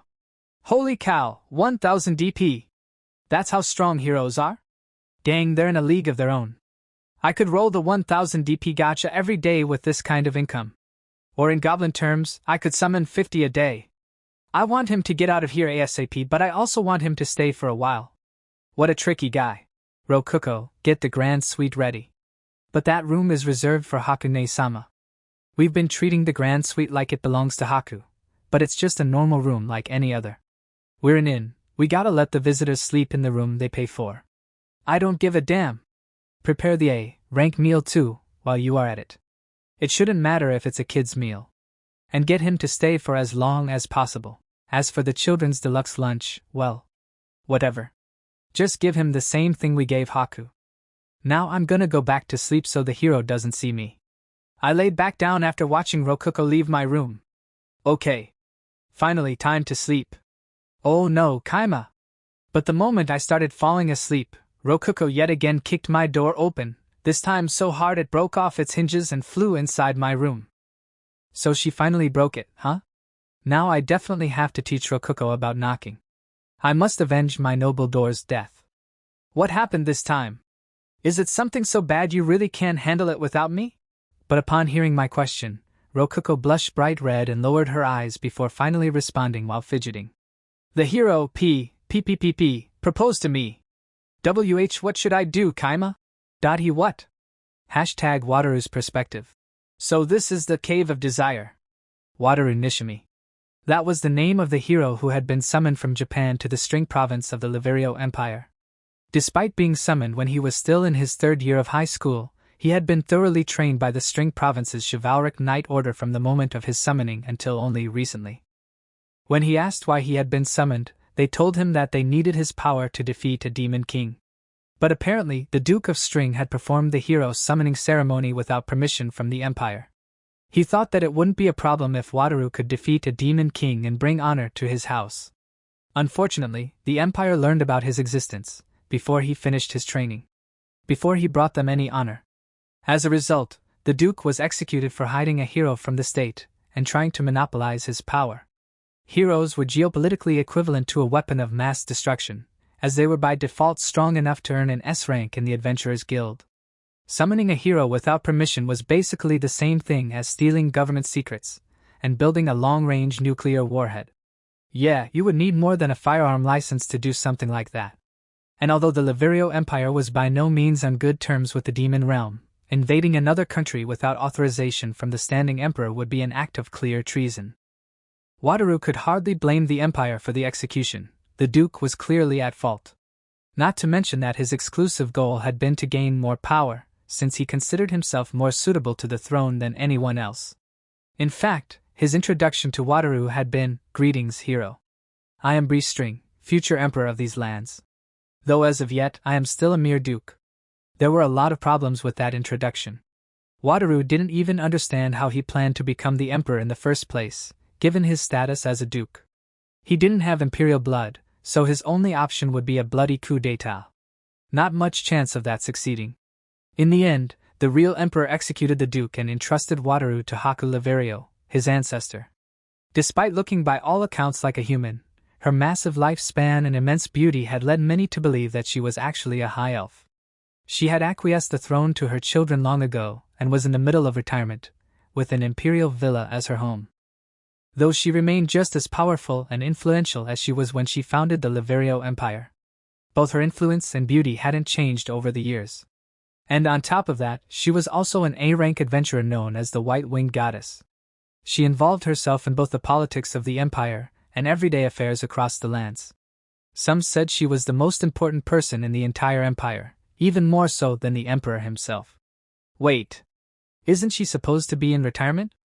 The definition for retirement must be different in this world, thought Wataru. Under Haku's protection, Wataru became a hero known throughout the Lavirio Empire. He formally left the String Knight Order that had been training him and became a direct subject of the empire itself. A noble title was still being prepared for him, but in the meantime he was being considered one of Haku's personal bodyguards. And why did a hero such as he go to the Cave of Desire? Simple. He had seen one of the decks of cards brought to the imperial capital by a trader. The cards were made of a much higher quality paper than almost any he had seen in this world, and they had pretty pictures imprinted on them. The moment Wataru saw the cards, he couldn't help but remember the world he had almost forgotten. Earth and his home, Japan. On top of all that, the container for the box of cards had a barcode on it. It was a clear, nostalgic sign that the cards were from his original world. Although residents of this fantasy world would only see it as a meaningless pattern, to him the barcode was an undeniable link to Japan. Wataru immediately considered finding out where the cards came from, or rather, where he could get them himself, to be his most important goal. He was Haku's bodyguard in name only, after all. Completing that goal was surprisingly simple, as if his path had been prepared for him. After requesting leave from Haku and explaining why, she informed him that he was looking for the very place that she often snuck off to on private business. As she had no reason to stop him from going there, she granted his request and even prepared a carriage for him. After about half a month of riding within the bumpy carriage, Wataru finally reached the Cave of Desire. This is the place, right? Before him was a shabby guild branch office and an inn. Nothing else. He later heard about a nearby smithery, but he couldn't see it from where he was. Wataru immediately headed for the inn. But right before going inside, remembered that he should probably visit the guild first to announce his arrival. Unfortunately, they offered him a cup of tea that he couldn't refuse, which took more time than he would have liked. Being an S-rank's not as easy as it sounds. This kind of thing never happened to me back when I was a C-rank. But he couldn't go back to being a C-rank even if he wanted to. Heroes are an automatic S-rank within the guild. Automatic. He headed back to the inn. Welcome to my inn. A girl in a dress greeted him immediately upon entry. Her long blonde hair fell to the ground as she bowed in greeting to him. She then glanced around the room before finally stammering out the rest of her greeting. Thank you very much for visiting our dancing doll inn. I'm Rokuko, its owner. The owner herself was greeting him. They must have been contacted about his arrival beforehand. But seriously, she was stammering so much. And she bit her tongue midway through her sentence. Somehow. That felt very calming. Wataru subconsciously smiled. For some reason, he couldn't take his eyes off Rokuko. He felt something very familiar, very nostalgic about her. Sir? What is it? Rokuko, confused by Wataru's staring, peered at him. You're nothing. I'm Wataru Nishimi. I heard from Lady Haku that you have a sweet room she recommends. She also said the food is really good. What? Oh, okay. Give me just a second. There's a chair right over there. Go ahead and sit. She left it at that and dashed into a hallway. Wataru noticed that she stopped being very polite by the end of her greeting, probably due to not being very used to interacting with visitors, but he didn't mind. He sat in the recommended seat and took a deep breath. The air smelled slightly like Japan, he thought. Yeah. There's definitely something special about this place. He thought back to the past 3 years. A lot had happened. He started to wonder how his old buddies from the String Knights Order were doing, but stopped before he remembered the traumas he had associated with that time in his life. It wasn't long before Rokuko came back. Something about her definitely drew him in. The grand suite is this way. Please follow me. He followed after Rokuko. Before him were her swaying blonde hair and cute butt. He knew she wasn't trying to seduce him or anything of the sort, but for some reason, he couldn't look away from her butt. Its swaying form captivated him. I don't get it. This has never happened to me before. His heart beat faster, as he felt something similar to lust mixed with nostalgia. I want to try squeezing it. Wait, what am I thinking? Wataru shook his head to get rid of his lustful thoughts. Sir? I didn't mean it. Rather, this is the grand suite. And here is your key. Thank you. Before he knew it, they had reached the grand suite. He took the key from the owner and looked around the room. The glass window, wallpaper, and furniture were all reasonable. He felt as if he had seen furniture exactly like it before, but it wouldn't be odd if they had been made within this fantasy world. But the massage chair in the middle of the room was a different story, especially since it would vibrate if you put money into a box beside it. I don't see any power outlets or anything. Sir, when will you be eating? We're serving breakfast right now and… but you have to buy a food ticket first. But I think visitors staying in the suite can order from their room? It was very clear from her constant confusion that she wasn't used to dealing with customers. Thankfully, Wataru found that more amusing than anything. Your name's Rokuko, if I remember correctly. Who are you, really? The owner of this inn, of course. Rokuko glanced away, but Wataru had more or less already guessed the truth. Haku liked this place. She recommended it. The design of the inn. After mulling everything together and drawing a conclusion, Wataru spoke. Will you become my partner? No way. She rejected him so fast and hard she didn't even try to be polite. #Kaima's perspective proposing to Rokuko? What, does this guy want to die? Haku's gonna execute him the second he goes home if she hears about this. And I mean, that won't be a problem for me or anything, but I don't want to abandon a Japanese brother of mine like that. I'm in the middle of trying to live like a good person. So, what should I do, Kaima? First of all, what exactly did he say to you? He said please become my partner, or something like that. Rokuko blushed and fidgeted, but… was that really a proposal? Partner was a word with lots of different meanings. It certainly was often used to denote a married couple, but it could also just mean two people working together, like Rokuko and I. I've called Rokuko my partner more than a few times, after all. Wait, is Mr. Automatic Translation playing some major tricks on me again? Hey Rokuko. Would you mind defining partner for me real fast? Well, obviously, I turned him right down. You're the only partner I need, Kaima. Thanks. So, you turned him down. What's the problem? Hold on. Well, he's being really pushy about it. He wants to eat breakfast with me so we can talk. You come too, Kaima. An invitation from a mighty S-rank adventurer, huh? She could just turn him down like anyone else. There are no rules about obeying their every command or anything. But I guess we're gonna have to talk to him at some point. We may as well do it over a meal. And I get the feeling letting Rokuko talk to him alone would be a huge mistake. She'll definitely let something major slip. Maybe she's already let something slip. It's possible. Like, what did she do that led to him asking her to be his partner? I can't even imagine. Was it just love at first sight? And so, I ended up talking directly with the hero. It was hard to turn down an invitation to eat together. We were in the grand suite. I was sitting opposite to the hero, wearing my Nerican mask so that I could pass myself off as the mysterious Earth Wizard adventurer. Rokuko was beside me.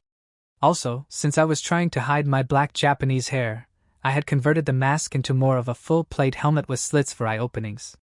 I could lift up the mouth plate to eat. It was pretty convenient, so I planned on replacing my mask with it entirely. Dyeing my hair entirely was another option, but I didn't know how to dye it, and it'd be annoying to dye my hair whenever I had to do anything special in public. But most importantly, I didn't want to impact the quality of my sleep by messing with my hair. Greetings, Lord Hero. I am Nerican. This is my partner, Rokuko. It is an honor to meet you. It's nice to meet you too. I am Wataru Nishimi. Nerican. Rokuko. I'm sorry to be so rude despite inviting you to this meal, but the food's so different from what I expected I don't know if I'll be able to say much for a bit. I'm sorry. The plan had been to talk while eating, but despite worrying if the children's lunch would be enough for him, the hero had completely fallen head over heels for it. He had been staring at the food and the cream soda ever since Kinyu started setting the table. Maybe it had been a mistake to give him the normal A-rank meal? Since he grew up in Japan, he knew how much a meal like this would actually cost. Even still, I thought that it was a bit ridiculous to ask 5 gold for it. And so, the hero became absorbed in silently eating his food. He had a deadly serious expression on his face the entire time. You're like 20 years old, so it's kinda awkward watching you silently eat a lunch for children like this. Rokuko and I ate silently as well. Even if we tried talking to him, he just shot us down so hard it kinda felt like he'd murder us if we got in the way of his eating. I knew it, he must be friggin' pissed about the price. Curse you, Ichika, or so I thought, but apparently I was wrong. Thank you for the meal. Wataru, after drinking down all the cream soda and leaving not a single crumb on his plate, started crying.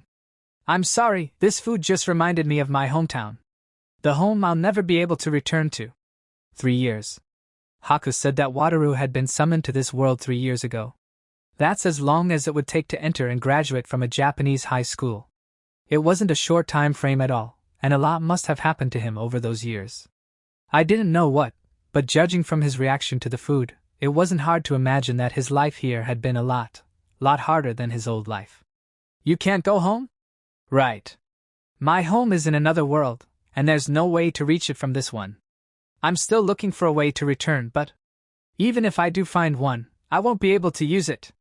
I've killed people with my own hands since coming to this world. That is an unforgivable crime where I come from. He had killed people since coming to this world, and thus considered himself incapable of returning to Japan. He wouldn't be arrested for murdering fantasy people or anything, but I imagine he was talking from an emotional perspective. If you can't go home, why are you searching for a way back? So that if I find someone else in my situation, I can help them return home. Well, that's one reason, but I guess homesickness is what really drives me. I miss my home more than I can describe. This place is so much easier to live in than Japan that I don't really feel like going back myself, but maybe I'll start missing home eventually? As long as I get to sleep, I'm happy. I understand why Haku recommended this in to me. There's definitely a connection between this place and Japan. I have a lot of questions I want to ask you too. Is that okay? If they're questions I can answer, I will try. Okay. Rice. Wataru thanked me and placed a box of cards on the table. I've heard that boxes of cards like this can be found within the Cave of Greed. You've heard right, they're all over the place on the first floor. We buy them from adventurers for 5 coppers each. Wait, what's this weird pattern thingy? The hero grinned. Rokuko's comment made me realize what he was pointing out. I felt the blood drain from my face and a shiver run down my spine. It's a barcode. These things have barcodes on them? That's it. We're done for. No way out of this one. That's what I'm talking about. This pattern is called a barcode, and a special technique allows one to extract information about a product through it. Now that you mention it, I have been wondering what this pattern meant. Very interesting. I played it as cool as I could. Yeah. This guy's definitely thinking I'm Japanese. My reaction just now may have sealed the deal for him. We might have an ace detective on our hands. Oh, right. He definitely asked Haku about the barcode too. That must be why she was so sure I had some genius plan to attract heroes. The barcodes were perfect bait. Sorry! It was just a dumb mistake. So, basically, I think that this dungeon might be a key to finding my way back home. I see. Well, investigate it all you want, but keep in mind this is a dungeon for beginners. Don't tear it up too much. Right. I'll keep that in mind. Either way, I would like to rent this room for the next week. With that said, the hero Wataru bowed to us deeply. He seems like a nice enough guy, but what should I do with him? Oh. Right. I should follow up on that whole proposing to Rokuko thing. Pretty sure he was just asking her to be his investigation partner or something, but yeah. By the way, I heard something about you proposing to Rokuko? Wataru spat out his drink. Did he tie that knot with his tongue? Yeah, I did. She turned me down though. But I'm not giving up on her. I'll definitely make her fall for me. You do know that Rokuko is Haku's little sister, right? You're definitely gonna have an accident if you lay your hands on her. Don't worry, I won't do anything without Rokuko's consent. I care about what she thinks. If you care about what she thinks, why didn't you give up on her after she turned you down? I also happen to be her partner already, so… Oh, but she's not wearing a ring. Have you not given her one yet? A ring? I guess where you're from, hero, there's a custom of giving a ring to one's partner? We live out in the country as you can see, so it's likely that our cultures differ in that respect. In that case, I can gift her a ring myself. I'll have one sent to her tomorrow if you can tell me her size. Ha ha ha ha, no need. I can find a ring for her on my own. This isn't the kind of gift to leave to another person, I think. I glanced at Rokuko and saw that she was grinning, her cheeks flushed. I feel like this conversation's going down a bad path. I was just saying what came to mind, but really, what the heck does partner actually mean to these two? He brought up a ring. I should have just manned up and asked what partner meant when I had the chance. I'm pretty bad at just going with the flow. Does he mean like a wedding ring? That's right, we're definitely partners. If you really care that much about Rokuko, I would like you to prove it. Huh? Prove it? Yes. If you can prove that you two really are that close, I might find it in me to give up on her. Yeah, I don't know what's wrong with this guy. But I think I get what he's saying. So basically, Rokuko and I just have to kiss in front of you. Hi. And no, hold on. And no way. I am not ready for that yet, no way. Rokuko shook both hands in front of her face, blushing bright red. Seriously? If you turn a kiss down that intensely, the hero's definitely not gonna drop this. Though if we did kiss, Haku would probably execute me later, so… This is fine too. Seems like Rokuko's not up for a kiss. Which means I still have a chance to win her over and take her from you. Seriously? You're just gonna say it like that? What a guy. Now, Rokuko's just a little shy, that's all. We may not look it, but we are partners in body and soul. Oh? Okay, let's do it this way. I fell in love with her at first sight. Show me that you have what it takes to protect Rokuko. For instance, if you're a better adventurer than me, I'll be confident leaving her to you. Surely you jest. Isn't it a little much to ask that I be a better adventurer than you, an S rank? Don't worry. I was a C rank before the guild automatically boosted me up to S rank. Come on, that's gotta be because the Duke was putting pressure on them. He didn't want you shooting up the ranks and getting noticed by Haku, since she actually runs the guild. Wataru stood up and spoke in a deeper, cooler tone of voice. Narakin, I'll fight you for Rokuko. No thanks. I shot him down. Narakin, I'll fight you for Rokuko. No thanks. Saying it twice won't change anything. But why? Because there's absolutely no reason for me to do so. Judging from everything you've said up to this point, what you're doing now is nothing more than trying to wrap me up in your failed confession. You're being a nuisance. NGH. You're right. Why not? Go ahead, fight him over me. Rokuko, however, was pretty into the idea for whatever reason. Very well. But tell me, hero, what's in it for me if I win? Why? How about? I keep quiet about you being a Japanese person, Narakin? Does that sound fair? Why would you suggest that I am Japanese? Aren't you? Yep. I totally am, but saying that here would just be sealing my fate. And if I say no, he might have a lie-detecting magic tool that would likewise seal my fate. The only thing I can do here is change the topic and get him confused. Let's assume I am a Japanese person. Why would you telling others that be a problem for me? I don't know, but it must be problematic to you since you're wearing that mask to hide it. If it's not a problem, why don't you take off the mask so we can talk as Japanese people face to face? It's possible that my face is just so scarred and hideous that I don't want anybody to see it. I would prefer it if you did not press this subject. I am sorry. I didn't think about that. Wataru bowed in apology, accepting his mistake. Dang. This guy's a lot nicer than I thought he'd be. In any case, I refuse your challenge. There's just no reason for me to accept. I see, that's unfortunate. Yeah? Well, you don't look too sad about it. I bet he's planning something. But despite my suspicion, the meal ended without him pulling anything funny.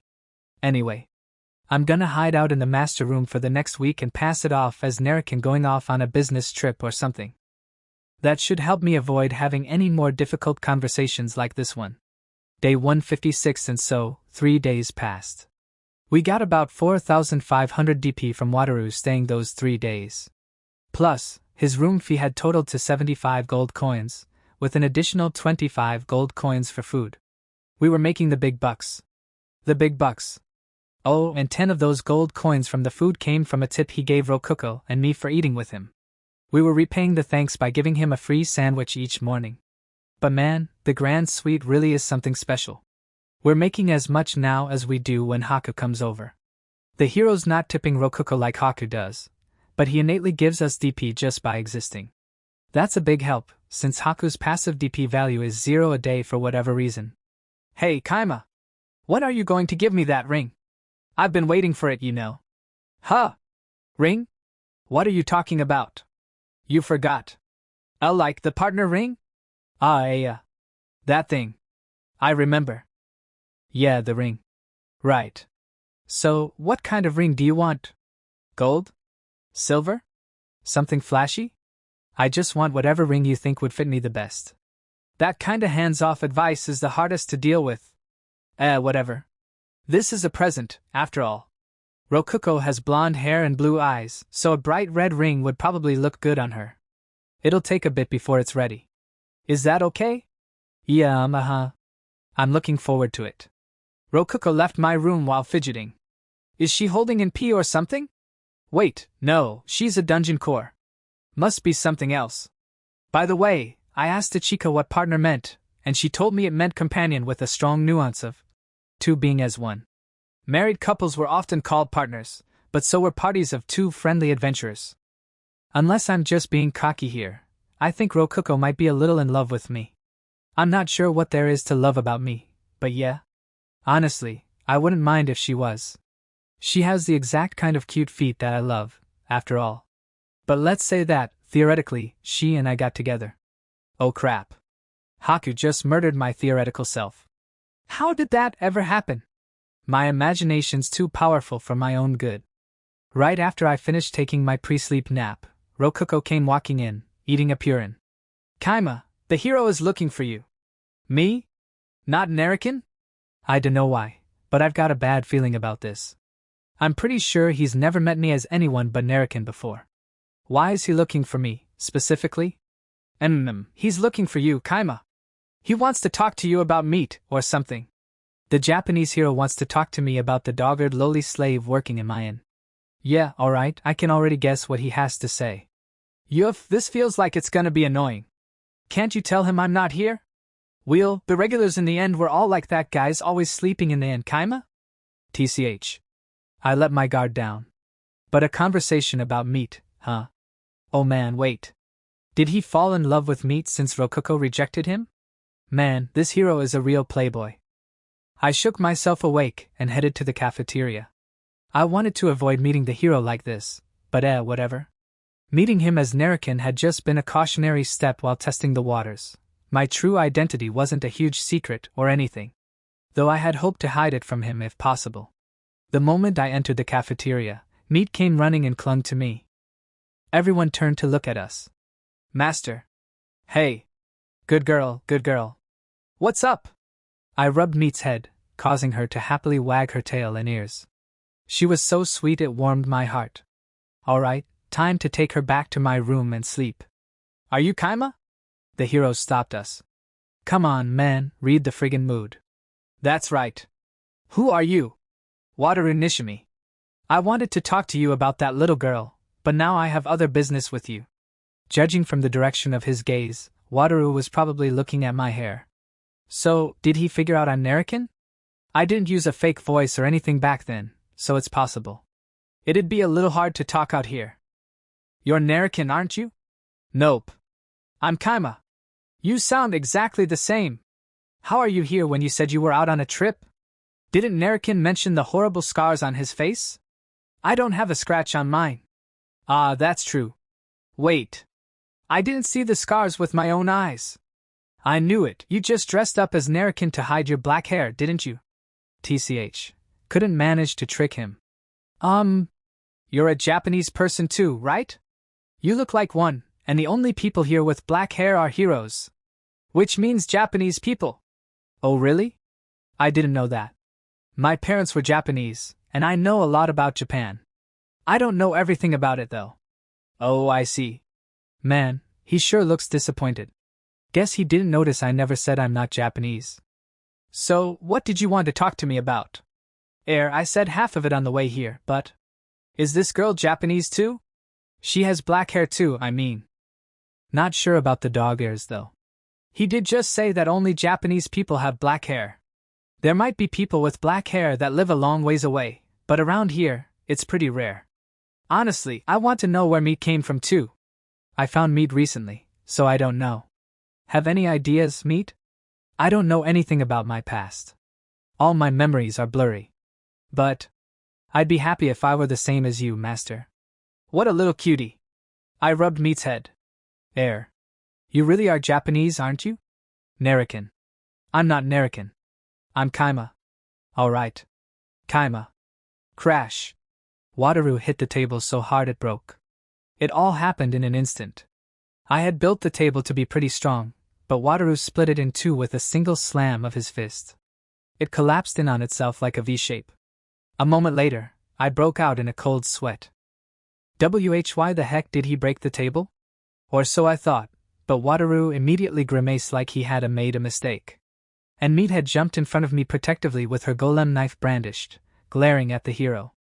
Oh geez, this girl's super cool. I didn't mean to hit it that hard. I will pay you back for the table. But aren't you ashamed to hide behind a little girl like this? That'll be 500 gold coins for the table. Wataru immediately started stammering after hearing that, and asked if he could pay in installments. 500 gold coins get. I'm gonna charge you extra for emotional distress too. Ahem. I didn't think you were the kind of guy to lay your hands on little girls. I can't leave Rokuko with you. Don't get near Haku's little sister. What? Lay my hands on her? The hell is this guy saying? He must think that all slaves are sex slaves or something. What a pervy dude.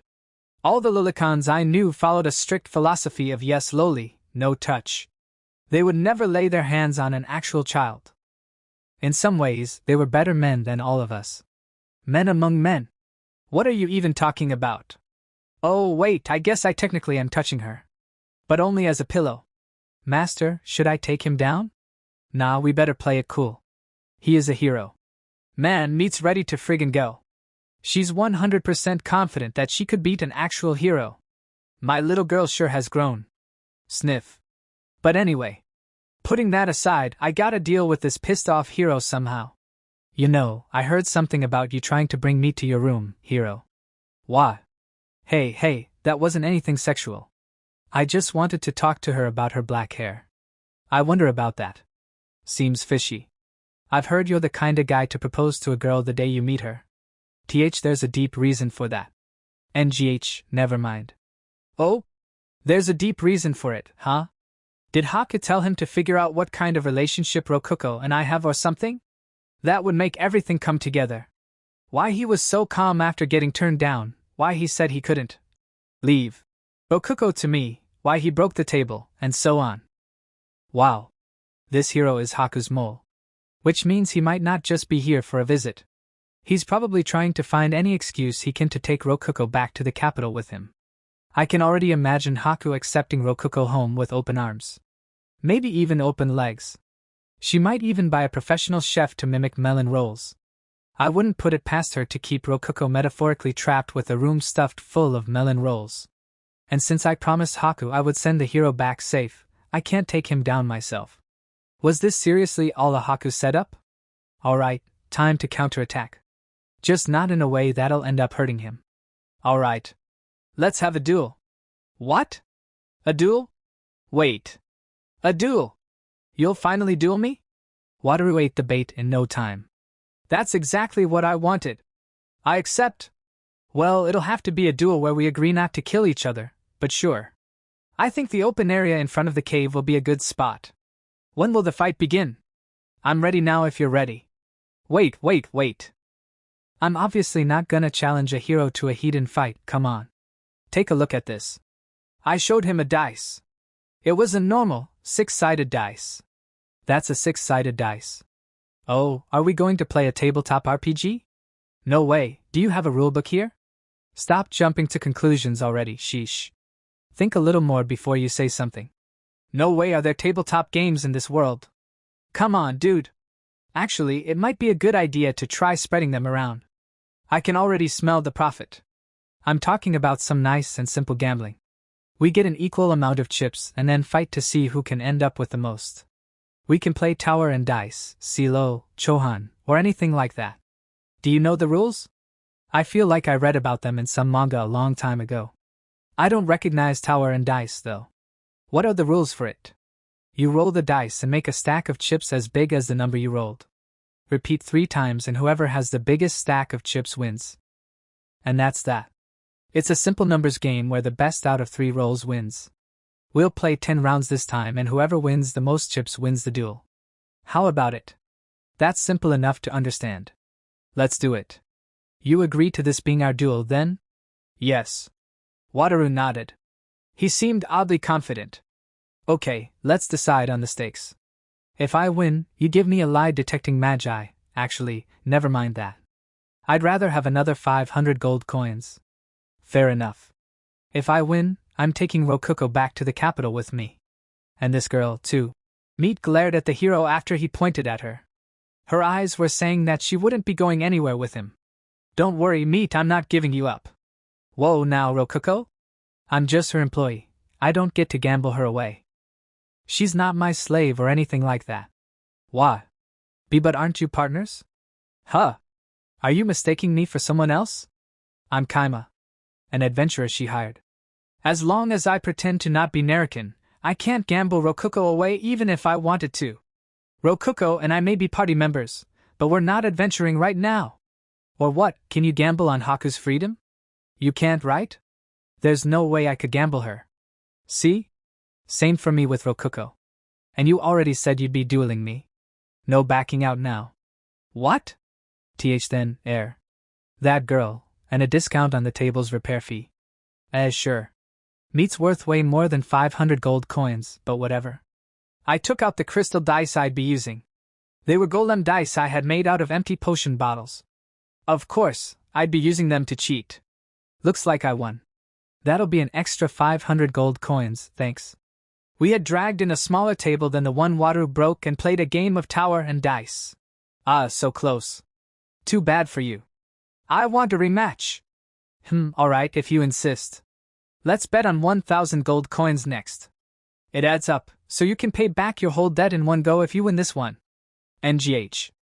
No, I've got a bad feeling about this. Let's play again, but gambling 100 gold coins each this time. Unsurprisingly, I won. But the hero had some pretty incredible luck, almost always getting at least 1 5 and 1 6 in each of his 3 rolls. He had such good luck I started to question if he was cheating. I even checked his dice midway through the game, but it wasn't fake with only 4s, 5s, and SIXS on it or anything like that. It was a completely normal dice exactly like the kind you could find in our dungeon. Nothing suspicious about it at all. But after intentionally losing and piling on some minor victories, I won anyway by a narrow margin. Alright, 100 gold coins. I lost. Dang, I lost pretty hard. Oh well. That's 100 gold coins from me, so you only have to pay me 900 now. Congratulations. Thanks. We rolled the dice again and I basically got crushed. Yeah. His luck was amazing.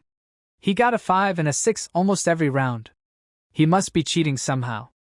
I played this game without cheating and lost hard. I only won like 2 rounds. Alright, you're probably satisfied by now, so let's call it a day. No. Hold on. This time for sure, I'll save that girl. What? Okay, if you really want to play again, let's gamble 1,400 gold coins each. I'm not gonna gamble on meat while you still owe me money. Alright, let's do this. I was honestly starting to feel bad for him, so I decided to end it there. Okay, that'll be 2,300 gold coins. That dice is fake, right? I don't know what you're doing, but you're obviously cheating somehow. Wataru came clawing at me with utterly false charges. What do you mean, fake? I let you take a good look at it earlier. It's specifically made of crystals so you can see the inside of it and confirm with your own eyes that it's just a normal dice. What do you think the chances of getting nothing but 1s or sixes each time are? Considering the fact that this dice always lands on the side I pour mana into before rolling it, I'd say 100%. I could ask you the same thing, oh great and mighty hero. What are the chances of getting at least 2 5s or above literally every round? My good luck probably has something to do with your good luck. But the ultra good fortune, level 1 skill I got from the god is a unique skill only I have. The only way something could beat it is. You are a Japanese person who got summoned here, aren't you? Friggin' Wataru had a skill like that. Phew, I never would have one if I fought him fairly. I guess I should have expected a hero to have some kind of cheat skill like that. Other than the auto-translator. Too bad for him that he told me about it all on his own. That saves me a lot of trouble. My powers only come into effect when I'm protecting my friends. That's why they ended up stronger than yours. So that's how it works. Wataru nodded to himself as if it all made sense. And hey, I'm not lying. I would have gambled fairly if meat hadn't been on the line. And here's the other reason I wasn't worried about this duel. Hey meat. This is an order. Tell me honestly whether you dislike being my slave or not. Don't hide anything. Understood. Master treats me very well and I'm living a very, very fulfilled life. If I ended up separated from Master I would fight to the death, unless Master ordered me to go. Meat let it all out without hesitating for a moment. Is that true? Your master doesn't hurt you or anything? He does not. Master saved me. Wataru looked between Meat and I, mulling over the word saved. He seemed to have figured something out. Well, there you have it. That's the last freebie I'm giving you, so yeah? Do you know why you lost now? 2,300 gold coins is a bit much, don't you think? You better pay up. Nobody forced you to take those gambles. He was summoned 3 years ago when he was 17, which makes him 20 now. That makes him a legal adult in Japan. Yeah, I'm not letting him off easy here. That many gold coins would be worth over 2 billion yen, which would take a normal Japanese person multiple lifetimes to pay back, but he's an S-rank adventurer here. He'll be able to pay me back easily if he works a little hard. Like I said, you can pay in installments if you want. Pay 100 golds a month and it'll take a year and 11 months. You'll be done before 2 years are up. Simple, right?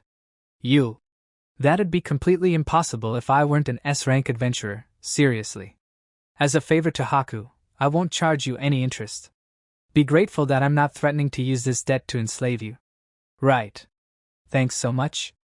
It'd be impossible if you weren't an S-rank, huh? That means you can pay it back. Good luck, hero. For safety's sake I had him sign a contract guaranteeing that he would pay us 100 gold coins a month for next year and 11 months. Go forth, my piggy bank, and complete countless valuable quests fit for an S-rank adventurer. Ask Haku to introduce you to some high-paying jobs if you have to. When I went back to my room, I saw Meat and Ichika prostrating in front of me. Or rather, below me. They were right beside each other, on their knees with their heads lowered. I'm sorry, Master. I'm super duper totally sorry. Alright. You can lift your heads up for now. First, I want to know how things ended up like this. Despite me saying that, Meat kept her head lowered, which meant I was stuck talking to Ichika who had lifted her head while awkwardly laughing. K? I knew what meat actually meant. I totally did. But I couldn't really go around saying it. I mean, I'm a girl. It'd be super embarrassing, and I used to be called a meat at my old place, so. Didn't I tell you to warn me when I'm misunderstanding things? But I totally thought you knew already, master. 'Cause you were bringing meat to your room every night, and you kept talking about her being your Dakamakura, how she's taking care of you at night. I thought for sure you knew what her name meant. NGH. Yeah, I'm pretty sure I said things like that when Rokuko wanted to barge into my room too. And even though I'm just using meat as a pillow, I definitely am sleeping in the same bed as her every night. After a moment's pause, Meat timidly lifted her head. I knew that you wouldn't make a mistake, master. So, I wanted to do my best as a meat. Really? Well, alright. I'll just have to give you a new name now. A new name. What name do you want? I'm open to requests. I want to keep my name. Yeah, that's not the kind of request I was looking for. I sent Ichika a glance, requesting her help. She's a B-skin dude. Names are important to B-skin. Especially, the first name they're ever given. Meat, you can't remember your original name, right? Right. Because my name is Meat. Meat spoke with pride in her voice. I'm impressed she's so proud of her name, even though she knows what it actually means. So, about your new name. I don't want to change my name. Meat responded immediately. I can already tell she's not gonna listen no matter what I say. She's got that determined look in her eyes. What a payan. Alright then, I'll just give you a last name. How about Kuroinu? It means black dog in my language. I decided to give her a nice and innocent last name that wouldn't give anyone pause. Meet Kuroinu. Yup. I'll call you Kuro for short in front of people. And you'll call me Meat when we're alone? Sure. If only Rokuko, Ichika, or other people we know are around, sure. I rubbed Meat's head. She looked really relieved that she wouldn't be losing her name. She must really like it. Guess I should go to the guild and update her name tomorrow.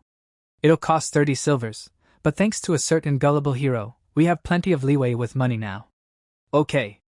I'm a human too. I don't know everything, and I make mistakes. I'd really appreciate it if you'd point out when I'm misunderstanding something. Understood. Alrighty, dude. You can count on me. I'm partially at fault here, so. Yeah, no punishment for either of you. What kind of punishment were you thinking of anyway? I was planning on making you two wear knee socks, or maybe loose socks. Of course, you'd be forbidden from using purification on them, and you'd be wearing them for about 3 days straight. And naturally I'd have you wear loafers while working, and sneakers while exercising, or what have you. That's just you being maximum horny. Hehehe. What a fearsome punishment. Though only fellow foot fetishists can really appreciate how fearsome it really is. Oh yeah, and you'd each have to give me a foot-stomping massage daily for about a month. There'd be a ban on gambling, too, and I'd lower the quality of your food to what's standard in this world. No more hamburgers. Meat and Ichika both paled in horror. Geez, that sure was close. That kind of punishment would totally kill me. That's master for you. As scary. They were even shaking in fear. Are knee socks really that scary? Wataru Nishimi was a hero. But even so, 2,300 gold coins was a little. No was pretty. No was extremely rough for him. So, he cancelled his stay in the Grand Suite and started getting cheaper food. Haku was paying for his stay, but having no other choice, he shifted to using those funds to help pay Kaima back. Embezzlement? No, it was just using funds where they were needed. While trying to distract his troubles with food, he became acquainted with 2 dwarves. Gozo and Kantra. They offered him a drink, and Wataru accepted it. It was a dwarven fire wine with fresh taste. The 3 of them kept drinking and talking until they passed out. And so, the 3 of them found themselves great friends in the midst of all the drinking and Wataru's complaining. They would later form a party called Team Bacchus that would travel across the world, but that's another story. As an aside, their main objective would be to spread the joy of drinking beer throughout the world. Conquering dungeons? That was a side thing. Wataru woke up the next day completely refreshed, having no hangover whatsoever. Man, I had no idea that beer tasted so good. Perhaps due to his natural endurance, or perhaps due to his buffed strength as a hero, he didn't have to worry about drinking too much and waking up trashed. He could count on waking up feeling totally fine, which was a good thing since he planned on going to the Cave of Desire again. Time to get started. Wataru put on his hero equipment and headed for the dungeon. The hero Wataru entered the dungeon. He quickly passed through the first floor and entered the labyrinth area. Normally, he'd spend the rest of the day exploring the labyrinth, but this time he passed through it as well and finally reached the puzzle area. I know I'm intentionally holding back here, but it doesn't feel great to see him crushing our dungeon like this. Nothing I can do about it though. If I killed him with an insta-death trap, Haku would be pissed, and he's so strong that summoning monsters powerful enough to fight back would just be a huge waste of DP. I mean, holy cow, he cuts iron golems in half without even trying. What's up with that? I had hoped that he would get stuck at the 4-room hallway of Puzzle Doom, but he crushed it in no time too. It was really just bad luck. I swapped out the puzzles regularly, and it just so happened that today's puzzles were easier than normal. Okay, yeah, that's just a lame excuse. Sorry. The subsequent spiral staircase area was filled with wall golem traps that more than made up for the lack of enemies. Getting hit by one of those and falling down the middle would lead to broken legs at best. Most people would just turn into a red splat on the ground. But he got past them like they were nothing. Damn it. This is the first time anyone's gotten this far and none of it's working. Maybe I should rethink this area a little. In any case, Wataru is really a formidable hero. As such, I will give him a bunch of souvenirs. I will increase the amount of magic sword that appears. This is the first time anyone's reached the storeroom. I want him to get tons of stuff and spread the word when he gets back. Free advertising. With the lower tier magic blades our dungeon was producing, I don't think we'll have to worry about any particularly high rank adventurers being drawn in. He's killed a lot of iron golems by now, so his storage should be filling up soon. Wait, what? Did I put that staircase there? After watching Wataru wander around for a bit, he suddenly started climbing down a staircase I had never seen before. What's with this staircase? No, I made it. Oh, right. I forgot all about this cause the hero came, but I made the next area of the dungeon. I forgot about that too. I let Rokuko make the next area.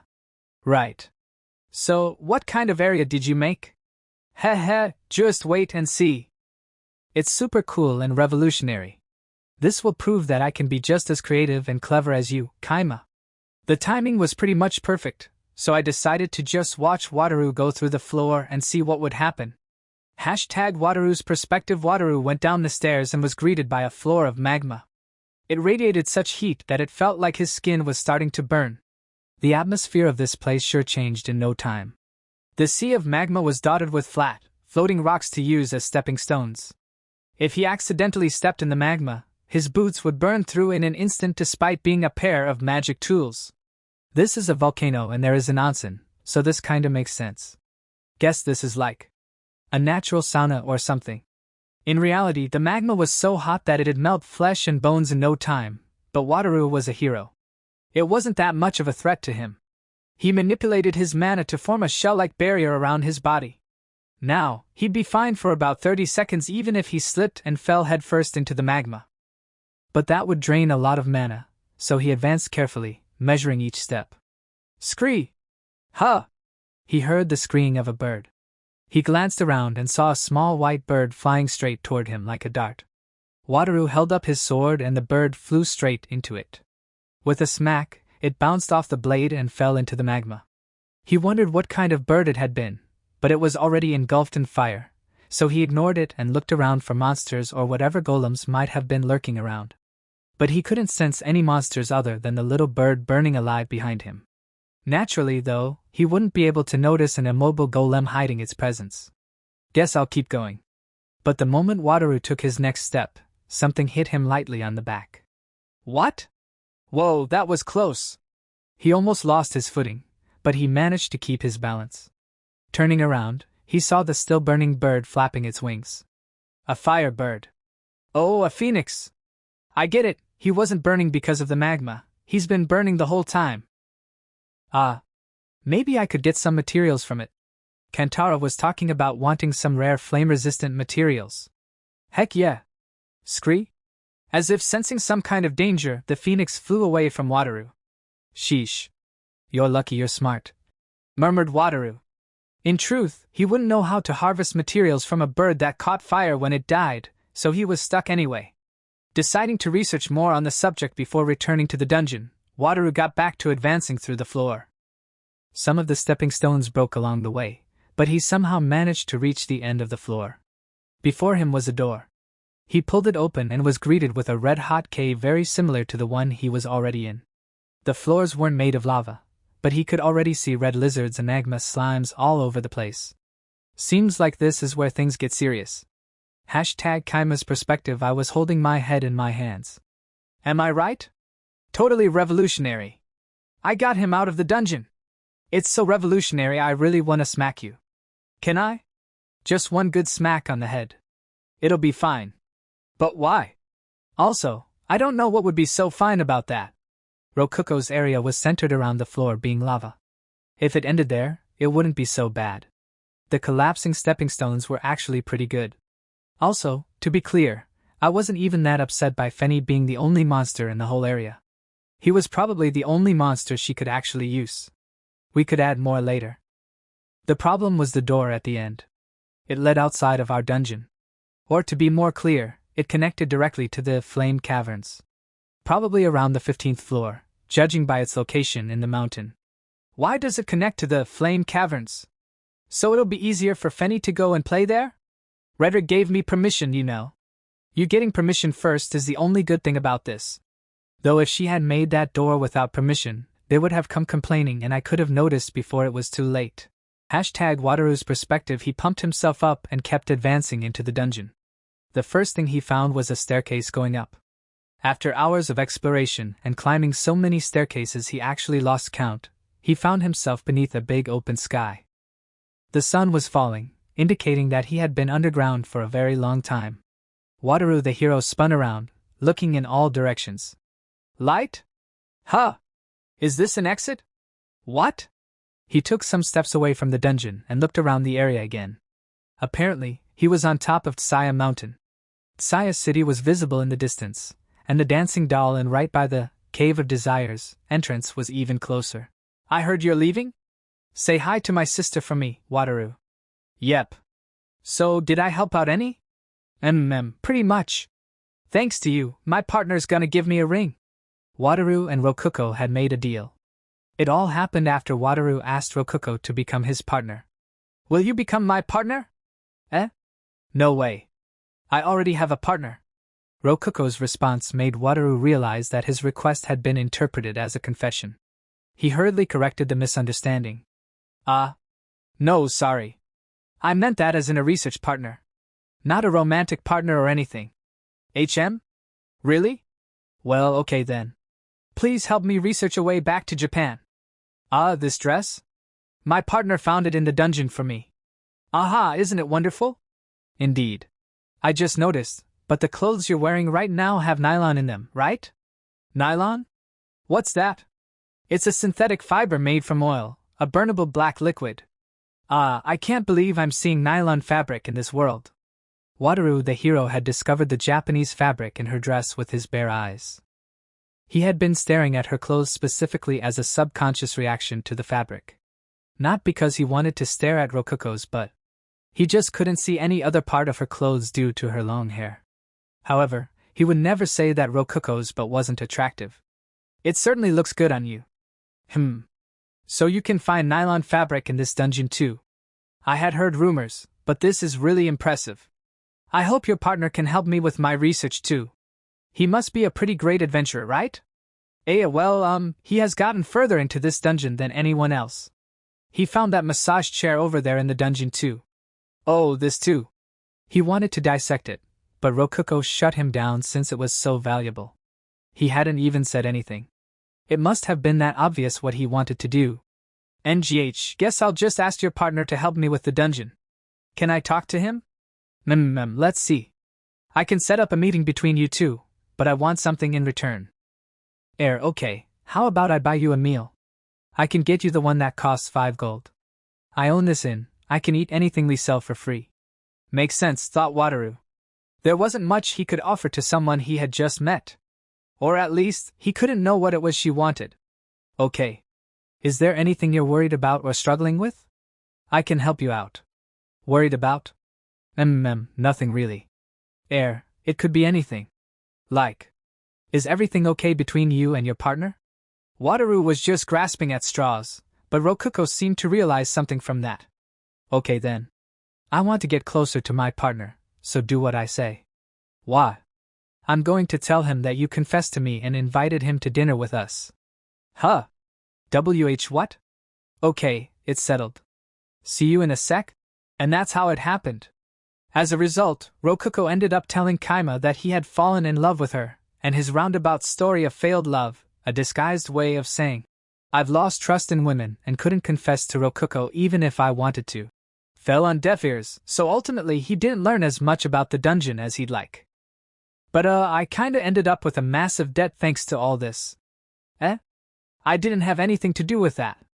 That's true. Rokuko certainly had nothing to do with it. Although the setup had led to him developing a rivalry with Narakin, to him, Kaima was supposed to be an entirely different person.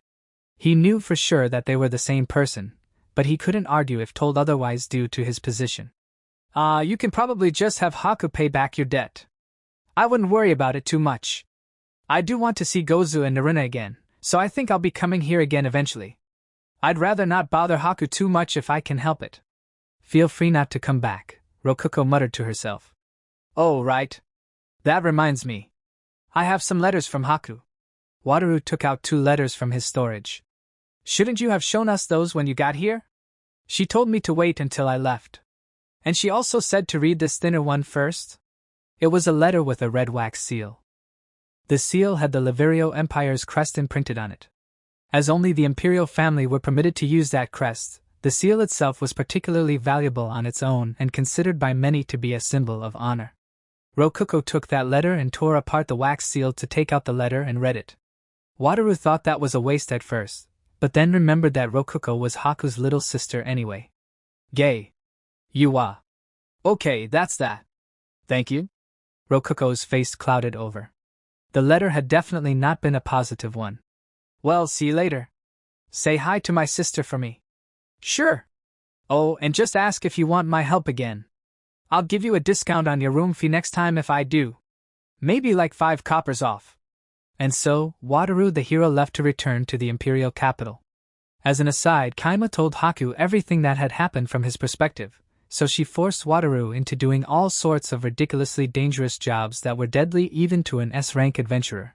But that's another story. #Kaima's perspective. Haku sent us some letters. Here, take them before I forget. Rokuko pulled 2 letters out from the chest of her shirt and handed them to me. They were warm. Guess I'll read the opened one first. Let's see here. Yeah, I know it's a pretty crazy story, right? Even though Wataru just left us. Just when Rokuko turned, she saw that Kaima went to sleep right after without taking a look at the letter. The letter said, "A new God's vanguard is on the way. You better be prepared because this one is aiming to kill you. Yo, shitheads.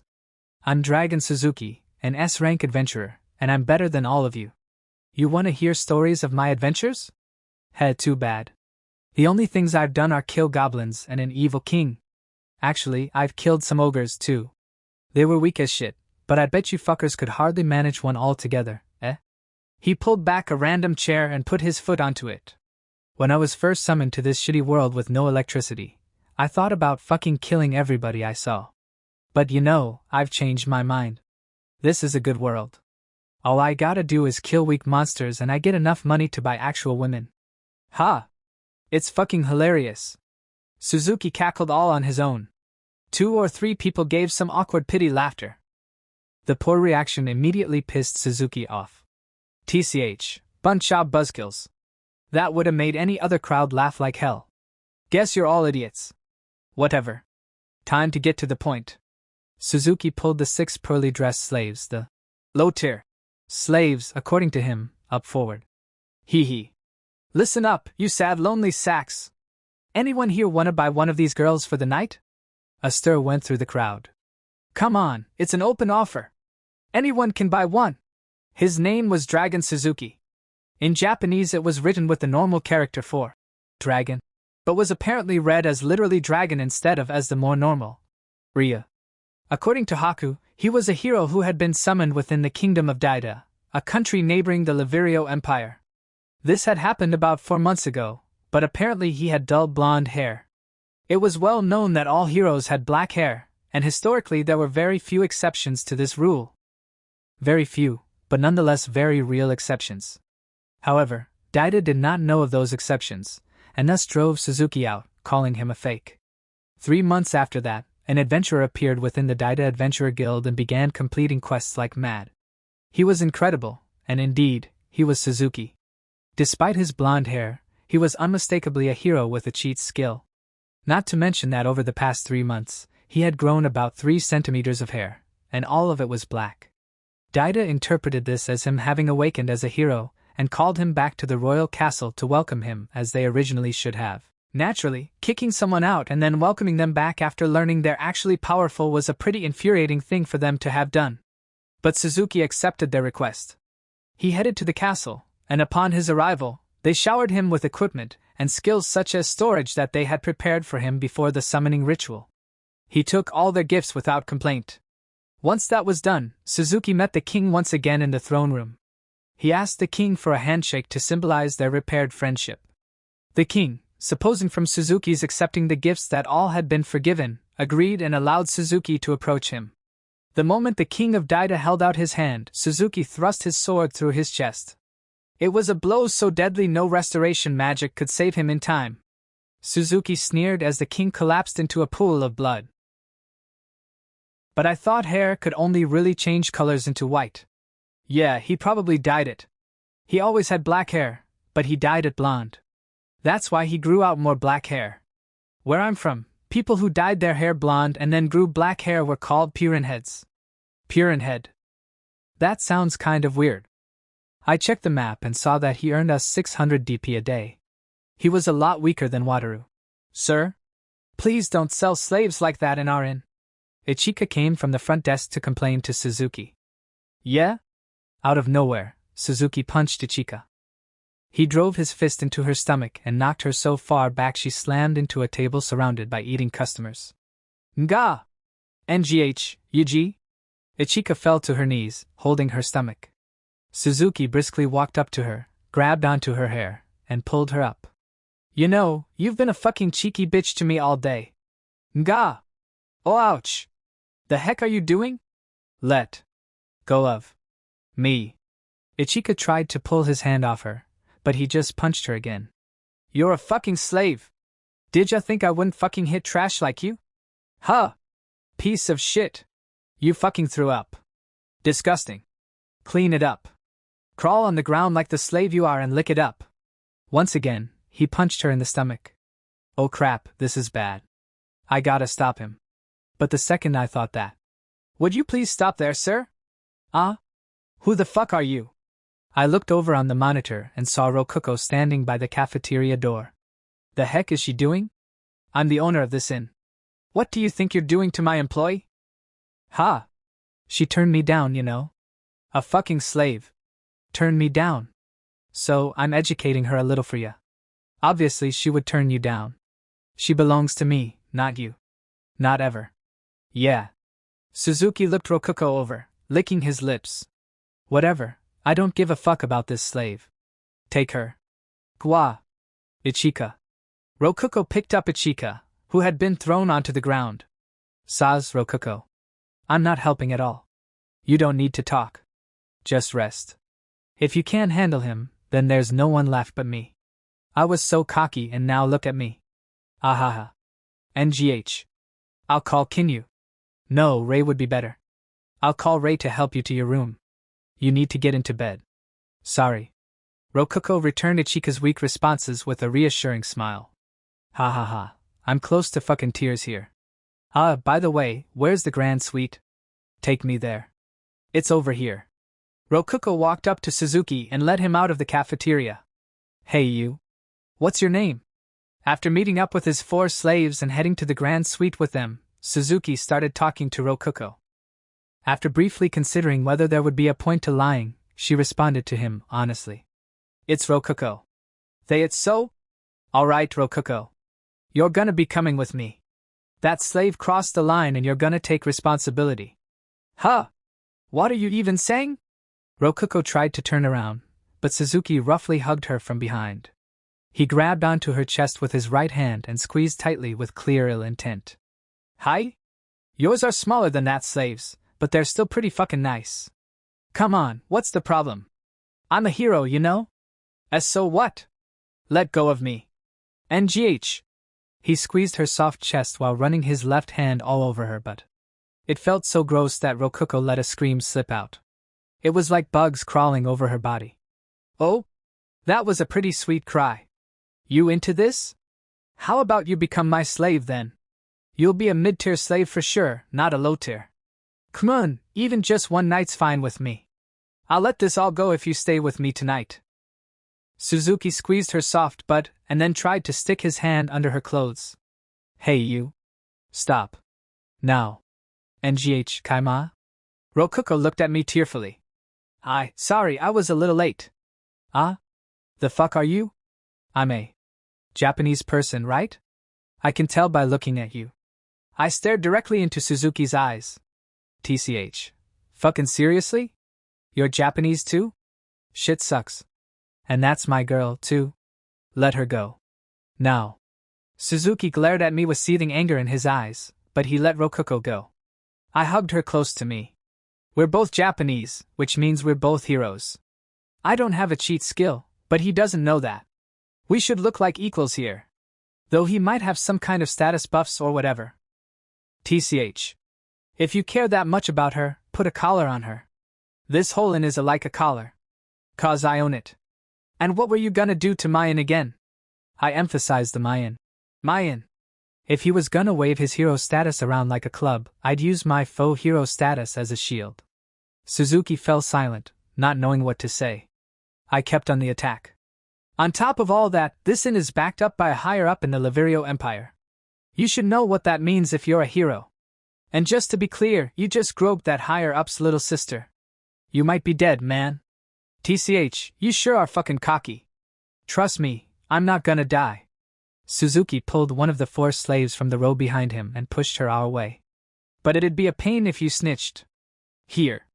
I'll let you fuck this girl tonight, so keep quiet about it. It was the elf slave. The one that had been lined up next to Ichika all that time ago. Although this was a perfect opportunity to get her alone for information-gathering purposes, I had just declared that Rokuko was my girl. Taking his slave would make me look weak and indecisive. I had to avoid that. No thanks. I'm already gonna be busy tonight. I squeezed Rokuko tightly to drive my point home. Rokuko responded in turn by pressing against me. Suzuki clicked his tongue. That a fact? Guess nobody wants this girl then. Suzuki took out his blade. Stab. A sword sprouted from the elf's stomach. It looked almost like a joke. I had seen several people die through the monitor, but it felt so much more intense seeing it in real life. NGH. Suzuki pulled back his blade, allowing blood to flood out of the gaping wound. Oh no. My stomach. Please help. Someone help me. I don't give a shit about her anymore. Was pretty fun fucking an elf, but she was some cheap shit. Didn't even cost 10 gold. Jaya. Suzuki stabbed his blade through her back again. He then swung it horizontally. The elf collapsed onto the ground. The insides of her stomach spilled into the hallway. Her gushing blood spread like a growing puddle. Her long, flowing hair fell into that puddle and got filthy with blood. Suzuki looked at me, challenge in his eyes. He wasn't even looking at the elf anymore. I'm not innocent myself. As a dungeon master, I've killed several adventurers. Seeing someone die in front of me wasn't enough to scare me anymore, and it was too late for me to go around complaining about other people murdering. But he had killed someone just to intimidate someone else.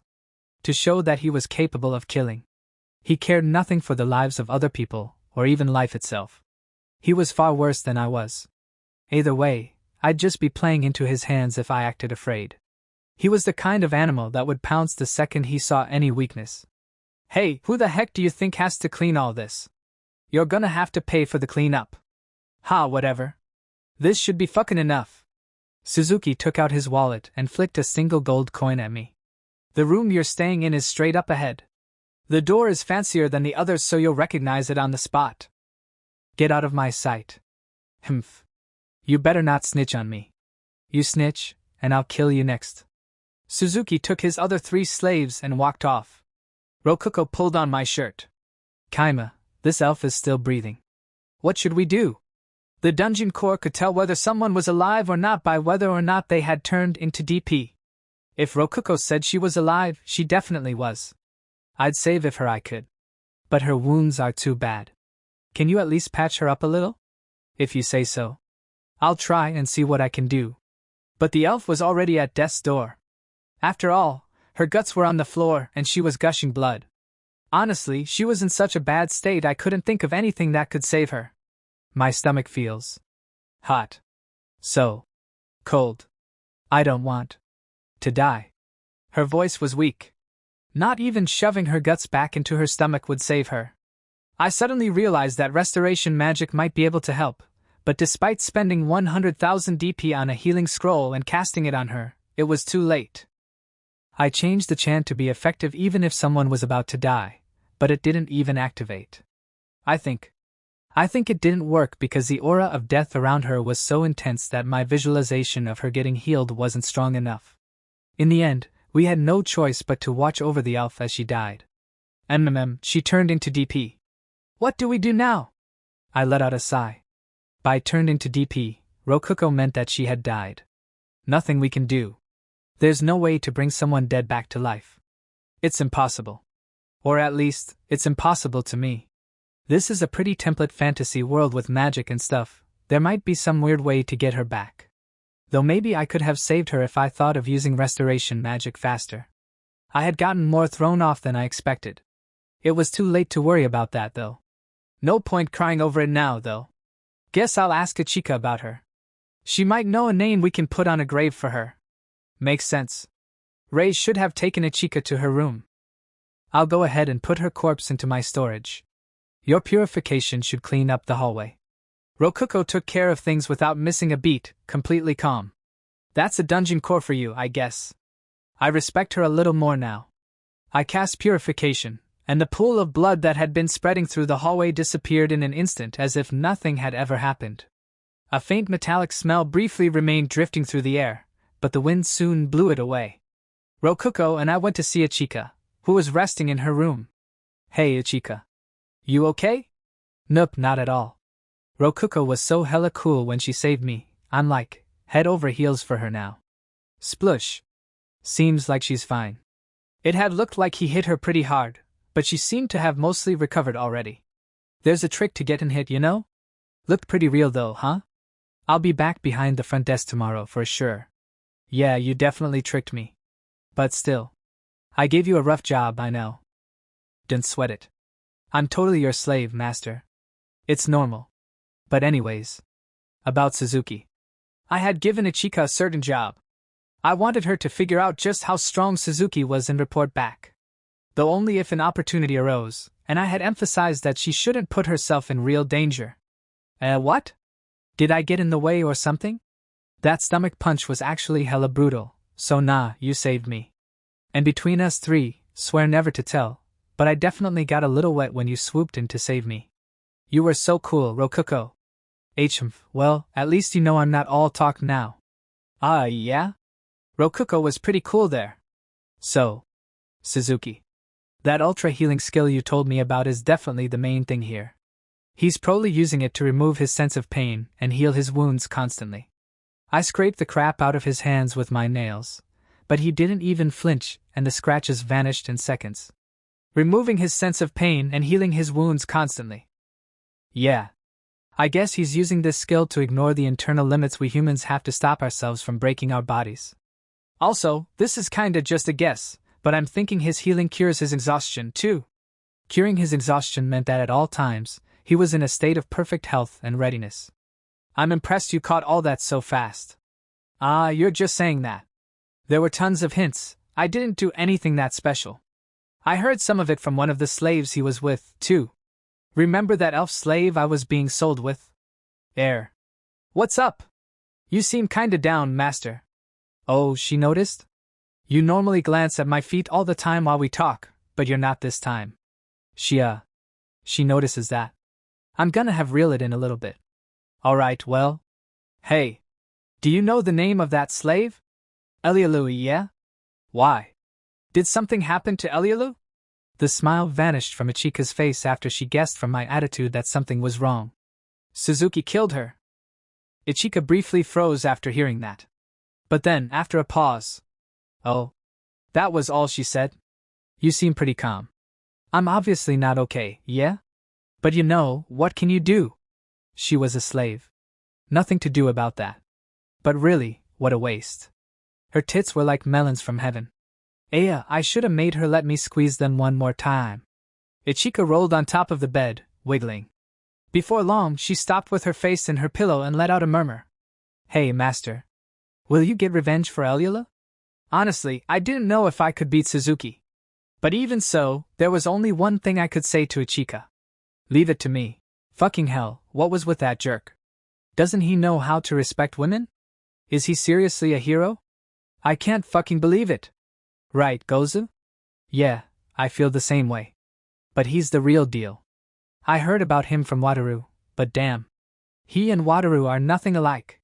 Scum like him doesn't belong in this world, strong or not. I went back to the cafeteria and was greeted by a bunch of adventurers complaining about Suzuki while taking care of his 6 loter slaves. Gozu called out to me while softly patting the sobbing slave he had chosen. Hey, Kaima. We're gonna need a room for these 6 girls. Yeah, don't worry about paying for that. A single room for 6 should be enough, right? I'm glad you're quick on the uptake. I did see everything myself. And it's pretty obvious something's up here. Gozu, you know that crying little girl? Yup. She's Rob's little cousin, Rippy. Last I heard she was living in a town close to Tsaya. Guess she got caught and forced into slavery or something. Wow, Gozu, and you're gonna sleep with her? That's brutal. You looking to get punched? Not a single one of us bought these slaves planning to do that. Huh. Actually, I was thinking about.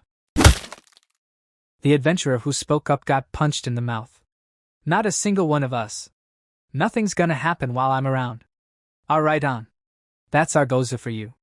A real gentleman. Though he's probably just acting cool since he's in front of his partner's cousin. I'm just following the inn's rules. Alright. I'll give you all free purins for being such gentlemen. Up to 3 each, got it? Hell yeah, Kaima. You know what's up. I'm more into tasty fried stuff myself. I'll keep that in mind, Gozu. I went to the kitchen to give Kingu their food orders. Or at least, I pretended to before secretly buying the purins and fried food with DP. What about Suzuki's slaves? If we give them food that's too tasty, they might have problems getting used to their normal food again. They're the slaves of an adventurer, any meal might be their last. If it be possible, I'd like them to have something nice to eat. Alright, guess I'll make them some stew or something. I prepared some random meals for the slaves and they chowed it all down, sobbing. Thank you so much, it's delicious. Day 163. The sun set and rose again. I checked on Suzuki in his room through the monitor. Since the grand suite was part of the dungeon, I could peep inside of it as much as I wanted to. Am I invading his privacy? He's an enemy I've decided to kill. I don't need to worry about that kind of thing. The 6 low-tier slaves who had slept soundly together in a common room seemed somewhat refreshed, but those who had stayed in the grand suite with Suzuki were all still tired.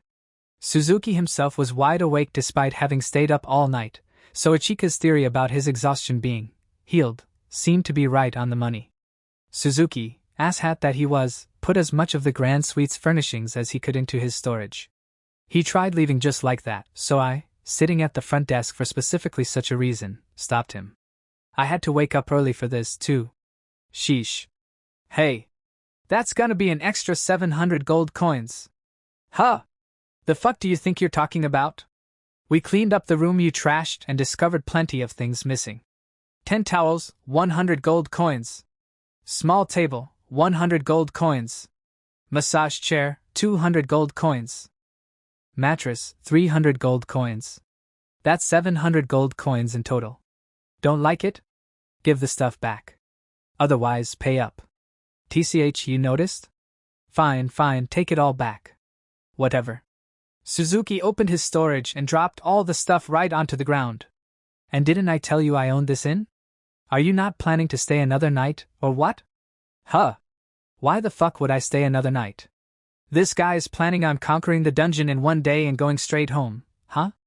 Alright. If that's what you want, I'll finish this all today. Do you really think you can conquer the dungeon in just one day? This ain't a video game, you pure-in head. Hearing my remark, he grabbed me by my collar while shouting, I am a hero and a customer, you should be treating me as a god. I see that's what you think, huh, Mr. God Hero. I don't give shit about what you think customers should be treated as. Anyone stealing from or hurting mine isn't a customer. And I'm pretty sure you already met a god when you came to this world. I grinned at him. If I let this tough guy facade of mine crumble, I lose. I gotta keep it up no matter what. Suzuki left with his slaves in tow. I won. Hell yeah. My stomach hurts. You guys. Let's talk about what we're doing next. In the dungeon, he is definitely going to use all those slaves as meat shields. Any slave that will be incapacitated will be left behind, which is why I want you guys to secretly enter the dungeon and guard young ones. If any were abandoned, I want you guys to protect them as well. Yes, sir, got it. And with that, they all left, leaving me and my team behind. Alright, now it's our turn. As soon as I entered the master room with Rococo, my employees were already there, taking action against Suzuki. Dragon's party just entered the first floor. Roger. Sending Goblin Platoon A to subjugate them. Watching all this, I head towards my seat and Rococo stood beside me. Master, I am sending you info about the heroes party right now. Ichika sent me info on Suzuki, and soon enough bunch of magic panel opens in front of me showing Suzuki and his party advancing through the dungeon. According to what Ichika heard from Elyulu, the slave Suzuki showed the most affection toward was Korean, his only high-tier slave. The 3 better-dressed slaves were mid-tier slaves, and the 5 poorly-dressed slaves were known as low-tier slaves. Those with chains still on their collars were called the chained, and he treated them the worst of all. Though Elyulu had once been a mid-tier slave and he killed her without a second's hesitation, so it was fair to assume he only truly cared for his high-tier slave. Right after Suzuki got into the dungeon, his slaves circled around him defensively. Their formation was structured such that Korean was in the middle beside him, and the 3 chained were at the front.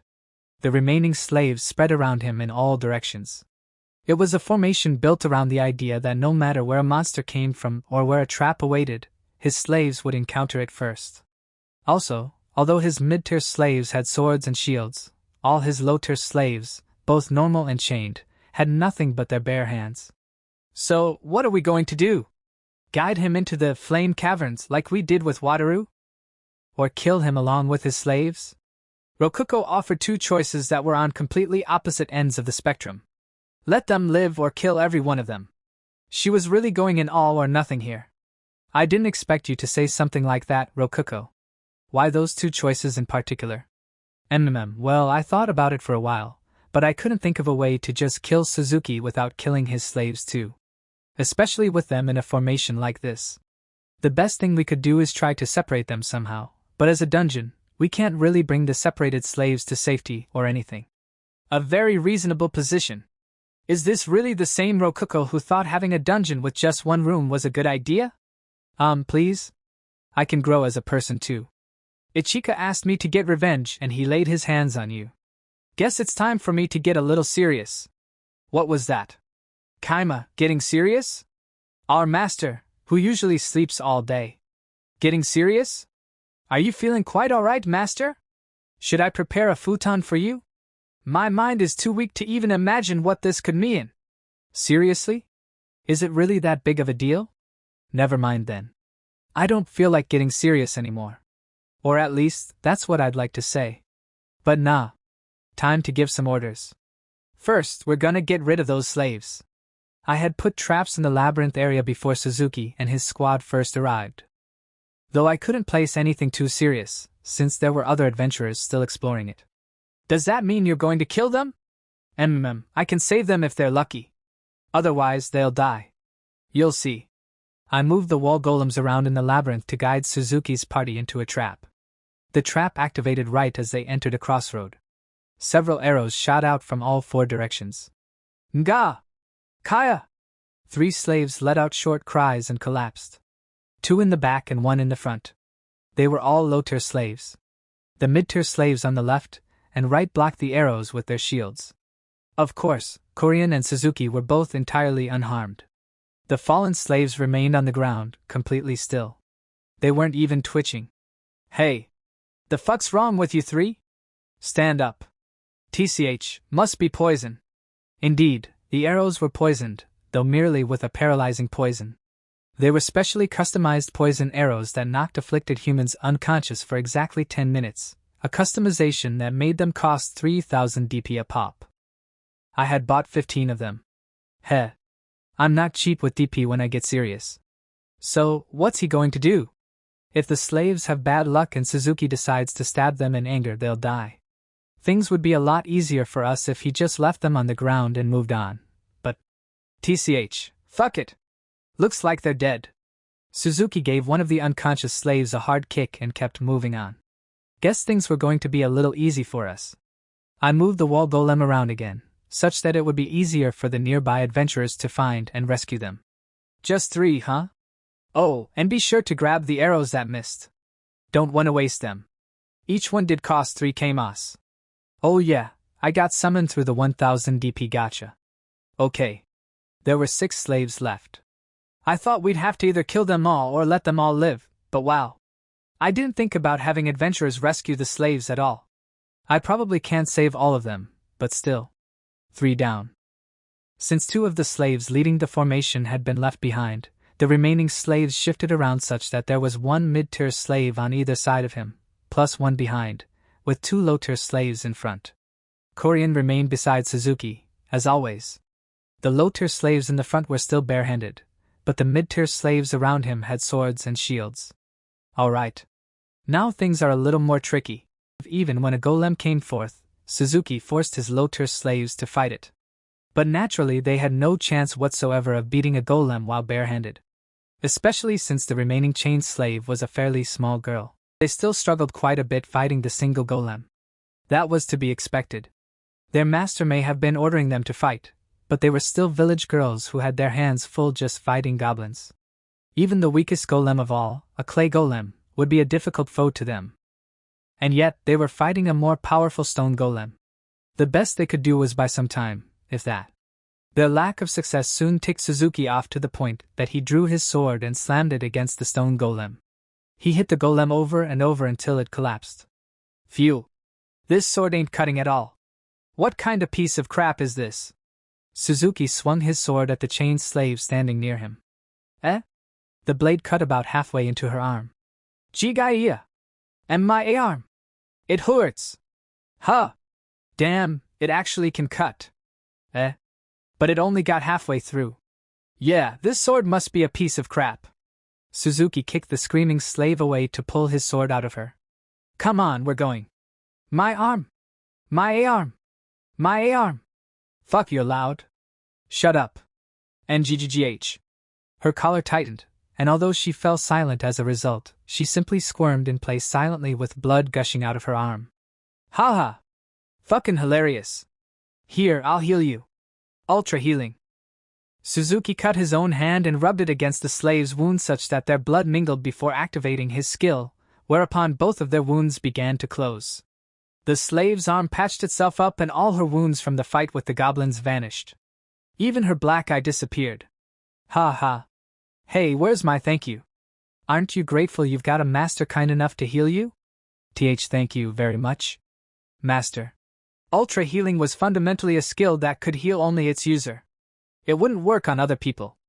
After much experimentation, Suzuki found a loophole. He could heal others if he mixed his own blood in with theirs. However, that would violently exhaust the other person in accordance to the severity of their wounds. Some even died from exhaustion after getting healed. Raising the skills level might possibly make it such that he could naturally heal others without such issues. Come on, stand up. We're moving on. Yes, sir. The slave stood up shakily, out of breath. 5 golems approached them. A sizable number that Suzuki could beat given a bit of time. But he just sighed in annoyance. Any amount of time spent fighting monsters was less time to use for progressing through the dungeon. Enough time wasted and he might not be able to clear the dungeon in a single day, which meant leaving early. TCH, this sucks. We're just gonna run past them. Suzuki and his squad ran forward, around the golems. But the chained low-tier slave was so exhausted from being healed that she tripped on her own feet and fell over. The fuck do you think you're doing, trash? TCH. Whatever, you just stay there and hold off the golems. Ha ha. And no way. See ya. You can brag about helping me in the afterlife. Ah ha ha ha ha. She couldn't defy Suzuki's orders. The slave, having no other choice, turned to sacrifice her life holding back the golems. Suzuki ran off further into the dungeon with his remaining 5 slaves. Okay, that's one more. But don't we have to kill her now? I think it'd be really unnatural if we just left her alive. Do you have any tricks up your sleeve? The slave had been left to hold the golems off all on her own. Despite barely being able to stand, she charged at them with her club. It'd be very unnatural if the golems were to stand there and take her blows without reacting. Nah, we can make this work. We just gotta knock her out and let some other adventurers find her. Oh, I didn't think of that. But I don't see any adventurers near her. Knocking her unconscious is one thing, but won't adventurers find it suspicious if they come across her unconscious with a bunch of golems just standing around doing nothing? What can we do about that? I have an idea. I'll save her and bring her to the nearest adventurers. I was the only one of us that could move within the dungeon freely as an adventurer. Naturally, I couldn't send Rokuko out, and Neat was busy working in the inn, not to mention that as a slave, she couldn't enter without me anyway, and the 3 monster girls weren't even registered as adventurers. I should do that eventually. Guild cards count as ID, after all. Once the slave fell unconscious and collapsed, I ordered the golems to disperse. I then went into the dungeon alone and retrieved her. Unconscious people are pretty heavy, small or not, and I definitely would have struggled to carry her if not for my wearable golem's power boost. I'm so glad I made these wearable golems. I checked the map to find the nearest invaders. Rather, the nearest adventurers so I could hand off the slave to them. Hey, is anybody there? I know you are. Oh, Kaima? How you doing? Wait, that's Rippy. The nearest adventurers were Gozu and his partner Rop. Oh. Right, this is the girl who Gozu mentioned being Rop's cousin. Perfect. She was being attacked by some golems, but I managed to save her. She's still alive, just unconscious. Well, ain't that something? He must have used her to stall the monsters or something. Thanks for saving Rippy, Kaima. Hey. Gozu. I'll leave the rest to you too. I'm gonna keep following after them. What are you planning, Kaima? Can't give many details, but let's just say a certain person gave me a certain request. That's all. Alright. I didn't hear nothing. It'd be a big help if you didn't see anything either. Would you mind passing it off like you and Rob saved Rippy? Basically, I was acting like I had some mysterious job to do while simultaneously setting it up such that people would think I wasn't the only one doing things here. Now, even if I saved all the remaining slaves, nobody would get suspicious of the dungeon. They'd think it was me or someone like me working in the shadows. Which wasn't even wrong, really. What mattered was just making people think it was humans getting in Suzuki's way, not the dungeon itself. Alright. But know that I'll repay this favor, ye can be sure of it. Then buy a B-rank lunch next time or something. I dunno why, but that's the least popular lunch of them all. It hardly sells. I couldn't think of anything in particular I wanted from them, so I just blew it off with a joke that made Rop giggle. You're a nice guy, Kaima. Is that really all you want? I don't mind paying with my body, you know. Rop showed off her muscular, very adventurer-like body to me. I'm not interested in other people's women. You sure have been glancing at my feet a lot for someone not interested. You're just imagining things. Oh, whoops, I gotta get going. See you two later. I cut the conversation short and ran off. I think I might just have a habit of looking at feet now. I gotta fix this or people will find me out in a second if I try acting like someone else. Crap.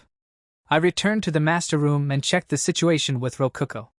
They're in the middle of the puzzle area. They just got past the simple door. The simple door, of course, referring to the gate of wisdom, with the riddle of the answer is simple, where the answer is literally the word simple.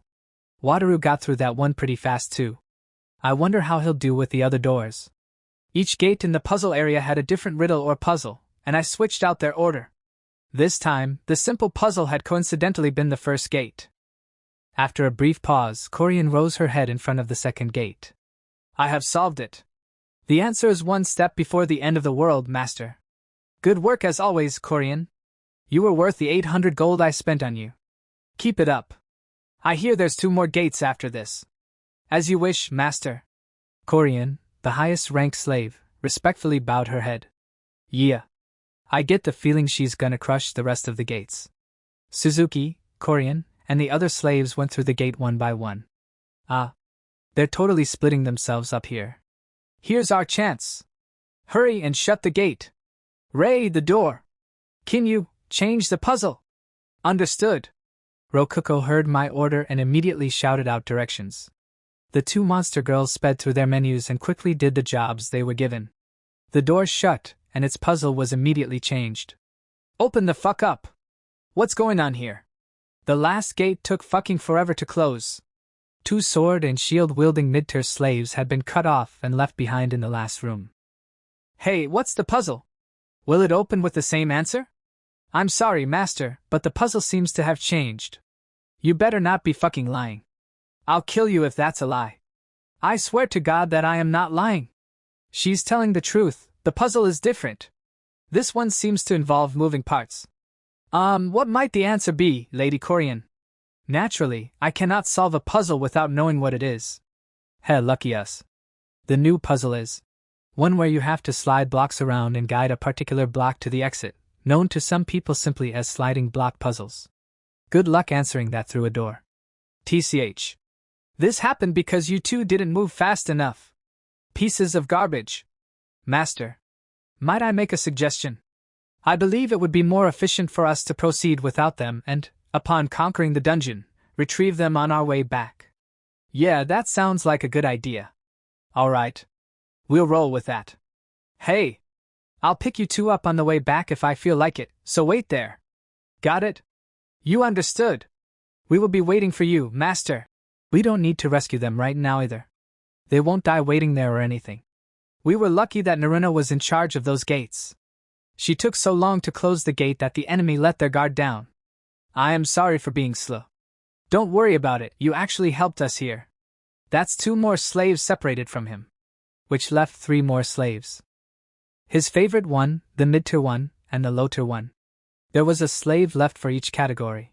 Very nice. The 3rd gate and subsequently the 4th gate took a bit of time, but Korean brilliantly solved each of them. They reached the spiral staircase area. Suzuki's party was traveling down the massive spiral staircase. This part of the dungeon was like a massive tube with a staircase growing from the walls. The middle of the staircase was an empty hole that reached all the way to the bottom. The gimmick here was that walls would shoot out and knock adventurers into the hole. Plus, chunks of the stairs would fold inward and make holes for people to fall down through to the next floor. Neither gimmick worked on Wataru, though. Their current formation was the low-tier slave in the lead, the mid-tier slave in the back, and Suzuki with Korean between them. They slowly walked down the staircase, taking care with each step downwards. The walls don't go out too fast, but let's give it a try anyway. Okaway. Leave it to me. Naruna casually fiddled with her menu, and soon a wall golem started slowly pushing out. Suzuki noticed that and hurried his slaves onward. Hey, hurry up! We're gonna get pushed off, idiot!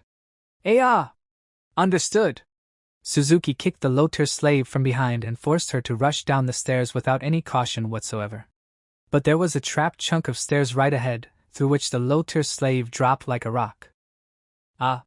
NGGGH.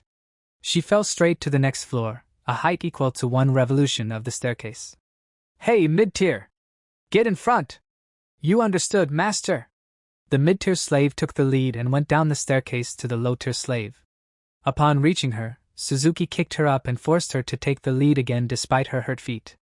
The pain was so bad tears welled up in her eyes, but Suzuki just kicked her onward. By the time they reached the bottom, the low-tier slave had fallen through so many traps that she could barely even walk anymore. Well, we are getting close to the end. Alright, I will explain the final steps of the plan. This is the first time I am showing you it to you 3, but you will see why. This is the most important part of the dungeon.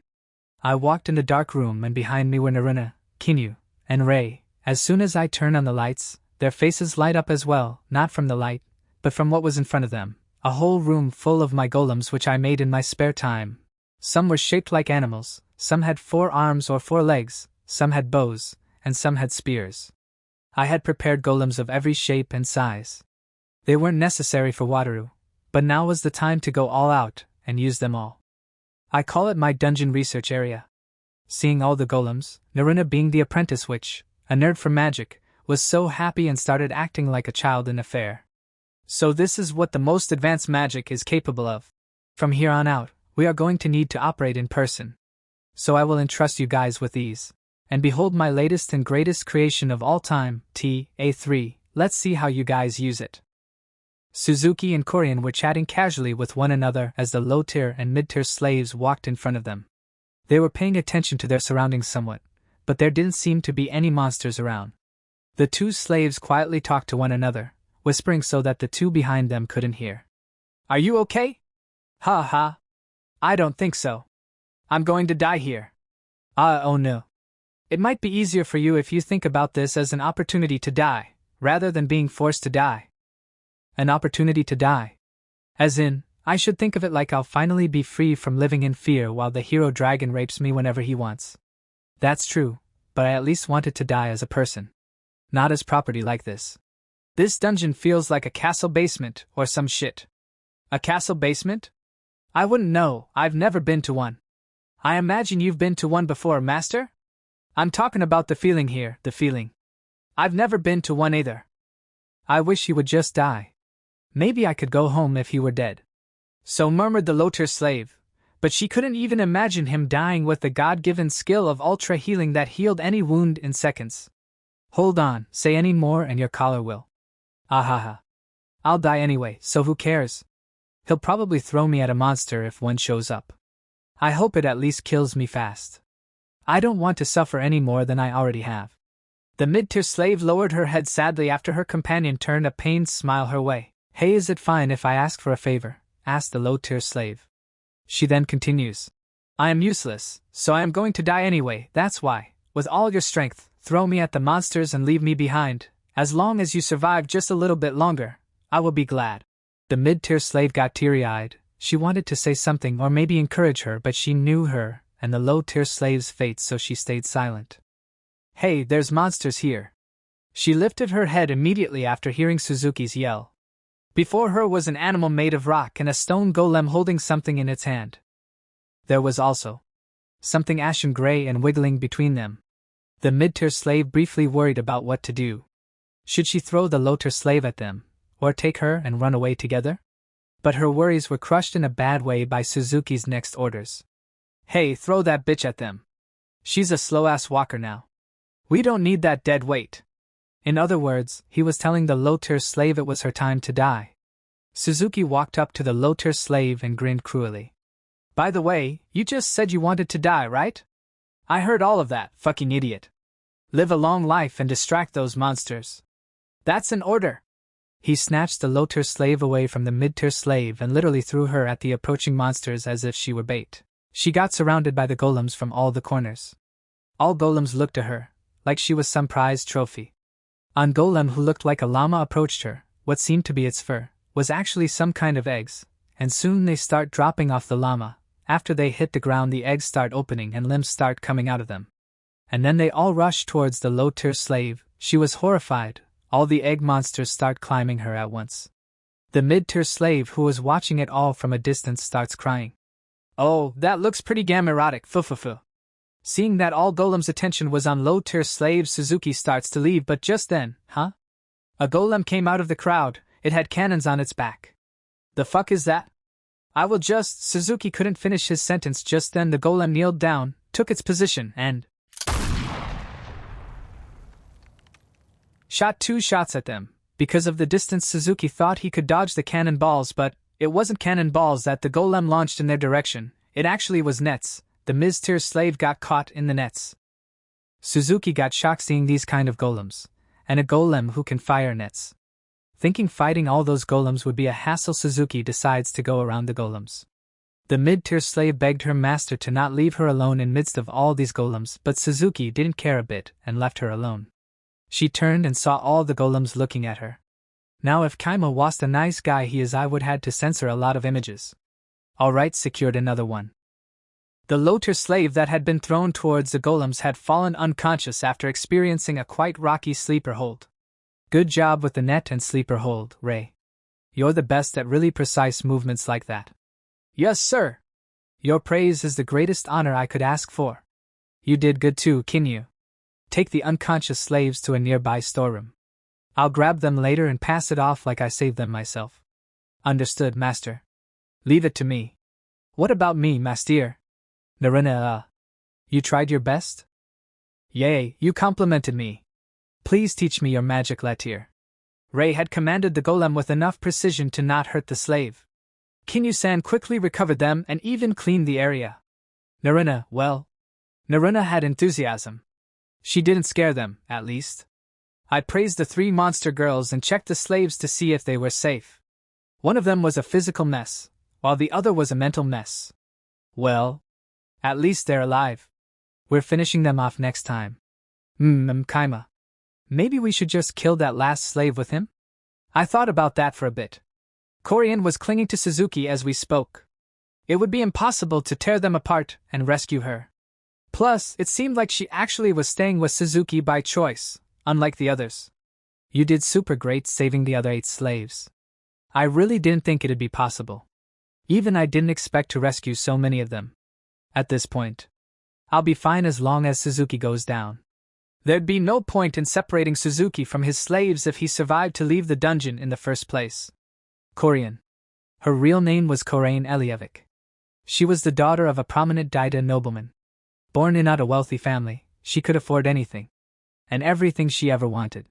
However, a single political conflict completely turned her life upside down. She managed to escape a failed assassination when her political enemies burned down her mansion, but misfortune continued to befell her. A betrayal. She was enslaved and sold by her most trusted butler whom she was fleeing with. Due to her nobility, she was treated as a high-class whore during her slave life, but this life wasn't one that she wanted. And then one day, her hero appeared. Hey, sell that one to me. Grinning, her hero gave her a hand and said, come with me, from this day forward, you are mine. And for her, it was destiny. After that, both of them set out on their adventure. It was exciting life that she never thought she would experience. A hero who was free to roam wherever he wanted to. However, a hero like that will never wait idly. It all happened in a single moment. Suzuki suddenly saw a spear flying toward him out of the corner of his eye. Master, watch out! Korean? In a split-second decision, Korean pushed Suzuki away and took the spear that was aimed at him. Its metal tip ripped through her torso. Blood gushed out of her mouth. Are you? Okay, master. The fuck did you do that for, shithead? I did it because you are a hero. Korean smiled while spitting out blood. As a former Daida noble, I am proud to have protected you. The light faded from Korean's eyes until her arms fell heavily to the ground. Well, she's dead. Haha, shit. Guess she was an idiot too. She should've known I can't die. It would have been hard to move if that spear shot through his body and impaled him. But that was all. He wouldn't die, so he could just pull the spear out of him, and that would be that. If Korean survived, she could have pulled the spear out for him. Her mindless decision to block the spear with her body had made him lose a slave worth 800 gold coins. TCH, women really are dumb. But there's no point to buying dudes, so I guess I'll just buy another one worth about as much. This time I'll buy a younger one, about as young as that in Zoner. Actually, maybe I'll just kidnap her. If I can make her mine, the rest should take care of itself. Who cares if I have to leave another country? She may be used goods by now, but hey, stealing that smug fucker's girl would be pretty fun. Suzuki had a lot of confidence in his endurance. After all, thanks to his ultra healing, he never had to eat or sleep and he never even got tired. If he could kidnap her, he could rape her not just for a day straight, but for a week or month straight without any breaks. He licked his lips. He was looking forward to that. So much. He needed more power, for that end and others. Even more power, enough to dominate any of his enemies. Yeah.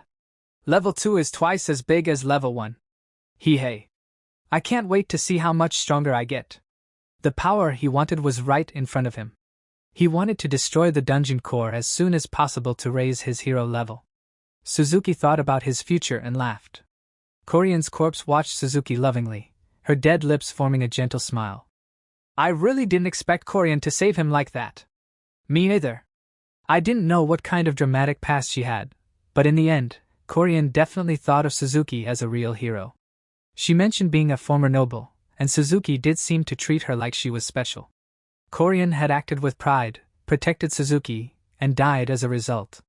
Even if Suzuki trashed her in the end, Korean had died satisfied. This was the kind of scene where you respect and wish a former enemy well despite them being on the other side, I guess. Rococo called out my name, so I asked her what's wrong, Rococo.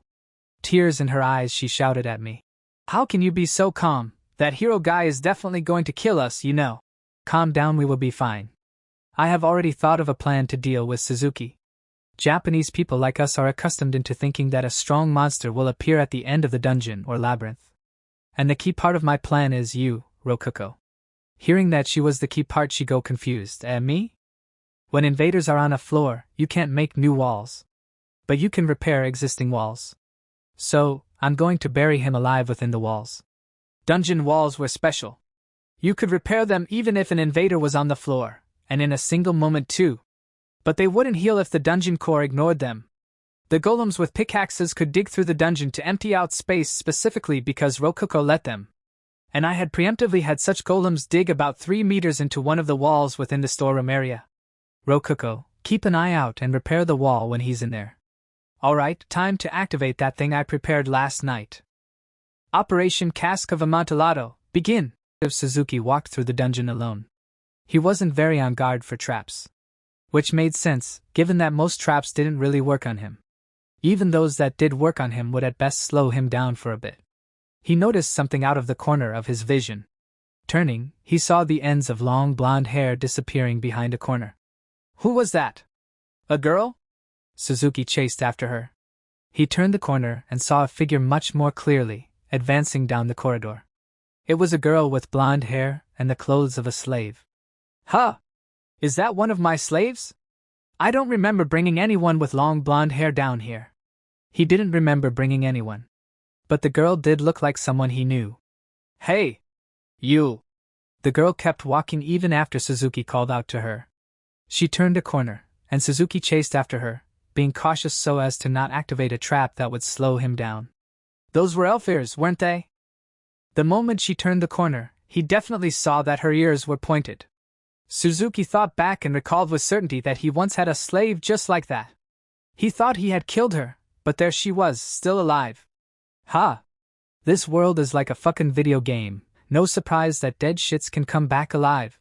Her seeming revival didn't throw Suzuki off whatsoever. After all, he had ultra healing. It wouldn't be odd at all for Kaima to have a skill that could bring the dead back to life. Maybe she had been reborn as a ghost or something, but it didn't matter to him either way. Guess that means she's still my slave. Hee hee. Suzuki chased after her. After the elf slave, after his property. Wait. Hey, I'm telling you to fucking stop. Wahaha. He continued to chase after her for a while. She wasn't listening to his orders, perhaps due to her collar coming off. Not that it mattered to him, since he had plenty of spare collars. He just had to catch her and put another one on her. Fucking seriously though. I'm telling you to stop, so stop. I'll let you be a mid-tier slave if you stop right now. But if you keep going, you're gonna be low-tier. You fine with that? Suzuki's shout stopped the chase. The girl stopped at a dead end and sat down. That's right. Just be nice and obedient. He slowly approached her. There was blood on her hair and clothes, plus a scar on her back. Suzuki grinned. It really was his slave. Capped you? Now turn around and look at me. He noticed something odd after putting his hand on her shoulder. She was hard. And not rigor mortis hard either. She was made of wood? Hey, look at me! The moment he tried to force her to turn around, his vision went black and he lost the ability to breathe. Shit, poison? He was still conscious. But he couldn't talk, and he couldn't move. He couldn't even move a single finger. He hurriedly cast ultra healing, but his vision remained dark and he still couldn't even breathe. The hell is going on here? Ultra healing, ultra healing. He couldn't breathe, but he was still alive thanks to his skill. Ultra healing. Fuck, was it a trap? The hell is going on here? No matter how many times he healed himself, his vision remained dark and he remained unable to move. But he wouldn't die as long as he kept using ultra healing. That calmed Suzuki down a little. Staying alive was key. He decided to keep himself alive with ultra healing until help arrived. However, who would come to help Suzuki? His one ally, Korean, had died before his eyes moments ago. At most, there were the 3 slaves he left in the puzzle area. Their collars might have a way of telling them that their master, Suzuki, was still alive. But would any of them come help him? Thinking about that suddenly made Suzuki very scared. Of course somebody will. I'm a fucking hero. Heroes don't die in fucking dungeons like this. I don't wanna fucking die. But the more he thought, the more he realized that no one would come help him. He hadn't ordered his slaves to save him if something happened. In fact, they would probably just laugh if they knew the situation he was in. Fucking damn it. Someone help me. Someone. Fucking help me. Since he was repeatedly using ultra healing, he couldn't use any of his other skills. Suzuki just kept using ultra healing, again and again. I'm asking for fucking help. Anyone, come on. Help me. But nobody came. All he could see in his mind were the frightened faces of his slaves and Korean's smile, as if they were inviting him to the realm of the deceased. No. I don't wanna fucking die. Suzuki, fearing death, continued to cast ultra healing. He would likely continue to use ultra healing for as long as possible, too afraid of death to stop. But nobody would come. I stopped controlling the golem mannequin and flopped down on the floor.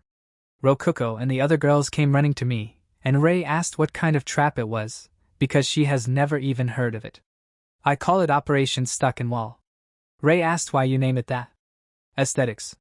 The trap consists of using the broken walls of the dungeon, luring an invader inside the wall, and repairing the wall that they are in. The walls are just as hard as stone, so Suzuki can't break out with his sword. And if you set it on auto-repair, then you wouldn't have to worry about them anymore. Since he is trapped inside the dungeon, he is also earning us a whole 1,200 DP a day. Day 169 Haku came over. The guild receptionist was stunned since she had only contacted her yesterday. Yeah, Haku was just waiting for this to happen. I've come to rescue Dragon Suzuki, the hero. Or so she said, but that was of course a front. She wouldn't actually rescue him. She would bring back a doppelganger, 500,000 DP, that looked exactly like him. Suzuki was, as expected, labeled a criminal and this doppelganger would be taking his punishment for him. Haku had brought with her several carriages for the sake of this performance, including one with a dramatic cage. What? But isn't the road from here to Tsaya a tiny mountain road? Oh, you used magic to expand the roads? Holy crap. So, what happened to the real Suzuki? He's not dead. Oh, you captured him alive then? I'm impressed. Thanks to the doppelganger that Haku prepared, everyone thought that Suzuki had already been rescued from the dungeon. The real Suzuki, however, was still inside the wall. And there he would stay forever. I also rescued the slaves that he brought with him. Oh my. You didn't kill them? I suppose you might intend to make a human farm with them, alongside Suzuki. The only farm I need right now is Suzuki. Would you mind taking the slaves back to where they come from? Or at least, to wherever they want to go now. My Kaima. Is that perhaps a quest you're giving me? A-rank adventurers are quite expensive, you know. Would a free cream soda cover it? Easily. The deal was made with Haku smiling in amusement.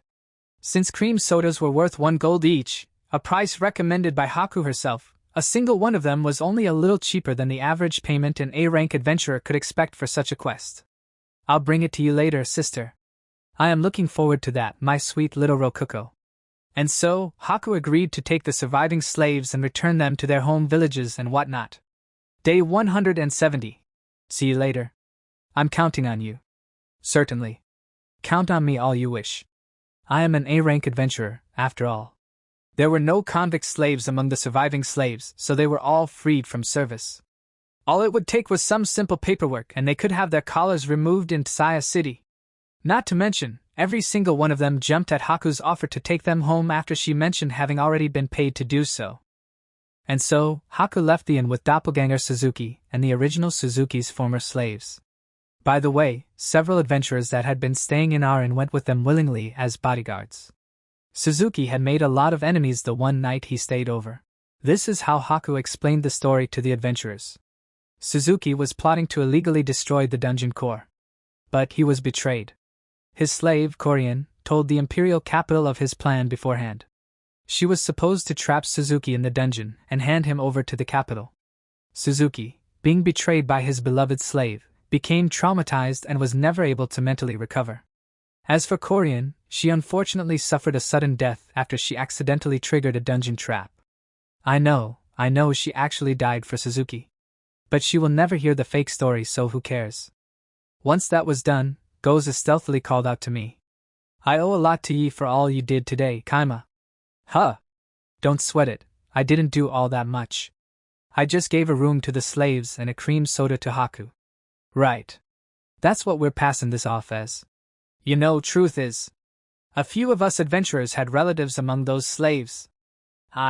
No, we were planning on surprising Suzuki and knocking him out to rescue his slaves. Maybe even kill him and stash the body in the darkness of the dungeon, if in luck were on our side. But it weren't. We went into the dungeon that day with as many as we could, and not even a single one of us managed to find him. Wait, what? That was a thing? Now that he mentions it, I do kinda remember the adventurers sticking together more than usual, as if they were searching for something. Guess why could say luck actually was on our side, though. An S-rank adventurer would have killed a few of us for sure, and we'd be doomed the second he held one of his slaves hostage.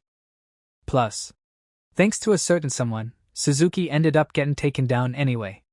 Dunno who that someone is, though. You know that the official explanation is that Korien did it, right? I almost said that, but read the mood and kept it in my head.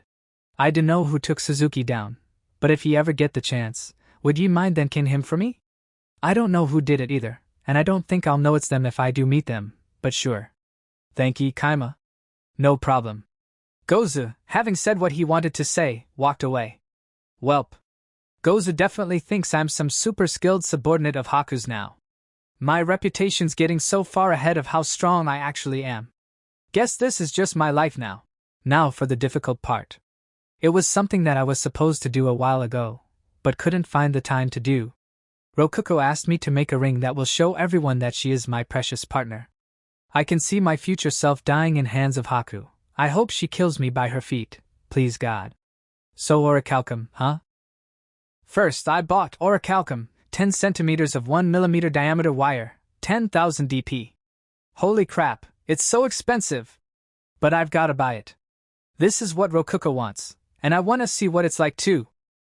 Guess I'll think about the design while I make it. I'll start off with a simple ring and then decorate it from there. Orichalcum was colored like a mix of gold and silver. It radiated a rainbow-like light, making it feel exactly like a fantasy world metal. A mere 10 centimeters of it in wire form alone was ridiculously expensive, and it wouldn't bend no matter how hard I tried. I even experimented with a pair of pliers, but it showed no signs whatsoever of bending. The heck is this? It's only 1 millimeter, and it's still not bending. And you are supposed to make me believe that people make swords out of this stuff. Well, lucky for me I have magic. I used Create Golem to work with it. But it took a lot of time and mana just to morph the wire into a ring. It's been a long friggin' time since Create Golem was enough to tire me out, holy crap. I even said a proper chant, and it still sucked a crapload of mana out of me. It got easier to mold than iron once it was filled with mana. I looked the orichalcum ring over. Man. It cost me 10 gold coins worth of DP to make this. Talk about excessive. That makes this ring worth 10 million yen already, you know? Maybe I should have ignored what she wanted and just made it out of gold or silver. Next I bought a synthetic ruby, unprocessed bull, 30 DP. It was way cheaper than the orichalcum. Not to mention that the resulting oval-shaped crystal was about as big as a finger. And so, to prevent any chance of me not giving it to her, I sent a message asking her to come to my room so I could give her what we were talking about. Kaima! I'm here! It took her 3 seconds. That was fast. If she were meat, her tail would probably be wagging like crazy right now. So, Rokuko. Here it is. I took out the box with the ring in it, and handed it to Rokuko. A box. Oh. Did you make this ring out of gems? This red is super pretty. Something really shiny is inside it too. Okay, I'll go ahead and... Rokuko started to put the ring on, but stopped midway. Then, she began glancing at me. What? You want me to put it on you or something? I don't remember agreeing to anything like that. I'm already plenty embarrassed here. Kaima. I heard from Wataru that partners usually put the rings on their partner after giving it to them. Would you? She's actually gonna ask me to do it. Crap, I don't have a choice now. Let's do this thing. I took the ring from Rokuko, clasped her left hand, and steadied my aim. A glance at her face revealed that she was fixated on the ring, nervous. Certain that Haku would kill me if she saw all this, I slid the ring onto Rokuko's finger. And so the ring ceremony was complete. I hope Haku does not notice that ring. Well, at least Rokuko is happy. Blushing, she said, "It's so beautiful. It's so red and clear." "What's this shining part made of?" she asked. "Ah, the material beneath thee is orichalcum. I am glad you like it." After making the ring with orichalcum, I put a coating of ruby gemstone on the ring. "Thank you, Kaima, I love it." Suddenly Rokuko hugged me, and I could feel a soft sensation around my chest. Best. What are you guys saying? I am not blushing, geez. With this ring, I am now Kaima's woman, says Rokuko with a face red as a tomato. And after that she ran towards the door saying she is going to show it to Meat and others. She closes the door behind her with a thud, and when she left I remembered her smile, the words she said, the way she was blushing, her puppy-like eyes. Remembering all that, a pretty big smile formed on my face. I didn't realize it before, but Rokuko is pretty damn cute. And now I can't sleep. Me, a mayor? Why so sudden? Better enjoy my present. Oh thanks, isn't it that new hot-selling dish, the crunchy fried chicken? I don't understand why me, care to explain? Like you have anything to do. Excuse me, I have to sleep at least 16 hours a day. Sleeping is a full-time job, mind you. Yeah, I can't say that. Surely, there must be other candidates. Personally, I am very busy. The mayor only needs to step in only if something happens, that's all. Goza gave me a glare like he is saying, isn't it just what you do all the time? Well, one of them died for a chicken nugget. Rest in peace, brother. Guys, calm down. Basket has a double bottom. Take a look. When they remove the cover, under chicken, even more chicken. Did you predict this would happen? What a genius move to enjoy 2 servings at once. That's it, Kaima for mayor. They all agreed to make me the mayor. Why it's always me? I don't want to work. Let me sleep in peace, please. Let's rewind how the village came to be in the first place. I'm not sure exactly how it happened, but I think it started when the adventurers, too poor or cheap to buy a room in Aran, got too cold in their tents and began building little houses. I let them do it, but thinking about it now, that might have been a mistake. Reason being, they were actually living there now. They say crap like, "Hey, Mr. Kaima, how you doing?" while jogging by in the morning like neighbors. And they said little houses, but they made pretty big ones. Nice ones, too. Ones so nice other adventurers latched onto the idea and started building houses of their own. What's that? Your name's Kasan and your father was a carpenter who built tons of houses with you. Alright. I'm not gonna forget your name, punk. Along the way, they built the bar that a certain subsection of adventurers had been begging for. The Adventurers Guild sent another worker over, meaning 2 people now ran the branch office. All that gave off the scent of progress, which attracted merchants who built stores. That made it harder for us to sell potions and stuff in our own in-house store, but that wasn't a problem. Money wasn't our priority here. The merchants staying in one place was practically them paying rent with DP, which was perfectly fine with me. I did nothing and they all just built a town around me. Really, you could say the town was built precisely because I did nothing.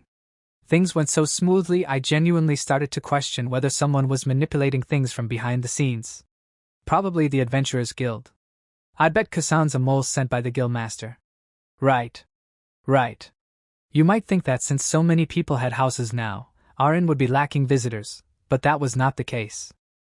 Reason being, a lot more merchants were passing by. The road Haku had metaphorically and literally paved was actually pretty nice, encouraging more travel. Those with carriages had something of a bumpy ride, but it was a far cry from before. The ultimate result was increased trade between Tsaya and Pavela, which in turn increased how much DP I got from the tunnel. Though it's a lot harder to use that golem carriage I made now. On another note, the guild started posting requests for lumber. I let Ichika and me take care of them to increase my total number of complete quests. It wasn't long before we had advanced to D rank, Also, Wataru the hero came visiting every now and again to pay back portions of his debt. He usually ended up in the bar with his dwarf friend Gozu. This place is definitely better with a bar around. Yeah, Wataru? Sorry, but I'm not drinking until I pay back my debt. I'm glad there's a bar now, but no alcohol for me. Don't worry, this is just apple juice. Really? That should be fine then. Wait, isn't this beer? Huh. The heck were you talking about, Wataru? This is juice. Might taste a little like beer, but it be apple juice and nothing else. Yeah? Oh, it's just juice, okay. If you say so. I have no reason to doubt you. Ahaha. Yeah, he wasn't fooling anybody. Well, not that I care. He can drink as much as he wants, as long as he pays back his debt. Haku, however, hadn't visited in a while. Or to be more specific, she hadn't visited a single time since I gave Rokuko her ring. Wataru said that she was so busy that she just didn't have the time to visit. Still, I felt like a prisoner on death's row waiting for his execution. Oh, right. I was selling cards and dice to the bar, plus renting them slot machines. Light gambling was a perfect fit for bars, where people could bet the price of their drinks. Since we were earning money just from the rental fees, I set them to be forgiving and more likely to pay out. Just enough that the bar would still profit a little, even after the rental fee. But even if they weren't profitable, they'd bring the bar more customers. Again, you might think that since the bar had dice, cards, and even slots that our entertainment building would be a ghost town, but that wasn't the case. Let's take a peek. Yo-wo! Go! Number 3. Land of Dreams. Don't stop there. I heard heated yells and shouts. The entertainment room was in the middle of holding a rat race. Of course, people were betting on the results. Both customers of the inn and those who had built their own homes were participating. Number 1. Blue Avenger. Go forth. Charge. Come on, go. This is your chance, number 4. Take the lead, Nazi. I'm betting everything on you. Watcha, Sonic Speed is now running fast. That's number 5, Sonic Speed. He left Land of Dreams and Blue Avenger trailing behind, and now approaching Nazi. Sonic Speed is fast. 30 centimeter before finish. Nazi or Sonic Speed, who will be the first? G yells Wataru, and like in a showdown both the rats stare at each other. Just then Nazi stops to sniff something in the air. To Kit, what a sudden turn of events. He is dropping the race, number 4, Nazi that is. And finish. Number 5, Sonic Speed is a winner. Our champion has won again. Payment being distributed over here. Cheers and groans filled the air as the failed tickets were thrown into the air. A rat race was a game where rats were put into a race course and the first to find the exit won. To avoid unnecessarily complex calculations, second place and beyond was awarded no prize whatsoever. The next race will be held in 1 hour. It will be the last race of the day. As the gamblers started betting on the next race, the rats who had just performed chomped happily on their reward cheese. They were the same rats who had been summoned for the dungeon battle with Haku before sending them off to the forest. To be honest, I had accidentally turned them into named monsters by giving them stage names for the races, which had in turn made them more intelligent than before. They obeyed my orders and worked together to make the races more interesting. Ahaha. Now I can use these guys as spies and whatnot. Just as planned? Not really. I didn't actually mean to name them. Also, pretty much this whole area is within my dungeon's region, so I can just use the monitor to spy on whoever I want. And so, basically, a town ended up being built around my inn. On one winter day, Gozu called me over to the bar. I brought some food with me since I figured he was planning on partying, but that wasn't the case. I lightly stepped into the bar and saw before me, Gozu, the bearded dwarf who kept the other adventurers in line. Kentara, another dwarf, but a blacksmith instead who made weapons, armor, and even everyday utensils. Kusan, the mohawked adventurer who built a ton of the houses around here. Wazma, an old man who ran the bar and had the fashionable hairstyle to match. Dine, a fishy-looking middle-aged man with a turban around his head who owned the Dine Company. And finally Cilia, the guild receptionist. The manager of the guild's branch office. 6 people. To sum things up, it was a gathering of all the people with the most power and authority around these parts. Myself included. Heya. Been waiting for ya, Kaima. What's going on here? It feels pretty tense. I figure you've got an idea. We're gonna be discussing something serious about this Cave of Desire town. Oh, it really is a town now, huh? Wait, right? I brought some food. Here you go. Oh, that looks real good. Alright, Kaima's the town chief. Any objections? Why? Town chief? But before I could figure out what was going on, quoth Kantara, Kaima's the best choice we got. Quoth Kusan. Yeah, I can definitely trust Kaima. Quoth Wazma. No objections from me. Oh, is that fried food I spy? I certainly do love this stuff. Quoth Dine. Hey, no objection from me. He's making my company lots of money. Quoth the receptionist. I have no objections either. In other words, everyone but me agreed. Could someone stop this, please? I don't like where this is going. Wait. The heck's going on here, Gozu? What's all this about me being the town chief? Ye seem like Yivi got the most spare time. We're all busy and stuff. Don't worry, being town chief's just about being an arbitrator in disputes and not much else. Things'll be basically the same for ye. But if you're asking me, it must not be a serious job, yeah? Seems kinda like you're just pushing it on to me to be done with it. Yeah, kinda. Like I said, it'll basically be the same as always. You'll just need to swoop in when there's a problem to settle things. We'll help you out. Yeah? Well, if that's all, well. And so I accepted the role of town chief, because why not? It felt kind of like I was being pressured into it, but I got the feeling nothing good would come from making someone else do it. Alright, with that settled. We've got something to talk about, Chief. Knew it. Pretty cliché for this kind of thing to only come up after there's already a problem. And what's that, Goza? You gotta lend us some money. His request was something a lot more greedy than expected. What, did your bar tab get too big? Eh? I'm not talking about money for me. I'm talking about money for the town. Oh? Really? Guess you're talking about, like, a town budget. What do you want it for? He asked me to lend money, not give, so I could tell he wasn't actually being greedy here. Dine, the merchant, grinned. My man, glad you know what's up. Food for winter, firewood and such, you know. Lots of stuff to buy. I'll set up a trade route and Kasama build a storage building for the town to share. All doing our part, you know? Hey. How about everyone just goes back to their actual homes for the winter? All that seemed kind of tedious, so I kinda just let that idea slip out. I'd be missing out on some DP, but I wasn't desperate for more of it or anything. Plus, it'd be nice to relax in the onsen on my own once in a while. I could even get into the massage chair and sleep for a bit afterwards. Perfect. Huh! Everyone's frozen in place, looking like they never even thought about that before. There was a brief moment of silence. Eventually Celia spoke up and broke it. Don't say that, man. The iron golems in the dungeon are hella high quality. Don't tell us to abandon all that sweet loot for a whole season. Why yeah, he's right, Kaima. Some people already started bringing their stuff here. Yeah? Yeah. I'm sticking with Kaima forever. Kusan back goes up, brimming with confidence. Why are you so invested in me? I don't remember doing anything for you. Well, whatever. That's fine. My money's not gonna be wasted though, right? You're gonna earn it back and more, trust me, dude. Saya and Pavella are always hurting for iron. Not to mention that there's about to be a pretty big demand for the stuff. During winter, too. Big demand, huh? Are they gonna start a war or something? Guess they will need a lot of iron for their weapons and armor then. I've read about that kind of thing happening before.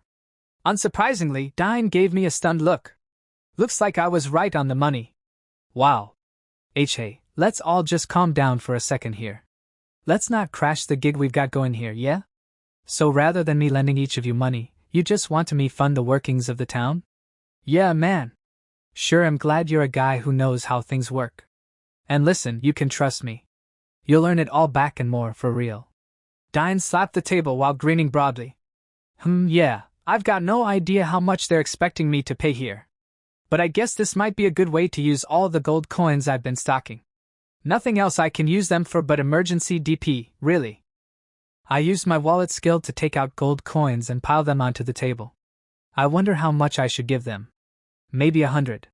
That's as much as Wataru pays me a month, so yeah, it seems good to me. Will 100 gold coins be enough? 100? Bro, Kaima, those aren't silvers, are they? Huh? No, they're golds. Is that still not enough?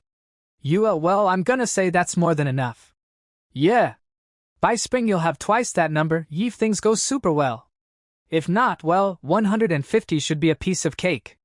Sounds good to me. I'm leaving you in charge of the operating funds, Dine. Show me what you can do.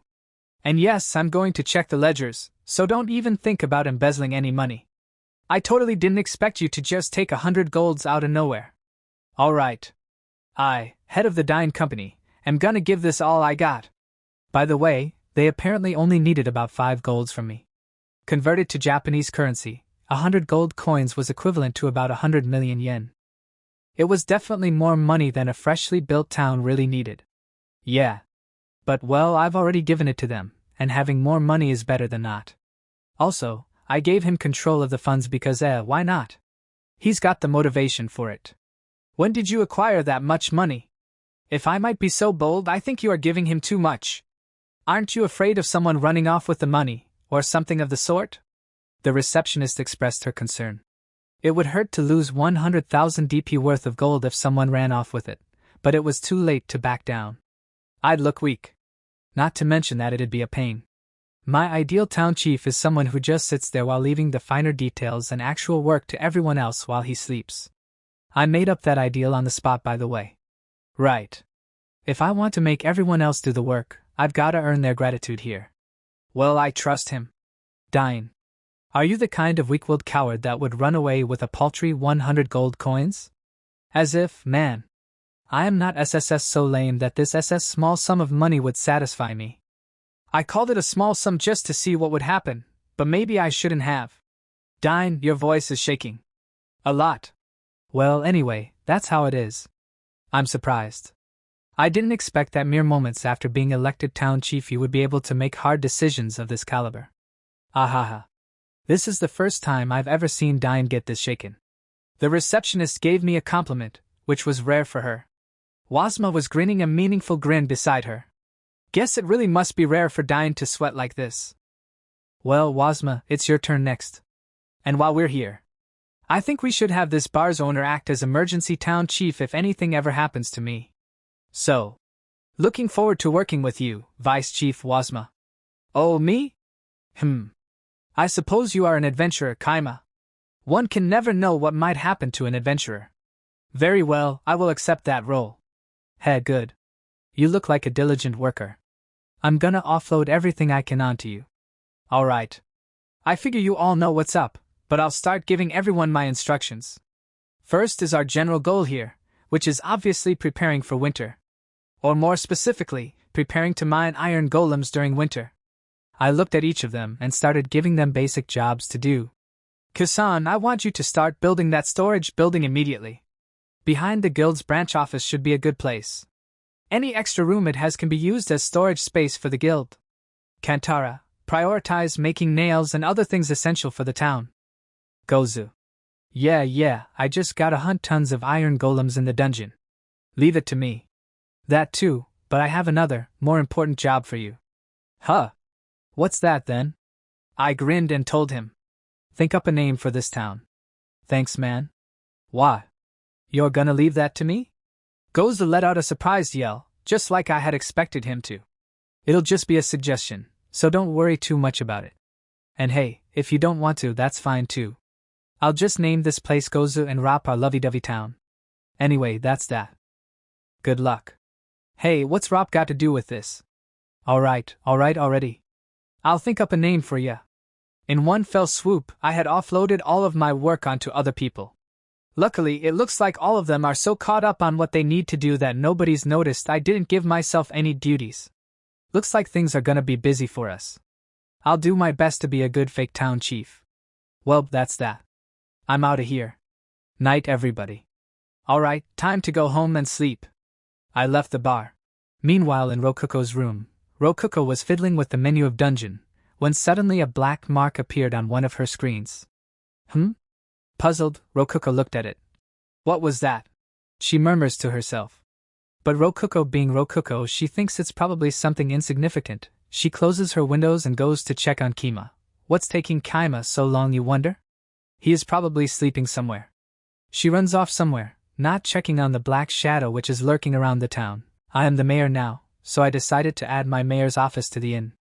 Hey Kima, I thought you were going to let me build your office. I never said that. You better go and build the warehouse of yours instead. Since this is where Rokuko and everyone else will live, I created a lot of rooms. And now that we have become a village, we may not be able to simply build more. Anyway, I recently had an idea that might make teaching magic easier.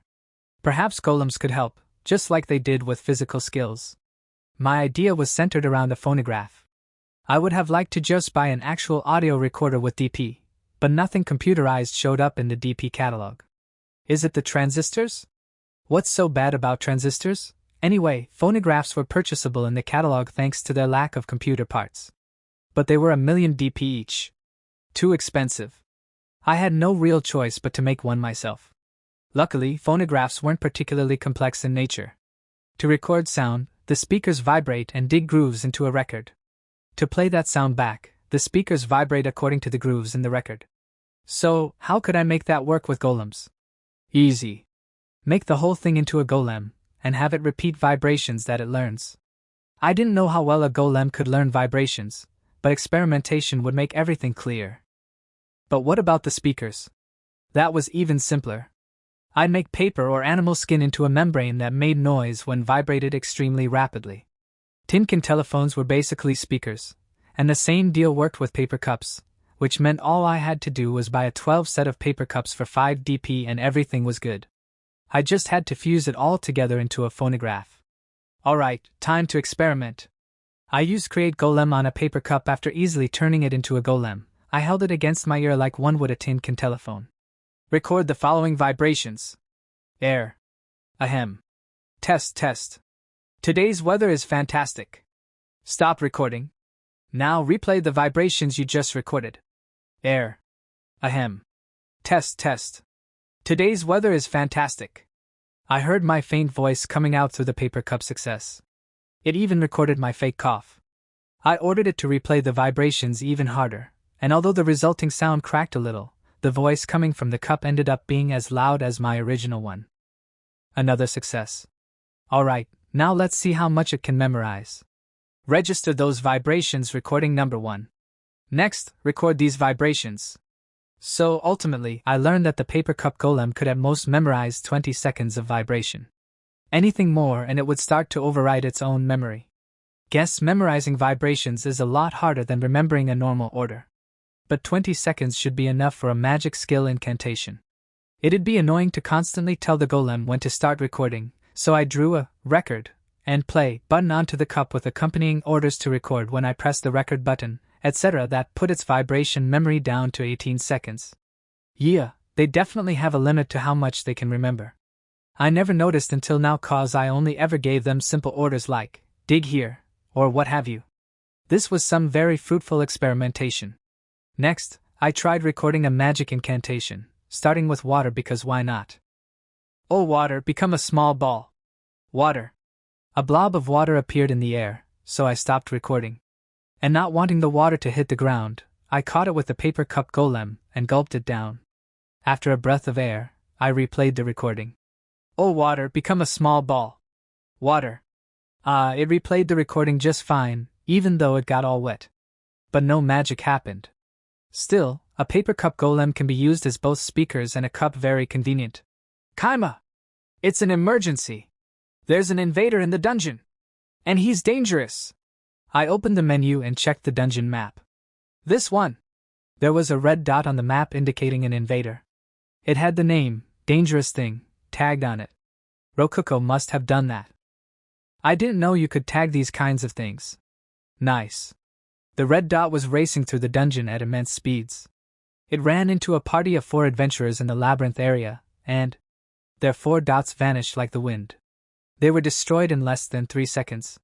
I'm pretty sure that was a C-rank party. Bancho and Shardy were in it, I think. And yet they were nothing to this thing. Phew. To the defenses. Hold on. He just murdered an entire party of C-rank adventurers. We need to hold back and observe him first. I held Meat back and moved to the master room before opening up the dungeon monitor to get a look at our foe. It was a pitch-black wolf. He was kinda hard to see, but his whole body was definitely black, sole exception being his crimson eyes. It's not that his pupils were red. Rather, it was like red balls had been put directly into his eye sockets. What kind of monster is this? I don't know. Maybe a wolf monster? Can you tell, Meat? You're both dogs with black hair, there's a definite connection here. I can't tell. But I feel like there's something weird about him. The monster was rapidly progressing through the dungeon as we spoke. He got through the labyrinth area in no time, completely undisturbed by the traps and wandering golems scattered throughout. But up next is the puzzle area. No wolf is getting through that. I wonder what is going to happen, but I don't think that monster can solve the riddle. And if he can't solve the riddle, might as well trap him in that room. Ray, seal the entrance once it is inside the room. Yes, sir, shouted Ray, the silver-haired vampire girl with 0 attack power. Once the wolf got inside the room, Ray quickly sealed the entrance door. The black wolf paced round the room, sniffing the air, before eventually, "Grah!" he bit into the Gate of Wisdom shaped golem and tore it apart. Hey, what? I know I just used stone golems for those doors, but come on. I can't believe the fastest way to beat the puzzle area is to use force. That's just not right. Rokuko, evacuate your core to the inn. Okay. Can I just put it in my new room? We castled the dungeon core and replaced it with a dummy core. We should be safe now, unless anything crazy happens. By the time Ichika and the others responded, the puzzle area had already been torn to shreds. I hurriedly called them into the master room. Sorry for the hold-up. If you woke up for this, Master, it must be super serious. Yep. An invader just broke through the puzzle area and is now at the spiral staircase. We're gonna use the golems in the storeroom to try and hold him back. If we can't beat him, we'll guide him into the flame caverns. Roger. Worst case scenario, we would leave him for Itetsu to take care of. He'd probably complain, but it shouldn't be too big for Itetsu and Redra to handle. Probably. The black wolf jumped to the middle of the staircase and fell down before landing silently as if it lacked any weight at all. Meat, as our senior, take control of the Manhwa golem. Ichika, please go ahead with the first iron golem unit. Rokuko gave out instruction to each one of them. She has grown so much, isn't she? I was worried a bit because we sent our best golem in, but its armor is still stone. The odds may indeed be against us. But if it doesn't work, I will just leave all of it to Itetsu, the gully mander. It's a foolproof plan. Soon the black wolf made contact with Ichika. Iron golems attacked the wolf, but it easily dodged their simple attacks and kicked them away. The golems flew backwards and slammed violently into the dungeon walls. They stopped all movement and became practical lumps of iron. But what was most surprising out of all that was how the iron golems had clear, heavy dents where they had been hit. Out of all the monsters in our dungeon, iron golems had the most defensive power, but not even they could withstand a single blow from the wolf. I swallowed hard. I was leaving control of the Manhwa golem to Meat, but the one I had wandering the storeroom area was made of stone. No amount of armor would see it through an attack like that. I'll guide him away. Meat saying that meant that she had determined her chances of victory to be exceedingly low, and was thus switching to Plan B, pushing the problem onto the flame caverns. Good thinking, Meat. I'd expect nothing less from you. Kaima, you can trust my commands. I see it all, because I am the dungeon itself.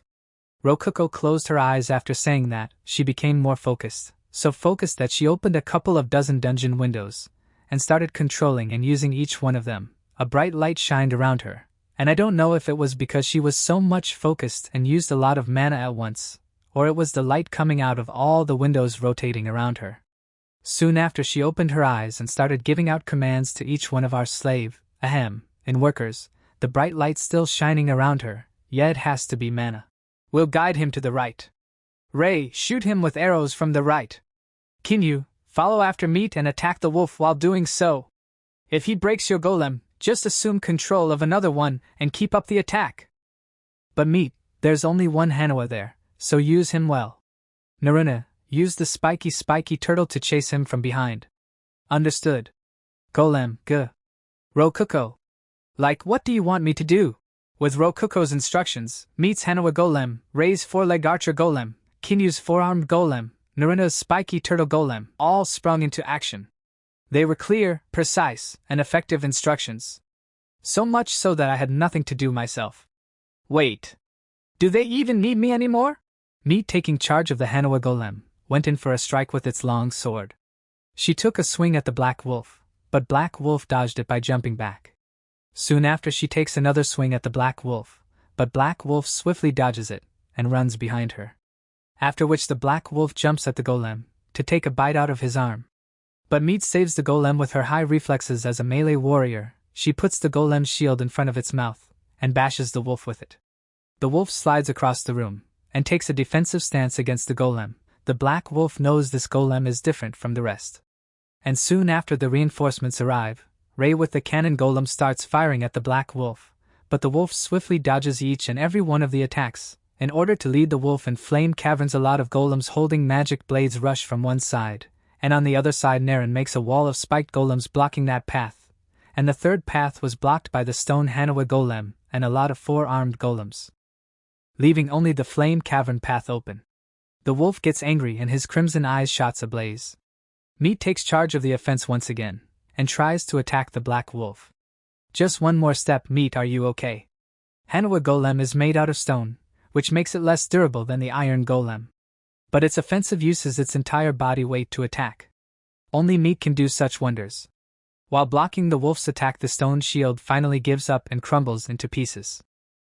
It must have taken an enormous amount of skill to deflect the blows and minimize the damage like she had.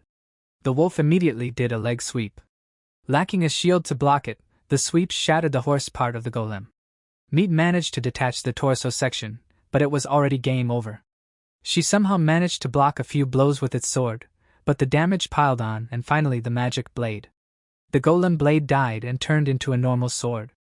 Despite that, she continued using it as shield, a feat possible only thanks to the fact that it was made from iron. Retrospectively, I should have made the shield out of iron too. NGH. The sword won't last for much longer. We were so close.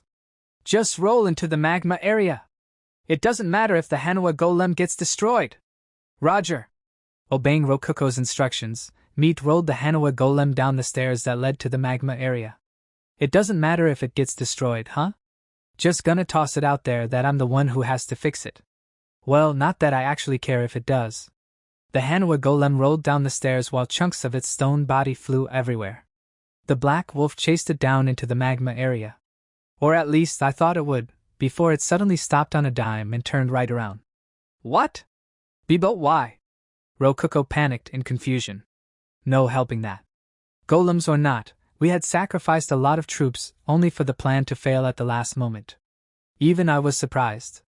The heck is going on here? After that, the Black Wolf noticed the wall golems. After a bit of sniffing, it destroyed them with tackles. Oh mega crap, he's going straight for the boss room, dudes. Nothing's stopping it. Guess we'll have to end this in the boss room. Time for the Iron Hanwha Golem to shine. Meet, can you beat him?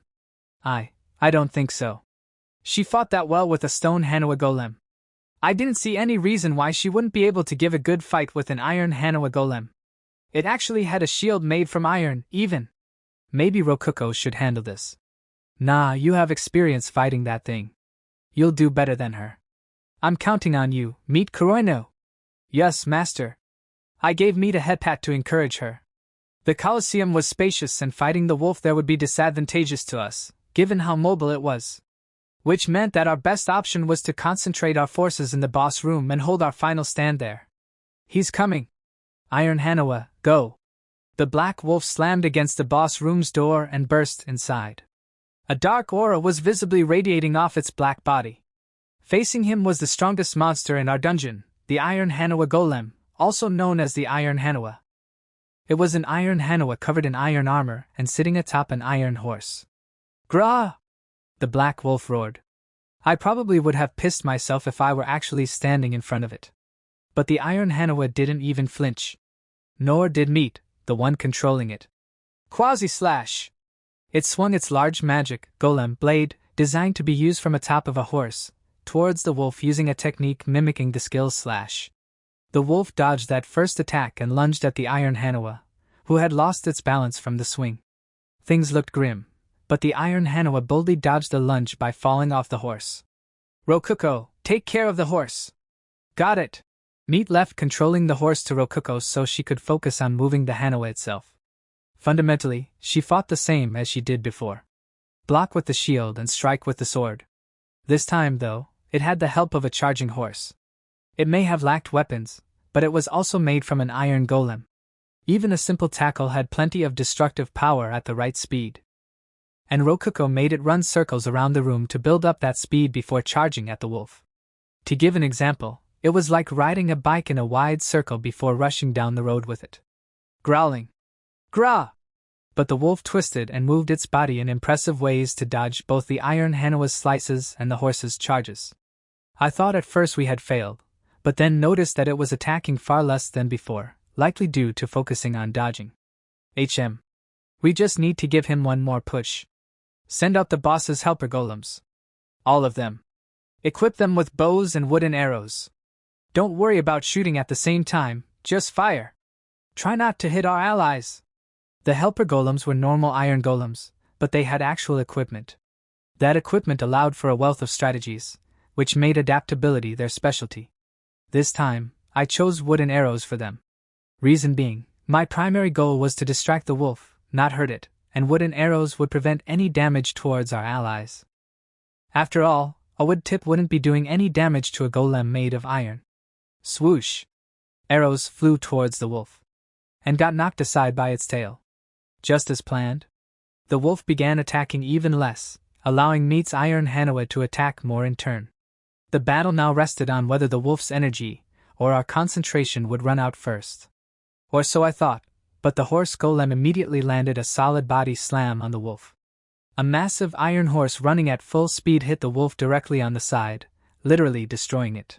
Impact was so powerful that the black wolf exploded, and soon after cheers could be heard in the master room. Horror, it's down, the enemy exploded on impact. Clean it up later, I am going back to sleep. As I was leaving, Rokuko stopped me. Kaima, wait a minute, my horse golem is not responding to any of my commands. It was your first real combat, did you break it? I wonder if it's so, but the whole thing can't even move. A black clump of something clung to the horse's stomach. What the heck? It's not a wolf monster. Wait, it's eating the horse golem? The black thing enveloped the horse golem, swallowing it whole despite its metal body. It then returned to the shape of a wolf. Before we could process what had just happened, it dashed through the room and destroyed all of the helper golems. NGH? Meat's iron Manhwa rose its defenses, but the wolf slammed its head against the iron shield, turning into a mist that swallowed up both the shield and the golem's entire left arm. Then it soared. And finally, I'm so sorry. Meat let out a pained whisper. The iron Manhwa had been swallowed whole by the black wolf. The black wolf left the boss room and entered the heart of our dungeon, the core room. The black wolf left the boss room and entered the heart of our dungeon, the core room. Meat, naturally exhausted after all that, had fallen asleep on my lap. She was like a puppy. Yeah, there's nothing we can do about this. As we had brought out our ultimate weapon and still lost, the only thing we could do was watch as the wolf advanced further. That said, the core room contained only a demi-core, a basketball-sized ball of treasure that radiated faint light and looked just like the real thing. It even mimicked the real core's cozy warmth. But since it was just a dummy core, no harm would come to us from it being destroyed. The black wolf looked at the dummy core atop the pedestal and ignored it, choosing instead to lie down onto the ground. What? I guess it doesn't want to do anything? We kept watching him for a bit, but it looked like he had just fallen asleep. I considered the possibility of a surprise attack, but we didn't have any more manpower. Not to mention that it wouldn't be wise to attack him recklessly without knowing the limits of his power. Either way, we've got no choice but to leave him alone for now. Rokuko looked conflicted, but this all just reminded me of what things were like when I was first summoned. Oh, right. I hadn't looked at how much DP per day he was giving us. The number wouldn't convert directly into strength, but it'd be good enough to get a general idea. I didn't think to check before now since they weren't a human. Let's see. 950 DP? Holy crap, this guy's stronger than a lower-leveled hero. No wonder we lost. No, wait. We didn't lose because it's strong. We lost because we've been relying too much on golems. They can't do anything against enemies resistant to physical attacks. I thought I was well aware of that, but I never planned any countermeasures. We had reached the limits of what we could do with just golems. It was a pain, but we needed to introduce other monsters and increase our options when it came to fighting. But not much would come from just summoning a bunch of weak mob monsters.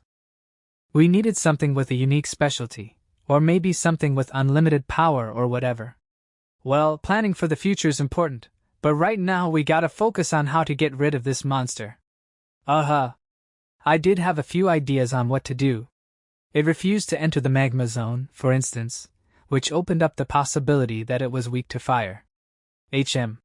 Might be best for us to try asking for help.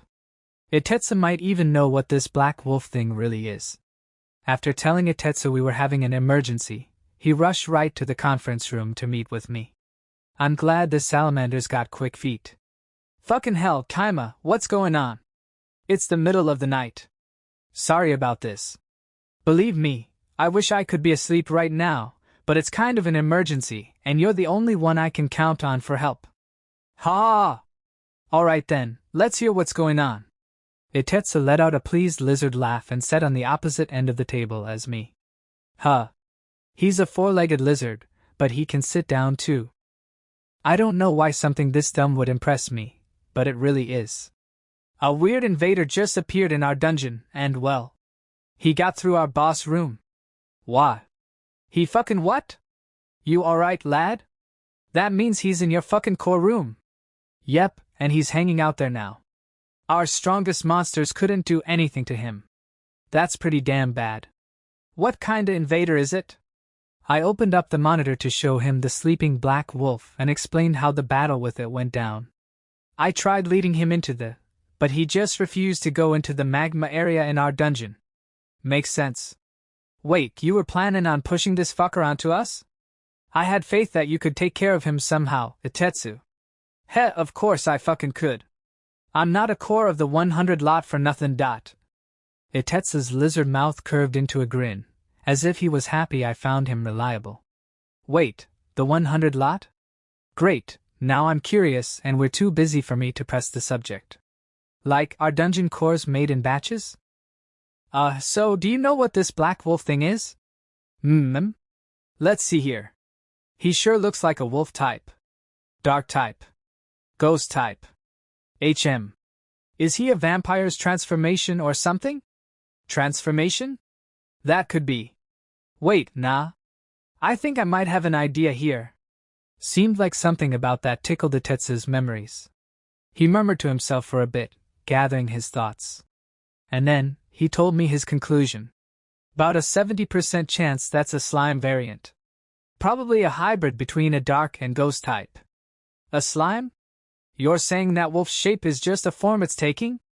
Yeah. Slimes move pretty damn slow when just squishing around, so when humans train them, they usually end up taking the shape of animals. But this monster's way too strong for that. Usually a slime mimicking an animal ends up pretty damn weak cause of changing its shape and stuff. So, this could be a totally different monster. That's why I said 70% chance. People train slimes, huh? Must be monster tamers or something. Any weak points? Hey, Kaima? I'm thinking it's about time you pay me for my services here. I've got some powerful alcohol called vodka. I'll give you a bottle. I bought a bottle of vodka with DP and put it on the table. Each one only cost 100 DP, though they were human-sized and might not be enough for him. Luckily, alcohol was an extremely welcome gift in this world and Itetsu was happy to see it. Oh. Alcohol, huh? That's what I like to hear. You're a drinker too, Kaima? Nah, I don't really drink alcohol much. Yeah? Guess I'll drink it with Redra then. The bottle's a little small, but... Want 2 more bottles? Hell yeah! Sorry for pressuring you like that, bud! Itetsu opened up the first bottle and cackled happily after getting a good whiff of the contents. Sure is rough having greedy friends. Not like this is gonna set me back much, though. Come on, don't be like that. We're living in connected caves, you know? We're basically brothers. Course, I'm the older brother. Yeah? I sure am lucky to have a reliable big bro. So, does this thing have any weak points? Whoa, big bro? Stop it, you're gonna embarrass me. Say it again. Whatever, bro. Just tell me the weak points. Weak points, huh? If it's a dark type, some strong light. If it's a ghost, something holy. If it's a vampire. They've got lots of weak points. Anyway. If this thing is a slime, pretty much all magic will. Wait. If it's a dark type hybrid, it'll be strong to darkness magic. Nothing physical will do much damage to it. You want to be hitting it with something light, and there's not many strong light monsters. Redra's fire breath would take care of it no time, though. For the right price I could send her over to help, you know. And how much would that price be? About 1,000 of these bottles. So 100,000 DP, huh? I don't know how I feel about this. Luckily, things have calmed down right now, so I'll try to take care of it on my own. I'll ask for help if things ever get really bad. Gahaha. Just remember, you can ask your big bro for help whenever you need it. She might melt the whole core room with her breath, though. Let's not go too far now. But I'm glad I can ask for help if I need it.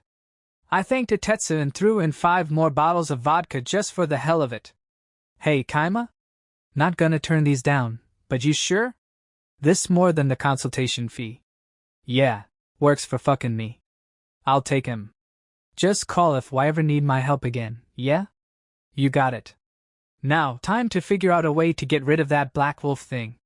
Won't be able to sleep peacefully otherwise. Ha! I don't want to work. Day 256 woke up to see Rokuko peering into my face. Why did you sleep? Huh. Get on the ground and grovel. Okay? And so, I was forced to prostrate before Rokuko. Why? This is unjust. Sleeping is my right. As a human, I literally need to sleep. So, why'd you sleep? I'm in trouble right now. Is that like a biological question? Humans like me will die if we don't sleep.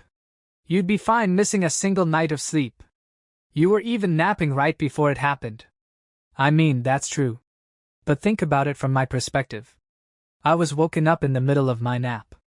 And yet I resisted the intense sleepiness to fight the wolf as best I could. I even woke up Itetsu and had a strategy meeting with him. I think I did pretty well, personally. Seriously. I didn't actually end up helping the fight against the wolf at all, but I did my best. Couldn't you have just stayed awake for my sake? Rokuko's cheeks puffed out as she began to pout. Oh crap. She's gonna be a pain in the butt if I don't be careful here. I thought long and hard about my response before replying. Nah, Rokuko. I can't operate at my full potential without sleeping. So basically I went back to bed so I could help you as best I can. Really? Really? I think about things while sleeping, so yeah, I was planning out how to deal with the wolf while I slept. So what did you come up with? Rokuko gave me a piercing, doubtful glare. She then crouched down to look up at and pressure me from below as I remained sitting. Okay, what to do about this? Speaking of which, Itetsu mentioned something about slimes being trained by humans. Which means I can tame monsters? Alright, time to make up some bullshit along those lines. I heard from Itetsu that monsters can be tamed. I was thinking that if we could tame that black wolf, he would add some serious firepower to our dungeon. I see. He would definitely be a strong ally to have. So, how do you plan on doing that? About that. First of all, it's very likely that the wolf is actually just a slime changing its shape. Probably because a human trained it to do so. So? Seems like she's buying it. I kept going. So, I'm thinking our next step is learning more about the wolf. I'll try talking to it. You? How? The easiest option would have been to use the dungeon functions to talk to him directly, but unfortunately, we couldn't choose one specific place to broadcast our voices. If there were, calling everyone together would have been a lot easier. Since, putting aside the monster girls, we couldn't contact Ichika or meet directly through the dungeon menu. But thankfully, I had just invented a voice-producing golem recently. I'll make a golem talk to him. If everything goes well, I'll get near him and try using. I think there's a chance he'll be smart enough to understand human speech, given that he was trained by someone. I guess you actually did think about it. Obviously. Who do you think I am? I'm your partner and dungeon master. That's right, you're my partner. Sorry for doubting you. Rokuko smiled and glanced at the red ring shining on her finger. Better think of what to do if talking to the wolf fails. For now, I think a good plan B is just filling the boss room with magma and then melting the entire core room in a sea of fire. Wow, wait. That's actually a pretty good idea. I always get my best ideas while talking, for some reason. Can I stand up now? I kinda wanna get back to sleep. Kaima? You know there's an invader who beat our boss and is staying in the core room now, right? You know I'm so scared I can't even sleep, right? She made me sit cross-legged for about 30 more minutes. Not only that, but since that's not much of a punishment for you, she even sat on top of my legs. I had become a human chair. But she didn't do anything more than that. She just kept sitting on me. I thought about saying something, but ultimately just sat in silence for 30 minutes while feeling Rokuko's soft but press against me before finally speaking up and asking what she was doing. She stammered out, that should be enough of a punishment," and dashed out of the room without even turning around. What was her goal here? My feet fell asleep, too. Sheesh. Yeah, that's a good punishment. She actually got me good. I couldn't just go back to sleep after undergoing Rokuko's human chair torture, so I got to work refilling the dungeon with golems. I also made a messenger golem with the explicit purpose of talking to the Black Wolf. It wasn't anything flashy, though. Just a normal clay golem carrying 2 simple paper cup golems. The plan was to have the golem run to the wolf. I'd speak to the paper cup golem, which would then repeat my message where the wolf could hear it. I could hear its voice through the dungeon monitor, so that was simple. Though it was very likely that this would end without the wolf speaking at all. After all, whether it was really a wolf or whether it was really a slime, monsters generally didn't tell. Wait, I literally just had a conversation with a talking salamander. Who knows, maybe it will talk. In any case, my paper cup golem differed from normal paper phones in that it would still be able to produce speech even if the wire got caught in a doorway or stretched against a corner or something. The key point was that each paper phone was a fully fledged golem. I just had to input the command. Voice playing cup, recreate all vibrations received by the receiver cup. And that was that. It was a command as simple as, if your right hand gets moved, move your left hand in the same way. Plenty easy to make after some simple experimentation. I sent the messenger golem running to the core room with the Black Wolf. I could have just had it leave through the dummy core, but I didn't want to surprise the wolf or anything. Instead, I stretched out the paper cups pretty far, such that I was standing outside even the boss room. The plan was to have Rokuko immediately withdraw me if the wolf were to attack. I'd rather not put myself in danger in the first place, but I figured it was best to keep on top of the situation as much as possible. Everything's ready here. Start whenever you want. That was Rokuko. She could contact me through the dungeon menu no matter where I was in the dungeon. But that only worked for those directly connected to the dungeon itself. I really wish I could make it work with Meat and Ichika too. Wait. Now's not the time to be thinking about that. Alright, let's see how this goes. I moved the messenger golem while watching the core room through the monitor. Once the golem slowly peeked into the core room, the Black Wolf immediately stood up in one smooth motion. I gave up on sending the clay golem into the core room and decided to just start the conversation. Hey. Who are you? The wolf's ears twitched. Okay, time to see if it'll respond. Growling. Weird golem. Who you? Oh. It talked. This wolf knows human language. I introduced myself. I'm the boss of this place. You can call me, Uma. Yeah. Who are you? If you've got a name, say it. Just in case it did have an owner elsewhere, I refrained from stating my real name. I have name. Rin. This is your home? Give it to me. If you do, I won't kill you. Rin, huh? This guy sure talks with a lot of punctuation marks. But at least now I have an idea of what he wants. Give me your home, huh? He must want to live here. Or maybe he just wants to make this his base. Could be that he just thought this was a perfect cave for hibernating through the winter. Hey Kaima, what are you talking about? Huh? Rokuko contacted me. What am I talking about? She should be able to hear me through the dungeon monitor. It just sounds like you're barking or something to me. No, that's Mr. Auto Translator doing his job. Everything I say is probably being translated into wolf language. That's pretty amazing. I explained that in general terms to Rokuko. So basically, we're having a real conversation here. Okay. His name is Rin, right? I'll withdraw you if he tries attacking you. Yep, please do. I went back to diplomacy with the wolf. So choose. Do you want beaten? Give me a second to think. Come fight me. Before I get hungry. Heh. He's pretty bad at laughing. That was practically deadpan. Maybe because he's a wolf? Do you want food? What do you eat, Rin? I eat anything. That's right. Even golems. He opened his pitch-black mouth wide and exposed his dark teeth, eyes locked on the messenger golem. Okay, he gets hungry. Maybe I can sway him with food. You eat golems, huh? How much do you want to eat? I'll feed you as much as you want. You would betray your allies? Rin spoke with emotional darkness in his voice. That was literally what I was doing, but I wish he wouldn't phrase it in such a harsh way. That's one way of putting it, but they're just mindless drone workers. You can eat as many as you want.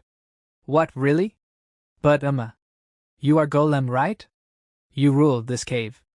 Oh, I get it. He thinks I'm a golem, which means it looks like I'm selling my family or something to him. Dang, that's harsh. I'm real nice to my actual allies. I almost corrected him, but then stopped. I didn't want to reveal that I was this place's dungeon master. It was a secret Haku strongly recommended I keep. Nobody but my closest allies should know about it.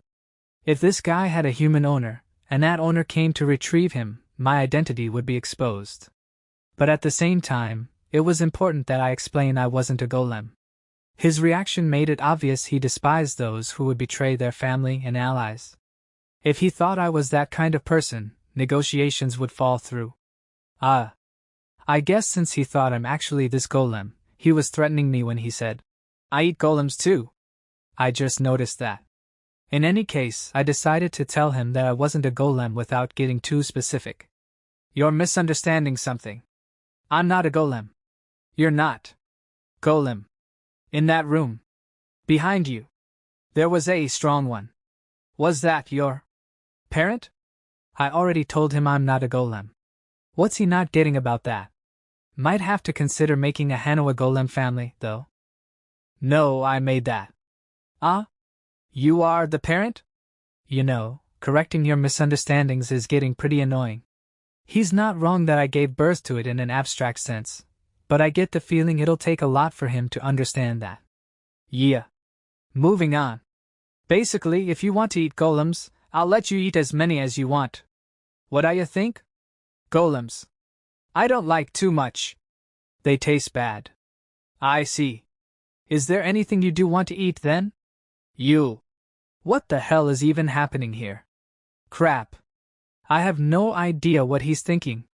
It's like we're living in different worlds or something. I've said too much. I'm hungry now. I'll eat you. Hold on now. Eat me if you want, but why'd you come here? At least tell me that. I came to eat you. Chomp. The messenger golem disappeared into the wolf's mouth. I was immediately withdrawn into the master room. Rokuko must have done so after seeing the golem get eaten. Through the monitor, I saw that he was slurping down the paper cup golems like someone sucking a spaghetti noodle. I see he doesn't waste his food. Very mature. Looks like he ate the golems. So, how'd it go, Kaima? Was it a fruitful conversation? Yeah. I feel like he kinda understood, kinda didn't. Either way, it'd be worth trying again. after giving him some space for a bit. A visitor came to see me not long after I paused negotiations with the wolf and returned to the inn. It was a dude with a turban wrapped around his head. Right, this is the owner of the dine company. The guy I gave 100 gold coins to. The moment he saw me, he came rushing forward while yelling in a panic. "K Kaima, bro! SHSH shit got real! Shit got too real! The town's in trouble!" I understood that he had something important to tell me, but I had no idea at all what it could be. Did somebody get stabbed to death? The town's in trouble? What happened? Did you lose all the money I gave you? It's not that. JJ, just calm down and listen, alright? Alright, bro? Okay. I've got good news and bad news. Which do you want to hear first? You're the one that needs to calm down, man. This is the first I'm hearing about there being good and bad news. Alright. Let's start with the good news. The good news, huh? K. We've conquered the 4th floor. The 4th floor. Oh, right. I never repaired the puzzle area. Oh, fuck. Okay. So? Just like the hero said, there was a spiral staircase behind it, and well, apparently they turned around after seeing that. But what's with you, bro? You don't seem that impressed. Did ya already conquer it forever ago or something? Pretty much. So, is that all the good news? No, here's the thing. All the puzzle doors were totally brutalized. They could walk right through them. They stuck around for a bit, but the doors just stayed broken. No sign of them repairing themselves. This means we can go to the 5th floor and get as many magic blades as we want, man. Yep. Until I fix the doors, that is. Ha! What a pain. So, here's the bad news, man. There's a big chance there's a boss-tier monster wandering around the labyrinth. It's some serious crap, man. Truth is, someone found Bancho's corpse in there. He was a C-rank adventurer, and one about to get up to B-rank too. But he got massacred. Must have been recent since his corpse was still there, but his armor had a big chunk of it bitten right off, so. Yep, that'd be Rin. Guess they're talking about the Black Wolf. And looks like I also forgot to recover his corpse. Teehee, both the good and bad news had to do with the wolf. Thanks to him destroying the puzzle area doors, adventurers have gotten to the spiral staircase area, but they're afraid of him wandering around within the dungeon. He's actually just sleeping in the core room, but the villagers have no way of knowing that. What should we do, bro? Can't the guild just post an extermination quest and an investigation quest for it? They could take the reward money from the operating funds I provided. I'll leave the rest to you. Oh. Right on. You got it, bro. Dine ran out of the room. Yeah. Hopefully that'll be enough to take care of it. While I was making some new golems, I called everyone to have a strategy meeting on what to do with the wolf. Though Naruna and Kini were busy at the inn and couldn't come. Alright, let's talk about what we're gonna do. Hold on, Kaima. Why don't you finish making golems before we have a meeting? Rokuko rained on my parade. Killing 2 birds with 1 stone like this gets me in bed faster. Am I wrong? Oh, right. It's you we're talking about. Rokuko nodded to herself about something. I didn't know what she was nodding about, but I was fine as long as she understood me. First, about the dungeon. I'm planning on making another branch in our dungeon before making new floors. It'll be like it is now, with the Colosseum area and Magma area after the storeroom area, only with a new floor as well. They're still having trouble with the spiral staircase area right now, but will adventurers reach the storeroom really soon? Yup, and there's no helping that. We need to work fast and build the entrance to it right away. I'm thinking this is the perfect spot for a new and improved puzzle area. Once that's down, we'll start expanding our dungeon downwards. I'm making the golems we need for a puzzle area right now. I'll leave the details to you, Rokuko. Okay. I'll order some golems to dig out space in front of the new puzzle area. I didn't even have to tell her what to do. Yep, that's my partner for you. So, what are we going to do about the Black Wolf? His name is Rin. Negotiating with him is gonna be a problem. He understands what I'm saying, but he doesn't really understand, if you know what I mean. He did eat you, Kaima? Hey. He ate the messenger golem, not me. And that reminds me I need to build another one of those. I'll go ahead and make him in bulk in case he eats one again. Ichika raised her hand. So, master, what did the wolf talk about? I don't even know a word of wolf language, dude. Right. I tried asking him what he wanted. Best as I could tell, he just came here looking for a place to stay and food. So basically, he's gonna play nice if we let him stay in the core room and bring him some food sometimes? Yeah. He is playing nice right now, at least. Rin, seemingly satisfied by his golem meal, fell asleep not long after I left. Good grief. Anyway, we can communicate with him. If we just keep negotiating with him and stay determined. As annoying as that will be. Things should go well.